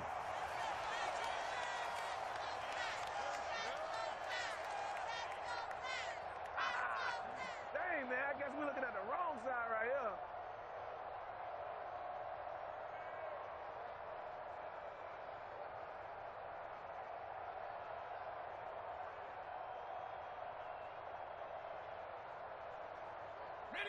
The Pats at the line, ready to go.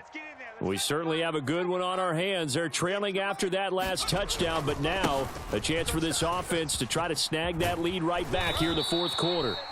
And able to get this one across the 45 before he's brought down. 75 yards rushing now for Zeke, and he's got a first down. Oh, that's one to warm the hearts of all those old school football players, isn't it? Tough, hard, gritty run, got behind his pads, bowled over a few people. Look at that one, right up the gut. Saw it through 3 quarters, no reason to lighten up now.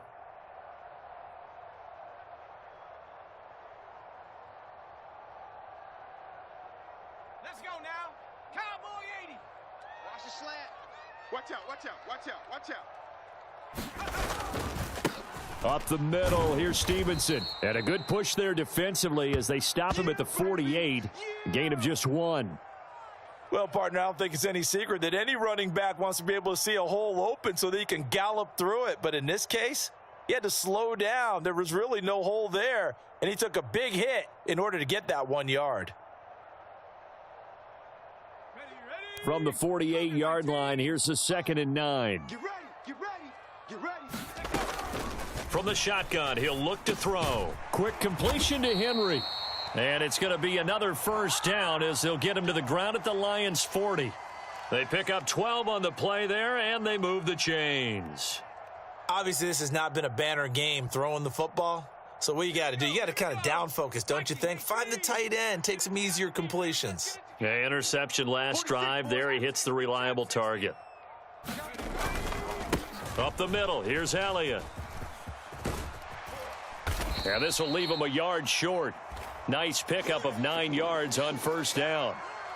This drive is turning into an extended one, and the guy carrying the ball, he's becoming more like a body blows guy. Every carry is putting some damage on the defense. So after a while, I'm not too sure how many guys are going to want to run up and tackle him. Elliott going to get it again on second down. Ezekiel Elliott going to take it the distance. And all the way in. Touchdown, New England. Ezekiel Elliott.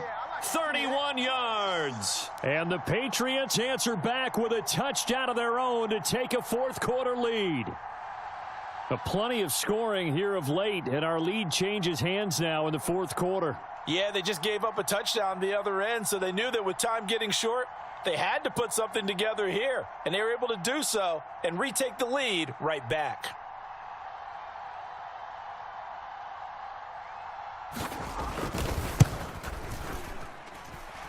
Extra point by Ryland, up and good. And that will make this a 4-point game.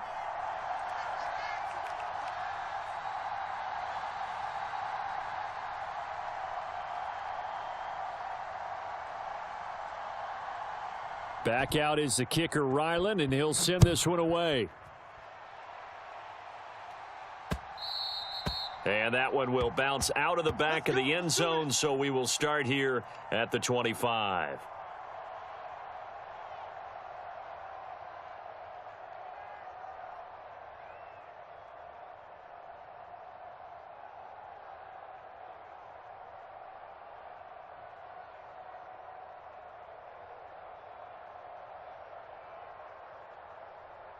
Here's first and 10. Now Goff. St. Brown on the catch. And he'll be taken down, but not before they work it across midfield. So the Lions in possession of the football as we welcome you back. They come up on a first and 10, desperately needing a score here on what could be their final drive.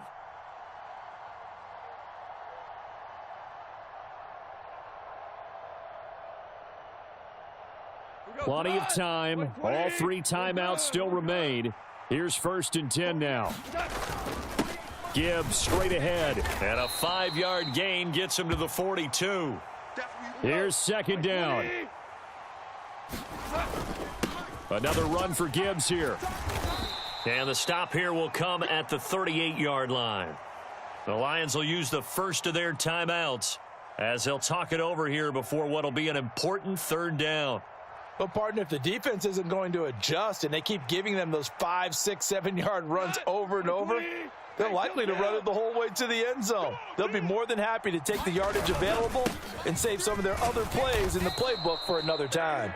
And he is going to have a Lions first down, and he'll have it by plenty as they're able to keep the drive alive on 3rd and inches. Partner, they're clearly saving those timeouts, but they still have to work with some urgency to put themselves in the right position.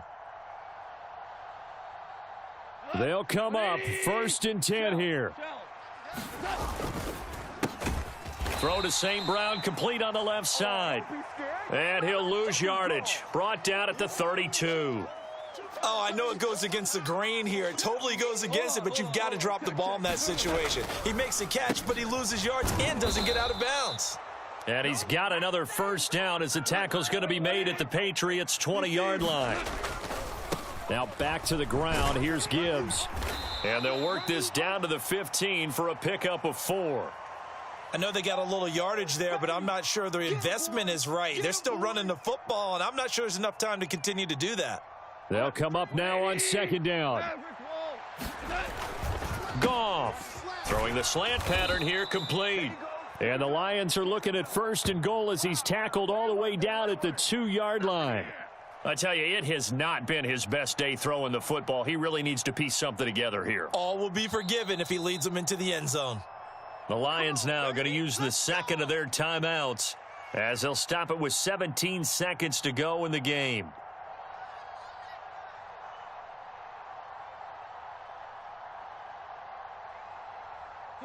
Here's first and goal. They'll run with Montgomery. And he's across for the touchdown, and it's likely the game winner here in the closing stages. Charles, that drive was perfect, methodical, executed so well, and they grabbed that lead with almost no time left for a last gasp from the other side. No way you could have drawn up a better final drive, because not only did they keep their eyes on the end zone, but they made sure they bled the clock out as well and denied their opponent a chance to respond. That's just terrific situational football to end this one. Now an important extra point here to stretch this lead to a field goal. He's got it, and this is indeed up to a 3-point lead.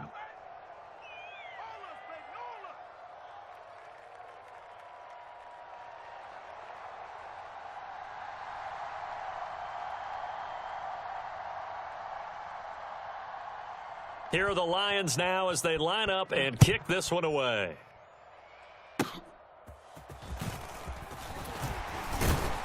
And they've got it up past the 35, so pretty good starting field position. You ain't gonna burn me.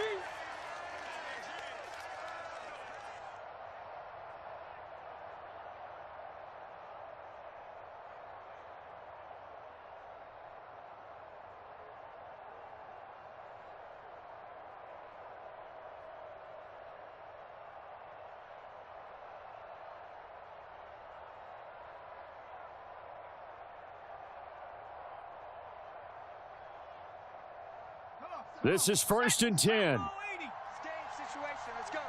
Check 43. Cowboy 80. Now Zappi. They'll roll him out right. And he bats it away, and it falls down incomplete. Maybe looking for a flag, but they're not going to get one there. They took a shot, hoping to find a way to sneak into field goal range, but it's incomplete, and now with time almost gone, the task gets much more difficult. Here comes second down. Here we go, D. Here I come again. Here I come again. Here I come again. Check 24. Check 24. Zappi, one final shot here. Sliding out of the pocket. Now a desperation throw deep downfield. And it's incomplete. So their final drive comes up empty. And with that, the ball game is over. And a fun, close ball game comes to an end. On that last play, Charles, they were on the wrong side of midfield. They needed something near a miracle, and they couldn't get it done. Yeah, the effort, that was good. Very good, in fact. They were just a little too far out to get a decent look at the end zone for that last opportunity. Couldn't get it done, but a nice game overall.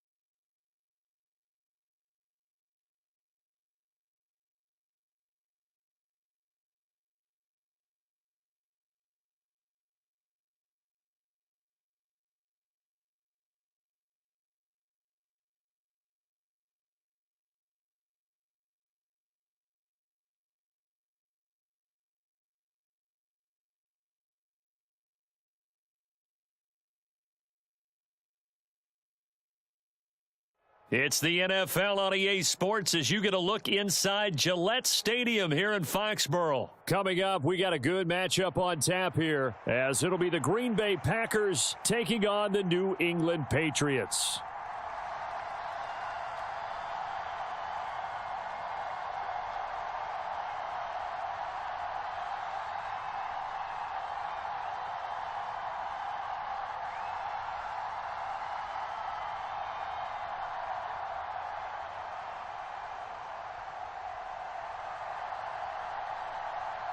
Well, the kicker, Chad Ryland, has this one teed up, and we are underway. Off we go in Foxborough. And it's a pretty good return here as he'll get this up to the 29. That's how you get fired up, baby. That's how you get fired up.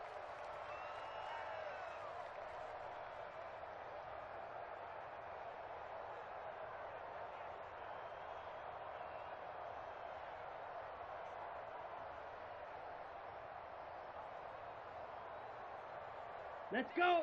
Blue, 32. Claws, 10. Ready. Love going to throw right away. Got his man. That's Luke Musgrave. And he'll be taken down, but not before they work it across midfield. 23 yards, the final tally. Well, normally you see three tight ends in a formation. You have to think to yourself, this has got to be a run. And I know as a safety, when I saw that, I took an extra step or two towards the line of scrimmage. Instead, they threw the ball, and he found one of those tight ends for a very nice pickup. 33, yellow. Striker, 3-3. Ready, go. Now the man from UTEP, this is Aaron Jones. And he'll get it down here to the 43. 5 yards on the carry. Good pickup on first down. Brandon, 5 yards on that run. Let's get back to the huddle and make sure if you're a back, you spend time with your offensive line and give them credit. Hard to move those 300-plus pounders at the line of scrimmage, and they did for a significant chunk of yardage.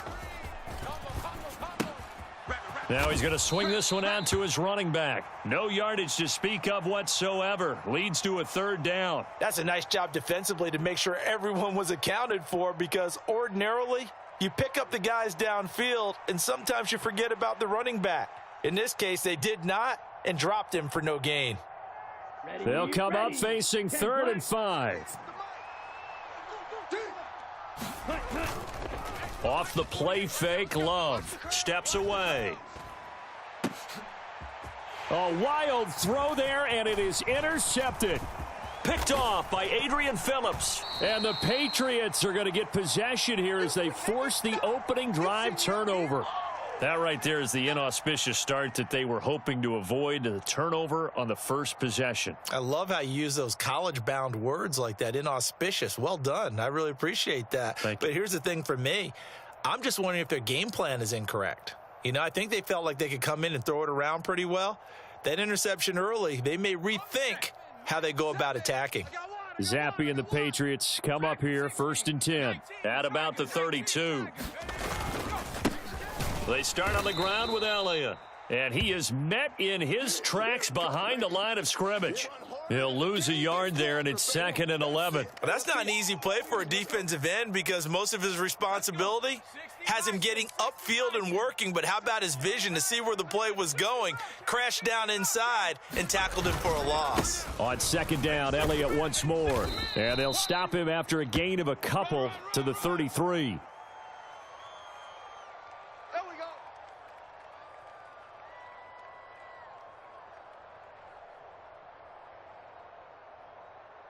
They'll come to the line here needing 9 yards to pick up the first. Zappe on 3rd down.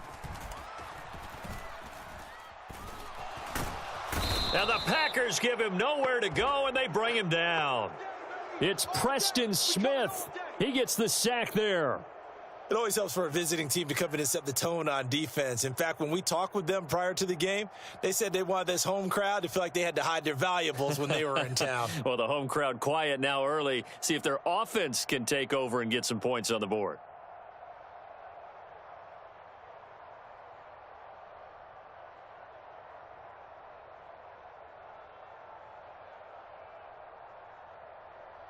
So still a scoreless game in the first, but they're going to go for this thing on their own side of the field on 4th down.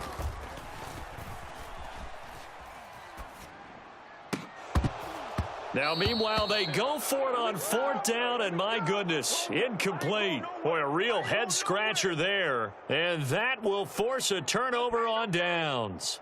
So they take a big chance here in their own territory, and you think the coach may have some questions to answer? Yeah, and, normally we focus on the media, right? The social media barrage that he's going to get for this one. How about on his own sideline and in his locker room? Yeah.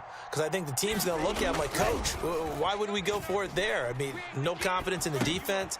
You don't like the punter. I mean, what's going on here? You owe us some explanations. And stopped a few yards shy of the goal line at the 3. 19 yards on the pickup there, and now they'll have it 1st and goal. That's a big league job there of getting out of the pocket, not panicking, and just buying himself some time. Then he made a good, accurate throw to set up 1st and goal. Here we go now on 1st and goal. 97. Jones is in. Touchdown, Packers. So a good job there, Charles, taking advantage of the short field, and they score first, punching it in on the short touchdown run. I love the theme there, right? They didn't have to do anything big on that drive. Took advantage of where they were on the field, took it downfield, put the ball in the end zone. The only thing big on that drive, the 6 on the scoreboard.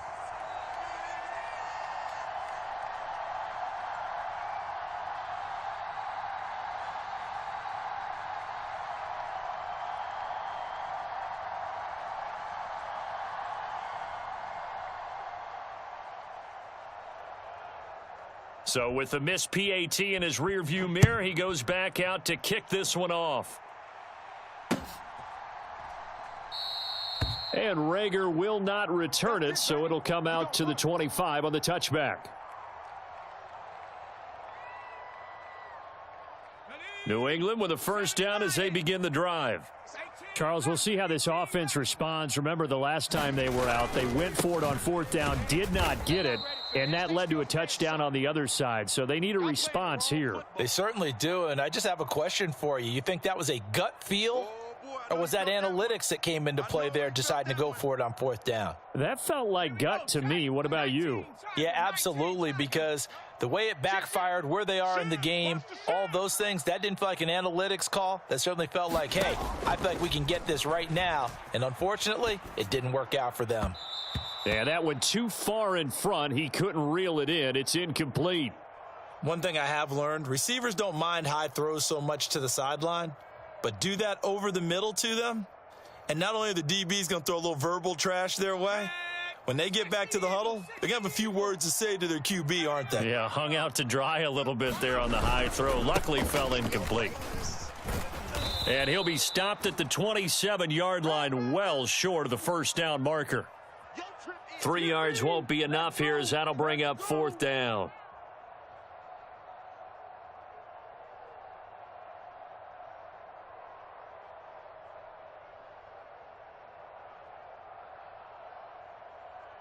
Okay, ready?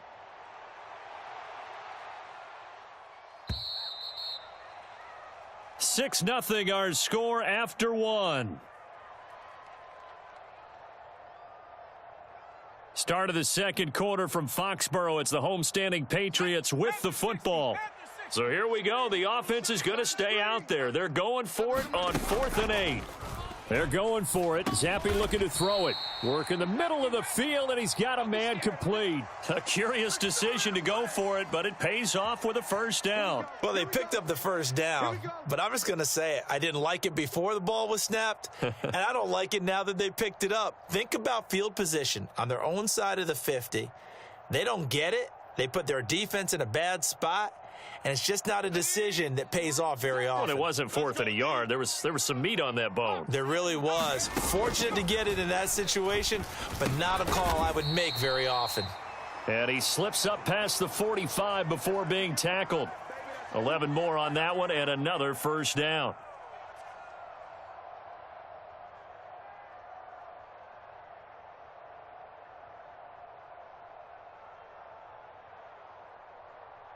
Okay, break. 59 Mike. Check, 59. Watch the run. Now back to the ground with Elliott. And not a whole lot of room to operate there on the first down run. He gets maybe 3. I do know from experience that when you slow down someone's running game, you're now doing the dictating on defense. And guess what? Now you're getting ready to tee off on their quarterback because they have to throw it all the time. But you still have to be alert for the draws and other plays of that nature to make sure you don't get hurt.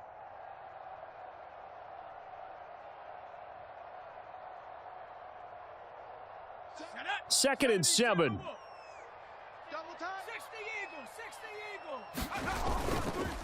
They go to Elliott again. Call it a gain of a couple, and that's going to leave them with a third and about 5. And this is why aggressive defensive coordinators love to blitz. It wreaks havoc because they end up taking their attention to the blitzers, freed up the D lineman to make the play. Now Zappe sees something, changing the play. On third down, Elliott. No gain there on the play, and that's going to leave him with a 4th down. You don't see that a ton, do you? Or the cornerback coming over to the middle of the field to make a run tackle. That's someone with a ton of confidence to feel like nothing is pressuring him on his side of the field. Sees that the ball's moved to the middle and just sprints over there to help out. He ends up getting the tackle. Well played. Zappe throwing forward on 4th. He's got his target. That's complete. And he is going to pick up a Patriots first down. The defense a little lax there. They give up 9 on 4th and 4. Give them credit. They knew what they wanted to dial up on 4th. They executed it for 9 yards, and the offense stays out there.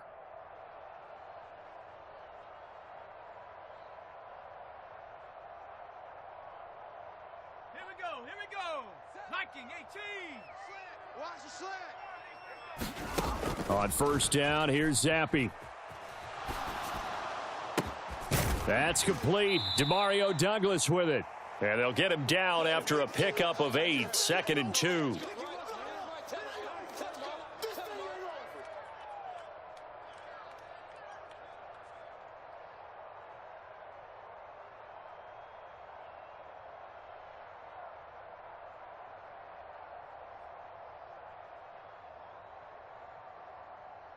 Come on.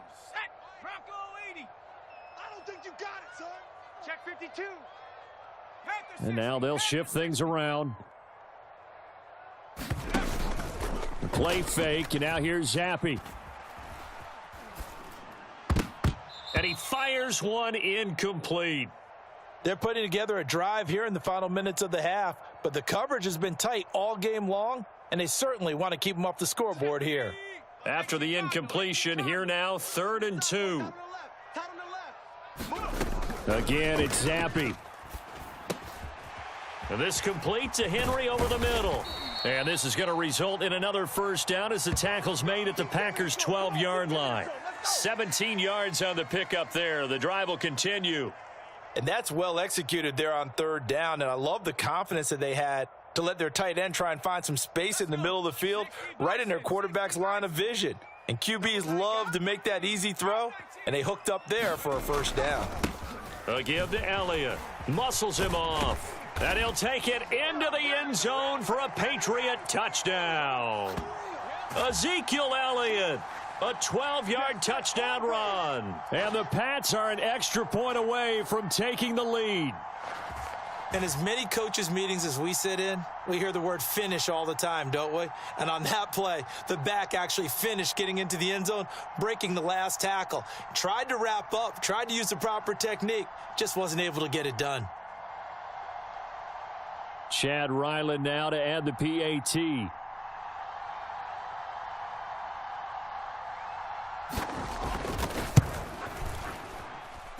He's got it, and they take the lead at 7-6. Good shot.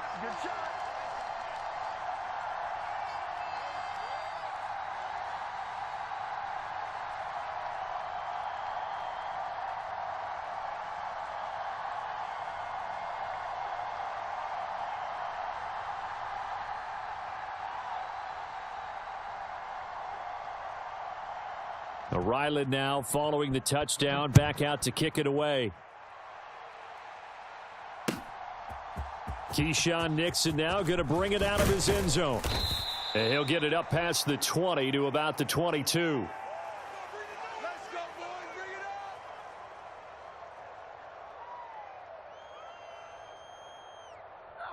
thought you is?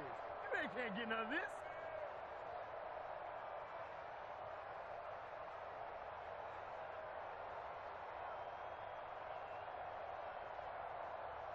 Here we go. The Packer offense ready to get their next drive underway. We've got a little more than a minute to go, and I think the offense is saying, hey, all we need here, a field goal, and we can take the lead into intermission. Well, I think that's what the goal should be. Give your kicker a chance to give you those 3 points. But in the meantime, if someone falls asleep on the defensive side, you might take advantage of that and get a big shot downfield too. Ready up. Now following the sack, they'll look to make amends on a 2nd down and 17. On play action. Love to throw. Pass caught. It's Romeo Doubs. Down the left sideline. And he will step out of bounds here inside the 30. A big play there just before halftime. 59 yards. I can still hear it reverberate through this thick skull of mine. Crossing routes versus man-to-man coverage, it's a bad matchup for the defense. Those tend to work very well as they run away from a defender. They go bootleg. Love rolling to his right. He'll find Aguara complete. It'll be a gain of 5, and it's 2nd down. Love looking to throw it. This one swung out here to Jones. And he'll go out of bounds in the red zone just inside the 20. So just 3 yards on the completion there. And now 2 yards to go on 3rd down.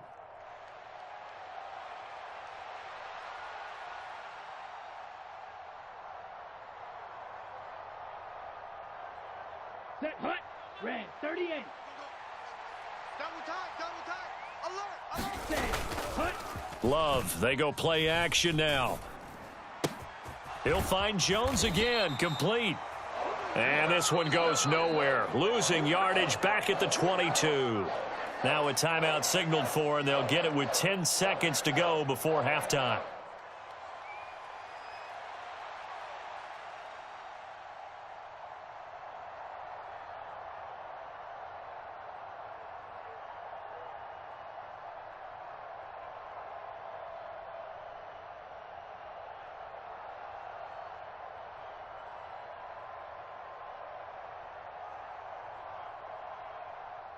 So off goes Love. On is Carlson for the Packer field goal.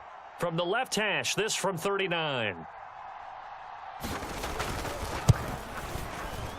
And this is not going to be anywhere close. No good. Way wide to the left. And that'll keep this a 1-point game. Boy, that could have been a real momentum boost going into the break. You get into field goal position with a chance to seize the lead, but this one doesn't find the target, and they're unable to capitalize.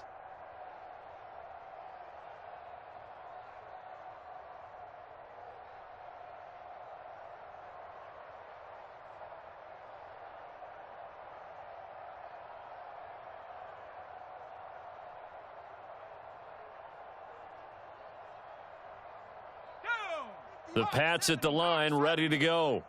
And only 6 seconds on the clock, so time likely for just one play. Eluding the pressure right. Going top shelf for Smith-Schuster. And it's knocked away and incomplete. And that'll do it for the end of the second quarter. This is the NFL, and it's on EA Sports. Welcome back. Charles and I settled into the booth, ready for quarter number 3.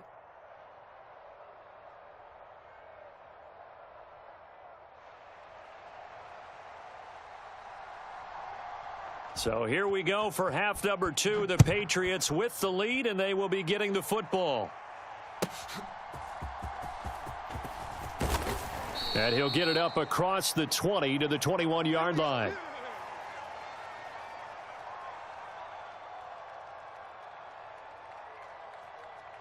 Keep giving it to him. Come on, keep giving it to him. Let's go.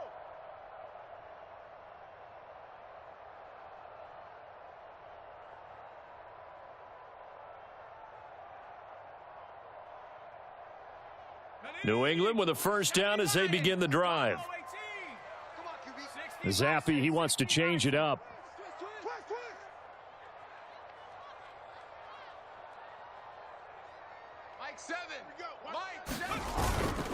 Second half starts with a carry by Elliott. And they'll get to him quickly here as he'll get a yard, just a yard to the 22.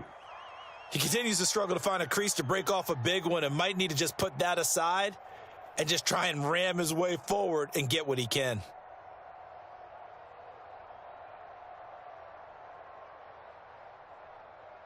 Second and 9. Well, looks like they'll move things around here. Elliott going to get it again on second down. And up to the 35 before they're able to knock him down. That one good for 13 at a New England first down. For a lot of guys playing this game, there's no better feeling than running right through a tackle. He's able to lower his center of gravity and churn his legs for a really nice pickup.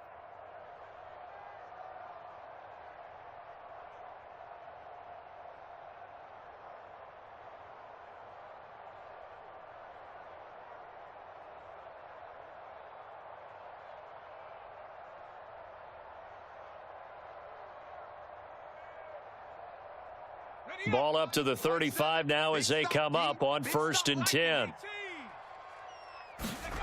Now Zappi. Oh, he tried to fit it in on the slant, and it's intercepted. Picked off by Quay Walker. That is a tough way to start the third quarter. You get the football, hoping to drive it down, put it in the end zone, and take the lead. Instead, they give them the football. And I think the key here is for them to not get discouraged. That is not how they drew it up, not how they saw it in their mind. But there's a long way to go in this game. You know, they've just got to find a way to come back one play at a time. Yes, it's a cliche, but they can get it done. From the 13 now, they work on 1st and 10. They'll try and get the running game going with Jones. And he'll get this one down to about the 10-yard line. 7 yards left for second down. Ball at the 10. Throwing. Love. And it's a Packers touchdown. Luke Musgrave from 10 yards out. And the Packers have retaken a third quarter lead. Now whistles come in. We're going to get a timeout here by the offense. It's just their first, so 2 remaining as they burn one here in this third quarter.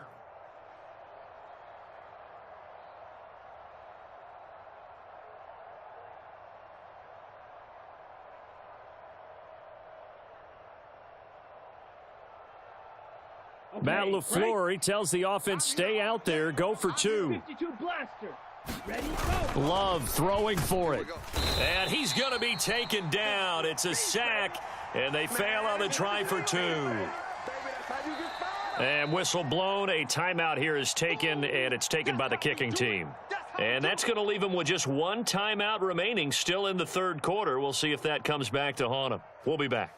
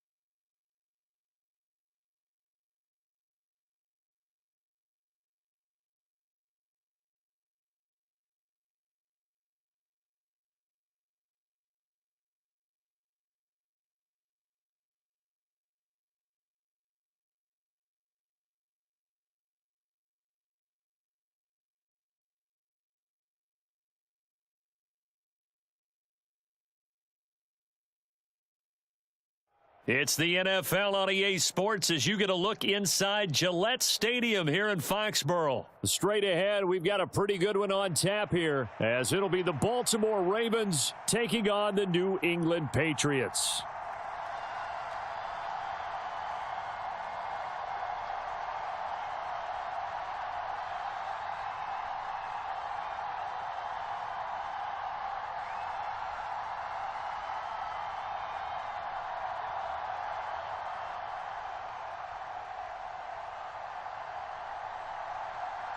The kicker, Chad Ryland, has this one teed up, and we are underway. Off we go in Foxborough. From his end zone, here comes Justice Hill. And only able to get this to the 19, so probably should have opted for the touchback.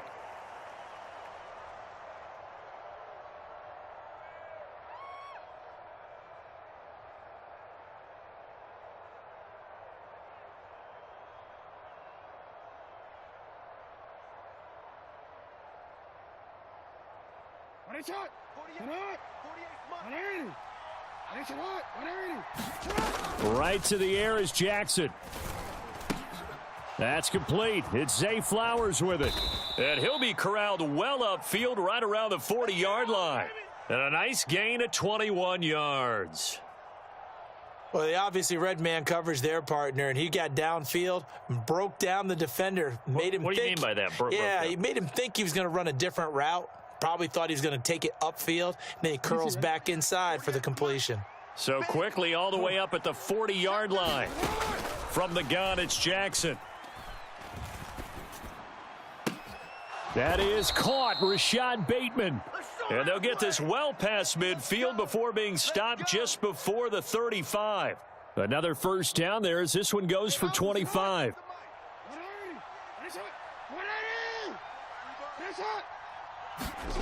Jackson. He'll get this to Flowers, left side.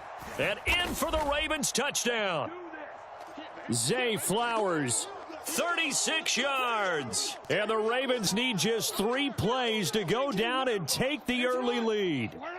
John Harbaugh thought about it, and now his guys are going to go for the 2-point conversion. Jackson here is going to look to throw. It's complete, and that is going to be caught. And it moves the lead to 8-0.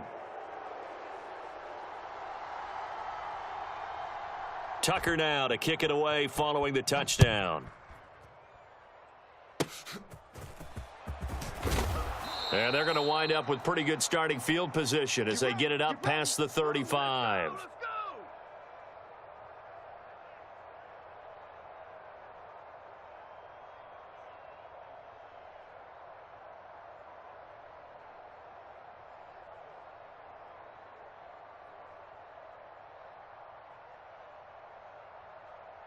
Zappe and the Patriots come up here, 1st and 10 at their own 37.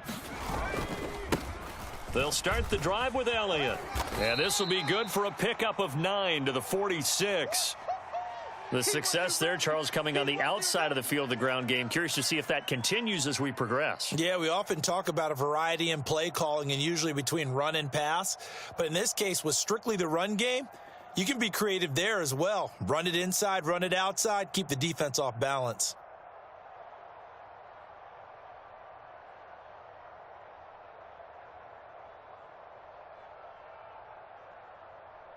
And they'll employ the jumbo set now on 2nd and 1.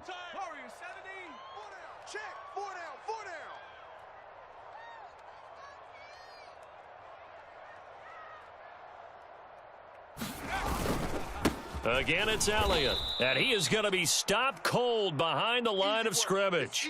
He winds up giving a yard back there, and now it's 3rd and 2. That's a really alert defense there because they saw the heavy look come in from the offense, countered it with extra linebackers who brought a little bit of speed and heft, and able to really make a big-time play for their defense. 3rd and 2. Watch the screen, watch the screen, watch the screen. Zappe working from the gun. Pass taken in by his big tight end. And he will have a Patriots first down as they're able to get the 3rd down conversion. I think everyone in the stadium saw that big hit coming. And I, as a former defensive back, have to admit I'm a little disappointed. He actually was able to hold on to the ball. He brought the lumber on that play. Give my man a whole lot of credit for taking the hit and possessing the football. And picking up the first down.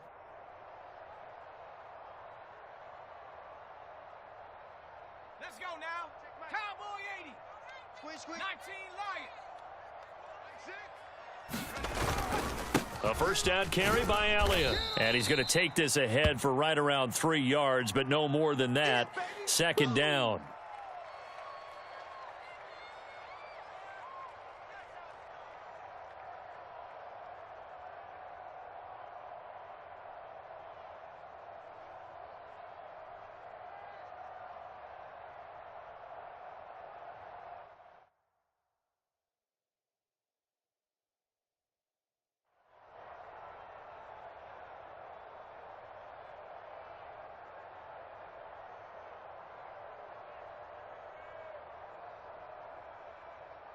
From the 41, here's second down and 7. Inside give to Elliott. And the lane closes up quickly as he'll get about 3 down to the 38. Well, at that rate, picking up 3 yards a carry, you and I both know that doesn't cut it in this league and trying to get first downs unless you're playing 4-down football. Then that's a whole different situation, but I don't think that's what they're trying to do here. 3rd and 4, though, is still manageable.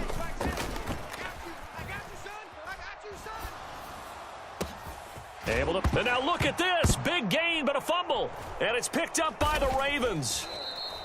A lot of talk this week about ball security. In fact, they added an extra period in practice to be more secure with the ball. It didn't work out there. Well, sometimes you just get overexcited during the game. You may all of a sudden make your catch, see some open field, and decide you're going for it, and not realizing that danger lurks while you're doing so.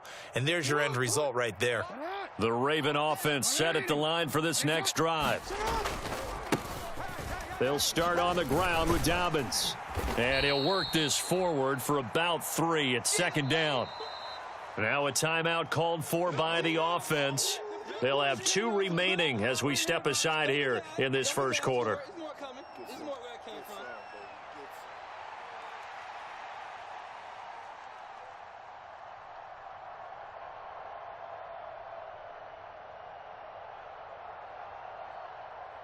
And they'll come up 2nd and 7. Here's Jackson.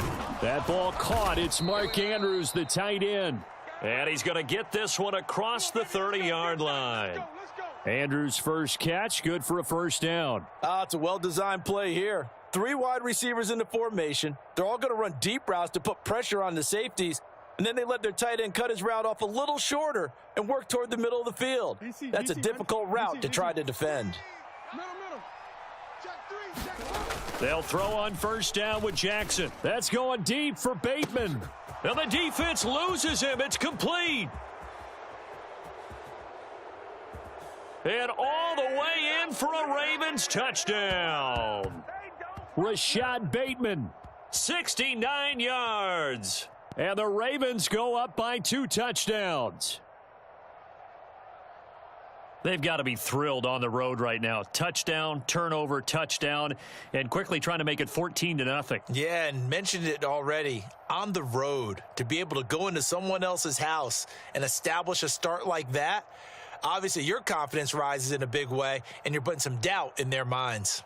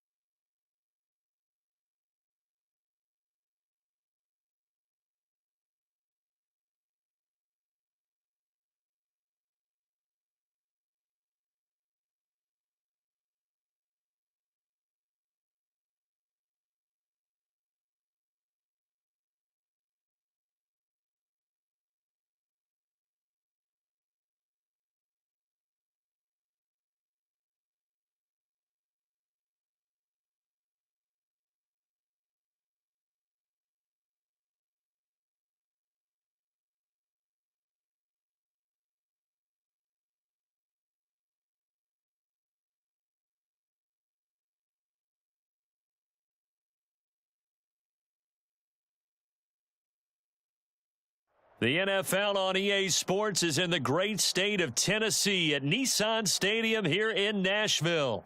Today we've got a fun AFC matchup on tap, as it'll be the New England Patriots taking on the Tennessee Titans.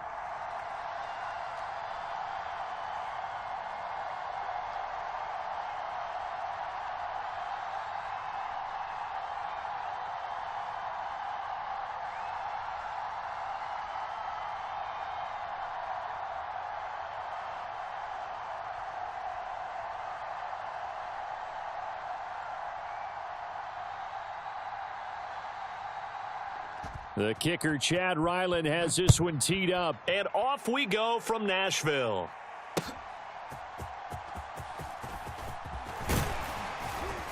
And he'll take it up past the 25 to the 26-yard line.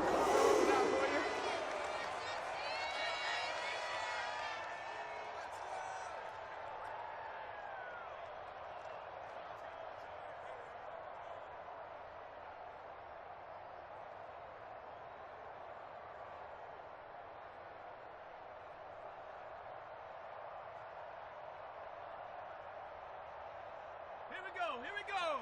Viking 18. I'm coming. My game.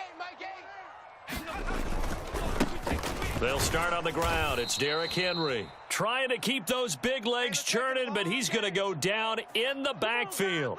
It'll go as a loss of a yard on the game's first play. Second down. Sometimes you get all those big guys down there in one spot, and there's just nowhere to go. And in this case, the defensive tackle used his strength and swallowed him up. A loss of a yard there to start out. That leads to a 2nd and 11. 48, Mike. Again, it's Henry. And he's upended after a gain of 2 out to the 27.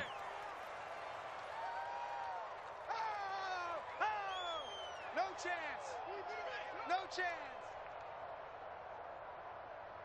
So trouble already here on their opening drive. This is 3rd and 9. Check 48's the Mike. Check 48's the Mike. 70 Timberwolves. Check fast. Watch the Levis looking to throw. He finds his man, complete. That's Phillips. And he will have a Titans first down as they're able to get the 3rd down conversion. Well, you want to make sure that on an opening drive that you at least stay out there for a while and get into the flow of the game. A 3 and out would have been problematic, but that's a good throw there to ensure they get another set of downs.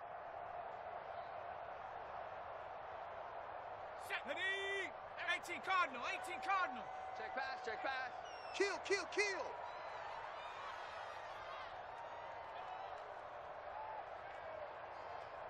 Mike. A first down carry for Henry.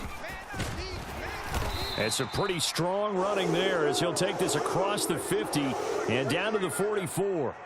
Another nice gain, 13 yards that time, and another first down. 60 Bison. Tell me what you got. Cougar 19. Inside handoff, Henry. And he gets this inside the 35-yard line.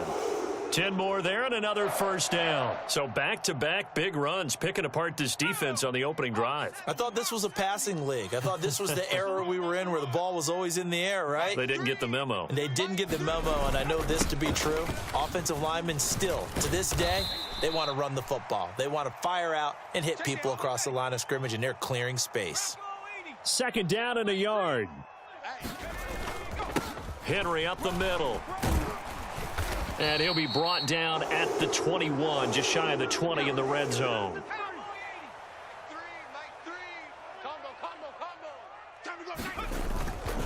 Now a handoff to Henry. And he'll fight forward on the straight-ahead running for just a couple of yards. 2nd down.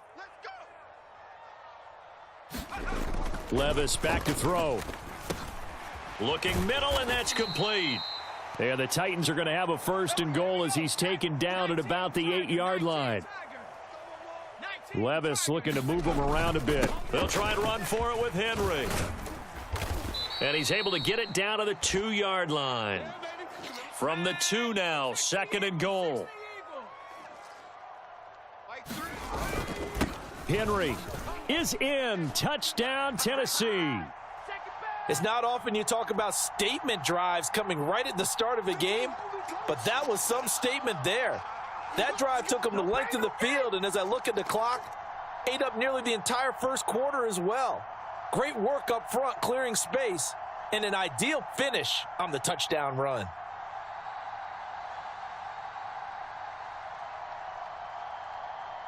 Now Mike Vrabel going to tell the offense to go for 2 here.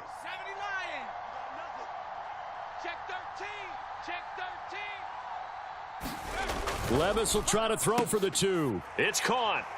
And it's 8-0.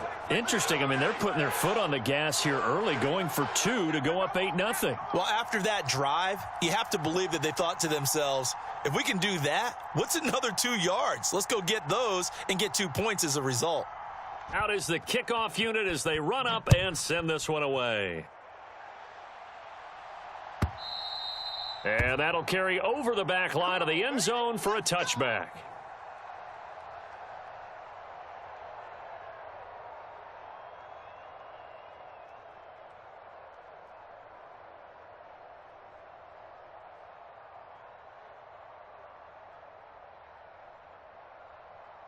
Zappe and the Patriots come up here 1st and 10 at their own 25-yard line.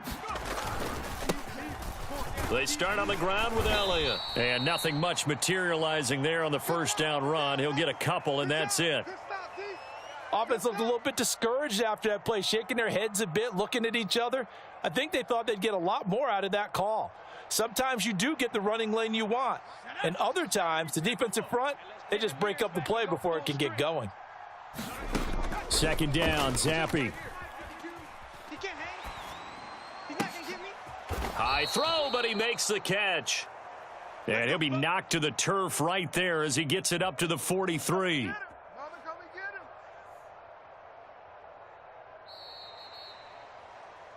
One quarter down, 8-0 the score. Start of the second quarter, and it's the Patriots in control of the football as they've got it with a 1st and 10.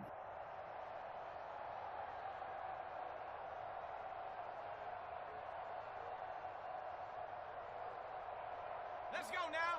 Cowboy 80. Pick it up, pick it up. Pick it up. Check safety. Under 10, under 10, 10. Switch. Up the middle, here's Elliott. And he'll take this ahead for about 4. 2nd down coming up. Well, you don't turn your nose up at a gain of 4, do you? They'll take that on 1st down. Playbook's got to be pretty well open on 2nd and 6.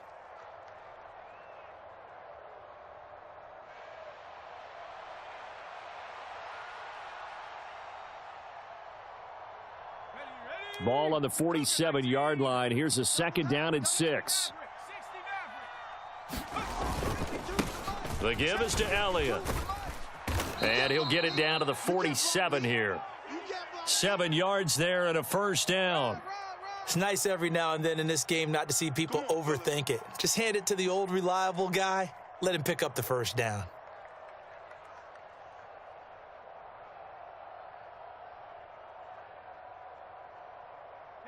So operating from Tennessee territory now. Here's 1st and 10 at the 47. They go to Elliott again. And not a whole lot of room to operate there on the 1st down run. He gets maybe 3.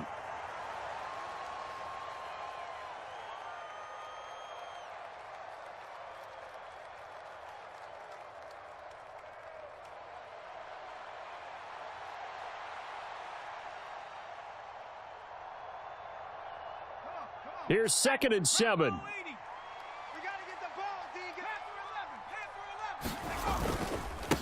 Elliott. And he takes this just a few yards shy of the red zone before going out. That burst good for 20 and a 1st down. Thought they were going to have him down a lot earlier, but he was able to shed that tackle. Shows the value of the weight room, doesn't it? Shows the value of the attitude when you run the football. Don't go down easily. Break a few tackles. Gain some additional yardage. Got it. Ready? Right here, over there, right? 52's the mic. 7 Pirates. Back 2's the mic. A give to Elliott. And he'll manage to pick up about 4. It's second down. On any running play that's called, they're always hoping that it's going to break big and go the distance. But when you get a nice gain like that, you're able to do so many things anyway. You can come back and run essentially the same play again, continue to move the ball on the ground, or you can decide to throw the ball now because usually you have the defense back on its heels. The ball resting on the 20. Here's 2nd and 6. They'll run with Elliott. And they're knocking on the door now as a good run there. Going to take this to about the 10-yard line. 50 yards rushing so far, and this is just their first possession. They've got a new set of downs here.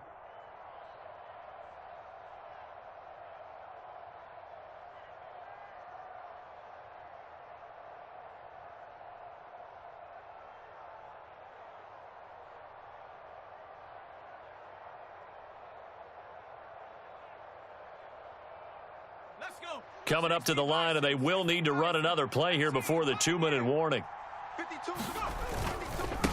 Now Elliott. And he'll be brought down here at the 3-yard line.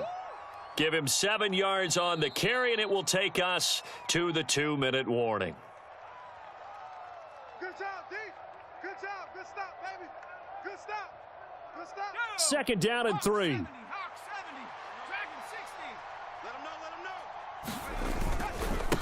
Here's Elliott, and he's in. Touchdown, Patriots. Ezekiel Elliott, a 3-yard touchdown run. And the Patriots are back within a couple of the lead. Well, he'd been the workhorse on this drive, and it would have been unfair to bring someone else in to finish the job. So they go back to him again, and he delivers with a touchdown run. And this is caught. So they get the 2 points, and now we're even at 8-8.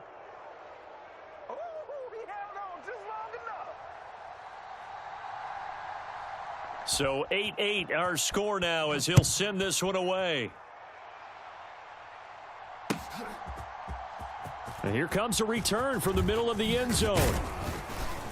And they'll get him down right at the 25-yard line, so the same result had he opted for the touchback. Tennessee offense about set and ready to go. A lot of time for this unit to game plan on the sideline after that drive that they watched the other side just score. But remember, last time they were out, they scored as well. We'll see if they can seize that momentum right back. And they have had a lot of time to cool off from reaching the end zone the last time. So have they been able to keep themselves mentally sharp and into this game, even though they haven't been on the field? And you and I both know, one big play, though, gets them right back up to that level.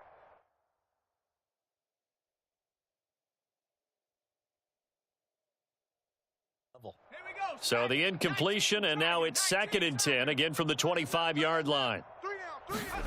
Levis. And he'll be hit as he releases it, and that'll fall incomplete. Well, they approached this drive with a lot of confidence after their last one ended up as a touchdown. But incompletions on their first 2 throws has them huddling up and trying to figure out a big play here on 3rd down to get their momentum going again. Now they face a 3rd and 10 after back-to-back incompletions.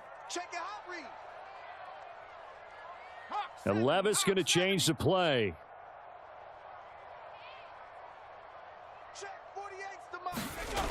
On 3rd down, he'll drop to throw. And he will not be able to hang on through the contact. It's incomplete. The coverage strong, and now it's 4th down. Normally you think the tight end's going to be able to catch the football and handle that contact, but in this case, maybe a little too much target to hit. That one was timed well, incomplete. A short throw taken in by Okonkwo. And unable to break away. They stop him a few yards shy. A surprising move to go for it, predictably, at least somewhat predictably. It doesn't pay off, and it'll be a turnover on downs. 10th carry now for Elliott. And he's going to get a solid gain of 9 before being brought down. 2nd and right at a yard. Good yardage there on 1st down. Exactly what you want. Get yourself set up to keep making 1st downs, keep the clock running. And if they're smart, you're starting to milk the clock. No hurry before you run your 2nd down play. And he'll be a couple yards shy of the red zone here at the 22-yard line. Able to get the 1 yard he needed, but nothing more. Creeping up on a minute to play in this first half. A first down carry by Elliott. And he's taken down after a gain of 3 as they move it from the 22 to the 19. The last run got 3. Now here's 2nd and 7.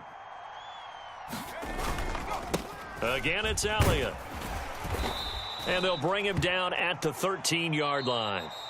Now the Patriots going to use one of their timeouts as the clock will stop with just under 30 seconds to go in the first half. Heavy set out there on 3rd and 1. Check three, check three, check three. 19 tight. They'll try and run for it with Elliott. 90 yards rushing for him as he has been tough to stop here in this first half.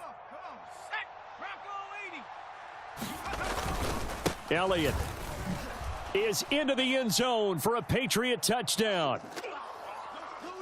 Some good running there at the end of the drive. He had the burst that set up the 1st and goal, and then one play later, he's in the end zone. Brandon, what I liked about that sequence is I'm not sure who made the play call, but they understood the situation, understood the momentum. A nice hard charging run, give it right back to him and let him cap things off. Chad Ryland now to add the PAT.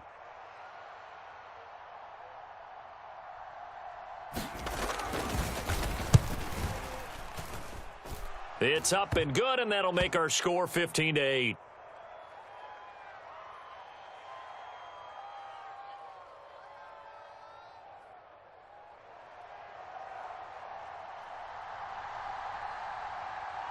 So 6 seconds, all that remains of this first half as the kick is away. And here comes, oh, and miscommunication on the lateral. The ball's out, and he will get back to at least cover this. Certainly a sigh of relief there, but his offense going to be set up deep in their own territory now. So 2 quarters down, 2 remain. Charles and I return after the break. And we welcome you back now. Alongside Charles Davis, I'm Brandon Gaudin, getting set for quarter number 3 here. So here we go for half number 2. The Patriots with the lead, and they will be getting the football. And this will not be returnable. It's out of the back of the end zone for a touchback.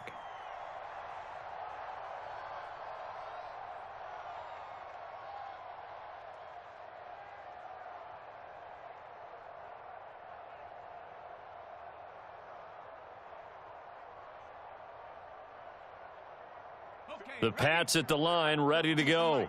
And they've got the lead, CD. What do you expect from them in this second half? Well, I liked what they were able to do on the ground in the first half because they had a lot of success running the ball, and I certainly think we'll see more of that. But I'd keep an eye on that defense, and I think their coaches up in the box will do the exact same thing. If they start to see 1 or 2 guys start to creep towards the line of scrimmage, that'll be licensed to take some shots downfield. The last play got just a yard. Here's 2nd and 9 from the 26. Zappi back to throw. Open man is Kendrick Bourne. And they work this well upfield across the 45. A gain there of 21 yards. Oh, that was a pretty route right there because it's all about finding a window on a route like that. He lined up on his left, ran the deep in route over the middle, and the ball was right where it needed to be. Really good trust between quarterback and receiver. Really good completion. Big series right here. So we got to step up. They go back to Elliott. He's been busy.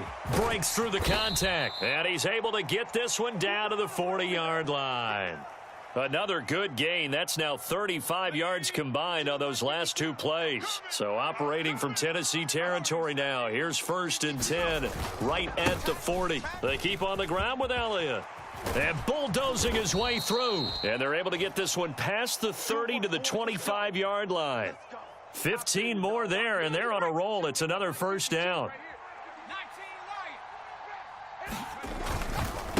Inside give to Elliott. And he'll take this ahead for about 4. 2nd down coming up.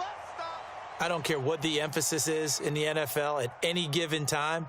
Every defense is still going to say their number one goal every game is stop the run. And right now, they're not doing that, and that really chips away at your confidence.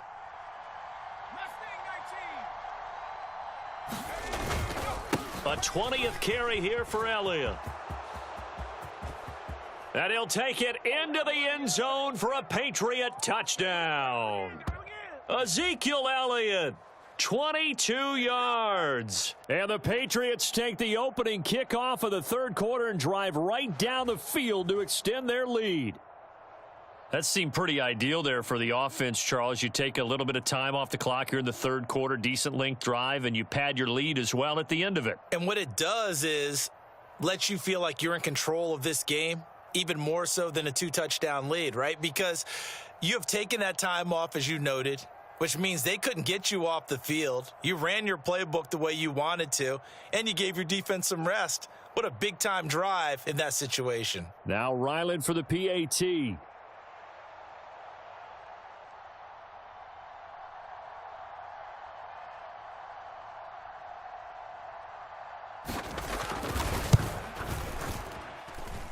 And the lead is up to 14.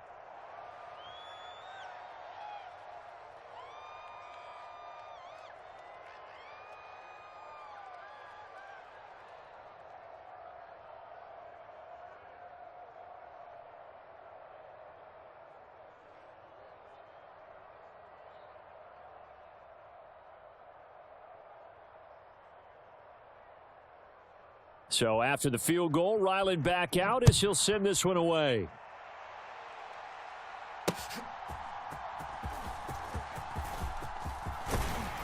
And a good return as he'll be stopped just shy of the 30-yard line.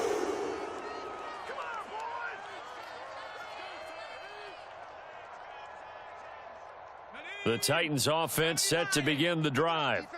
And their deficit a little wider than it was at halftime. Does that touchdown a minute ago change the thinking here at all? I think it does, at least a little bit, because now urgency has to start setting in. You can't go out there and go 3 and out and run the risk of falling behind substantially, but you have to do it without pressing, because pressing, that'll lead you into bigger errors.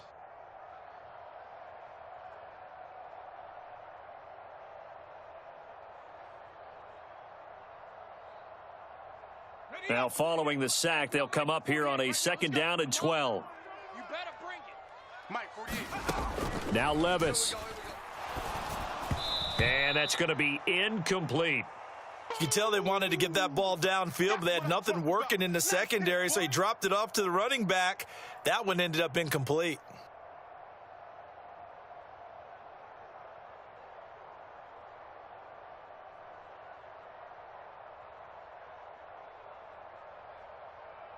This offense in desperate need of a conversion as they come up on 3rd down.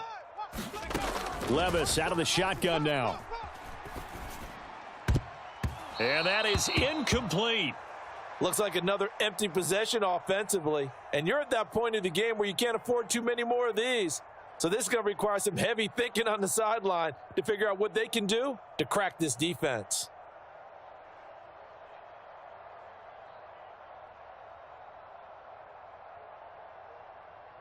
Now look at this, 4th and 12, and they're going to line up to go for it. Let's get off the field, D. They do go for it. Here's Levis. That is caught, and they'll get it up just short of the 45 at the 44.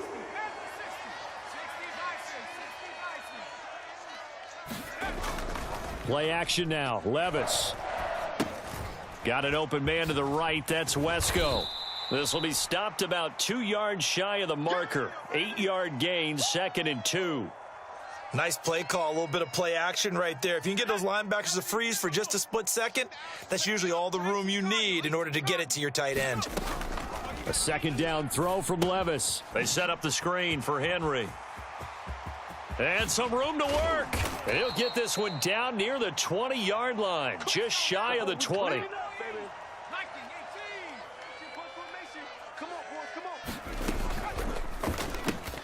He finds his man, complete. That's Phillips. Touchdown! from 21 yards away. And the Titans are able to get a score back in the final stages of this third quarter. So a strong drive here to lead off this third quarter and gets them right back in this football game. And I think we can safely call that a statement drive because they had to be saying, we didn't put our best foot forward in the first half, but we certainly mean business now. Maybe a better term, a prove-it drive. They proved it to themselves that they were ready to go. And they don't get it. They tried for the two-point conversion there, but unsuccessful. Still just a two-score game in the third quarter, but they're going to go onside kick here anyway. And they've got it. They recovered it. But hang on now, though. There's a penalty flag down.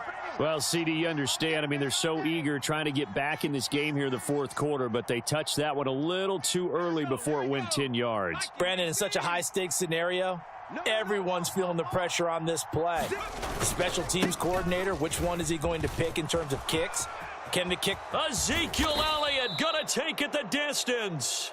And he'll get this one down near the 20-yard line, just shy of the 20. 173 yards rushing for him now as he has been tremendous all day long. Back now in Nashville. We get set for the fourth quarter. Patriots have the lead. They also have the football.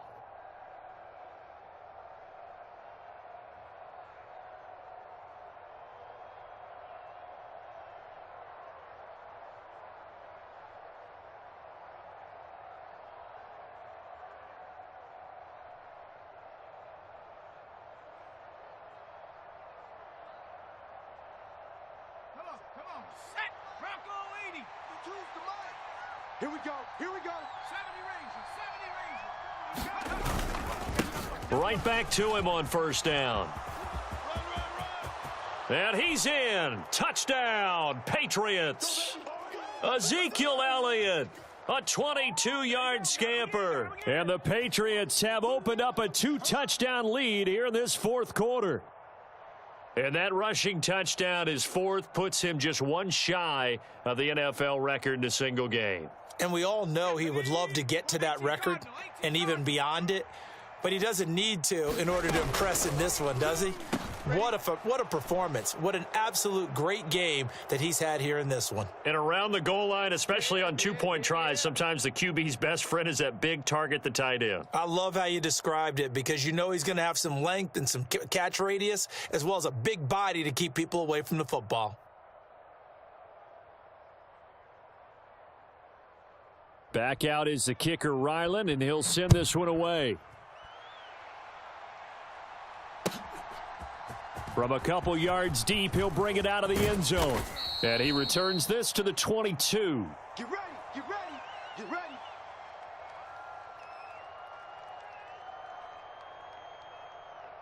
Let's go. Come on. Let's go. Tennessee offense about set and ready to go. For this offense, Charles, remember the last time they were out here, marched it nearly the full length of the football field, and a lot of the attack went through the air, so now they're seeing if they can duplicate that performance.